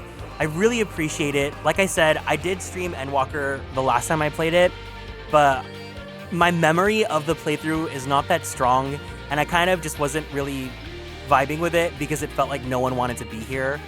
14 in general is just such a difficult game to stream. I know that like a lot of, it's either like big fans of 14 or like people that are like blind, and then like if you miss one stream, you miss on a lot of story. If you like, you know, if you're not into this game and you're only streaming this game, then you're not gonna like the stream. So I really appreciate that you guys were here for me and that you guys were running the content with me and that you guys still stuck around and made this playthrough special for me.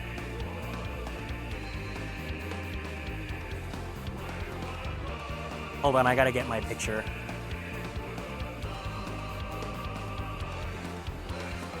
Yes, Tataru! Yes, Tataru!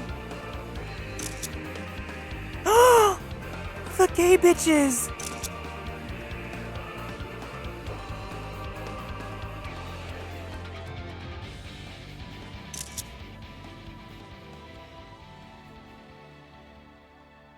Mother.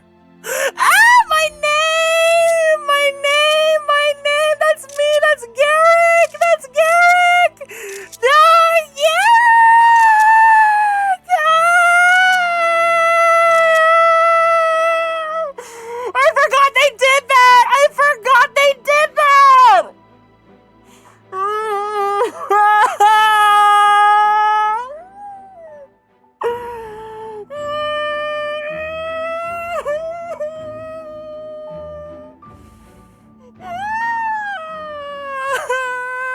Dearest mother, dearest father, this letter will be the very last that I write to you from the rising stones.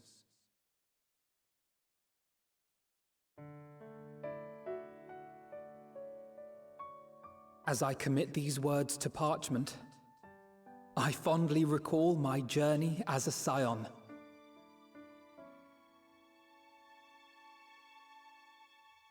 From the time I first walked into the Order's former halls, to the time I set forth to forestall the final days.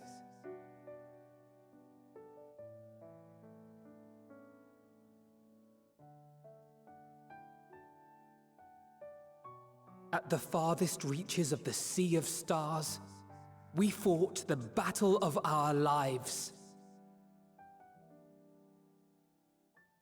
Fought against despair itself. A veritable maelstrom of it, fed by the resignation that dwelled in the hearts of beings not so unlike ourselves.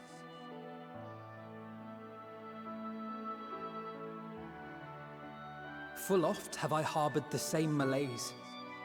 Have I been brought to my knees, crushed by the weight of sorrow and defeat, convinced that I will never rise again.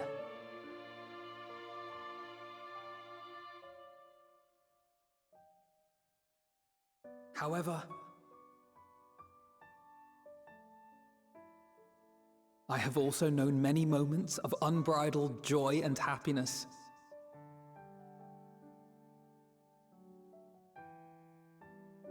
By this truth do I find hope within, blooming resplendent, like the Elpis flower.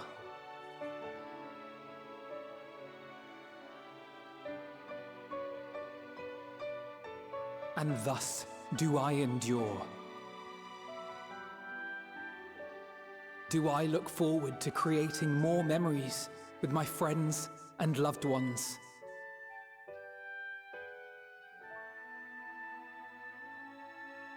For from these fertile seeds, yet more hope shall spring forth. And they will grow to become shining lights that illuminate the dark.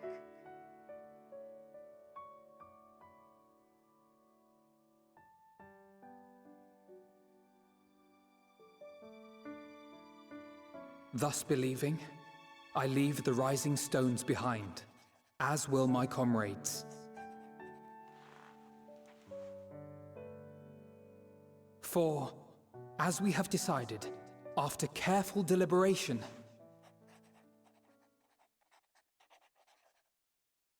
we are disbanding the Scions of the Seventh Dawn.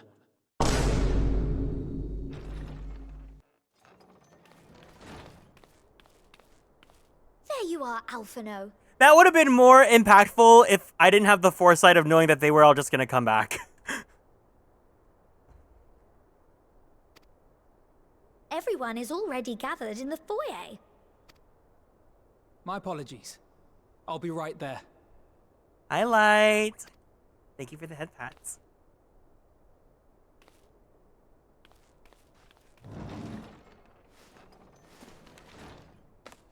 At least, that is what the story will be. Hola. Buenas noches.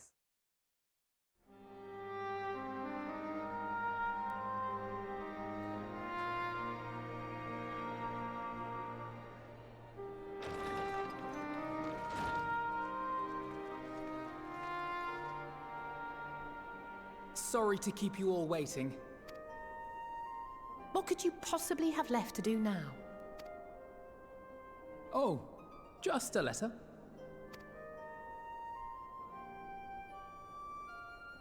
I imagine it will be a while before we can gather like this again. So it must be, if we're to keep up appearances. From now on, it falls to the Grand Company of Eorzea and its allies to deal with the realm's crises.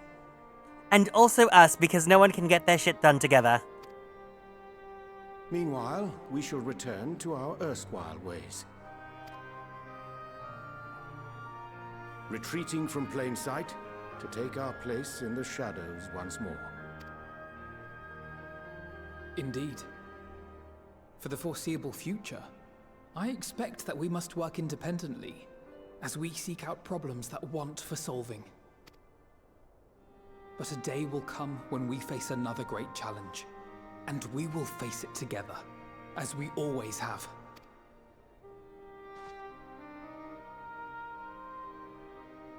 As much as I look forward to that day, I do hope it doesn't come anytime soon. Well, formal association or no, if any of you should require my services, you need but ask. I'll be glad to keep my lance arm honed. I'll hold you to that. So you had better keep your link pearl on hand.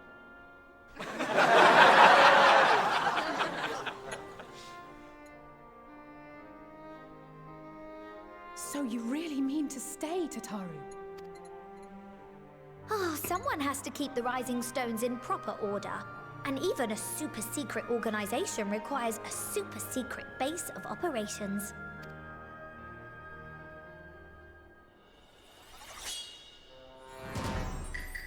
rest of the world, it will be naught more than a workshop for Eorzea's foremost up-and-coming artisan. If you thought our coffers were full to bursting before, just wait till I can devote myself wholly to the crafts.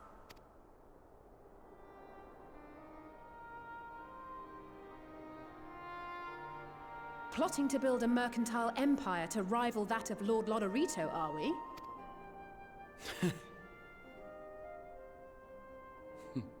I, for one, look forward to your future successes, Tataru. As do I our next meeting. Press 1 in the chat if you support capitalism if it's ran by Tataru.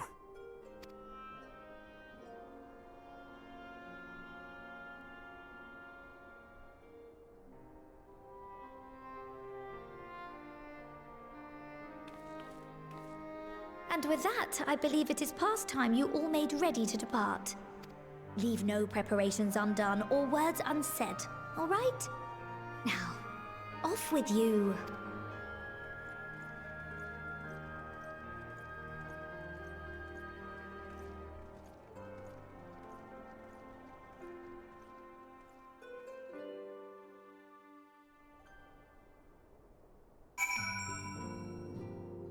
Ooh-wee! All right.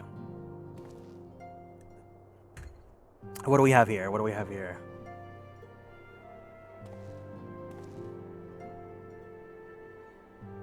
Love the 3-week period after Endwalker came on. The name of the credits thing was everyone. I remember. I knew it was coming. I forgot in that moment. I'm so glad I did not skip the credits because I was about to too. Good thing we yapped for so long.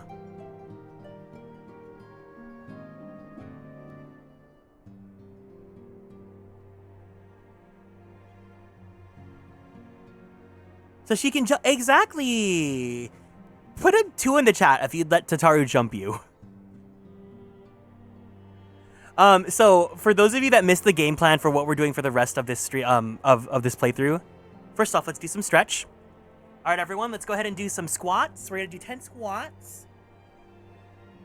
1, 2, 3, 4, 5, 6, 7, 8, 9, 10.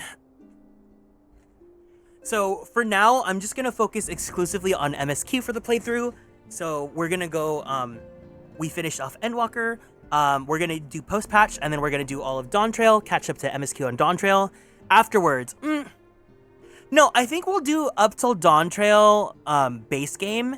And then after Dawn Trail base game, I want to go straight to Arcadian because I need to do Arcadian. And then we can take our time with the Dawn Trail post patches. But for me right now, my goal is MSQ, Dawn Trail MSQ, Arcadian, and then I think the order of the raids I'm going to do... I think I'm going to do Arcadian first. And the raid should only take like 1 day. So I think like Arcadian... Omega, Eden, Pandemonium. I think they're all... I have to do them all now. Because I love Omega. Girl, we've already done Bahamut. We've done Bahamut and we've done, Grubby, Alexander. I don't want to do Alexander again. I'm so for... I need Arcadian injected in my veins right now. I'm not purposefully gunning through MSQ, but I need to get back to Arcadian on Garrick. Bad. So yeah, oh, I also really want to do the Aglaia series. I want to do the Endwalker 24-man series. That's also really fun. But first let's talk to everyone and then we'll talk about our plans.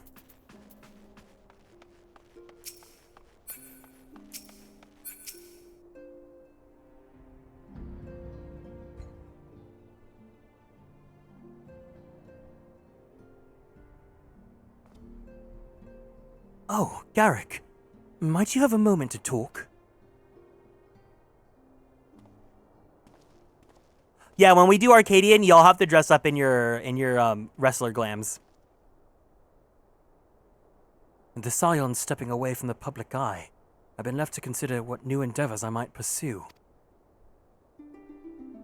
And after speaking with Kryl, I've decided I'll be assisting her in rebuilding the students of Baldessian.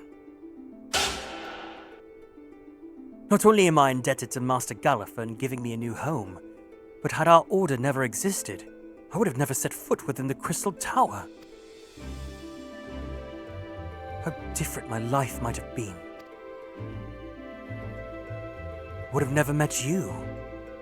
Never became a caretaker of the tower. Never became a scion. You gave me the chance to do so much good. Hope I can continue to do so with the students. For an added benefit, new mysteries often find their way to our doorsteps. Mysteries that could prove ideal for fulfilling our promise. To embark on a new adventure together, unlike any we've experienced before.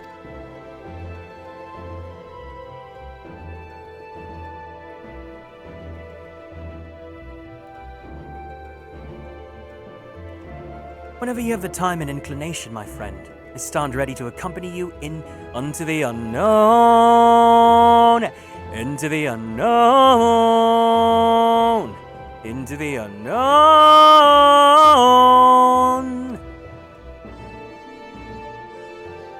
Do you recall in the realm of the Omicrons when I asked if you thought I might someday be mentioned in your epic? Well, 'tis true that to earn a place at your side would be the stuff of dreams.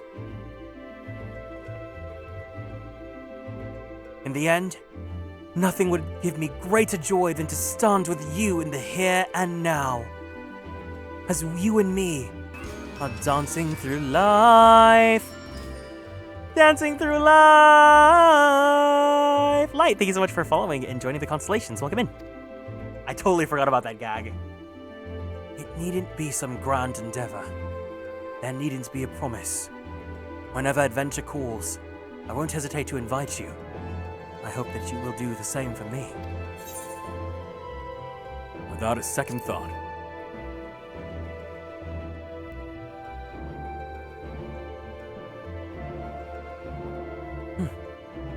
Huh, I'll hold you to that.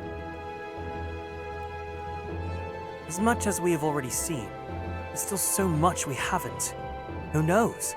Perhaps we'll even encounter survivors of the Omicron somewhere out there. After all, given how they took to the stars, is it implausible that some found themselves far from home? And should we ever encounter a wayward traveler awaiting commands that will never come, I would bid them seek adventure with someone, and with that partner find new purpose, a new dream. For if the crystals can hold fast to dreams, why not Omicrons? Wherever your plans may lead, do not hesitate to send word. And should a commission of interest come my way, you would be the first to know. Kieran, I've fallen down the wrestler rabbit hole. I'm kind of becoming obsessed with WWE. Girl, get onto DDT! Get onto DDT! Get onto DDT! Bye, Blue Moss. Good night. Thank you for raiding with me.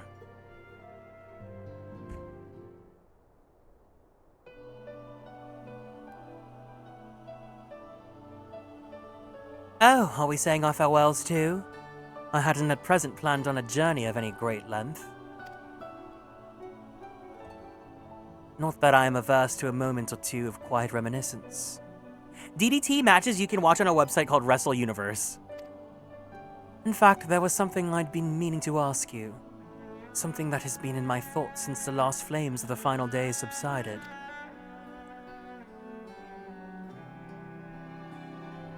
During our travels, we've witnessed more than a lifetime's worth of oddities and spectacles. More than can be easily recalled or remembered. And nestled amongst those memories are certain essential facts. The history of Atheros and the ancients, glimpses of the Ea, of their culture and philosophy. Rather than simply hoard such treasures in my mind, I wonder if I should not be disseminating them in formal records for wider consumption. When needed, I have penned reports and prepared briefings, but ever have I balked at the idea of binding the subject of my studies in a book or tablet. Truth is given shape and interpretation. When we seek to capture it with our words, it is invariably molded to fit a narrative, no matter how well-intentioned the rendering. An event is described as sad, a summation which fails to express the emotional complexity, yet the word on the pages is what endures, a pale shadow of reality.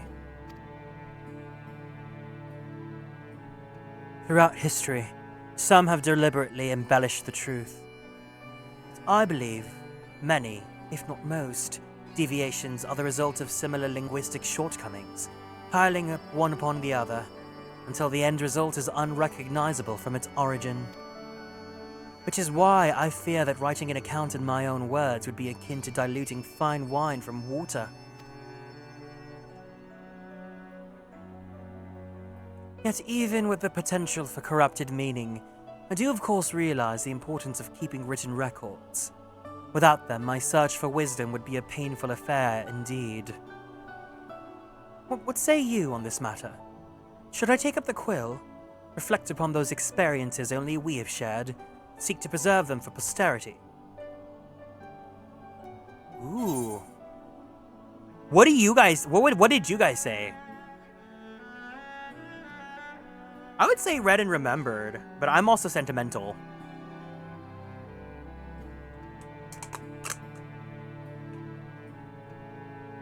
Yes.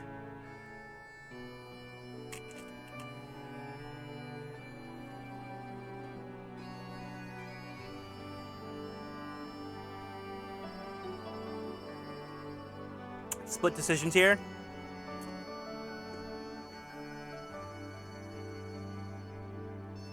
Oh no, I'm gonna choose A, but I want to hear your guys' thoughts. Aye, let them be read and remembered.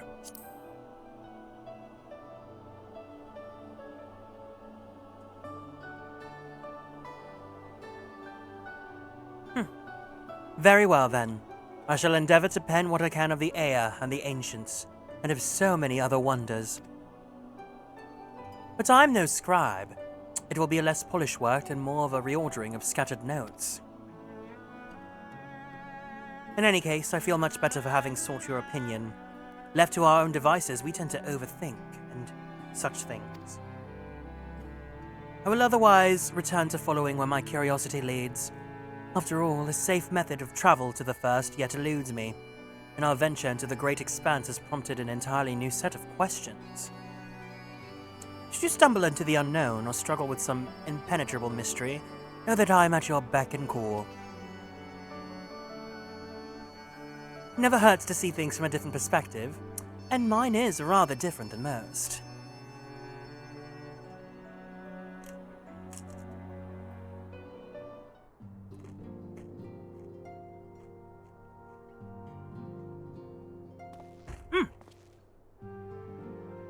Sorry, I'm snacking on pita chips and hummus.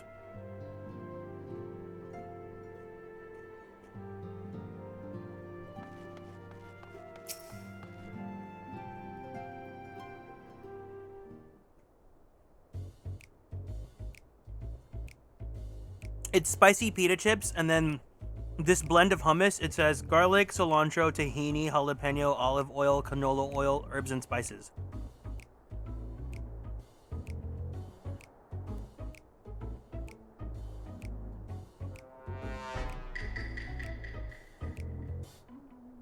If you have something to say, then out with it. I'm just worried how you'll earn your keep now.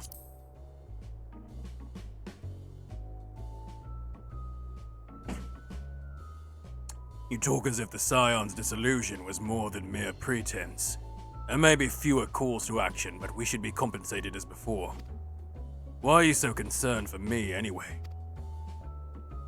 In any case, I do not want for options, even if some are worse than others. No sooner did Emmerich hear about our disbandment than he offered me a position as a guardsman in the Imperium district. As a former Azure Dragoon, I'm guaranteed to be popular, he said. Who does he take me for? Even without his meddling, I'm perfectly capable of finding employment, and have! Some days ago, a Hannish envoy arrived with word from Vitra. The worm requests my presence as soon as things have settled here. He didn't deign to mention why I'm needed, but it pertains to dragons, like as not. In Thavnair, like elsewhere, the phenomena caused by the final days abated when you defeated Meteion. Though it was too late for those who had already transformed, life is beginning to return to normal for the survivors. Of those who sought refuge in Charlian, most have already returned home. But many do not have a home to return to, nor loved ones. By an arrangement between Vitra and the Forum, such souls may remain in Charlian if they wish to work and study. Vitra was always the satrap in truth. It's gratifying to see him become one in name as well. One who has the complete confidence of his people, if the envoy's tone was any indication. I often find myself speaking favorably of dragons of late. Not so long ago, I would have assumed his benevolence hid ulterior motives. But 'tis clear he cares for his people, and they in turn revere him.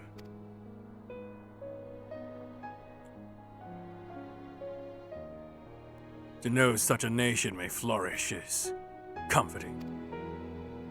Vitra's kin sought release from conflict. So weary they were of the suffering that it wrought, they sundered to oblivion. But Midgar Soma didn't give up. In hope he made the journey to distant Aetheris with his clutch of eggs. And though his progeny went on to be embroiled in conflict with men, there were times when they transcended hatred to abide in harmony. That is their legacy and their triumph. In my lance, I felt the weight of their struggle and the strength of their resolve. And it leads me strength. These things I might never have learned had I not joined you. Should you ever have need of me, I will come. At the very least, it might be an opportunity to earn coin.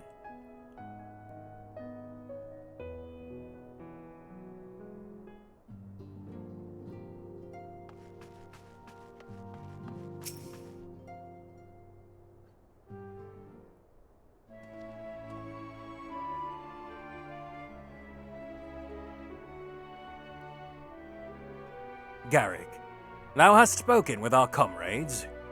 Though this parting be not forevermore, 'tis nonetheless occasion for sorrow. Akin to a pixie's path, this navigation of such farewells is a perilous endeavor indeed. For their part, however, the Loperites embark upon a new beginning. Though bereft of its purpose as a vessel, the moon yet remaineth hospitable for the creatures of Aetheris. Thus do our lunar visitors convene with the Forum, intent upon assigning some new and beneficial role to our solitary satellite. Yet ere they may come to pass, there is much and more each party must learn of the other, a process which doth promise to be eventful indeed. To that end, a cadre of Loperites hath gleefully dispersed across our lands in the name of mutual understanding. Hydaelyn, 'tis said, did imbue them with her love for all things born of this star. And 'tis Vinar's own nature, I believe, which doth manifest in this impressible, inexhaustible curiosity of theirs. Having witnessed that which they strove to achieve, I wish most keenly for their long labors to be rewarded, that their abiding affection for man result in a boon for all. Moreover, I hope to continue our acquaintance, and share in such knowledge as they see fit to impart. Acquaintance? I'd call it friendship.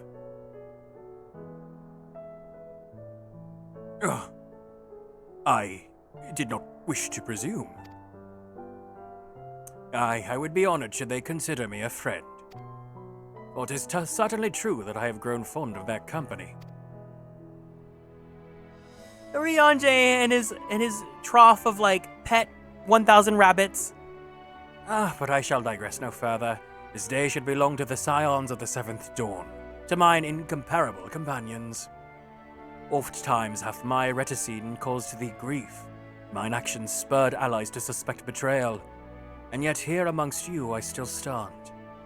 No amount of words could express my gratitude for thine acceptance and forgiveness. Thus instead, I do proffer my humble support.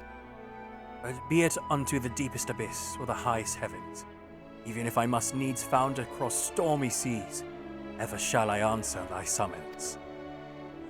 I really like Urianger. He's not my favorite, but damn, I love him.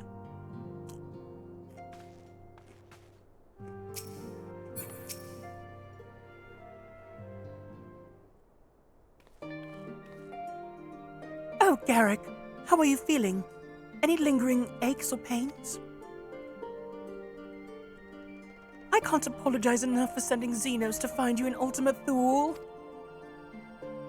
When he came to me in Charlian, I was truly torn. As ever, there was only one thing on his mind. Forced to make a decision, I reasoned that if he would not be deterred from seeking you out, he might at least aid us in our cause. And so I struck a bargain. In the end, he was true to his word, and you defeated him despite your earlier exertions. But knowing the state you were found in, it could have ended very differently. My decision almost cost you your life, and no words could express the remorse I feel. It worked out. You did the right thing.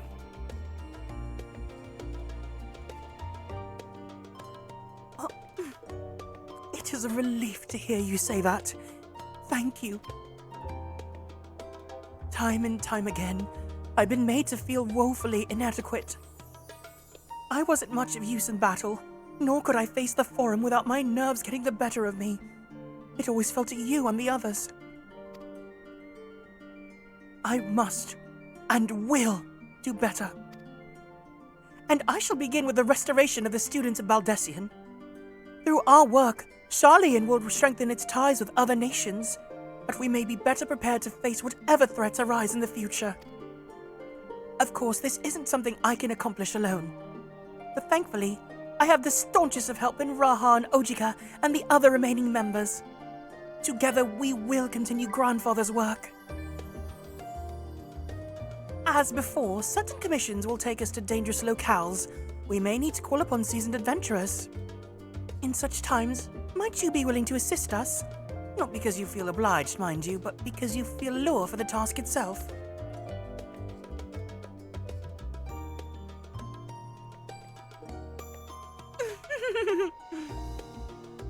Marvelous. Should something of interest arise, I shan't hesitate to reach out to you. Until that day, I shall endeavor to finally become a Pictomonster and maybe even have 15 minutes of relevancy to the plot.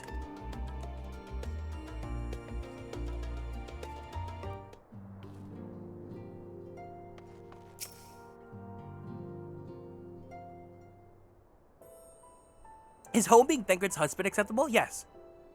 Ah, champion and savior. I was beginning to think my chance for an audience would never come. That sounded more amusing in my head. Speaking of heads. Oh! I was worried about yours. And the rest of you, for that matter. On the mend, I trust. Glad to hear it. You were in a bad way, and healing magics or no, I'm impressed at how swiftly you've recovered. Then again, 'tis hardly the first time you've cheated death.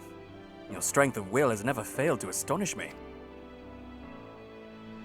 Look at what you've accomplished. Meteon defeated, a Song of Oblivion cut short, a source in all her reflections delivered from the final days. If you had faltered in the last, then all hope would have been lost. But you held fast. Now Reen has the tomorrow to look forward to. And a girlfriend that we still need to meet. I could ask for no greater gift than that.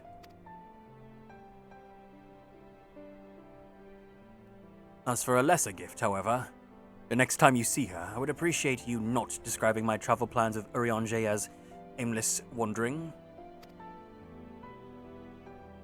We've a purpose in our roaming, after all. Keeping an eye on things in the absence of the Scions on the world stage. There'll never be an end to the little problems we go unattended by the nations. We'll do our best to help out where and when we can. Which I suppose is an approach not far removed from aimless wandering when you get down to it. Perhaps you could tell her I'm faring well and leave it at that, eh? No need to mention this feeling of being uprooted.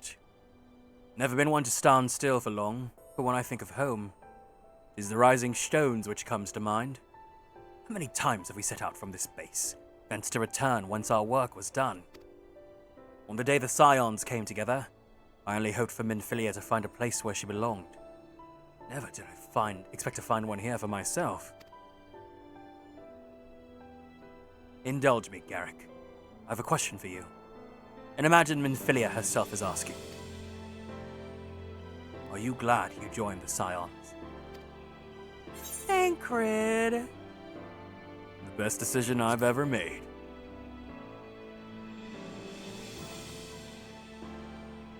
I can honestly say the same.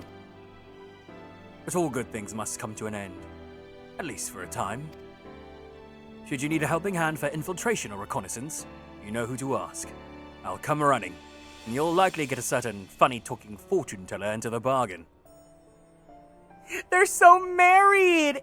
He's like, you want me? You got Orianja's a package deal.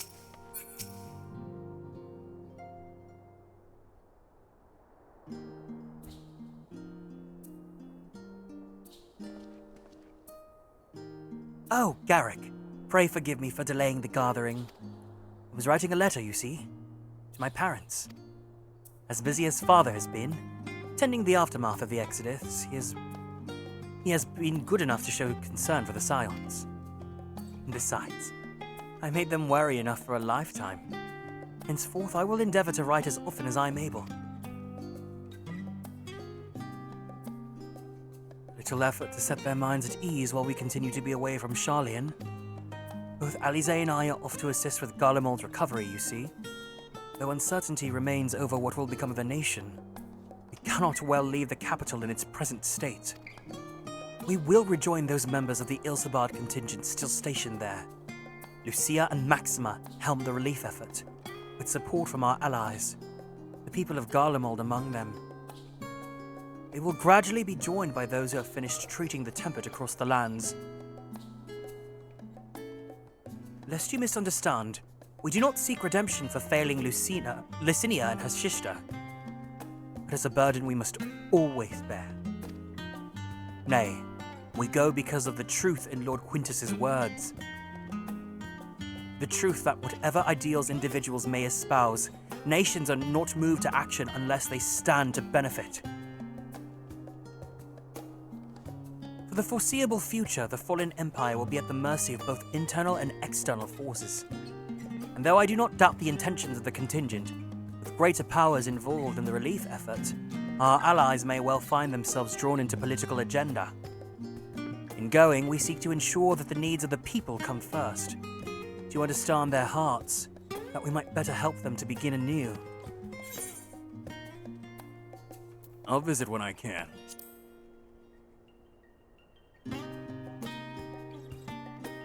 By all means.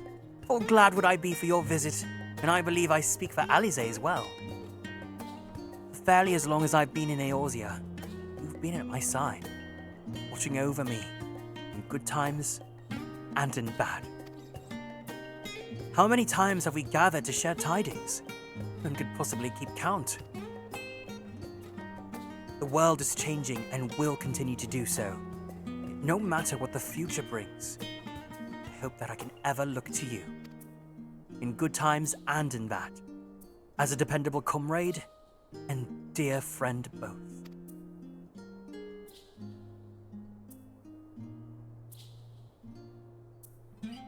Thank you, Garrick, from the bottom of my heart.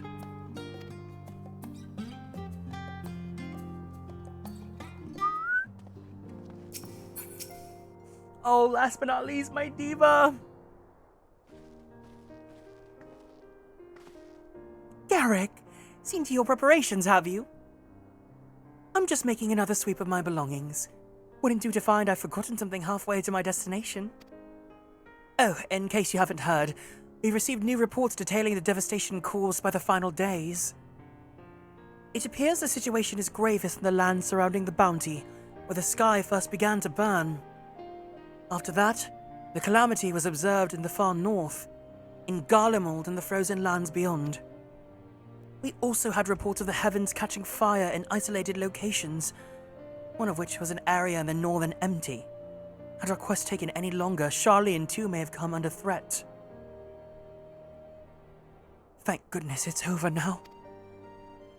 To be sure, blasphemies and lesser beasts may still be roaming about, but these localized crises should be well within the capacities of each nation to handle on their own. The scions are no longer needed. Which isn't to say that we won't help out when we can, of course. As individuals, no more of this order business. For my part, I'll be heading to Garlemald with Alphino. They were among the worst affected, but still need all the help that they can get.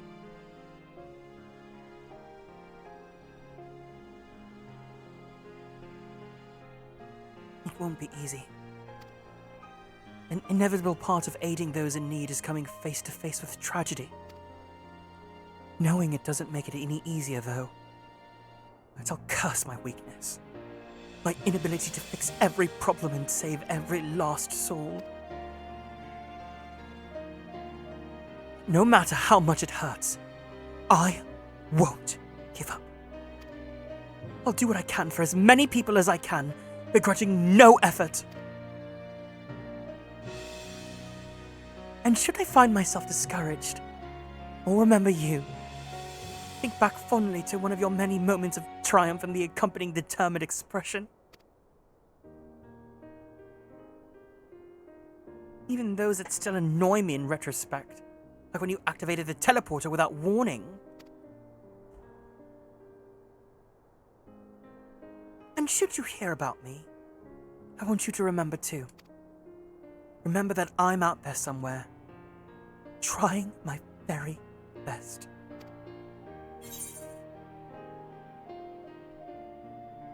I look forward to hearing all about the legendary Alize Leveilleur. Not that I'm trying to become famous or anything. That being said, the next time we meet, I'll be vastly improved. So don't be surprised when you find yourself marveling at me.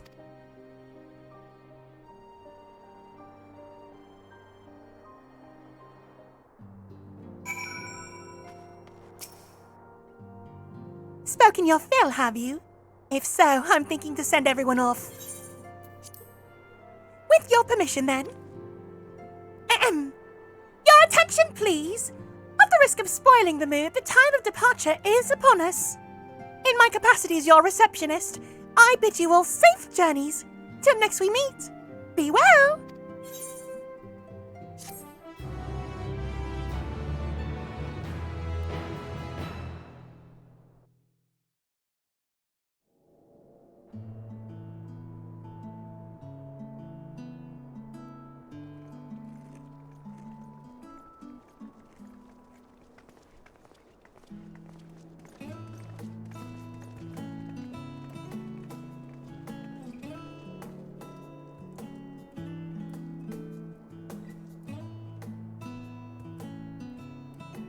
I suppose we're off to Garlemald then. Though we ought to speak with Lord Emmerich first. If he's received word of any recent developments, we need to know. 'Twould be prudent to purchase some warmer clothes at least. Mayhap we can pick up a few souvenirs for Euless and the others while we're at it. Where will you all be heading next? Dravania. There is a book I've been meaning to borrow from the Great Google Library. And I can think of at least one person who will be most displeased should I fail to visit before leaving. We've no particular destination in mind, but we do intend to stop in Charlian before we set off. We had thought to ask after the Loporrits. I am curious as to how well those who chose to remain are adapting to their changed circumstances. Might we accompany you then? Raha and I were planning to return to the Baldessian Annex. Commissions have been piling up in our absence, and they must be dealt with ere we begin our work in earnest. Estinian, you will return to Radzat Han, will you not? Aye. For Vritra's benefit, though I've yet to hear the details. I may not stay long. I see. Then it is here the Scions at last part ways, each to some far-flung corner of the realm.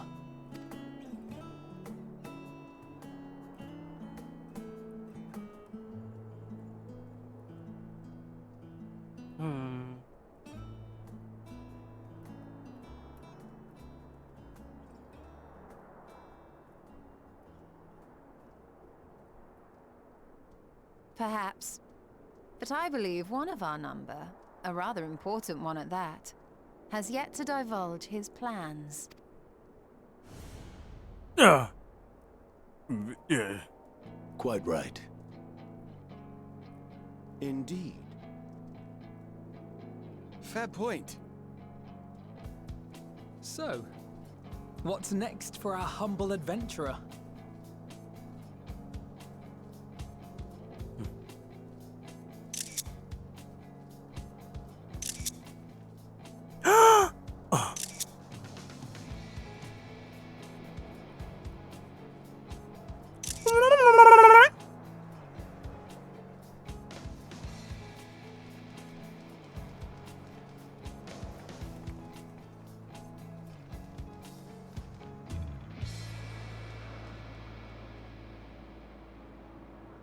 Final Fantasy XIV.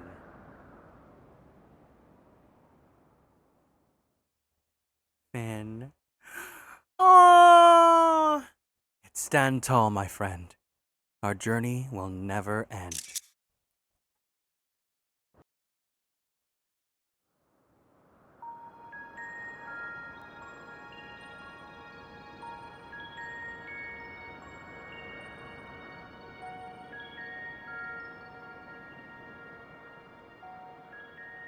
A twink! The constancy of this place never ceases to amaze me.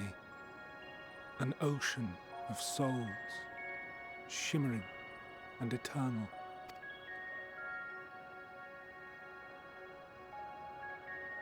Riku from Kingdom Hearts? And yet, something stirs.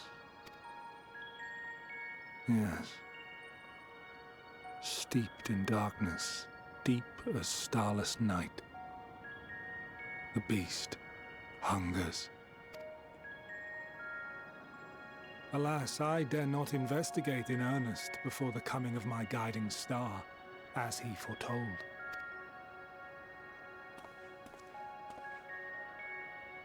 We shall descend to the depths, you and I, to confront the dread beast Pandemonium. Oh, the sights we shall see. The sights we shall see.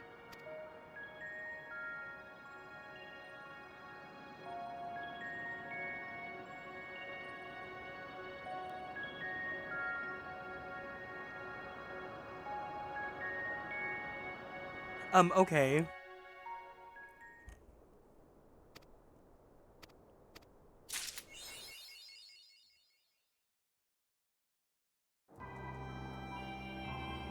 All right.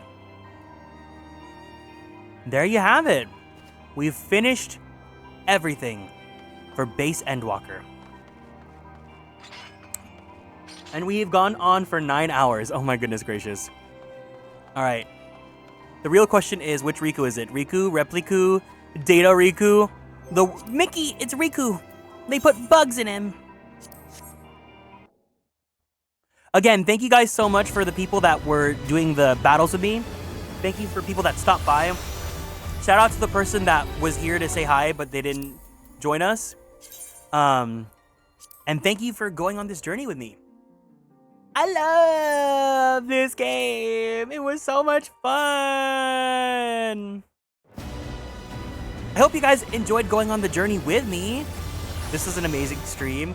Yeah, thank you guys for the people that have been keeping up with the playthrough, for the people that have been joining in, like whether they came in from The Realm Reborn or whether they came in from even Endwalker.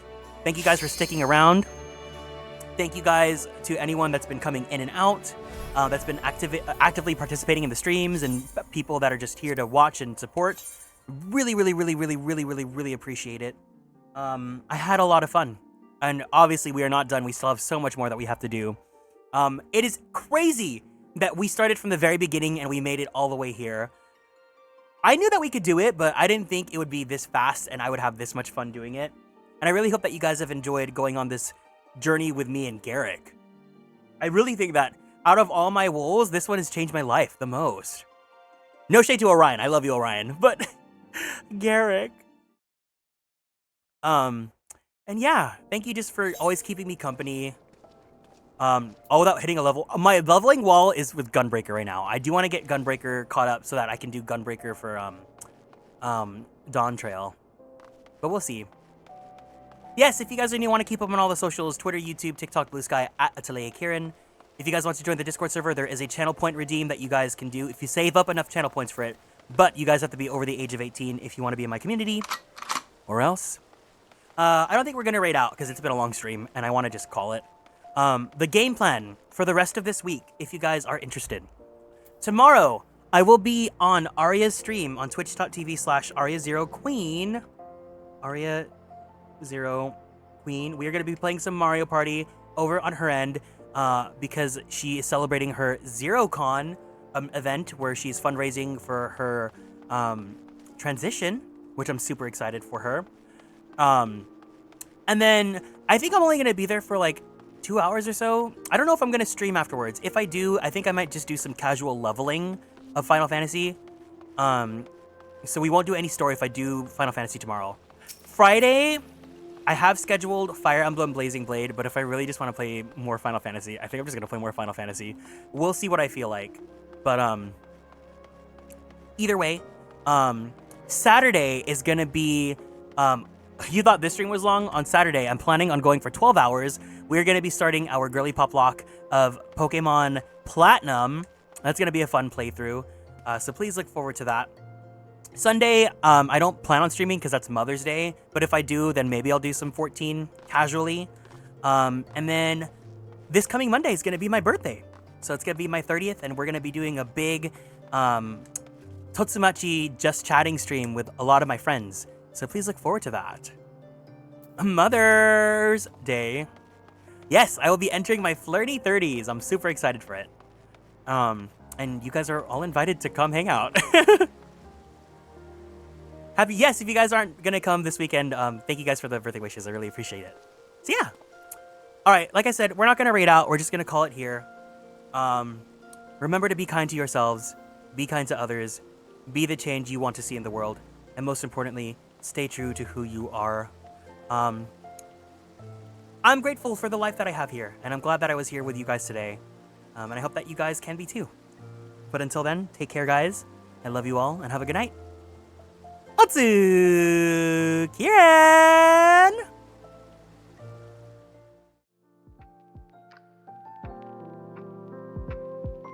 Bye-bye! Bye-bye, bye-bye, bye-bye, bye-bye, bye-bye, bye-bye, bye-bye!